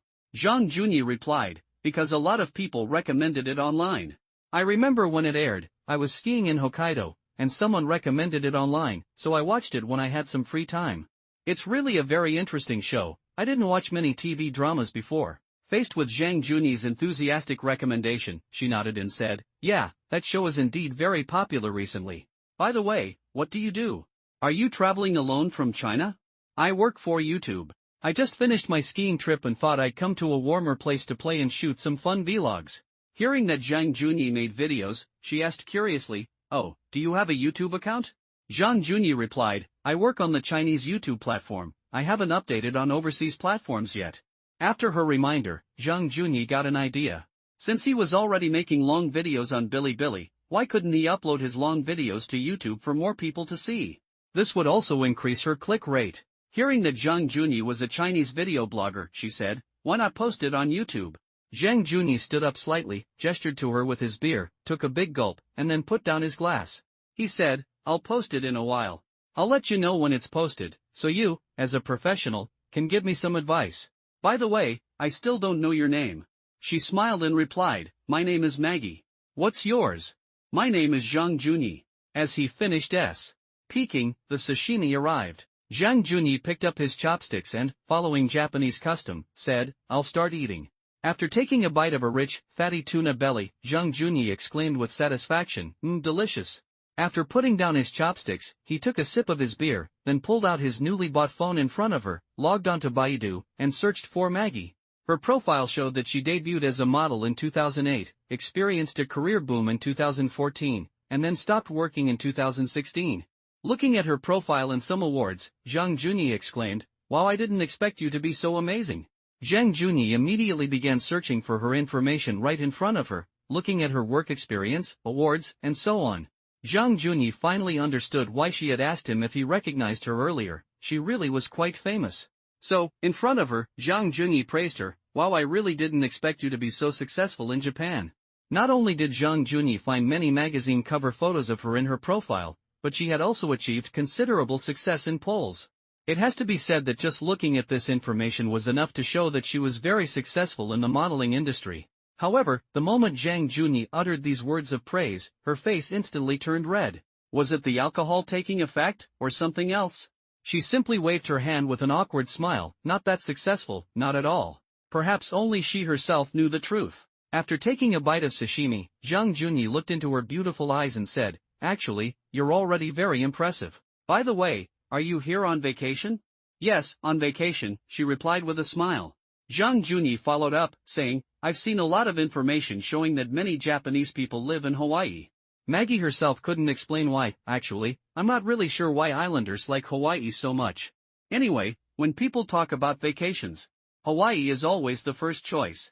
I'm wondering if it's because Japanese is quite widely spoken here?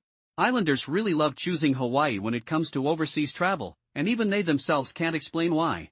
Actually, from Zhang Juni's perspective, Okinawa is quite nice, but perhaps for them, Okinawa lacks that overseas feel? It's like how many people in China, despite having Sanya, prefer Phuket, Thailand, to Sanya when choosing an island for travel. However, Zhang Juni knows that the cost of going to Phuket is similar to that of Sanya, but the most important point is that it's abroad, meaning you're going overseas. Perhaps there's a matter of face involved? Of course, there's also the different Southeast Asian atmosphere. And if you go to Sanya, you might mistakenly think you're in Qingdao, because the vast majority of people in Sanya are from Shandong. Zhang Juni nodded. "Indeed, the language barrier you mentioned could be a major issue. When I checked into the hotel today, there was a middle-aged group from an island nation in front of me, and they were speaking directly in Japanese at the front desk. I thought it was quite impressive. Japanese is widely spoken here. Yes, for many people, the biggest challenge when traveling abroad is language. If you're in a place where you can communicate without any language barriers, your experience will be completely different. Just like when we Chinese go to Singapore or Malaysia, we have no communication problems using Chinese. This makes the trip much more enjoyable, and most importantly, you can easily ask questions if you don't know something." By this time, Zhang Juni had finished his beer, so he ordered a second one, a highball, and continued chatting with her. After clinking glasses with her again, he said, "I've heard that when celebrities travel, they usually choose places where few people recognize them, right? And there are a lot of Japanese people living here. Aren't you worried about being recognized?" Indeed, many celebrities choose Europe and America for their vacations because the chances of being recognized are greatly reduced there. Unless they encounter a fellow countryman, they might exchange greetings. But her career in Japan is doing quite well. She shouldn't choose a place with 40% Japanese residents, and even more popular with Japanese people, for a vacation. However, when Zhang Junyi asked this question, her eyes slightly glazed over as she looked at her glass, then she smiled faintly. I'm here to rest. Even if I'm recognized, it's fine. At most, I'll just get an autograph or a photo, it won't disturb my trip too much. Indeed, there aren't that many die-hard fans in Japan. If they happen to run into someone, they'll try their best not to disturb their vacation, at most asking for a photo or autograph. They would never chase after someone or constantly monitor them. Many die-hard fans in China, if they know a celebrity's hotel, will almost certainly book the same hotel and follow them around as soon as they leave. This is truly disgusting. Anyone would be annoyed to be followed by fans while on vacation, right? Zhang Junyi raised an eyebrow slightly and said, half-jokingly, hearing you say that, I feel quite sorry. After seeing you, I came to have dinner with you, which feels like disturbing your vacation. Maggie's momentary disappointment quickly turned into a smile. This made Zhang Junyi admire her professionalism. She smiled and said, No, it's just that I get bored eating alone, so having someone to chat with is nice. By the way, in my opinion, very few people choose to travel to Hawaii alone. Are you just here to take pictures of the scenery? Hearing the question again, Zhang Junyi smiled slightly. You're the second person to ask me that. Today on the plane, I sat next to a couple. They were very curious why I came to such a romantic place like Hawaii alone. Then Zhang Junyi said, I'm quite curious, why can't you come alone? Aren't you alone? Maggie, not expecting Zhang Junyi to suddenly bring this up, hid her inner bitterness and said, I wanted to relax, so I chose this place with its blue sea and sky. Me too, just wanted to relax. After all, the work pressure these days is too great, why can't you relax properly? When Zhang Junyi mentioned his work pressure, she empathized and chimed in, yes, the work pressure these days is really too great. A model who debuted in 2008 has been in the industry for 10 years. Now 26, and with so many new models emerging in Japan, her popularity waned after a couple of years, gradually being replaced by the next generation. Her regular hosting gigs from her peak have been cancelled, and now she rarely even gets guest appearances. Crucially, she's not known for being particularly entertaining in conversation. As a result, magazine modeling work has dwindled, except for some shows in Japan that require her foreign looks. Another issue limiting her career is her mixed heritage. Because of her foreign appearance, she rarely gets offers for television dramas, unless the roles specifically require a foreigner. Whether it's a Chinese drama, a Korean drama, or even a Japanese drama, an Asian male lead and a Western-looking woman in a romantic relationship just looks awkward. It's not that dramas can't use foreign faces, but only specific roles require such Western features.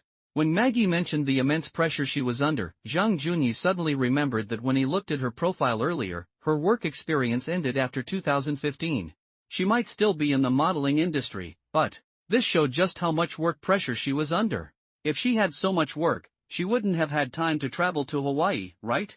Zhang Junyi nodded. Pressure is high in every industry, but the competition in the entertainment industry is even greater, isn't it? As Zhang Junyi spoke of the competitive pressure in the entertainment industry, she nodded repeatedly, sighing, of course, because every year so many talented newcomers emerge in the entertainment industry, you can imagine the competition. Zhang Junyi looked at her and said, actually, you're already quite good. Many people disappear into the crowd without even achieving fame. For example, in AKB48, only a few members are recognized, most remain unknown within the group and then disappear, right? Hey, you're not in the industry, you don't understand.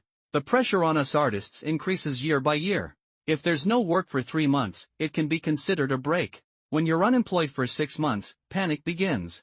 A year without work turns that panic into anxiety. No work means no income, meaning you're living off your savings. Fortunately, her savings were quite substantial during those years of booming popularity. However, after 2 years without much work, the anxiety didn't subside. Instead, it felt like falling from heaven to hell. After 2.5 years without work, you realize you've been completely replaced. Maggie's sudden rise to fame was due to the mixed-race model trend being at its peak. But as more and more mixed-race models emerged, people gradually experienced aesthetic fatigue, and the initial hype slowly faded. After the initial hype surrounding mixed-race models faded, her biggest regret was perhaps not becoming a skilled host. During the height of the mixed-race model craze, She was busy shooting for various magazines and advertisements, and she certainly earned some money during that period. However, no matter how popular a model is, she's still just a model. Her earnings can never compare to those of top actors. After all, top actors can find good roles and maintain their popularity. Models, even mixed-race models, quickly fade into obscurity after the initial hype dies down. Moreover, in Japan, even entertainers aren't paid very well, let alone models. For drinks had already passed, and Zhang Jun-yi and the mixed-race model Maggie were chatting happily. Perhaps fueled by the alcohol, the two found themselves increasingly compatible. They started by discussing travel, then gradually began to pour out their frustrations. When people encounter setbacks, they always need a shoulder to lean on or someone to listen to their troubles. Zhang Jun-yi was perhaps the person Maggie had chosen to listen to. Because he was Chinese, it was quite possible that after this exchange of pent-up frustrations at the dinner table, they would never see each other again, thus avoiding countless awkward situations. After the fourth highball was served, Zhang Jun-yi waved, 2 more ice-cold beers, and some chicken skewers, please.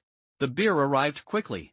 Maggie, after clinking glasses with Zhang Jun-yi again, said, "Do you know what I regret most? I had so many regular invitations to host shows back then, but I was so busy with magazines and commercials that I simply didn't have half a day to host or record shows." After saying her regret, she took several large gulps of her beer. But now there are no more opportunities to host shows, and I'm rarely invited as a guest.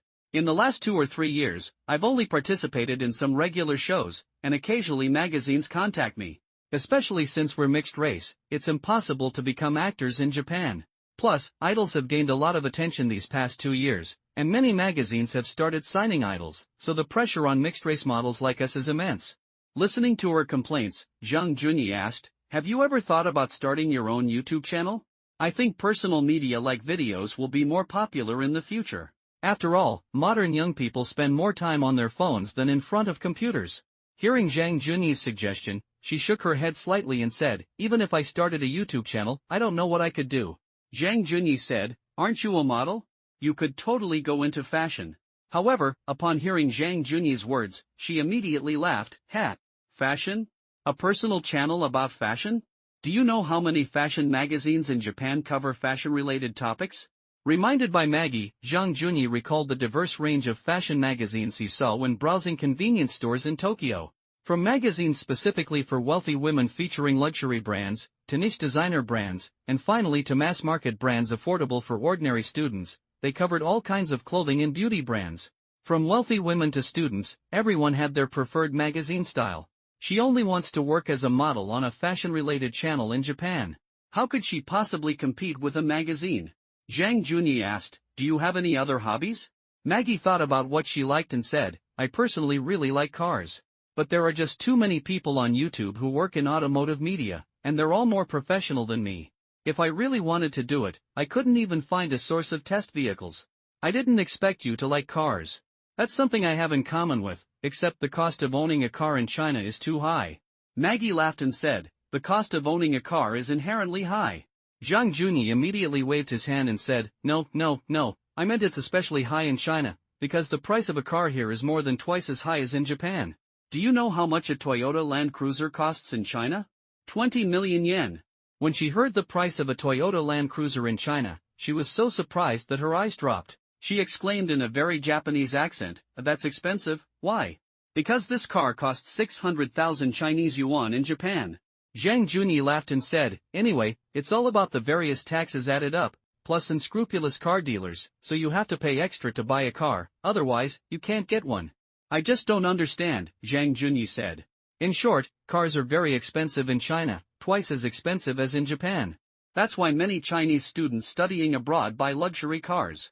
Because in China, I could only buy a Toyota Land Cruiser for 20 million yen, but when I was studying in Tokyo, I could buy a Mercedes G63 for the same amount of money.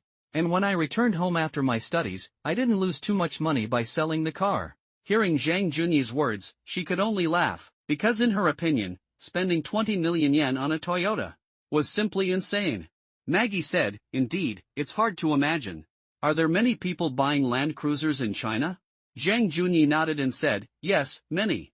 China has 14 billion people. Rich people don't care whether the 20 million yuan they spend on a Land Cruiser is worth it. Because in China, if you want to buy a Mercedes-Benz G-Class, you'll have to spend over 50 million yen. Hearing the price of a Mercedes-Benz G-Class, she exclaimed, 50 million yen can buy a Rolls-Royce in Tokyo. Although the price is very high, there are still many car enthusiasts in China. Then Zhang Junyi said, since you like cars, I think you could try filming some videos about vehicles. Yes, if I have the opportunity in the future, I will film them. As she finished speaking, Zhang Junyi smiled, picked up his glass, and continued drinking with her. After chatting about their interests for a while, Zhang Junyi looked at Maggie and asked, since your workload has decreased, have you discussed it with the company? You can't just stay home idle every day, can you? When the topic of work came up again, Maggie's expression turned somber. The company has definitely tried their best to recommend me, but the results haven't been very good. Like I said, girl groups have been incredibly popular these past 2 years. They've taken up a huge market share, and now I can only wait for opportunities. However, as an exclusive model signed with a magazine, I still have some work. Perhaps not wanting to talk about her work anymore, she turned to Zhang Junyi and asked, and you, how are your videos going? I think it's alright, and I have 300,000 followers on Twitter right now. However, when she heard that Zhang Junyi actually had 300,000 followers, she exclaimed in surprise, oh? You have 300,000 followers? That's more than me. Zhang Junyi smiled and said, you'll be more surprised when I reach 3 million. But, 300,000. Are your videos popular now? Zhang Junyi said, the click rate in China is pretty good. Do you want to try appearing in my videos? What if you get a chance to work in China? Maggie, whether seriously or jokingly, said, my appearance fee is very high. Just as Zhang Junyi was about to speak, she immediately laughed, I'm just kidding. I'm serious, maybe if you develop your career in China, it will really be quite successful, beautiful, and very much in line with our aesthetic. Maggie smiled and waved her hand, saying, I don't speak Chinese, how could I possibly develop my career in China? It's okay if you don't speak Chinese, you can speak English, and I'll translate it into subtitles. I genuinely think that developing your career in China is a good path for you. At least it's a completely new experience, and now it just depends on whether you're interested. Maggie waved her hand and said, I have an agency, how can I develop my career in China? Besides, I don't know anyone there. Zhang Junyi smiled and explained to her, I'm talking about developing personal videos. Didn't I say that personal media will definitely be a major focus in the future? You can try this new field in videos. I'm not suggesting you develop your career in the Chinese entertainment industry.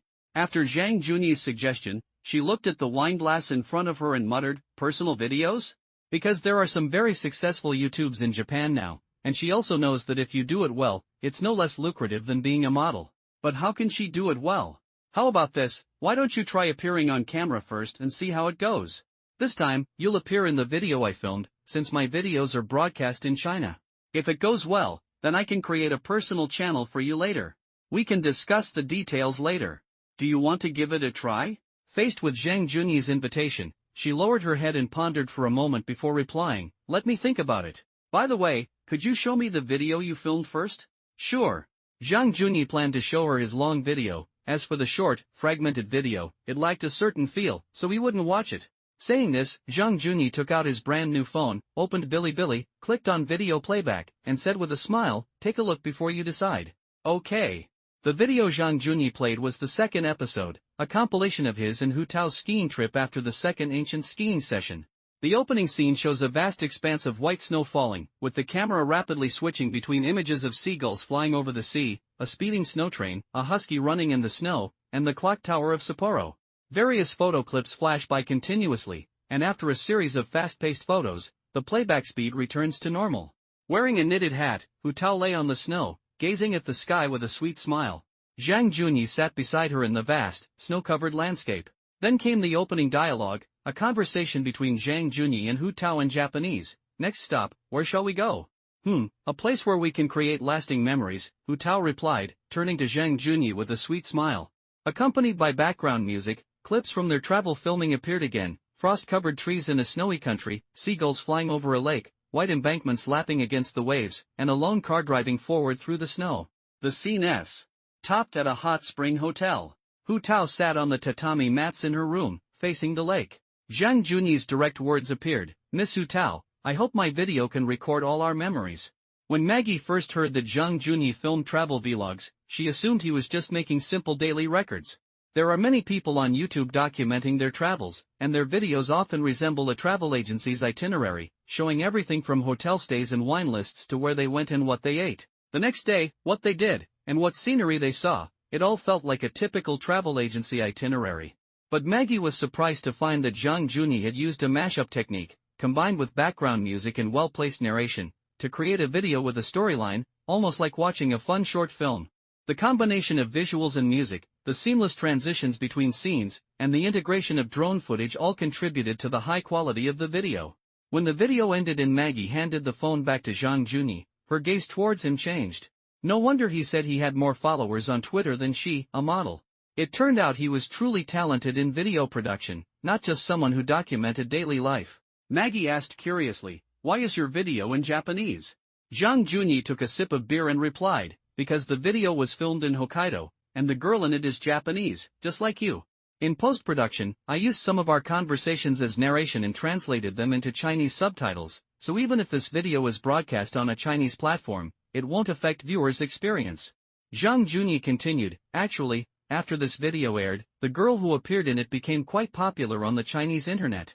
Many people left messages asking about my personal account, etc. That's why I thought you could try appearing in my videos. If it's successful, we can collaborate on a channel for you. We could do something fashion-related, since you can't buy Japanese fashion magazines in China. Or you could do some car tests that you like. I'm sure it won't be any worse than your modeling work." Hearing Zhang Juni's words, Maggie nodded and said, "I'll think about it and give you an answer. Can we exchange line contacts?" After thinking for a few seconds, Maggie agreed, "Okay." The two exchanged contact information on the spot. Zhang Juni put away his phone and said to her, "I hope you'll seriously consider this after you go back today, and ideally give me an answer by tomorrow so I can plan our shoot." Hearing that Zhang Juni was only giving her one night to consider, she looked at him with some surprise. "Huh? So soon?" Zhang Juni smiled and replied, "Because if you participate in the shoot, the content I originally designed will be completely different."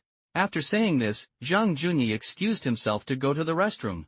When he reached the counter, he quietly said, "Check, please," and then paid the bill. When Zhang Juni came out of the restroom, he said, "How about we go somewhere else for a drink? How about a bar on the street? Travel is all about relaxation, and neither of us is in a rush, so going to a beach bar at this perfect time of night is a great option." Maggie nodded and said, "Okay. I'll pay." Seeing her raise her hand to call the waiter, Zhang Juni smiled and said, "I've already paid." In China, it's not customary for a man and woman to pay when they dine together. "Oh, I see. Thank you. Let's go. I saw a good bar recommended on my travel blog." The two walked out of the restaurant, and the cool Hawaiian sea breeze made them start to feel the effects of the alcohol. They had each drunk 500 cubic centimeters glasses of soda at the izakaya earlier. Even though the cocktails had been diluted, the aftereffects were still quite strong. Slightly tipsy, with a cool sea breeze blowing, the streetlights illuminated the coconut trees lining the streets, creating a tropical island atmosphere that wasn't diminished much by the neon lights of the night. Zhang Juni said, "In a place like this, even just walking around at night feels relaxing. I really like this relaxed and carefree feeling." Maggie nodded in agreement. "Yes, the nights here are indeed very relaxing and comfortable. Perhaps leaving familiar surroundings helps dissipate the psychological pressure." Zhang Juni turned to look at Maggie beside him. "Being a model must be tough, right? Do you guys have to diet every day?" Maggie nodded and said, "Yes, we mostly eat salads at night and rarely consume carbohydrates. Even though my work has decreased recently, I still don't dare to indulge myself too much. As models, maintaining their figure is fundamental. The hardships they've endured to lose weight are countless. The amount of effort they put in to maintain their figures is something most people don't know." Hearing that she still didn't dare to indulge even though she didn't have much work, Zhang Juni nodded and said, "No wonder you still have such a great figure. But without the joy of eating, wouldn't life be a regret?" Maggie smiled and said, "I don't completely abstain from food. I still have cheat days occasionally, and being too thin isn't good for a model." They walked and talked for about 10 minutes before arriving at a roadside bar. The bar was quite lively that night, with many customers seated on the street. Sitting by the sea at night, gazing at the deep blue of the ocean, feeling the cool sea breeze, sipping a pleasant drink, listening to soothing music, and chatting with friends or people you just met at the bar, it's indeed a wonderful way to end the day. For many, travel is a process of seeking psychological comfort. Perhaps that comfort comes from the beautiful scenery along the way, or perhaps from indulging in a heavy hangover, or having a heart-to-heart talk with a complete stranger. Zhang Junyi and Maggie had just entered the bar when the friend they'd met on the plane noticed Zhang Junyi was with a beautiful foreign woman. He smiled faintly at his companion and muttered, "Zhang Junyi, the guy who sat next to me on the plane, has already met such a beautiful woman." However, he didn't actively greet Zhang Junyi. The dim lighting in the bar prevented Zhang Junyi from seeing him. They'd only chatted briefly on the plane and weren't particularly close, so his appearance wasn't particularly memorable. The two chose a corner seat. Zhang Junyi ordered a beer, and she opted for her usual Japanese highball. The night was pleasantly cool. Zhang Junyi smiled and said, "We've talked so much about how tough things are lately. How about I tell you a joke?" Maggie smiled and said, "Sure." Saito went on a trip to the Middle East. During a desert crossing, he came across a camp in the desert, and surprisingly, it had a red light district. Perhaps wanting to relieve himself, he curiously asked the owner how much it cost. Zhang Junyi continued. The owner said, $200, $500, $1,000. Saito thought it was all the same since the lights were off, so he asked for 200. But when he went inside, he found a camel. Since he'd already paid, he reluctantly did it. After leaving the camel enclosure, he found the owner and said, "I want 500. The owner then led him to another room and told him that he could watch humans fight there. Saito was stunned. He paid 500 only to watch a human fight? Just as he was about to argue with the owner, another person walked in. He started complaining to the newcomer that the owner was a total ripoff. "I paid 500 and all I got was a human fight," the newcomer retorted. The newcomer replied, "Brother, at least 500 gets you a human fight. I paid 1,000 and got a human camel fight." When Zhang Junyi told this joke, Maggie burst into laughter. "Haha, your joke is hilarious. I thought you were going to tell me something adult content. Haha, 1,000 for a human camel fight? That's too funny. You really do look beautiful when you smile. I hope I can see your beautiful smile every day." Faced with Zhang Junyi's sudden remark, Maggie laughed and habitually said, "Thank you." Then she added, "Are all Chinese people this direct?" Yes, maybe she'd never met someone so direct before. In Japan, there's usually some flirting before a confession. Who's like Zhang Junyi, directly saying, "I hope I can see your beautiful smile every day"? That could totally be interpreted as a confession. Silly, actually I already confessed to you, in every look I gave you. After the sudden cheesy pickup line, Maggie was genuinely charmed. She really hadn't expected Zhang Junyi to be so good at flirting. Because Japan doesn't have cheesy pickup lines, and she'd never heard such cringeworthy words before. At first, she felt a little nauseous, but after quickly calming down, she was still touched by those words. Maggie was captivated by a sudden, cheesy pickup line. Perhaps loneliness can creep in during travel? Or perhaps chance encounters on a trip don't hold much significance. After all, once separated, everyone returns to their own lives, undisturbed. Sitting opposite Zhang Junyi, Maggie gave him a sweet smile and said, "I didn't expect you to be so eloquent, but you're too direct. I've rarely met someone as straightforward as you." Zhang Junyi, looking at her eyes, which were different from his own, said softly, "It's not that I'm direct, but a woman as beautiful as you must have experienced a lot. Most men's tricks are laughable in front of you, so why should I beat around the bush?" Ha! Zhang Junyi's reply made her laugh again. Maggie boldly said, "Tell me another joke, if you can make me laugh." "Let me think, okay." Zhang Junyi began his joke-telling spree. As a former Didi driver, who doesn't have a few jokes in their head? Without jokes, you'd be embarrassed to chat with passengers. Zhang Junyi said, "This story is about a form of torture that originated in Europe.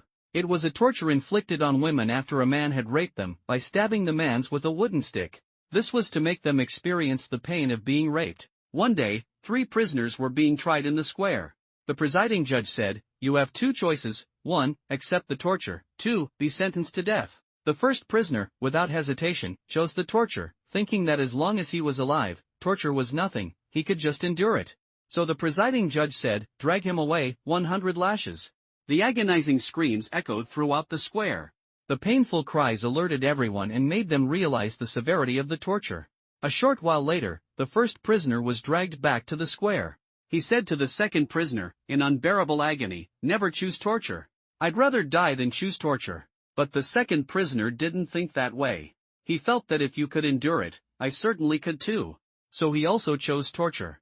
Then the presiding judge said, 'Drag him away, 200 strokes of torture, so that everyone will always remember the law.' The second prisoner's painful screams terrified everyone who heard them, and they all realized the horror of this law. When the second prisoner was completely dragged back, he said to the third prisoner as if he was about to die, "Please don't choose torture, I'd rather die." The third prisoner, listening to the painful screams of the first and second prisoners, said to the presiding judge, "As a man, I cannot be humiliated, I would rather choose death." And the presiding judge said, "Fine, since you'd rather die, I'll grant your wish, drag him away, torture him to death." When Zhang Junyi said the last sentence, "torture him to death," Maggie thought of the scene and burst out laughing. "Ha ha, so funny, I never expected you to be so funny." Some things, when hinted at enough, don't need to be explicitly stated. Many solo travelers hope for a chance encounter, a romantic one. And this encounter only requires mutual understanding and conversation. After all, who will remember whom afterward? Perhaps everything was already destined when the two met again at that izakaya. A beautiful travel destination, a few drinks, and they could chat freely. In such a lonely solo trip, everything felt natural. Night passed, and as sunlight streamed into the room through the sheer curtains, Zhang Junyi slowly opened his eyes. The woman beside him was still fast asleep. Without makeup, her deep-set eyes, high nose bridge, and delicate, beautiful features were revealed. Zhang Junyi quite liked this woman. He didn't know how much time had passed when Maggie, changing her sleeping position, snuggled up to Zhang Junyi like a sloth. She gently opened her eyes, seeing that Zhang Junyi was awake and looking at her with a gentle smile. A sweet smile played on her lips as she gently closed her eyes again, her ear pressed against his chest. "When did you wake up?" "Just now. The weather's nice, wanna go for a walk?" Maggie, nestled against his chest, softly replied, "The weather here is pretty good every day. So, we can't miss out on such a beautiful day. Let's go, we're in Hawaii, how can we not go sightseeing? And while we're at it, we can go out and film some footage for our video." Under Zhang Junyi's protection, Maggie had no choice but to get up with him. Both of them, still in the hotel's pajamas, stood in front of the sink, washing themselves. Maggie smiled, looking at Zhang Junyi in the mirror, and said, "I haven't even agreed to appear in your video yet." Zhang Junyi stopped brushing his teeth, looking at her still beautiful even without makeup, and said, "Are you just going to keep waiting like that? Even if the term mixed-race model becomes popular again someday, how many opportunities do you think you'll have left? So, while your fame hasn't completely faded and you haven't been forgotten, try something new. Maybe you'll have unexpected gains." Maggie nodded in agreement. "Okay, you've really tempted me. I'll give it a try then." Indeed, nowadays, besides her regular magazine shoots, she spends all her time waiting for work. But the problem is that her popularity has been replaced by a new generation of models, so she should try a different path before the hype completely disappears. After washing up, Zhang Junyi took out his newly bought LV summer suit from his suitcase, casual shorts paired with a casual white cotton shirt. Maggie, seeing Zhang Junyi change into a brand new outfit, said, "I haven't gone back to the hotel to change yet." "Go shopping later," Zhang Junyi replied, "because women's eyes light up and their smiles become even more charming when they're shopping, and those are the kinds of shots I need. Today, your shopping is on me." Shopping is definitely a woman's favorite thing. Gee, so Maggie smiled at Zhang Junyi beside her, "You're paying? Aren't you afraid I'll spend 10 or 20,000 on you?" Keep in mind that Hawaii uses US dollars, so the 10 or 20,000 she was referring to wasn't Japanese yen. Zhang Junyi replied nonchalantly, "Don't mention 10 or 20,000, even if it's 50 or 100,000, as long as it makes you happy, that's happiness for me." "Maggie, I've always heard that Chinese people are very rich and love to go on shopping sprees. Remember what I told you yesterday about that Toyota car? Now you should understand why Chinese people like to go on shopping sprees overseas, right? I can't bring the car back, but I can bring other things back, and Chinese people can get tax refunds when they shop in Japan." Zhang Junyi's words made Maggie instantly understand why Chinese people go on shopping sprees, because the same items are more expensive in China, buying them overseas saves a lot. She nodded and said, "Oh, I see. If I can save that much money, I'd be willing to buy it overseas too." "Yeah, it's cheaper, that's the reason. If it's cheap, why not buy it? We'll use it anyway." Maggie asked, "Did you rent a car? I know a nice place with lots of really nice little shops. If I really want to go shopping, I'd like to go there." Zhang Junyi had specifically applied for a translated copy of his driver's license when he came this time. "No, I can rent one right away." "Convertible or regular?" In such a sunny and comfortable place, a convertible seems like a good choice. Yes, a sunny beach is perfect for a convertible, but since she was a model, she immediately waved her hand and said, "A regular one is fine. The sun is very strong here, I'm afraid of getting a tan." Zhang Junyi nodded and said, Okay. I forgot that Asian beauty standards favor fair skin."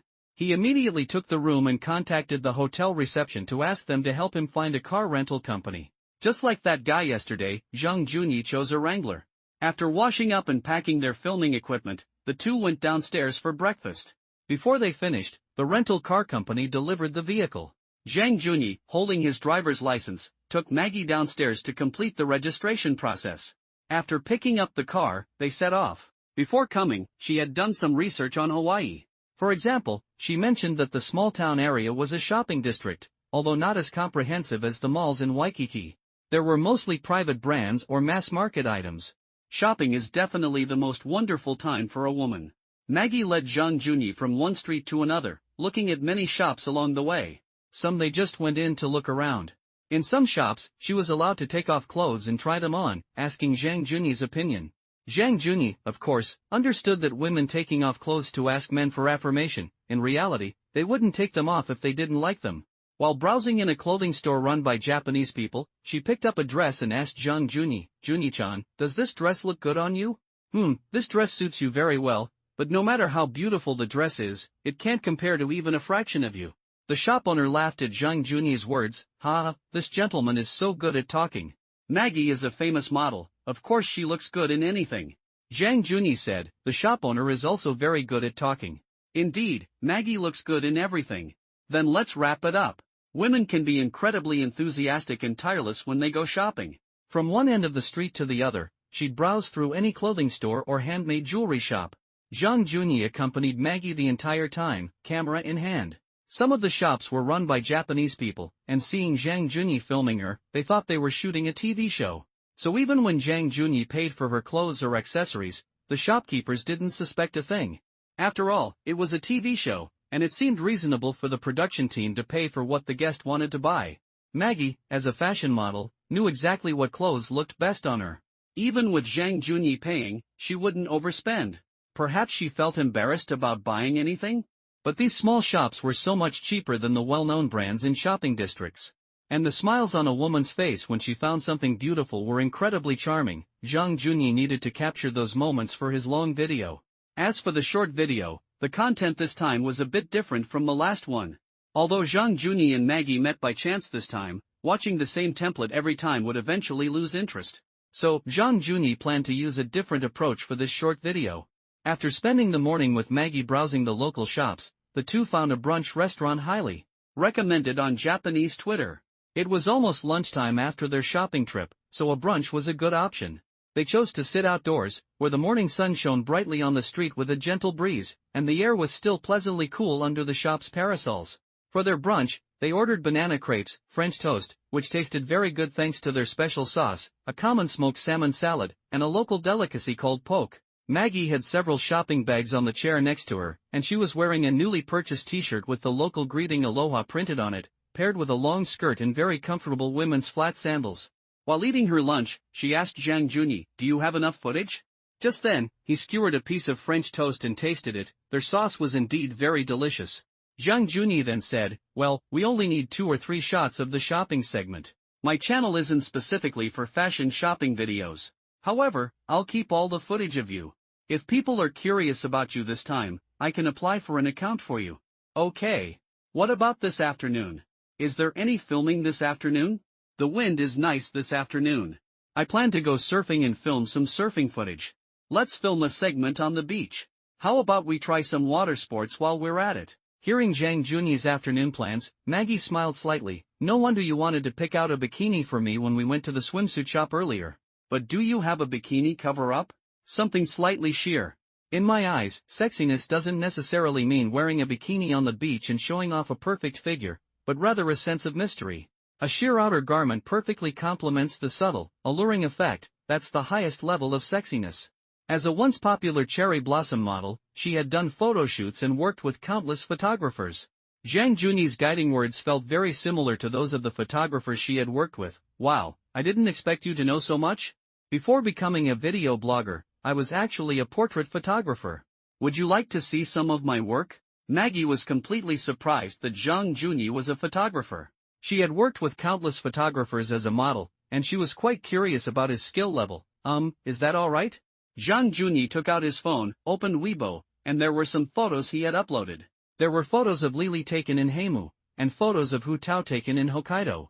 Of course, some photos were stored on the computer and couldn't be seen here.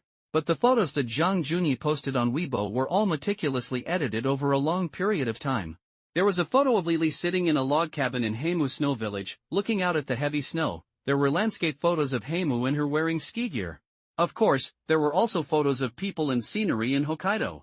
After seeing Zhang Junyi's work, Maggie suddenly realized that the young ladies in Zhang Junyi's photos were really beautiful. And the landscape photos of the log cabin in Heimu also amazed her. Could there really be such a beautiful place in the world? Hey Si Gui, are you a very talented photographer in China? Because every photo of Zhang Junyi was more beautiful than the photo magazine she shot, as if each one had a story. However, the fashion magazine she shot needed to highlight the clothing or makeup of each issue's theme. Or it was a close-up photo to emphasize the makeup. Some photographers focus on full-body shots, emphasizing clothing coordination, with the model becoming a backdrop. Zhang Junyi's work, however, focuses entirely on the model herself, highlighting her beauty as the main subject, while the surrounding scenery and objects become mere embellishments. Seeing Maggie's shocked expression, he felt a little embarrassed by her gaze and waved his hand with a smile, saying, No, there are many people more skilled than me. I think I'm just an ordinary photographer. Indeed, Zhang Junyi's photos highlighting the protagonist left a deep impression on her. Even her own portraits weren't as beautiful as his. So she said, Your photos are truly stunning. Could I be your model? Of course. This time, I'll not only shoot a video but also take some photos of you. I'll present the most beautiful you to everyone. Thank you. Thank you. After lunch, the two drove back to Waikiki. On the way, Zhang Junyi suggested, Maggie, why don't we cancel your room reservation when we get back? We can stay together for a while, okay? She thought for a moment and agreed, okay, sure. By the way, how long do you plan to stay here? Me. I don't really have any plans. No matter how long you want to stay here, I'll be with you. Maggie said with a smile, You're so sweet. What if I go back to Tokyo? Will you come with me? If you need me to go back to Tokyo with you, then I'm happy to go with you. The Cherry Blossom Festival in March is coming soon, isn't it? Half of the Japanese people find the Cherry Blossom Festival a real headache, including her. At the Cherry Blossom Festival, if I don't have work, I basically don't go out. Don't you have hay fever? The pollen in Japan is completely different from what we imagine pollen to be. The pollen from the cedar trees was visible everywhere, just like on a smoggy day, causing many people to suffer from pollen allergies. Zhang Junyi smiled and said, No, I'm fine. No wonder. After a half-hour drive, the two returned to Waikiki. Zhang Junyi accompanied her to her hotel to check out, then dragged her luggage to his own room. Back in the hotel room, Maggie started showing off her shopping spree. Shall I change into something for you? Sure, go ahead and try it on. Zhang Junyi nodded. While Maggie was changing, Zhang Junyi thought, should I use each outfit she changes into a music track and upload it to a short video? Let's try it, and it can also serve as a preview for this video. Straw hat, dress. T-shirt, jeans. Shorts, shirt. Sundress, cardigan. Short skirt. Long skirt. Because she heard Zhang Junyi was filming a video, she changed into 7 outfits she brought.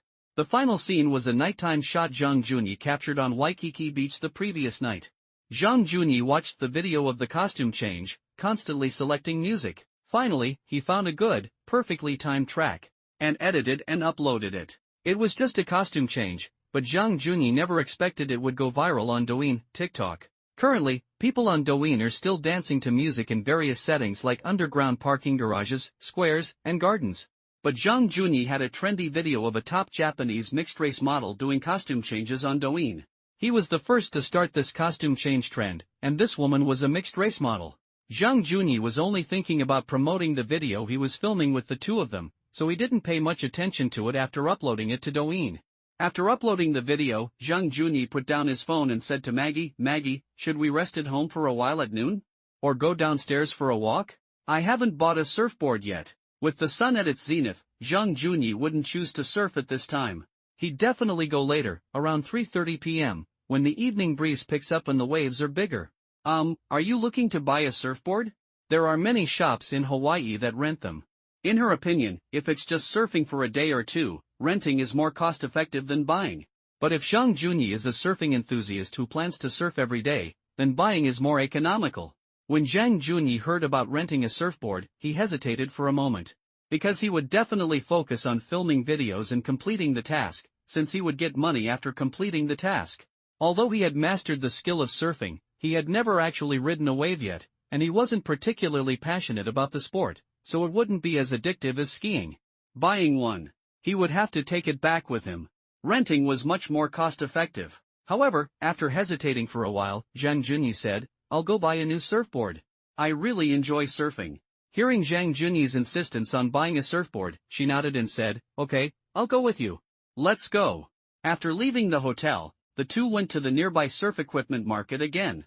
Zhang Junyi had impressive surfing skills in his mind, and the advantages and disadvantages of various board types were all floating in his mind. For a more aggressive approach, a short board was a good choice because a short board is very agile, and this agility is more suitable for tricks.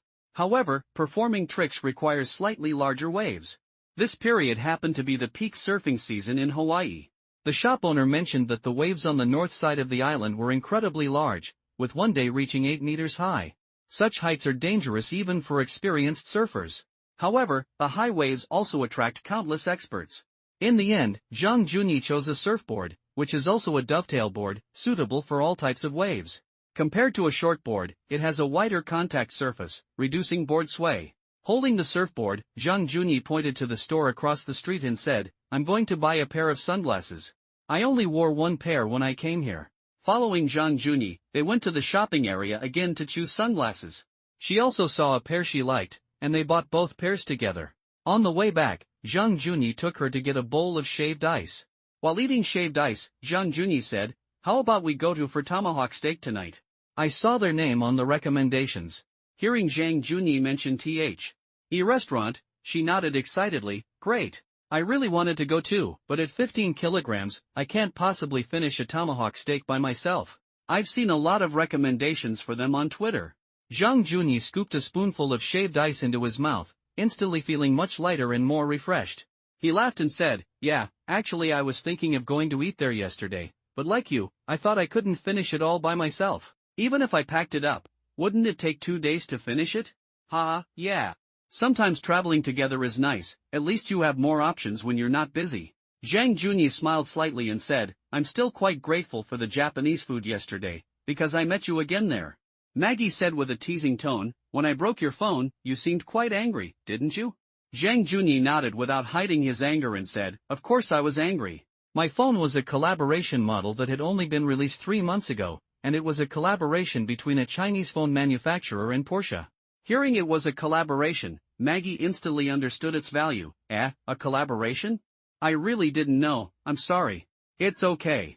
If it weren't for yesterday's misunderstanding, we would never have crossed paths.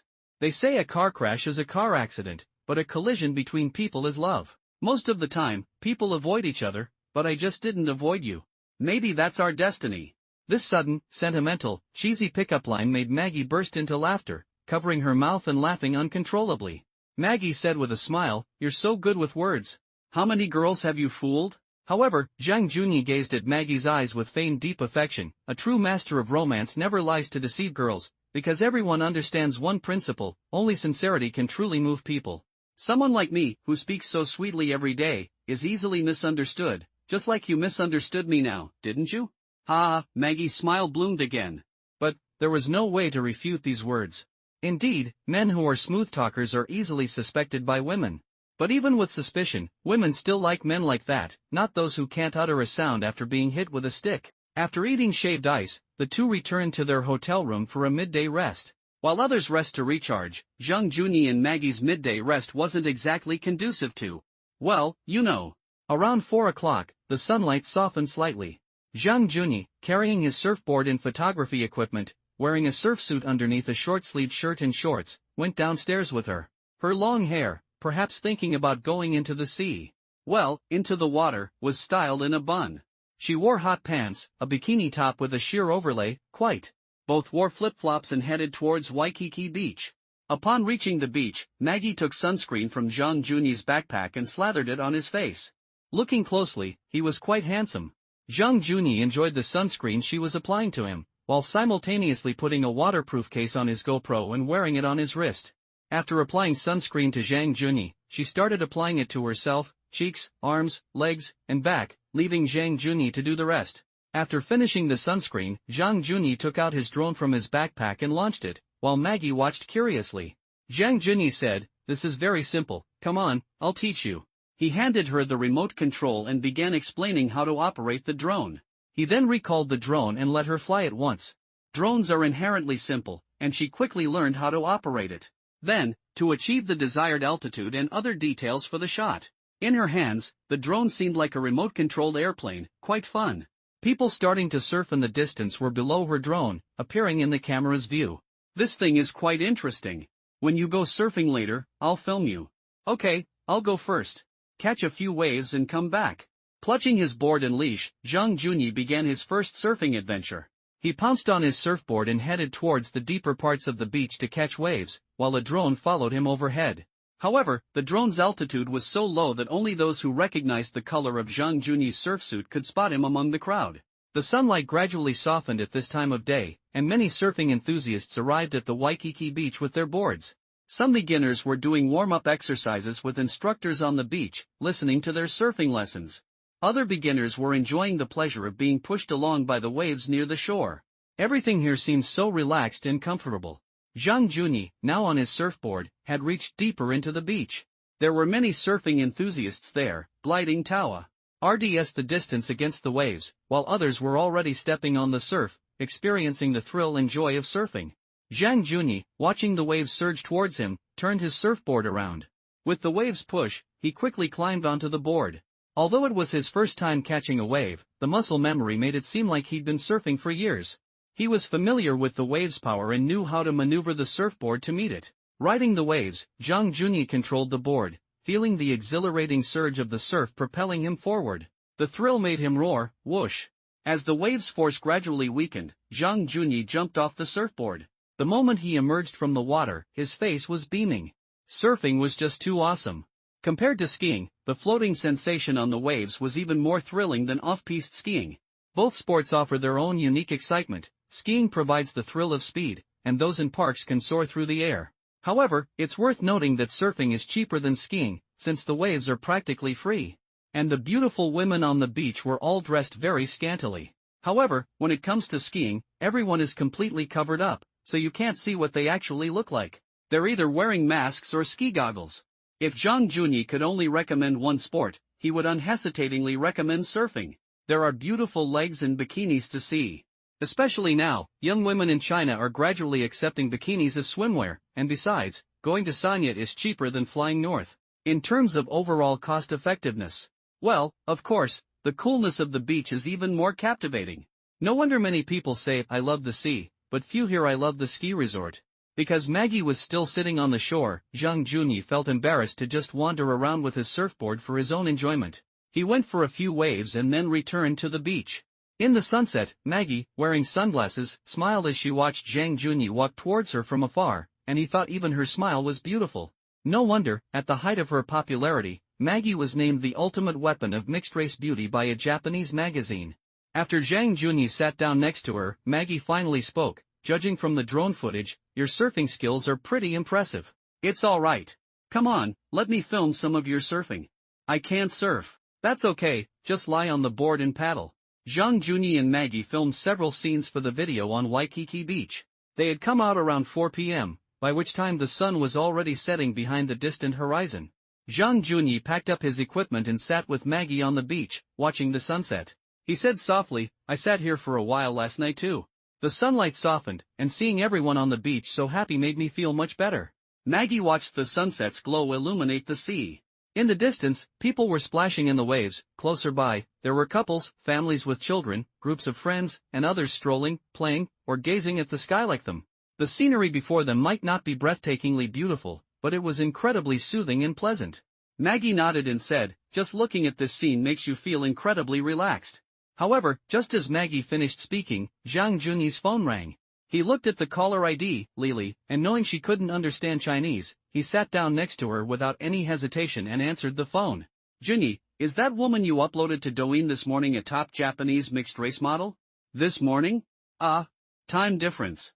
He suddenly remembered the time difference and replied, "Yeah, is she?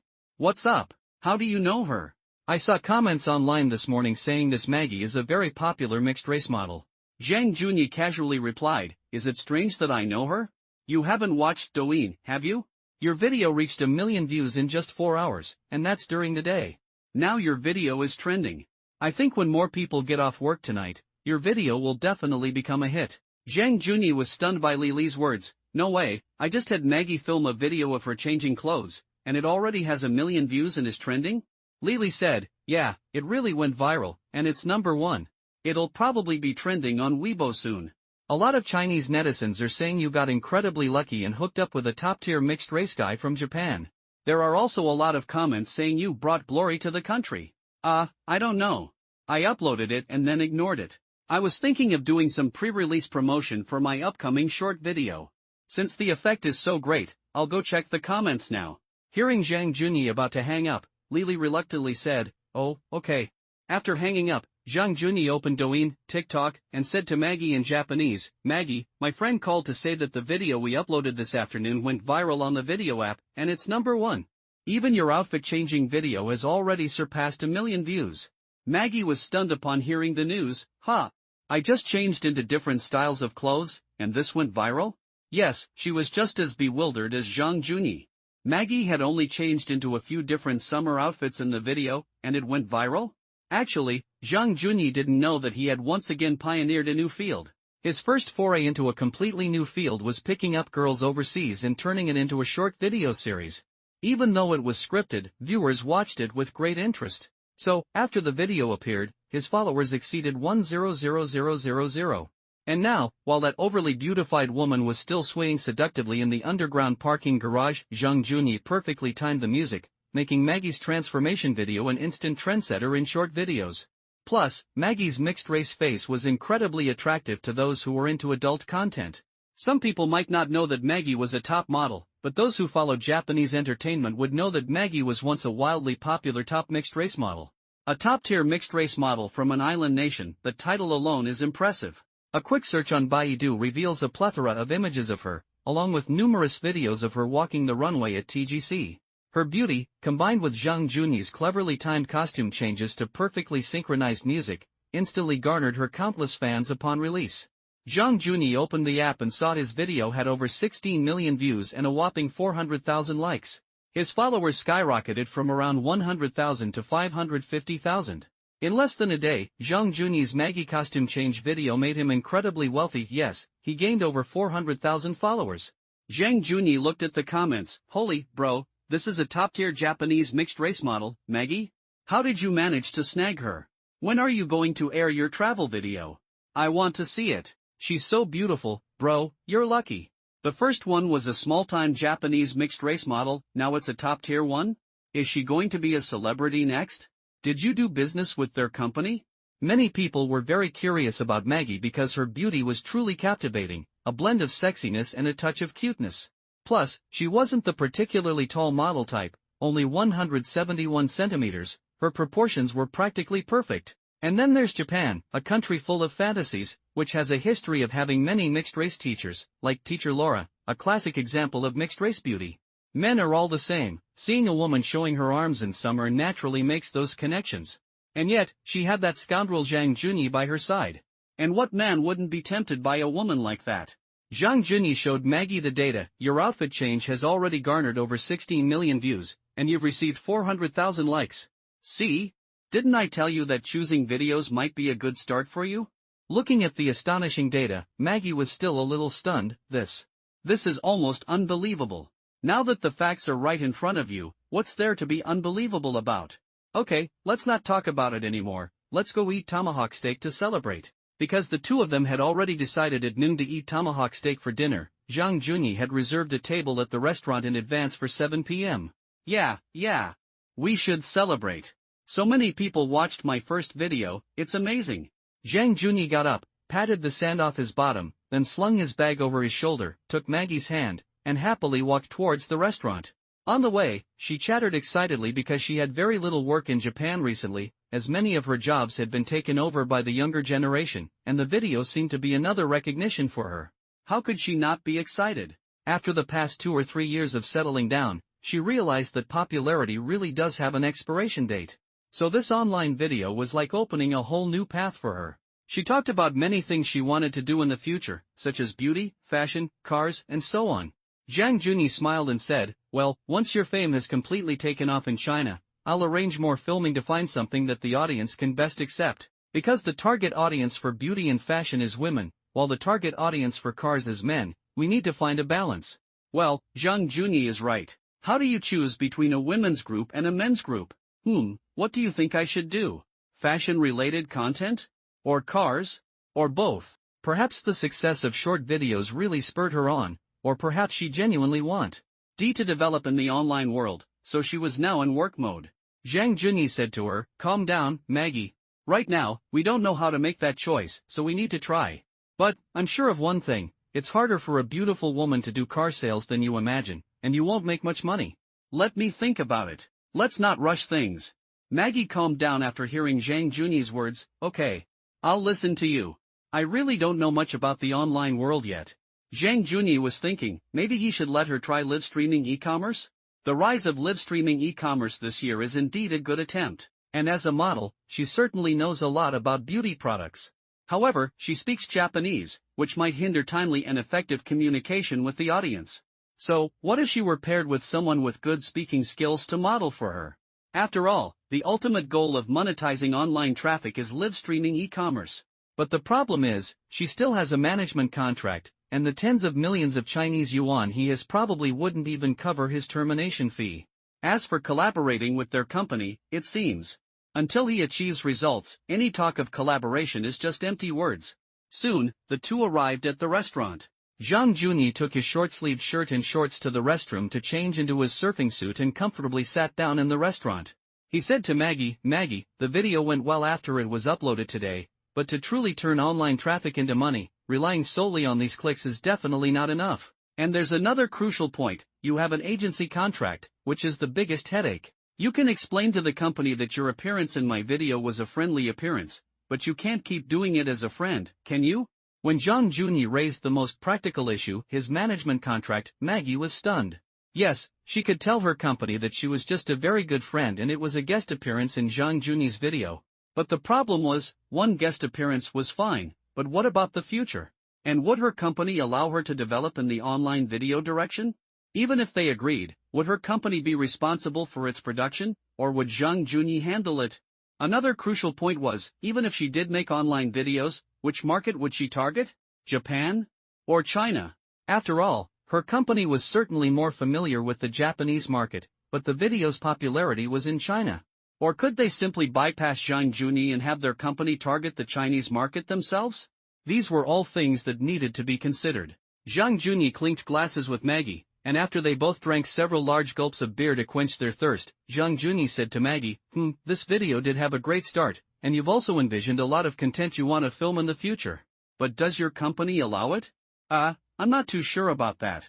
But I think I'll show them the data from this video when I get back. That might be more convincing." Zhang Juni nodded and said, "Indeed, showing data is more convincing. But is your company willing to cooperate with me to manage your future development online?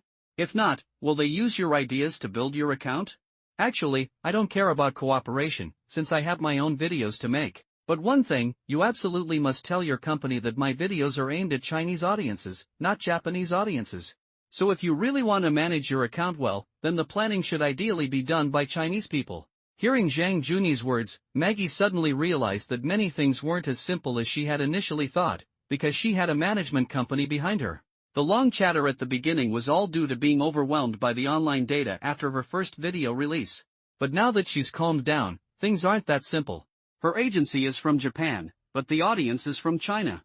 Her first video was so impressive because she didn't say a word in it, just changed outfits to great music. If she really plans to make more videos and start speaking in front of the camera, won't the cultural and ideological differences between Japan and China cause conflicts?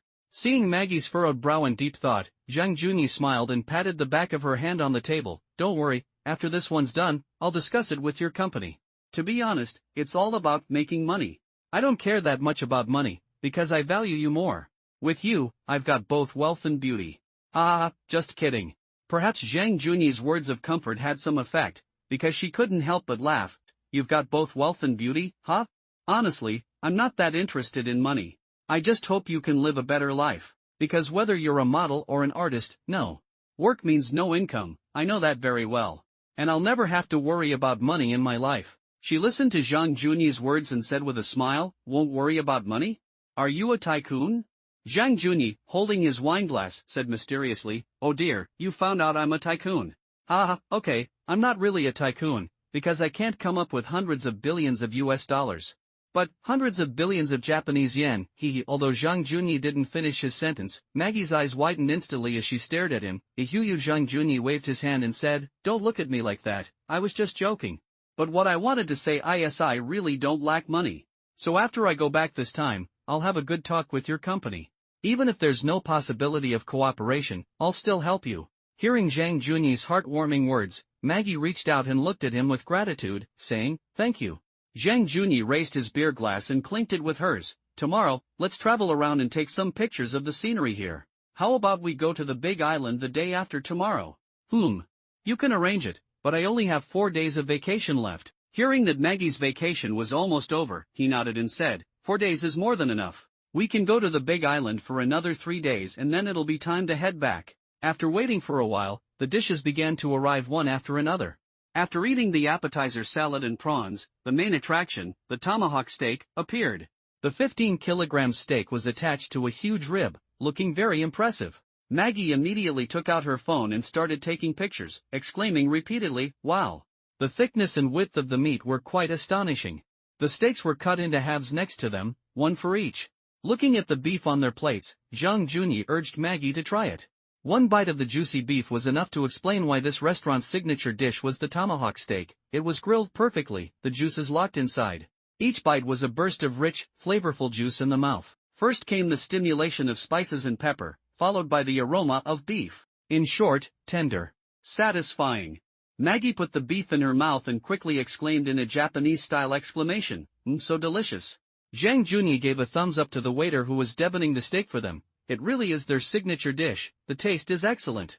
If I had known, I would have eaten less appetizer, and I could have eaten more steak now. The two began to feast. Maggie was a meat-eating machine, but she could only manage about 300 grams before she was done, leaving more than half her plate untouched. She took a sip of the red wine she had paired with the meal and said, it's a good thing I didn't come alone yesterday. How could one person finish all this? Goodness, there's still so much left. It's okay, we'll pack it up later. I can't eat this much anyway. When the two came out of the restaurant, Zhang Junyi was carrying their takeout bags. There was just too much food, and they had also ordered some appetizers and salads, so they couldn't possibly finish it all. After Maggie and Zhang Junyi left the restaurant, she said, let's take a walk along the road. I ate too much. Okay. Let's walk. Zhang Junyi carried their takeout dinner in one hand and held Maggie's hand in the other as they strolled leisurely through the neon lights of the night. The coconut trees lining the road, the gentle evening breeze, and his satisfying companion beside him, everything was beautiful and harmonious. The two walked slowly hand in hand, without exchanging any words, just wandering aimlessly. Even without speaking, they both felt very comfortable and relaxed. After walking for about 10 minutes, Zhang Junyi finally spoke, let's go, let's get a spa treatment at the hotel. It shouldn't be closed yet, right? She agreed with the suggestion of a spa. Each hotel has a different closing time, let's check back. When the two returned to the hotel, the spa was still open. So they got a relaxing massage. After a long day of sightseeing, a relaxing massage made them feel much more relaxed. After the massage, they went back to their room to rest. However, while Zhang Junyi and Maggie were resting in Hawaii, it was already late afternoon in China, and the video Zhang Junyi filmed of Maggie changing clothes was rapidly gaining popularity. Even internet celebrities with heavy beauty filters easily attract attention, let alone a top mixed-race model like Maggie. After all, her information and photos are readily available through a simple search. So, her natural beauty, without any filters, attracted countless people. However, while Zhang Junyi was fast asleep, he was completely unaware that the system had suddenly become incredibly popular and issued him rewards, personal followers exceeding 1 million, reward, 20 million Chinese yuan. Skill, top-tier singing ability. Video first-time views exceeding 5 million, reward, 20 million yuan. Skill, proficiency in musical instruments. Future song copyright purchase activated. If Zhang Junyi were awake, he would definitely be confused about what future song copyright purchase meant. It really is exactly what it sounds like. He could select some songs he really liked from those to be released in the future, buy them in advance, and then implant them into his mind. And since he received the reward of proficiency in various musical instruments, he could easily create songs in advance by imitating their techniques. He could become a great music creator, or even a singer-songwriter, especially considering the previous reward of top-tier singing ability. But Zhang Junyi was half asleep and didn't hear the system's skill rewards or the bank notification of a 40 million yuan deposit, a large sum transferred from the stock market. With another 40 million in savings, Zhang Junyi now has over 60 million in his pocket. He spent over 10 million on a car and a house, plus travel expenses and other purchases totaling several hundred thousand. He now has a little over 60 million left. Some small companies might not even have as much cash flow as Zhang Junyi, not to mention large corporations. However, the companies with the most abundant cash flow in China are probably online shopping platforms. The next morning, Zhang Junyi woke up groggily. He reached for his phone under his pillow, turned it on, and saw a bank deposit notification. He was startled. Holy! How did so much money suddenly come in? System! Zhang Junyi shouted in his mind. The system responded mechanically, rewards have been issued. Keep up the good work. Zhang Junyi was still a little confused because he hadn't posted his surfing video yet. He had only filmed it yesterday and edited it for a while last night, but it wasn't finished yet. So he asked in his mind, what rewards? 1 million followers, reward. First video surpasses 5 million views, reward. However, after hearing the rewards from the system, Zhang Junyi was even more confused. He thought to himself, what? Singing skills, instrument proficiency, and even buying the copyright for future songs? What, is this trying to get me into the entertainment industry? I don't have that kind of ambition to be in the entertainment industry. I don't want to be watched by crazy fans everywhere I go. Yes, Zhang Junyi really had no intention of entering the entertainment industry. He had seen many celebrities complain online about being constantly monitored and followed by fans, with no privacy or freedom whatsoever. Zhang Junyi felt his current status was quite good. Even if he had several girlfriends, people would only envy him. But for a public figure, having multiple girlfriends would be disastrous. For example, even though he and Lily were still in a supposed relationship, he had Maggie by his side, so what? Nobody would say anything wrong. And if he truly cultivated an image, changing girlfriends would be considered normal. Like the principal, whose female companions changed every time he went out, people online just remarked on his new female companions, no one said anything. If a celebrity were photographed shopping with different women every time, it would be a huge scandal.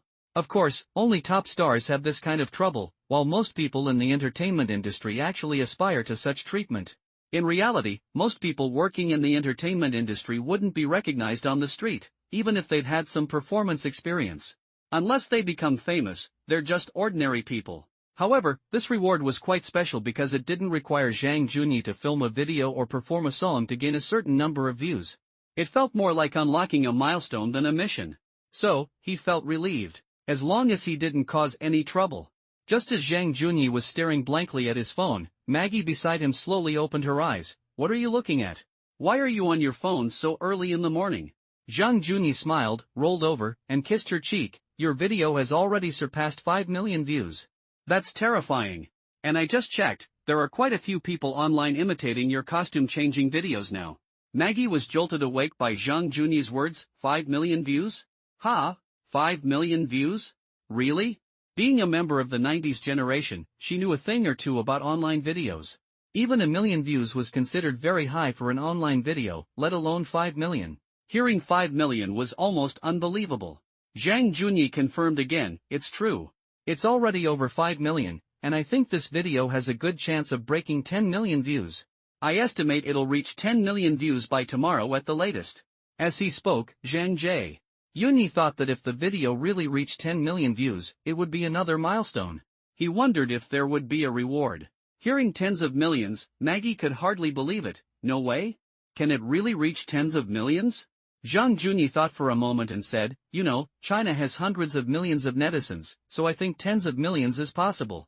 After all, your costume change video hasn't even been uploaded for 24 hours yet, and it already has over 5 million views. I'm already very satisfied. 5 million. I never thought that such a simple video would get 5 million views. Zhang Junyi smiled, you're a great beauty, 10 million views shouldn't be a problem.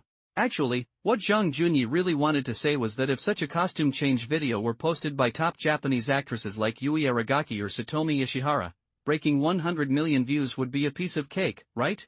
After all, there are just so many people calling them wives. A male fan could easily watch it 10 times a day. Of course, this was just wishful thinking. How could he possibly get in touch with Yui Aragaki or Satomi Ishihara? Unless he paid for an interview? Seeing her surprised expression, Zhang Junyi smiled and said, all right, stop being so surprised. Get up quickly, there are still many places we need to visit today, aren't there? The two quickly got up and went to the bathroom to wash up. While Maggie's hair was loose and her mouth was full of mouthwash, Zhang Junyi smiled and took out his phone to take a picture of her without any makeup. Maggie, Ohio.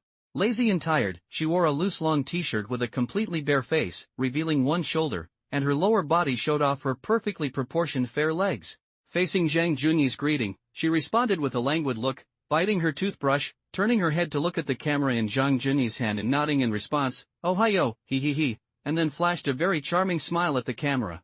Seeing Zhang Junyi put down his phone and start fiddling with it, she smiled and said, are you planning to shoot another short video? Yeah. I'm going to do a 3-part trailer. Soon after, Zhang Junyi finished washing up, shaved his beard, and went to the balcony to film a trailer of himself standing in front of the camera. About my Hawaiian video with Maggie, the first episode will be officially uploaded in 3 days, stay tuned. Soon after, Zhang Junyi uploaded his second teaser video. After uploading the video, he and Maggie drove towards the north of the island. This time, Zhang Junyi even brought his surfboard and wetsuit. He'd heard the waves were bigger in the north, and he planned to check it out and try surfing if the waves were high enough. Upon arriving in the northern town, Zhang Junyi mostly filmed scenes of the two enjoying the scenery and having a relaxing meal at a restaurant. As for surfing, the daytime sun was too strong. Zhang Junyi didn't choose to go. And besides, he couldn't stay there until the evening. He wasn't particularly keen on surfing. For lunch, the two casually chose a food truck in town and ate some simple food. After sitting down around the food truck with their food, Zhang Junyi said, do we have to tip for the food trucks? There's no service at all. Because, like China, the island nation doesn't have a tipping culture. So, faced with Zhang Junyi's complaint, Maggie laughed. Indeed, it's a bit strange to expect tips from a food truck. Let's book our flights and hotels for tomorrow on the Big Island. Zhang Junyi casually picked up his phone and started browsing hotels, finally settling on the Four Seasons Hotel Billionaire. After selecting the hotel, he handed it to Maggie, showing her the pictures. What do you think of the Four Seasons Billionaire? She looked at the pictures and said, the hotel is nice, but it's too expensive. The cheapest standard double room was $1,500, and suites were over $4,000. It's okay. I'll choose this hotel. Saying this, Zhang Junyi placed an order on his phone, booking a suite directly. A suite for $4,500 a night. Truly luxurious. But who could blame him when he'd just made $40 million today? He felt that even if he spent $100,000 on hotels for the next 3 days, it would be worth it. After all, a large part of that $40 million was thanks to her. After booking the hotel, Zhang Junyi also booked 2 flights to the Big Island. After settling everything, Zhang Junyi and Maggie spent their last day on Oahu. After visiting a small town in the north, they went to Diamond Head. While descending the hill from the summit, Zhang Junyi noticed the road leading directly to the bustling Waikiki below. Taking advantage of a moment when there were no cars around, he pulled out his camera and took a picture of Maggie walking in the middle of the road. Maggie thought the photo was very beautiful and evocative. This felt like that F.A. Mao's internet-famous road in Shanghai. However, just as Zhang Junyi was squatting down taking pictures of Maggie, a wave of dizziness washed over him, and the mission reward arrived again. Video views surpassed 10 million for the first time, reward 20 million in cash. Property, 56 Cheongdam-dong, Gangnam-gu, Seoul, South Korea. Seeing the property reward given by the system for the first time, Zhang Junyi was a little confused, even very frustrated, and thought to himself, wait. Why give me a house in Seoul? Why not give me a house in Beijing or Shanghai? Just register me there already. What use is a Seoul property to me? At least give me one in Tokyo, at least I know a couple of Japanese girls. The system coldly replied, activate the location required for the next mission. The next mission is in Seoul? Zhang Junyi was a little confused. His current skills included skiing, surfing, and the recently acquired reward of singing and songwriting. Zhang Junyi quickly shook his head, not wanting to touch music. Then he started to wonder if it was related to the 2018 Winter Olympics.